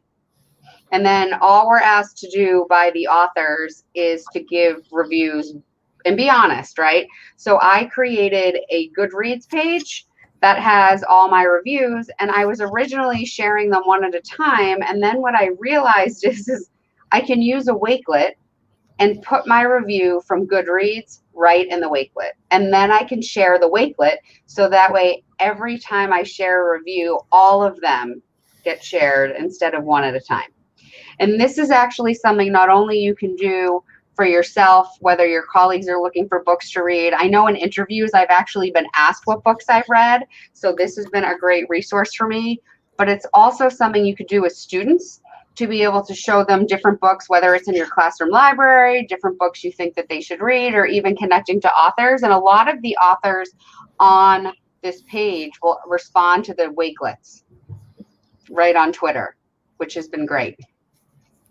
And so those are the three ways I wanted to share how to spice up your presentations. And then I'm going to come back to you. And I didn't know, I have to stop sharing, otherwise you get that screen within a screen. I didn't know if anyone had any questions or wanted to see anything else directly, because I'm happy to go back. I know I talked really fast. You share edit rights with students. Yes. How did you teach them to do it responsibly? So are you asking how I use Wakelet with students? Is that the question? Yeah, I believe so. If you've ever collaborated with students, if you are, how do you teach them to do that responsibly? I think Kathleen's asking. So when I share like the one with the books, that I'm just sharing the link so they don't have editing rights. I actually just started using Wakelet with kids probably maybe 4 or 5 months ago. They're doing an independent research project with a partner. So I use Google Classroom to pull in all of my students, and then they log into Wakelet through Google. And actually Wakelet's amazing. They've signed our data privacy contract, which is why I'm able to use Wakelet. And the kids are either using the extension to save the websites for their independent research projects or copying and pasting the links. And so that's kind of how I'm teaching them right now with how to use Wakelet responsibly. Awesome. Thank you so much, Rayna. I see Ranjana there saying, just so nice to see you promote reading amongst learners. I think we'll probably go into this with Christina when we talk about Wakelet for librarians, but a great way with those book reviews all in one place. And just go back to what you mentioned before about spicing up the PLN. With the idea of the Positive Sign Thursdays, kind of adding all those tweaks into one area, it's kind of almost like promoting global collaboration. And I think people in the chat got some ideas from that of how they could also do it, whether it is with tweets or maybe other social media content, collecting it all, sharing it around and having it housed in one place. Yep. And I put the link to the presentation in the private chat. I'm not sure how many people, or does it go in the comments? Yeah, we'll share it into the chat as well. Okay, so people perfect. can go ahead and see so that way people can have it. I think, for me, Wakelet's been a really great way, like I said, to showcase everything I'm doing so people can see what I'm doing. Because it's one thing when you're in an interview to talk about your projects versus saying, hey, this is what I've been doing. And it really reminds me of, and I'm not sure how many of you had to do this, but here in Massachusetts, when we were in an interview, you left your portfolio. So, back in the 90s and 2000s, people left a piece of paper, right? I did a digital portfolio and gave them the entire CD-ROM using a program called HyperStudio, which I might be aging myself there. But now you can actually just give them a Wakelet link of your work, which is amazing. And so it's really evolved.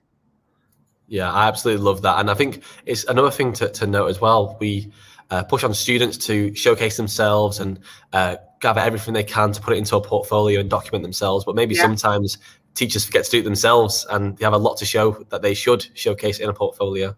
Yep. And you can use the links for your portfolio, right? Like what you're saying. And then you could even add those to your curriculum vitae or your resume. Like I even went back through, oh good, somebody said I'm not alone with HyperStudio. Woo! I just saw that flash, sorry. But one of the things I just did the other day was I went through my CV and I looked at where I could hyperlink Wakelet links. Like that's how I'm thinking now. Okay, like I talked about how I did HyperDocs. So I highlighted the word HyperDocs and hyperlinked it. So that way if I don't know how many admin are even going to know what a HyperDoc is, right? So to be able to click on it and see what I'm talking about, if they want, they have that ability to do that, right? And I think most people here are in a global community of learners and learning for free, right? Like we beg, borrow, steal, and just want to share ideas and learn and grow. And so I really feel strongly that Wakelet's such a tool to be able to put as much as you can in one thing, versus just sharing out like one HyperDoc. So instead of me sharing one HyperDoc on my CV, I can now share all of them with one Wakelet link. Mm-hmm. Yeah, I love that so much. Communication examples, right? I mean, I have what, 5 more minutes? What time am I over? Okay, so I used Adobe Spark, which my kids can't use because unlike Wakelet, they did not sign the data privacy contract, but I can use it as a teacher. So I did an Adobe Spark week in review. So I take pictures all week and then I put them like in a little slideshow in Adobe Spark. I then put all the week in reviews in a Wakelet link. So then when I'm talking to people and I say, hey, I have these parent communication examples, I can actually just share the Wakelet of all the week in reviews, which is great. So that way you sort of spread your reach a little bit about what you're actually doing.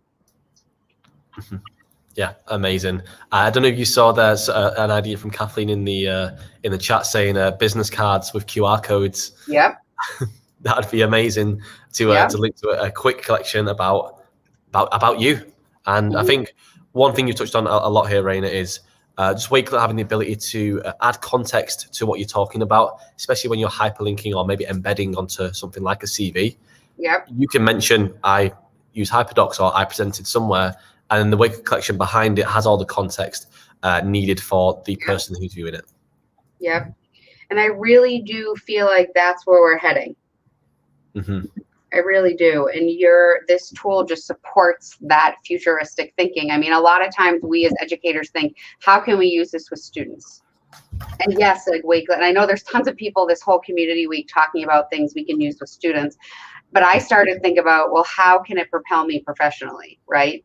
Like, how can I use it as an educator to showcase what I'm actually doing? And I found that through the CV and the professional development offerings, it's just so wonderful. And to be able to give your colleagues something all in one place. I mean, they only want one link. They don't want 30 in a row, right? Like, we all get overwhelmed by that.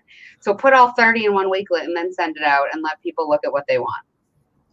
Yeah, I think it's one of those things where you put yourself in the shoes of the other person receiving, whether it's the CV or the presentation resources. You would probably want one link as well, rather than receiving 30 different links. Being able to easily refine it as well, it's just super, super easy. Yep. Awesome. Well, that was absolutely incredible, Rayna. Everyone has learned so much in the chat. Please have a look through the comments afterwards. Yes, I hope I didn't scare you with my hopping on last minute. I was coming. No worries whatsoever. People absolutely loved that you gave kind of 3 examples there, spicing up your presentations, your CV, and your PLN. So a lot to take away from that. I'm sure you get a lot of questions afterwards, so please do hop in the comments. Yes, and please feel free to always reach out to me on Twitter or email. I'm the type of person that will respond to you. And thank you to Wakelet for having me show this refreshing way to use your tool. It's always good to see you. Thank you. Yeah, good to see you too, Rayna, as always. Thank you so much for that. Everyone, looking forward to the rest. Thank you, Rayna. Please do check out Rayna's Twitter and Wakelet handle. It's in the comments there, and we'll show it up on screen again. But Rayna, thank you so much for that. I really appreciate it. I'll see you soon. Bye-bye. That was absolutely incredible. I think even I learned a bit there. Maybe I need to update my CV for the future. But yeah, absolutely incredible. Please let us know what you thought of that session. And again, of course, share out your favorite moments, screen grabs, quotes, and share them with us on social media, #Wakelet Community Week, and in the chat, of course. Up next, the second presenter of this final part is one of our good friends and ambassadors. Honestly, one of the most amazing people in our community, has been an ambassador for years, 2 years now. I've been using the platform for a longer while than that. And has so much to share when it comes to Wakelet or other tech tools. You probably already follow her. She's sharing so much about how you can just better your life professionally and also the lives of your students as well. Of course, I'm talking about Christina Holzweiss. She's an amazing librarian from the USA. So Christina, hello and welcome. Hi, James. You are so sweet. No, honestly, my God, I just want to hug you. You are actually amazing. And after this COVID, I just want to hug anyone. Of course, yeah, don't we all? Well, yeah, you have 20 minutes to share the amazing things you're doing as a librarian. Please take it away. Awesome. So as a librarian, I deal with problems. And I try to find ways to solve people's problems. So I'm going to show you 10 ways. Hopefully I get through it. 10 ways I've learned to solve some problems. So I'm just going to press share, and I'm going to start sharing my screen. And you're going to tell me whether it's showing my screen or not. I'm going to press share audio just in case I have audio. And am I sharing my screen? Yep, I can see it. Awesome. So there's me. So excited. Just want to say, so excited about the GIF library. Although I did hear it is officially GIF by the inventor. But so excited, so excited. This one I was made in Giphy, but I'm so excited that we can now add GIFs, although I will still continue to make my own. So here's my information. I've written a few books. I'm on Twitter. I have a website, and that's all you need to know. you want to know what are the 10 problems that I've tried to solve with Wakelet. So number one big problem is advocacy. So librarians are always looking away for advocate for our profession. And I found out recently that my son's school, he's a 6th grade building, our son's school in New York did not have a school librarian. So I immediately reached out to our central administration, and I spoke at a PTA meeting, and I said, well, I can't just speak. I'm going to have to give them something so they can look at later, because I only have a few minutes to talk. And so I created a Wakelet while I was sitting there listening to everyone's presentation, and it was on advocacy. And I'm going to show you this Wakelet on advocacy. And it's all about librarians and advocacy and videos. And here's a value calculator that I actually created in Canva. I put that in there. Obviously, libraries are priceless, so you can't even put a value on them. And then I put in links and videos and all these things. And let me tell you, when I started the hour at the meeting, while I was waiting to speak, I only had a few different resources in my Wakelet.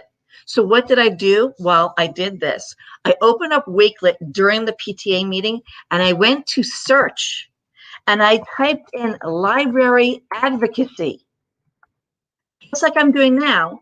And when I went through library advocacy during the meeting, I found all these other collections made by awesome librarians, and I went through their collections, and I took their bookmarks and I threw them into my collection. At the end of the meeting, when I spoke for my 5 minutes, I had a collection that was filled with all of these awesome resources by other librarians that I had been doing during the meeting. So don't forget that search button right up top, because you can find some awesome resources. I'm a librarian. I look for resources. I don't have all the answers. I just know how to find answers. So advocacy, if you need to advocate for a school librarian in your school, this is a collection for you. And as a school librarian, I advocate for reading, and I did not like doing book reports when I was a kid.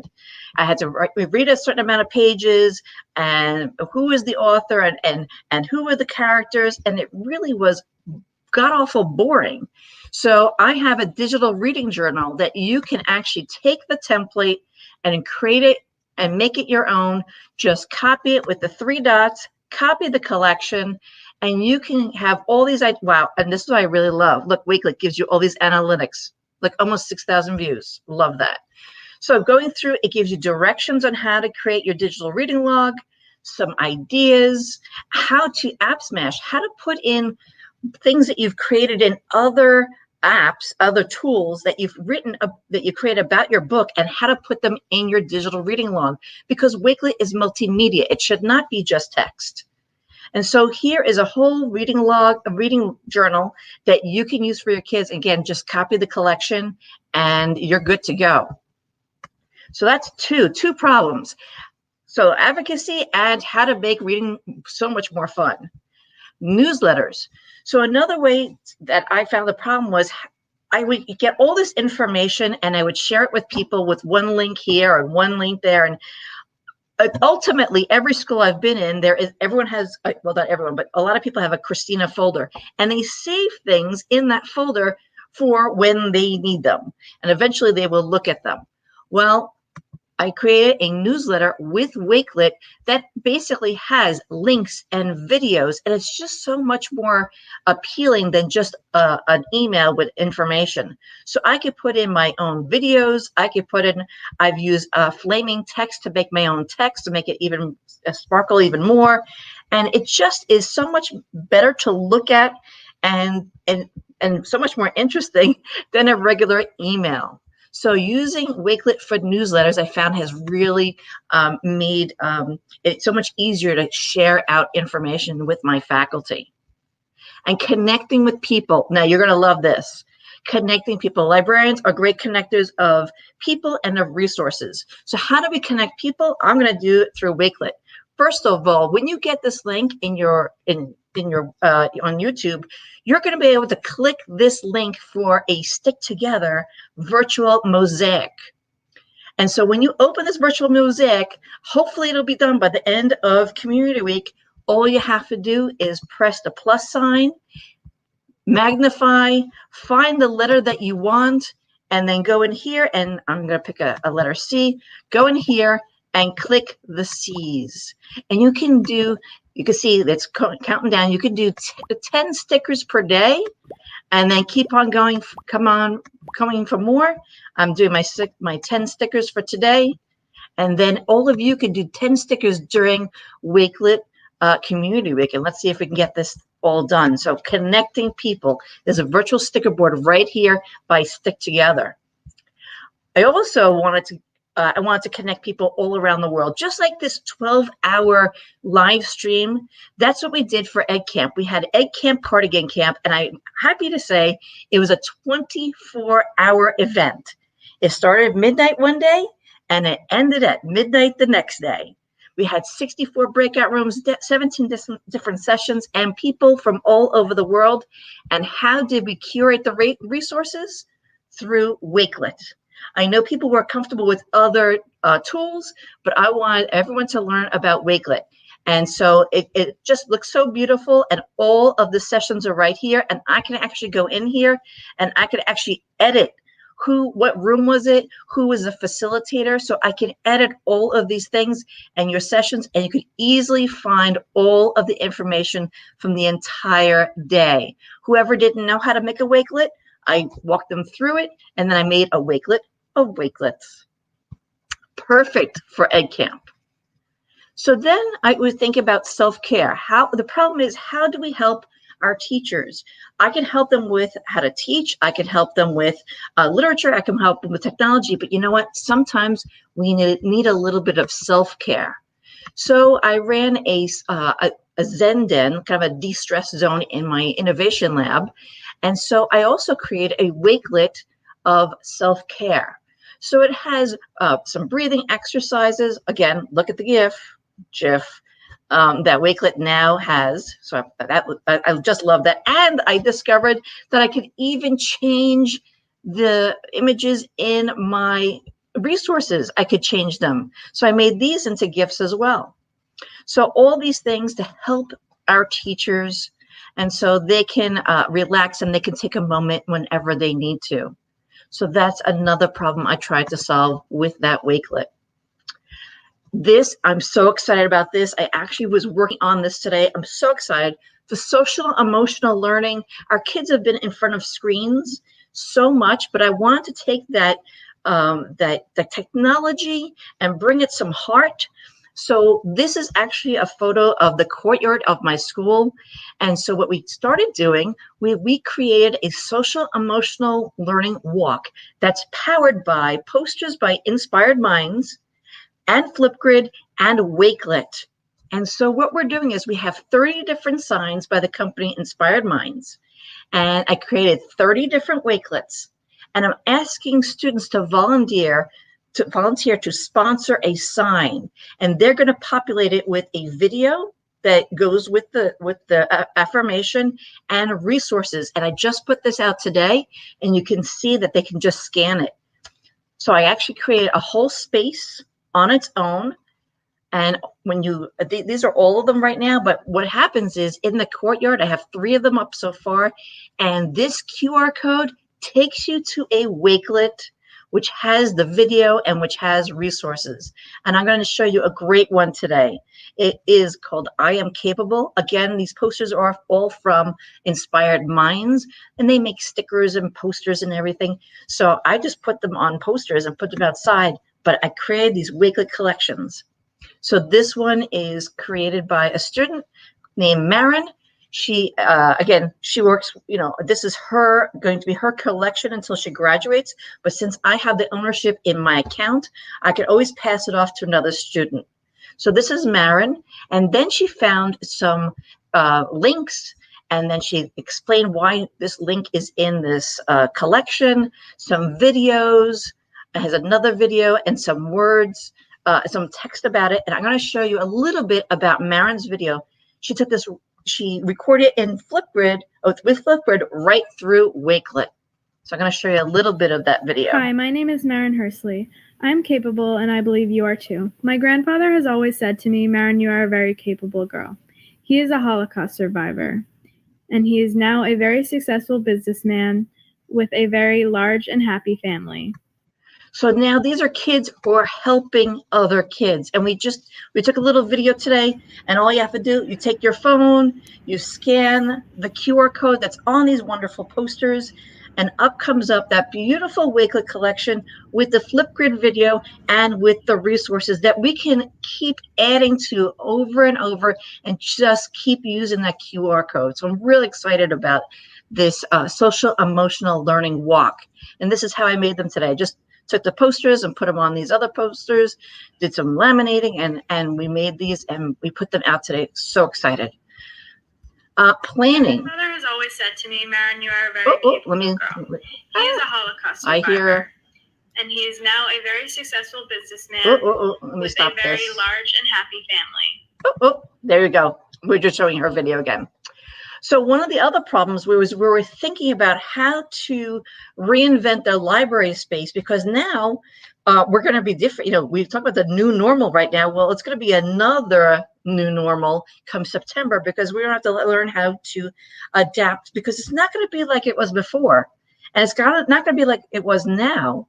It's going to be something brand new. And I feel like we're going to be that butterfly. We've been in this cocoon, and we've been, tucked away. And I think we're going to be these beautiful butterflies that we've learned so much. We're not going to be what we were before.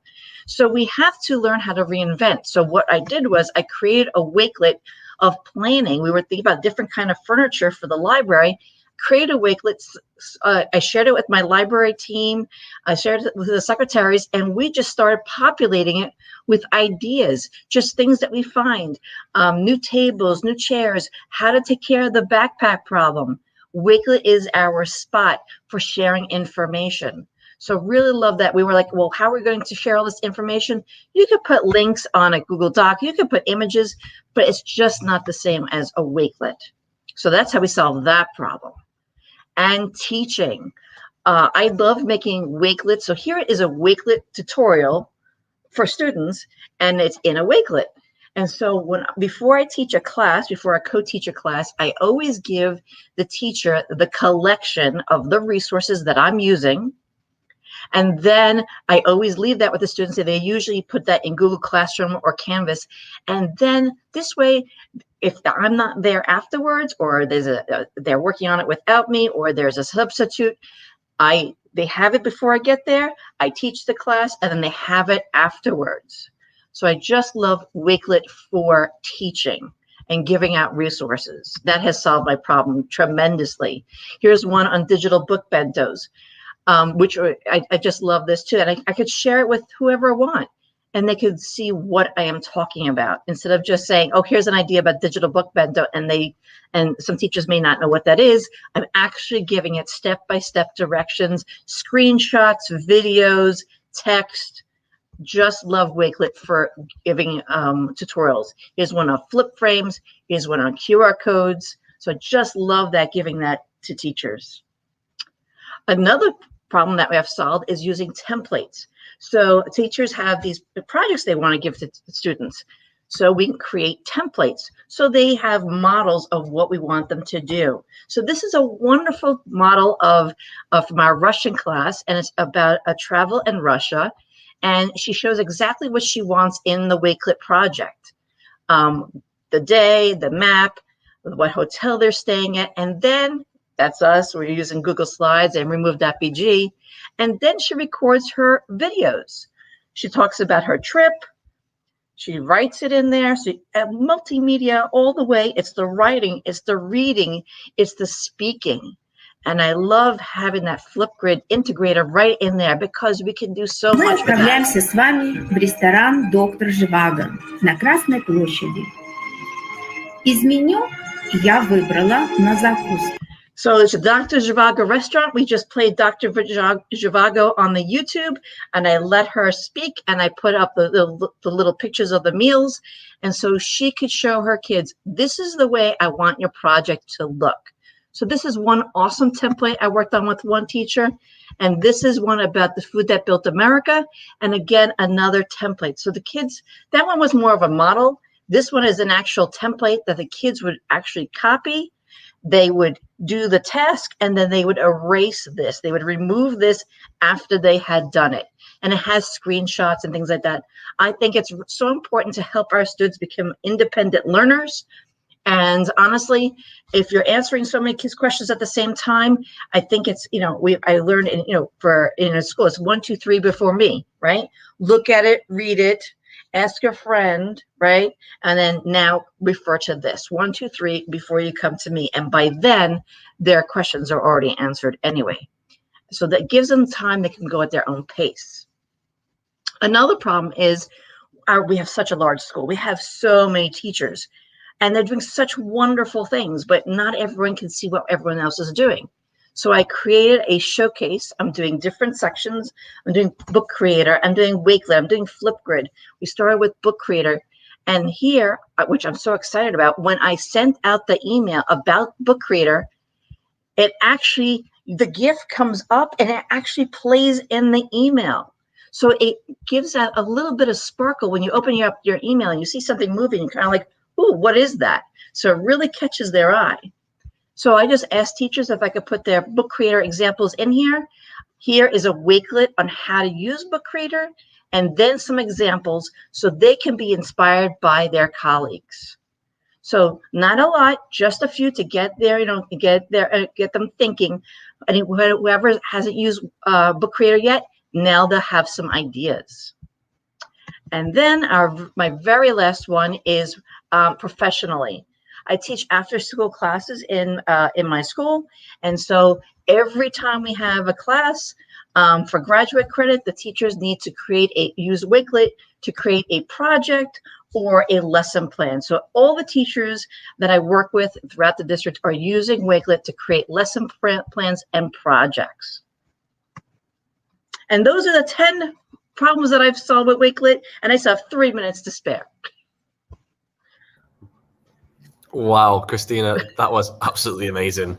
I'm kind of speechless, but I don't know why I'm so surprised, because you kind of showed in one quick swoop just how Wakelet can be used for absolutely everything. And I suppose my only question would be is there anything you don't use Wakelet for? Because you use Wakelet for absolutely everything there. I started, I really wasn't using it on my phone, but now I'm using it on my phone because I can quickly put in that picture with the sign and the courtyard. I didn't want to wait for it to upload to my Google Photos. I quickly put it in my Wakelet today. So I was like, this is awesome. And I've taught kids to use Wakelet also to organize their photos and their information. Mm-hmm. Thank you, Deb. Yeah. Check out the comments, Christina. I know you can't see them when you are sharing your screen, but everyone is loving you and the examples that you shared there. And I think this one sums up from Sam from the Wakelet team, just saying you really do know know how to make the most out of Wakelet. And that's what I've seen from you time and time again with all of this, like that SEL project there with your students and the QR codes. I'm so excited about that. Yeah, the whole chat is as well, because I don't think anyone's seen anything quite like that before. And for student engagement, that is amazing to get them involved as well. Yeah, so as a librarian, I get to talk about everything and I get to connect everyone. But again, those are my 10 problems, and the advocacy, that search button, that helped me so much to search for other collections while I was preparing my own. Yeah, I think sometimes maybe people forget about that they can actually search for other people. I think you said at the start that as a librarian, it's your job to go out and find those resources and curate them, which obviously what Wakelet does. But yeah, on Wakelet, everyone, please feel free to search for anyone's collections. And of course, please do go ahead and follow Christina on Twitter, and of course Wakelet as well, with all those amazing examples. They've been shared in the chat as well. But Christina, thank you so much for that. You brought the amazing 10 ways for people to use Wakelet as a librarian there, and I think it even transcends into everything as well. That wasn't just as a librarian, that was for literally every person, not just an educator, any person can use. Well, thank you for having me. No worries. Amazing, Christina. Have a great day, and I'm sure I'll see you soon. Bye. Bye. Thank you. Wow, that was absolutely amazing from Christina there. Absolutely wonderful ways. And again, not just as a librarian. I know Christina is a librarian. She uses them in her library and with her staff members who are librarians and teachers. But you saw the ideas there that can be used for any educator from any subject, any grade level, and any person in life using the different techniques, the different tools, different collections she creates. Absolutely amazing. And I learned a lot, and I know everyone in the chat here learned a lot. So again, Christina, thank you so much. Next, we have another amazing original ambassador, Linda Edwards. And I believe Linda was one of the first the first ambassadors from Canada. So Linda, I'd love to invite you on to talk a little bit about how you're using Wakelet in elementary. Hey, Linda. See ya. Hey, how are you? Very good. I thought it was awesome. Oh. I got to watch Christina while I was backstage because I was thinking, oh no, I'm going to miss half her session. I'm so glad you got to catch it. It was amazing. Please feel free to take the stage. 20 minutes to share just how you're using Wakelet in elementary, and share some awesome source with people. Okay, so hopefully my share works out okay. I've never used StreamYard before.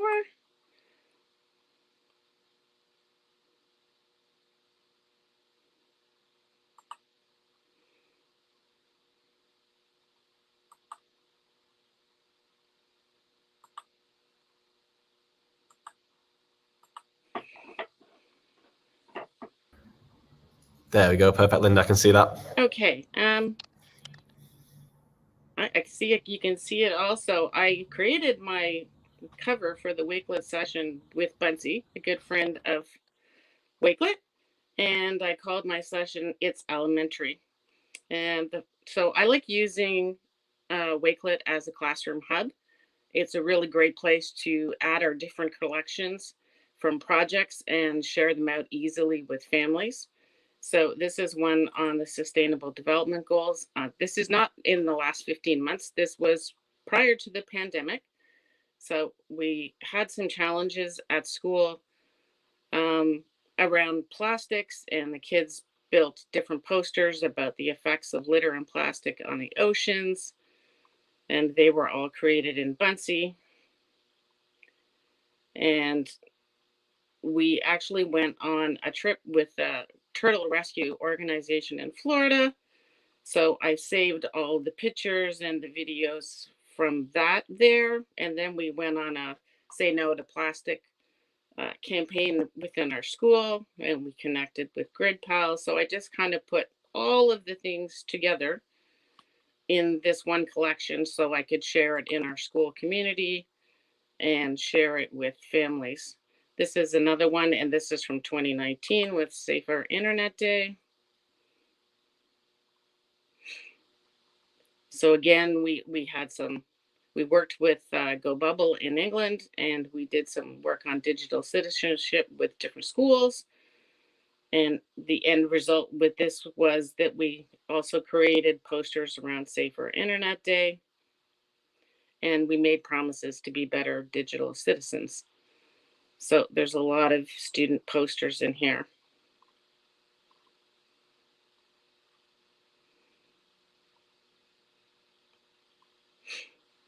So some of them recorded sound with them, but again, it's a Buncee Wakelet Appsmash.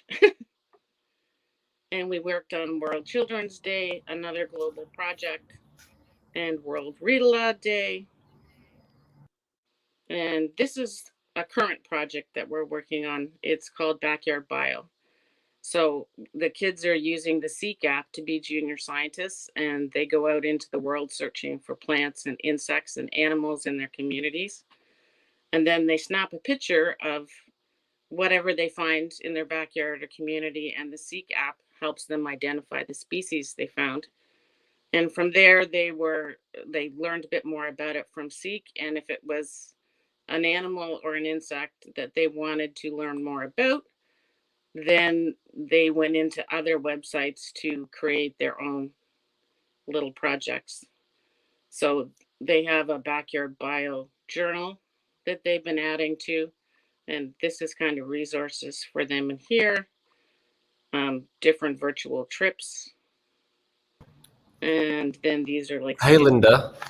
Sorry to interrupt, but I believe you're only sharing one tab. If you could share your whole screen, so because we're only seeing that first collection still. When you click into them, we can't see them.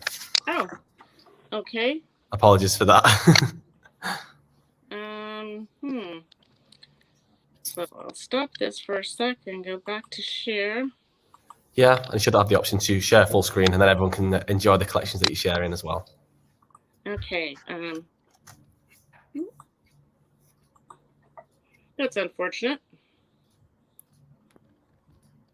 Yep, there we go. If you click onto your tab now, we can see that.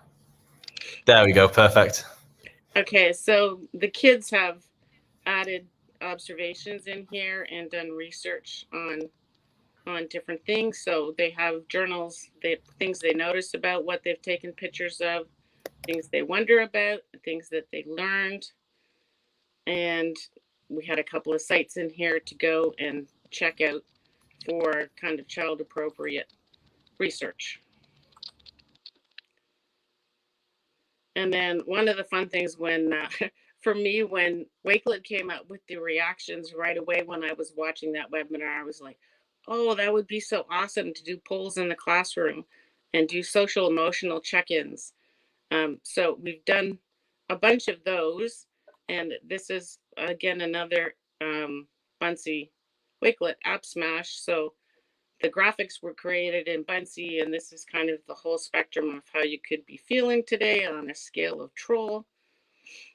And then the kids go through and tap the reactions for how they're feeling. Happy, sad, angry, excited, stoked.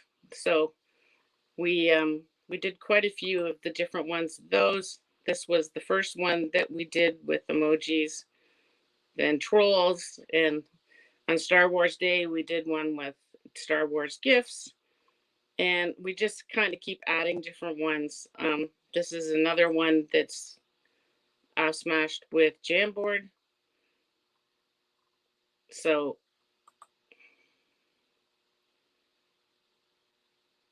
the kids go in, and if they're feeling sunny, basically happy, they're adding a reason why they're feeling that way. And then there's a couple of pages for that. And if they're feeling cloudy today, whether it's sad or angry or worried, they can add their reasons to that on the Jamboard. So I had a lot of fun with reactions. And then this is a new project that we started called Friendly Fridays. So it's kind of to promote kindness, where we're going to share some art with each other and appreciation for our friends and our classmates. And each Friday we're kind of working on a mini art project. And I'm just about to launch this, so I just added it because I think it's going to be a lot of fun. So sometimes Fridays can be tough, especially in the afternoon when everybody's ready for the weekend. Not everyone is happy to be going away from school for the weekend.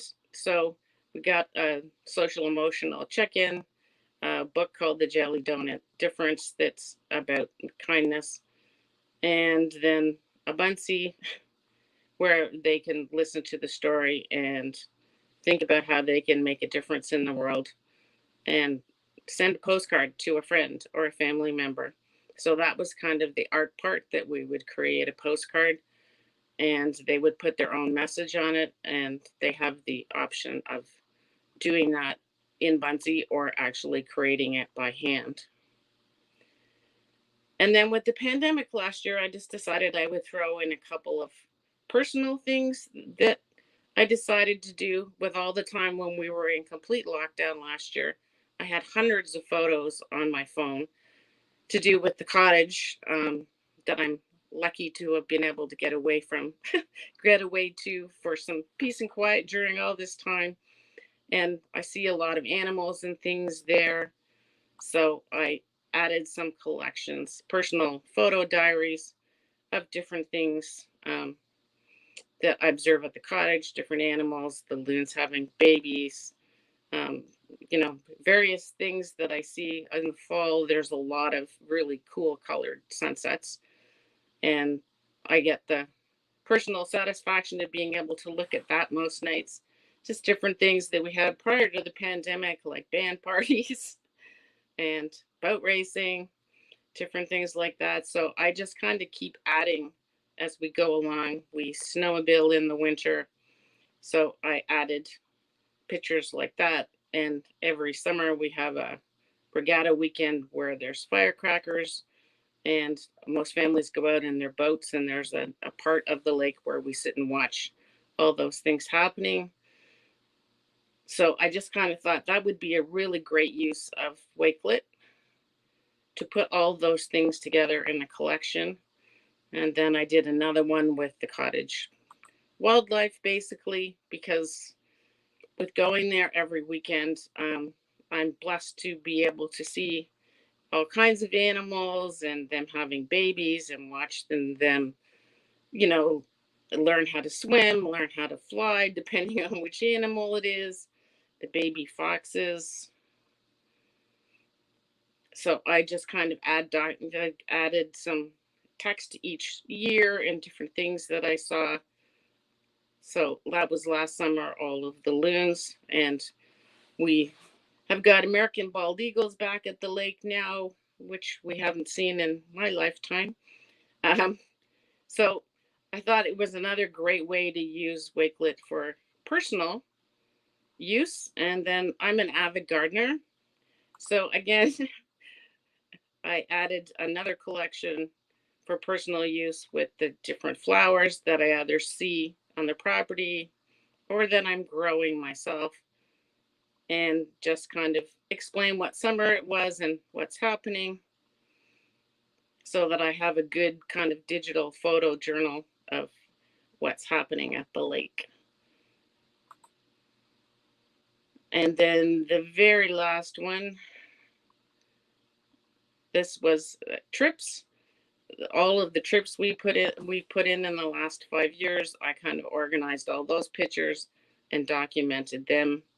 And since I had saved the pictures for so long, that was actually kind of tough to do, remembering all the things. And then just recently, both my husband and I, with having to change passwords and things all the time, I thought using Wakelet to keep all the passwords and different websites in would be a great use for Wakelet, because you can only keep so much of that in your memory.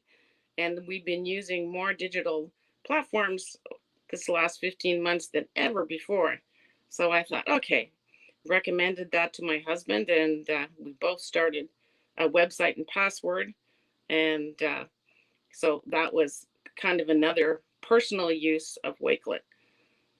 So I've been using it both for school and for personal. I use it for school for everything. I do language learning intervention, and the parents have a newsletter that they receive, and I just made a Buncee business card with the Wakelet QR code and put it in the front of the folder. So whenever the parents need to, remind themselves of what the kids are supposed to be doing, or they want to see what we've been learning this week, they can just scan the QR code and away they go. They can review what's happening. So I probably have 150 different collections of things, but these are kind of the more current ones that I have had fun with lately, with all the extra things that Wakelet's added. So I like the fact that we now have access to Google Classroom and all of the reaction buttons, and just the ability to be able to add so much to it, and being able to curate all the kids' projects in one place and explain them all. I thought it was great for the parents who couldn't make it to open houses, or if they wanted to share it with other family members like grandparents and stuff. But since the pandemic, it's definitely been a lifesaver to be able to show the things the kids are working on. So we've put our merge projects in there, all kinds of projects, and it's been really great for sharing. And one of the other things for me is, because I have students who learn differently, and a lot of multicultural families, having immersive reader in there means that the parents and the kids can get help with reading it, changing it to their own language in the case of the parents. And for the kids, if they need it read to them to understand it better, or if they need it translated back into a language, their first language, all the tools are built in to make it accessible for everybody. So that's kind of all the ones I collected. to share today. I'm just going to close out some of these tabs because there's an awful lot of them.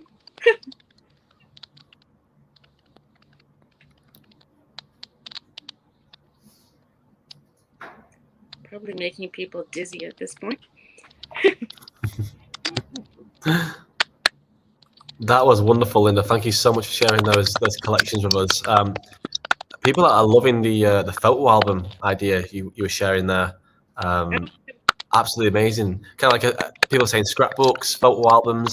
Even I saw someone say about a time capsule. Someone mentioned that in the last session as well. It's kind of you keeping these to look at later life, and some of the ones that you showed there, the wildlife ones, were very remarkable to look at. Oh, thanks.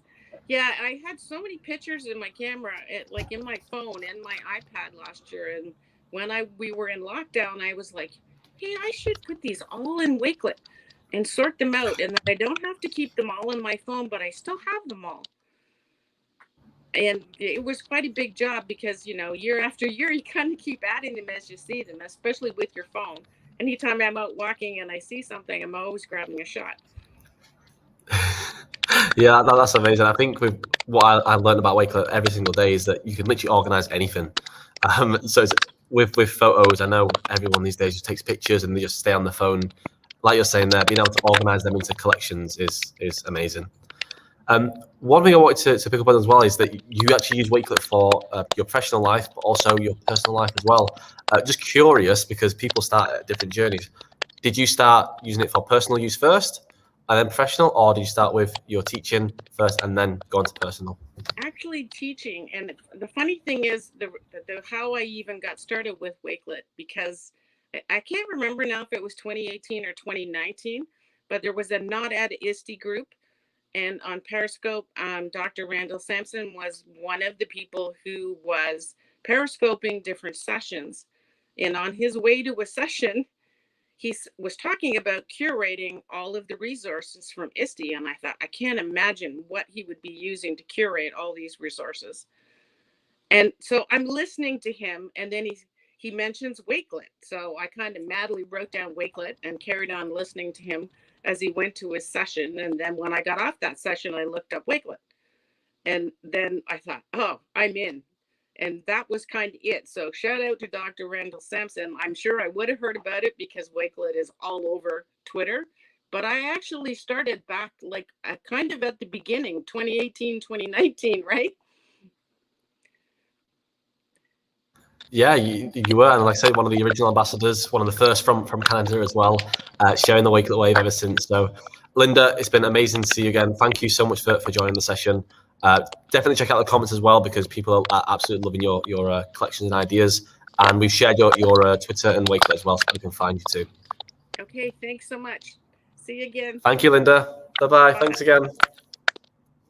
Amazing. Again, another great example from Linda there, as we've seen today, of how you can use Wakelet for literally anything, but in your professional life, of course, but also in personal life. So whichever way you start, there's no right or wrong way. Start using Wakelet for whatever you want to do. Organize your recipes in your personal life, or organize your lessons. Whichever way you start, you can always mix and match and do both, just like Linda showed there. So thank you again, Linda. That was absolutely incredible. Again, any of your favorite moments, feel free to screen grab them, quote them, and share them with us on social media. #Wakelet Community Week. We're coming up to the last, this is the last kind of combined session of the live stream. We've got two amazing people join us from the community who have been, again, ambassadors for a while now, and they're going to show how they use Wakelet in their different roles. And before I introduce them, I also want to wish them both a happy birthday because it is their birthday today. Diane and Amy, welcome and happy birthday. Unmuted. It's like the phrase of the century. Thank you.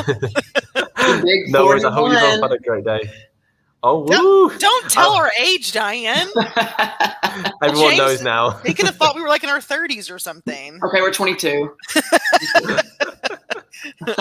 Amazing. You still got that energy though that people are loving. But happy birthday! Thank you for joining us on your birthday as well. And you're here to share how you're using Wakelet as a tech coach and as a counsellor.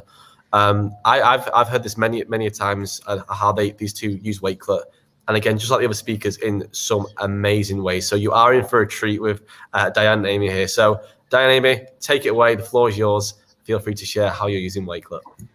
All right. Thank you. Let me share my screen. Another thing, it's like the phrase of the century. Let's see. Let me find it. There you are. All right. So we are, Diane, let me know if you can see that, or anybody let me know if you can see that. If you can I share can't see the Wakelet. screen, but maybe because you're sharing it? Maybe. That's probably why. I'm hoping everybody else can see it. All right. Well, there it So, goes. okay, good.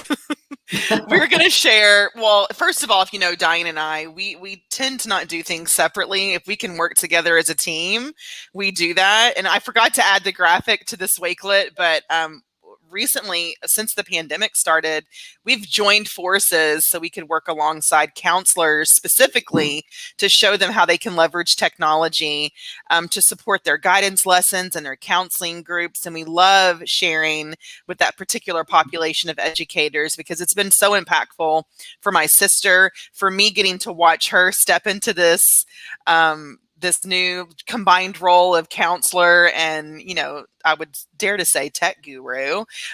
She's gotten really great at it. So we're going to share a little bit about how we both use it in our different roles. And yeah, so let's get started. So we're going to show this Wakelet right here and start with some introductions.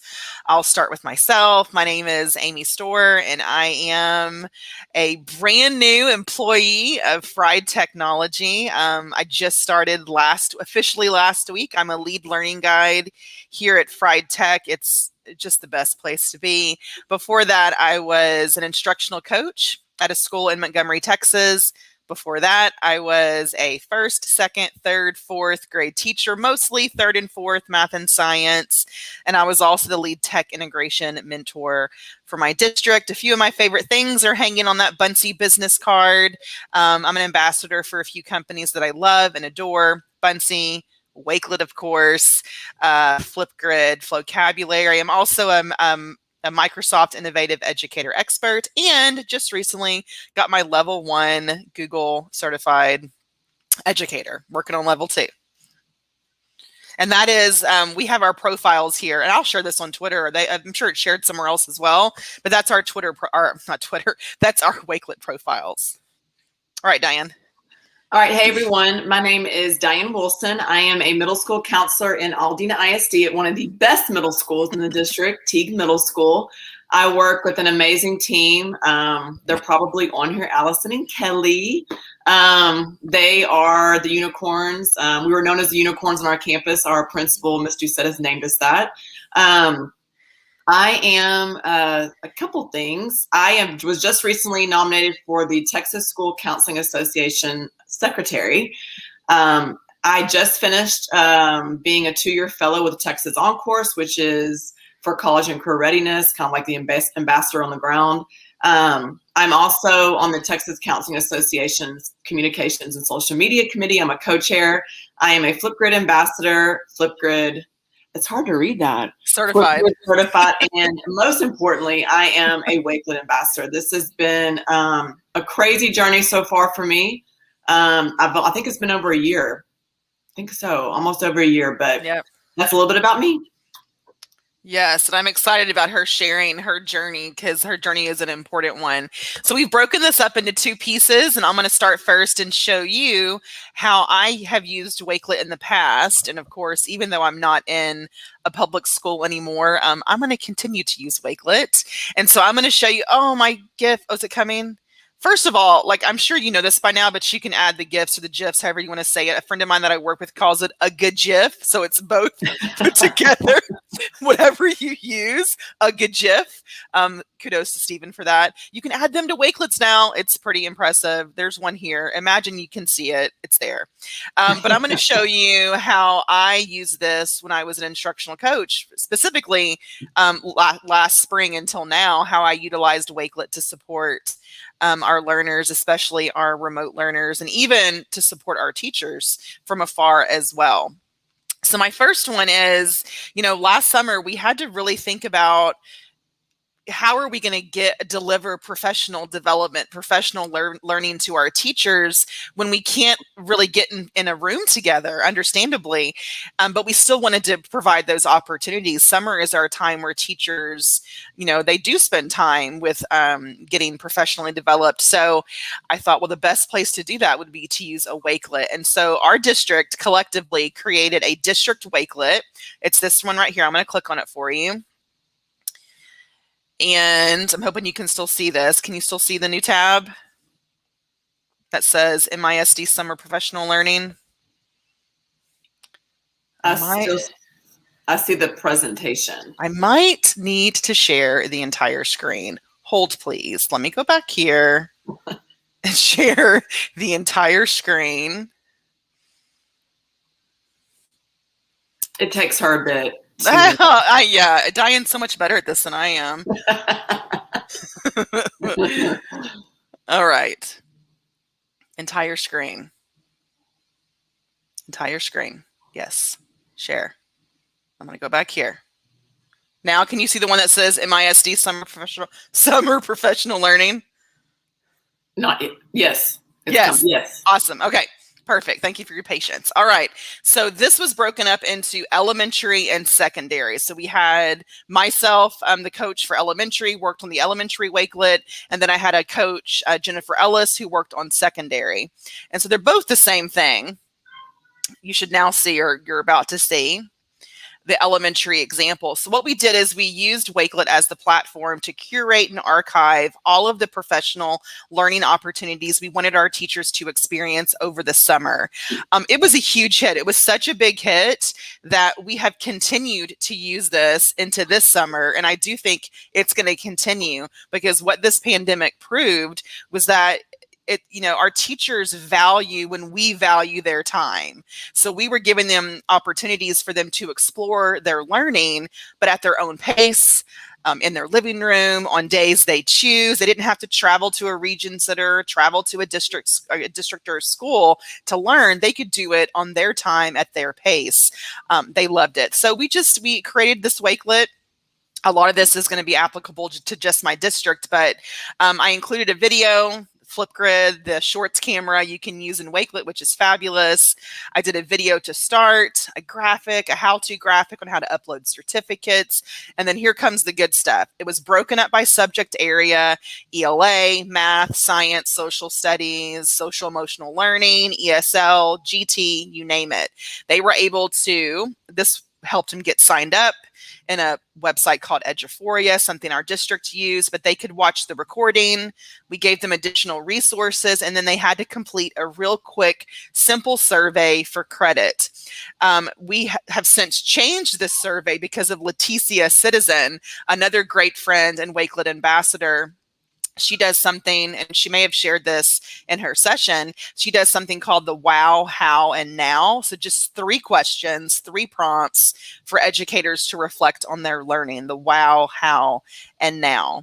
And so, yeah, they just got to go through here and choose sessions they were interested in. We did a version of this for our district conference, but we used EdTech vendors. So Wakelet actually presented for us virtually. It was a recording, but we got all of the EdTech vendors that our district uses to record sessions to then share on Wakelet, so our teachers could still attend our district conference, but do it from the comfort of their home. So that's one example on how you can use it, is to use it for professional learning. Let me go back here. Another example of that professional learning, like I said, this year proved how important it was to honor teacher time, honor their time. If it's something you can share in a Wakelet, or share in an email, or make a video, versus having to schedule a meeting during the 45-minute conference, then you want to do that. So this was another example. We did a staff development day, and we built our entire agenda within a Wakelet where teachers could go here and have all of their tasks to take care of, but it didn't require us to have to interrupt their day, come to their rooms to visit about it. They were able to look at the agenda and complete during that day at the time they chose. So another great example. Diane and I love creating our graphics in Canva. If you're not familiar, that is a graphic design website, and it's free, right up our price range, free for educators. So check that out. Another couple of ways that I'm going to share before I pass this on to my sister Diane is newsletters. Erin Flanagan, or as she's better known as Air Integration, she is the reason why I started using Wakelet for newsletters, because she created these beautiful templates that you can take and make your own. She was the jumping board for me to venture out to start creating mine from scratch, but I began by using her templates. So if you go to her Wakelet profile, most of her stuff is completely available for you to take, make a copy, and make your own. But the ones that I love are these monthly newsletters. Look how beautiful, these monthly newsletters. So you can take a newsletter of choosing. I already passed up June. There you are. And you can click on it. You can make a copy. It goes into your Wakelet collections, into your Wakelet account, and then you're able to use it while also giving credit to Erin. But she's got all the spaces that you may or may not need as a teacher, and all you have to do is go in and fill in those places or change them. She's the reason I first started using emojis in my newsletters, adding those into there as well. So a great place to start will be to start with someone like Erin, or another great person to use for templates is, once again, my good buddy Leticia Citizen. And Wakelet, of course, has great templates as well. I loved when they released those, but Leticia has some great ones to come and pull from her site. This is her Wakelet profile. I love to amplify her. She's fantastic. But you can go to her profile, search it, and you can see all of her different templates, including professional development templates, how you can use Wakelet as a presentation tool, and so forth. So check her out as well. All right, I'm going to shut up and let my sister go, because she needs all the time in the world because she talks a lot. Pass it on to her. Look, your GIF showed up. Yay! Whatever. I loved adding them. I don't have the fancy headphones like my sister has. I'm at work. I need to get some so I can look professional. I'll get you a pair. When we were collaborating together to create this presentation, I was so excited that they announced that there was GIFs. Or GIFs, whatever you just said. I like that better. So I loved adding these. I'm going to kind of start in order for how Wakelet entered my life as a school counselor. Prior to COVID, really quickly, I was not interested in adding anything tech to our program at all. If you are a school counselor listening, or really any educator, it's hard to add more to your plate when you're already super busy. And that was my mindset, was I didn't want anything else. And when COVID happened, we kind of just had a quick think really fast as a counseling team. And I just told my sister, of course, she told me about Wakelet. And then I just told my team, and they're just like, run with it, let's go. And so this is how our journey with Wakelet started. We created a Stay Connected newsletter. And so anything that the district pushed out, or our campus, if we had food resources, anything, COVID information would go into this newsletter. And we still use it to this day, and now we use it for different things. We still keep resources on there. Anything that's being celebrated for the month, of course, it's Pride Month, so that's being celebrated in our district, very inclusive district. If you haven't heard of Aldine, go look them up, they're amazing. Any announcements from the school, our superintendent newsletters, our principal's newsletters for the school, she has some more, so we always add that. Anything from different campuses. We have high schools of choice, which means the kids can apply to go to different high schools rather than just where you're zoned to. So I won't go through all this. It's a very long newsletter. We add tweets, like our principal was nominated, which was actually chosen as Rookie Principal of the Year. So we have all of those tweets from when she was chosen, the video.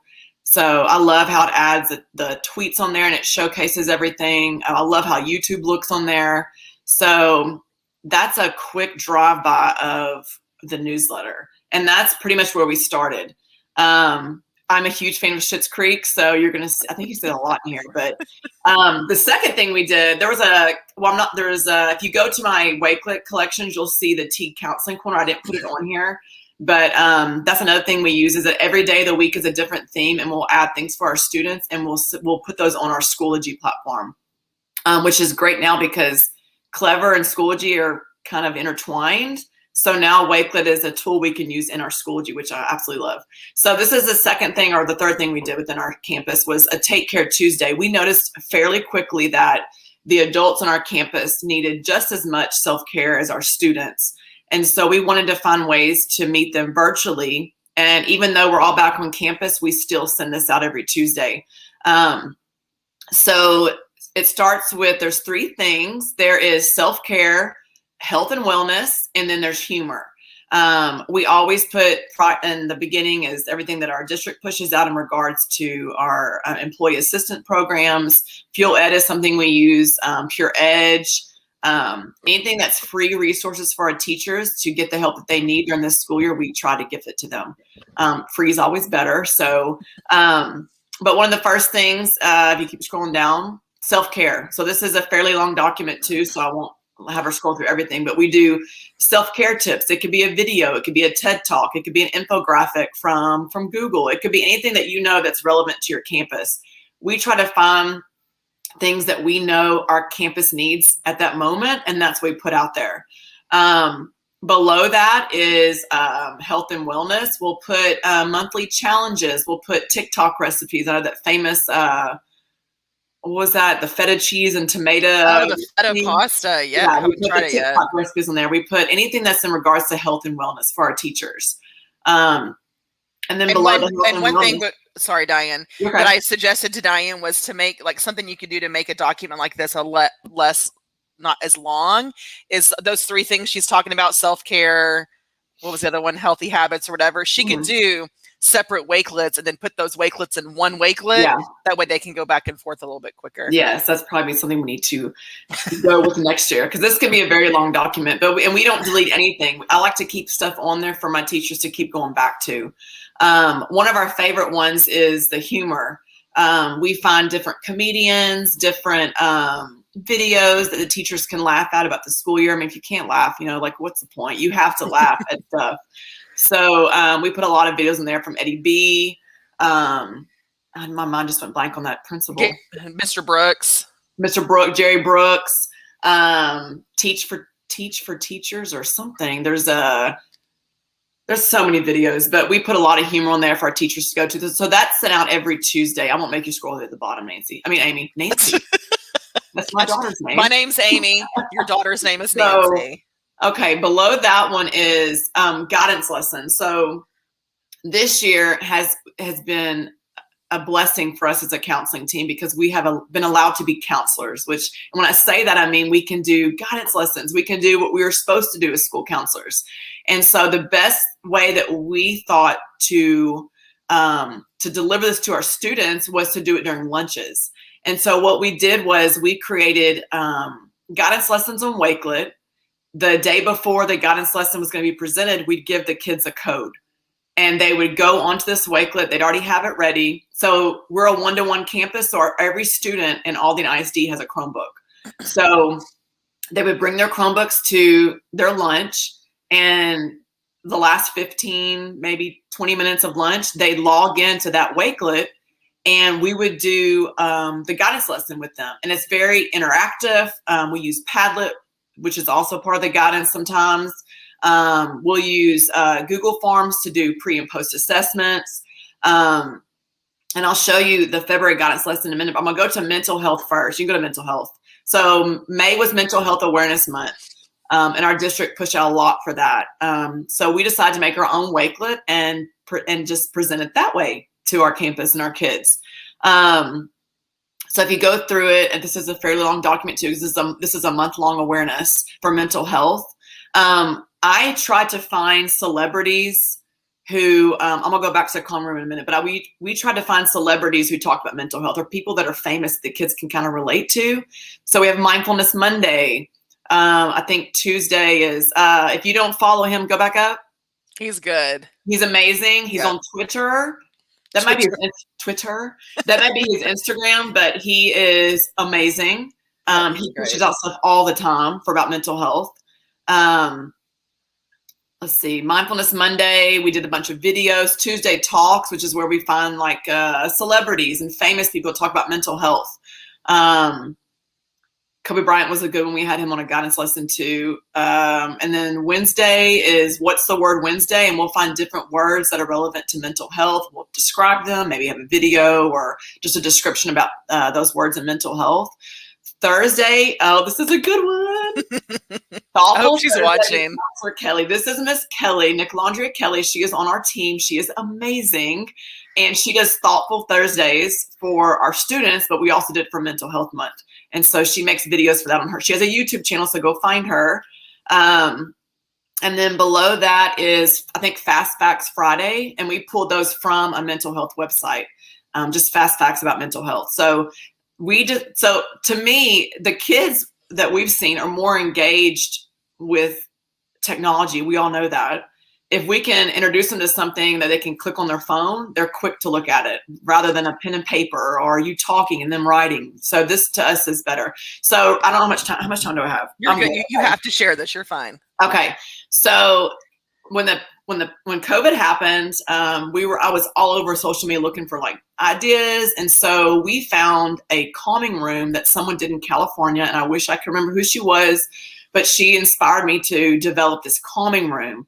And it's a virtual calming room. This is made on Google, but I think I'm going to transition this into a Wakelet. It can definitely be built on a Wakelet, but this is a Google site. And we have different tabs. We have the sound of music. We have meditation. One of our favorites is the zoo animals, the live animal cams. I put several other zoos on here, but we have Houston Zoo too, because we're Houston. So you can create this, you can copy what I have but just create it, make it more relevant to your area. And make it into Wakelet. I think making it into Wakelet's a great idea. Yes. Sounds and music. We have puzzles, we have coloring, yoga, we have hotlines if you may need any hotlines. So this was one of probably our favorite things to do was to develop this calming room for our campus, and we share it with our district. And it's not just for our students, it's for the adults as well. Go back up to mental health. This is our February guidance lesson that we did in the cafeteria with our kids. Now our campus, I think next year we're going to have about maybe around 1,400 to 1,500 students on our campus, 6th through 8th. This year we only had about half. So it was very feasible to do in the cafeteria. So next year is going to be an adventure when we do this to see how this is going to work out. But this is our February guidance lesson.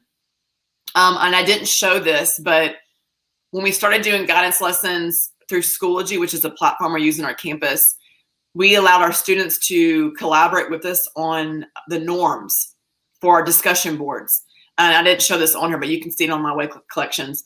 The students would go on there and they'd put what norms they wanted to follow on our discussion boards. And that's kind of what we followed for the remainder of the year.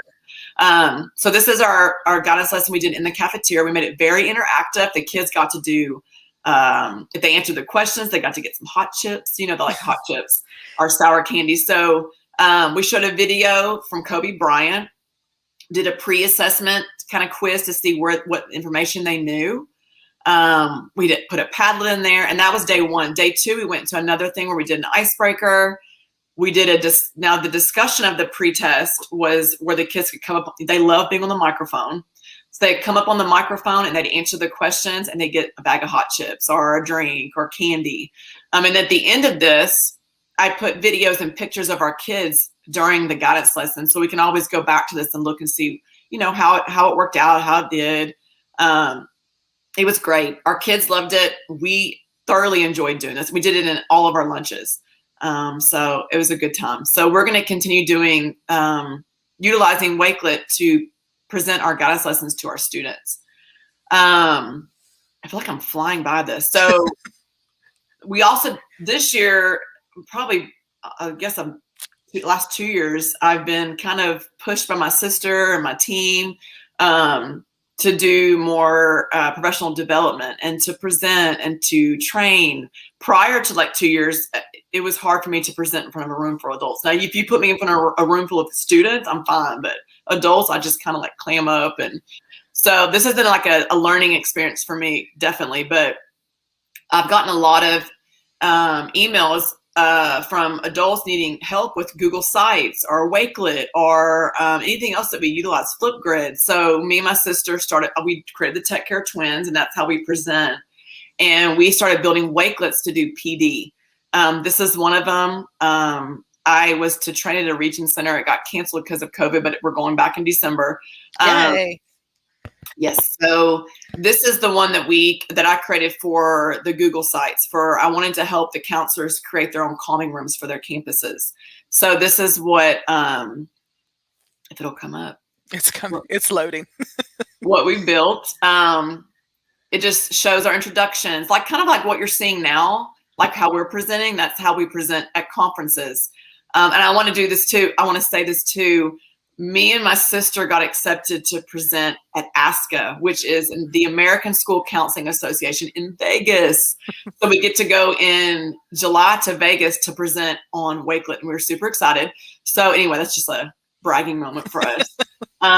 If you scroll down though, I kind of just put things in order that I want to show. My sister is the one that showed me this. Demo first, show examples, then let them play. And that's kind of like our mindset with all of our training. So that's how we set up our PDs in Wakelet. I built an October guidance inside of Google Site for a district. So I was going to show that as well. So there's just so many things you can do in regards to professional development. And for my this has actually made my counseling profession easier and seamless and less stressful that I have this tool to go to and to go back to when I need assistance or help. When you have a counseling program, it's built around guidance and one-on-ones and groups. When you have this and you can compile everything together, a curation of everything that you use throughout the year, you can always go back to it the next year. So, but like Amy said, I like to talk, and I keep going and going about this. But I'm gonna stop. I think we're good, huh? Yeah, we're actually we finished a little early, shockingly. Yeah, Amy was saying before that Diane, you'd carry on, but yeah, if there's anything else you'd like to share, please do. I mean, the chat is going absolutely wild for your ideas. So thank you so much for sharing them. Awesome. Yeah, we just love it. It's one of those tools that you can use for literally anything, whether it's professional or personal. And if you can't think of a way, you're going to find a way. It's usually the first thing, like, oh, I really like that idea. I bet you I can make it in a Wakelet. Yeah. Yeah, I think you showed that as well with all those ideas. I mean, I suppose one question for the both of you as a counselor and as a tech instructional coach, if there's any Wakelet newbies out there who are the same role as yourselves, obviously there's a lot of ideas there. Which idea do you think is best for them to start with? I always share with other educators or just anyone in general that a great place to start for me was newsletters. Was when I found Erin and her Wakelet profile, and she had built it for me. Like I didn't have to reinvent the wheel. I could start with her template and get my hands kind of dirty in this tool, and then after, I guess I would say half a year or so, I was like, I can do this by myself. And so I started creating my own graphics in Canva. I started doing it from scratch. I collaborated with my principal, my assistant principal, my counselor, my librarian. We all did it together as a group. So I would say start with something like, what is your need? Do you need a platform for newsletters? Do you need a platform for sub-plans? And then use Wakelet for that purpose, and then get used to it, and then maybe choose another way to use it. What do you think, Diane? I agree. Obviously, the newsletter for us was the first thing we did. That's, as a counselor, you want to push out resources to your community, especially during COVID. Then the winter storm hit us. So we had to push out all these resources very quickly to our families. And you don't want them going to a website to search through and find stuff. If we just have one place for them to go to, that's how we shared it. And that's shared on our Teague website. It's shared on our Twitter. We are a huge Twitter district, so the newsletter was big for us. And then the guidance lessons, that's, we are starting to do all of ours in Wakelet. So, and if you look at feedback from families and even educators when the pandemic hit, is if we're trying to make students and families go to this site and then go log into this site and then go click on this, like too many clicks is too overwhelming. So if you can put it in one place for them to access, like Wakelet, it kind of lowers that anxiety and the stress. If they just have one place to go versus many, I think Wakelet's a great tool to use for that. Agreed. Yeah, I agree as well. We said it in a session not long ago. I think with using Wakelet, put yourself in the shoes of the person receiving the content, or if it's a parent who's got so much on their plate as it is, receiving information. If you're going to send them 30 odd links, then they're not going to. Sorry, they're not going to look at it. But if you share them one nicely compact in a visual way, there's a better chance that they will take a look at it. Yes, I agree. Also, I think people are loving the ideas for the stuff you shared, Diane, for self-care, for mindfulness, the calming rooms as well. I think this year it's kind of been an eye-opener for people in terms of all of that stuff. And as you said, it's allowed yourself as a counsellor to actually do the job that you wanted to do. But yeah, I think a lot of people are seeing that for the first time and how they can actually implement it on Wakelet as well. So thank you so much for sharing that. Yeah, I'm pretty sure Diane was a trailblazer when it came to that. So go, Diane. Yeah, now you're sharing Wakelet for counsellors all over the US and going to Las Vegas as well. So do enjoy that, and I know everyone who you share Wakelet with as a counsellor will absolutely love it, because just being able to put all the resources in one place for stuff like self-care, mindfulness, not just for students as well, by the way. I love that it was for the teachers too. Yes. So that is very beneficial for everyone. And we've shared the resources in the chat as well, so people can check them out. Awesome. Thank you. No worries. Well, thank you so much for that. Is there any last words you want to say to any of the attendees? This is the last session of the 12-hour live stream. So feel free to say whatever you like to anyone that's watching. Last session. Way to go. There's Russ, Diane, in the comments. Oh, I didn't see it. Hey, Russ. Yeah, so I'm sure your brain is stretched. You have worked those dendrites, and thank you for tuning in. And Wakelet is fantastic. If you didn't already know that, you know it now. So get creative and have some fun with it. I think if I can say, I think I said this before, but my word this year has been uncomfortable. So if you can seek out and find anything that makes you uncomfortable, that's where I found my growth. And I think that's where you can find yours too. That's being uncomfortable has pushed me. So, learning a new tool made me uncomfortable, but I did it and now I'm loving it. So I just seek out those moments and just immerse yourself in them. Immerse. I absolutely love that. Yeah, get out of your comfort zone to learn a bit more. I know that a lot of educators have done that this year.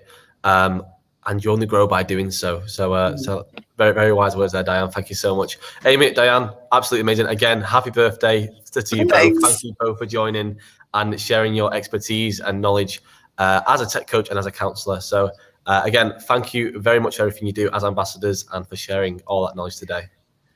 Thank you. Bye. Amazing. Thank you. Bye-bye. Have a great day. Wow, that was absolutely incredible. Hopefully there was many counsellors and tech coaches, instructional coaches in the chat there to learn a bit more about how you can use it in your role.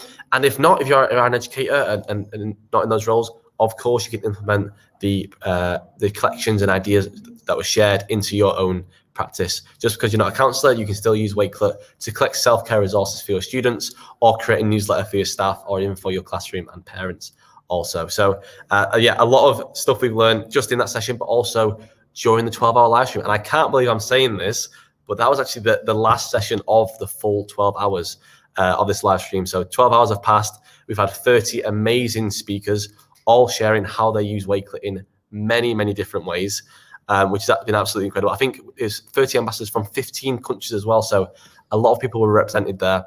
And if you missed anything, if you want to go back and check all of the resources that were shared, we do have this collection, which is the 12-hour live stream that has everything in here. So you can go ahead and rewatch the session. So feel free to share this out with anyone, your colleagues, your staff, your friends, your family, to check out a session from the live stream.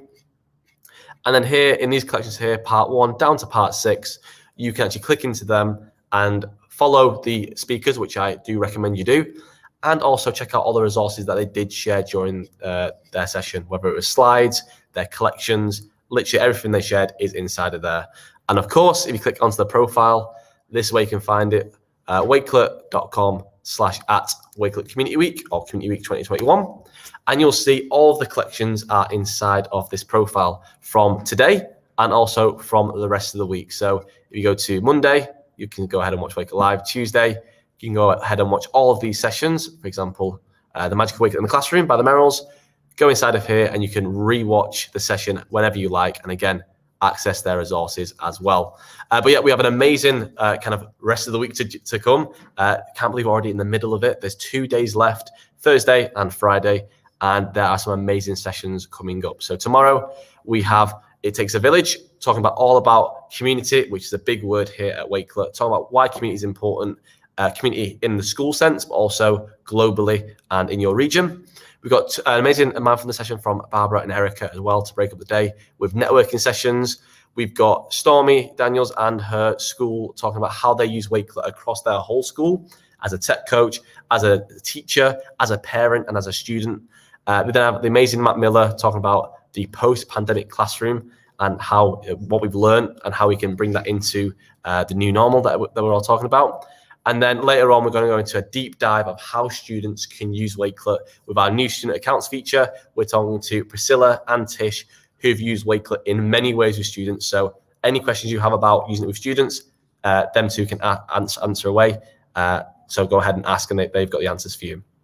And then we'll finish off Thursday with an amazing conversation with Yuritsa, talking about those topics that maybe we don't speak about all the time, but we should do. So that is Thursday. That is an amazing session we have coming up. So please do check out that. And again, hopefully you've enjoyed this 12-hour live stream. In the comments before you leave, let me know how many hours you've actually been here, because I saw some comments before and people were here for around 8 hours. And I believe they watched every session. So if that was you, thank you so much. Even if you only managed to attend just one session for 15, 20 minutes, we do appreciate it. And what we'll do also with this live stream is we'll cut it up into smaller chunks. So when you come into this, you'll be able to click on a certain time and find the 20-minute session just about newsletters or just about using Wakelet in science. So it'll be all nicely chopped up for you. So you can then go ahead and share it to your colleagues and staff so they can go ahead and learn in 15, 20 minutes just how they can use Wakelet in their job role or for a certain way. And of course, anything that you've learned during the session there with Diane and Amy, this part of the live stream, the whole live stream or the whole week, please do share with us. We love to know how much you're enjoying yourselves at Wakelet Community Week. So the hashtag is Wakelet Community Week, really easy to remember. Make sure you at Wakelet, whether that's on Twitter, Facebook or Instagram, just share as much as you can with us. We'd love to see it. Screenshots, quotes, their slides, literally anything. Sharing is caring. We want to see as much as possible. I can see people are putting in the comments that they've been here for a long time. Some people have been here for 12 hours, which doesn't surprise me. I don't know why I'm even shocked anymore. That is absolutely incredible. I see Tish there for 10 hours, Shara for 8 hours. We'll go back and watch the remaining 4. Absolutely incredible. Thank you so, so much, everyone, for joining in this session, for joining the week. This week is for you. We want you to get the most out of this kind of mini conference we're putting on, learning about Wakelet, but also learning about those topics, again, that we don't speak about all the time. So enjoy the rest of the 2 days that we've got left. It'll be a sad day on the Friday, Friday evening when it finishes. But yeah, enjoy yourself, and I know we will too. So again, thank you all so much for joining this 12-hour live stream. I hope you've learned just as much as I and the team have. We really appreciate it, and we will see you in Thursday and Friday for the rest of Wakelet Community Week. Grab your certificates in the description. Forgot to mention that, and have a great day. Bye-bye, everyone.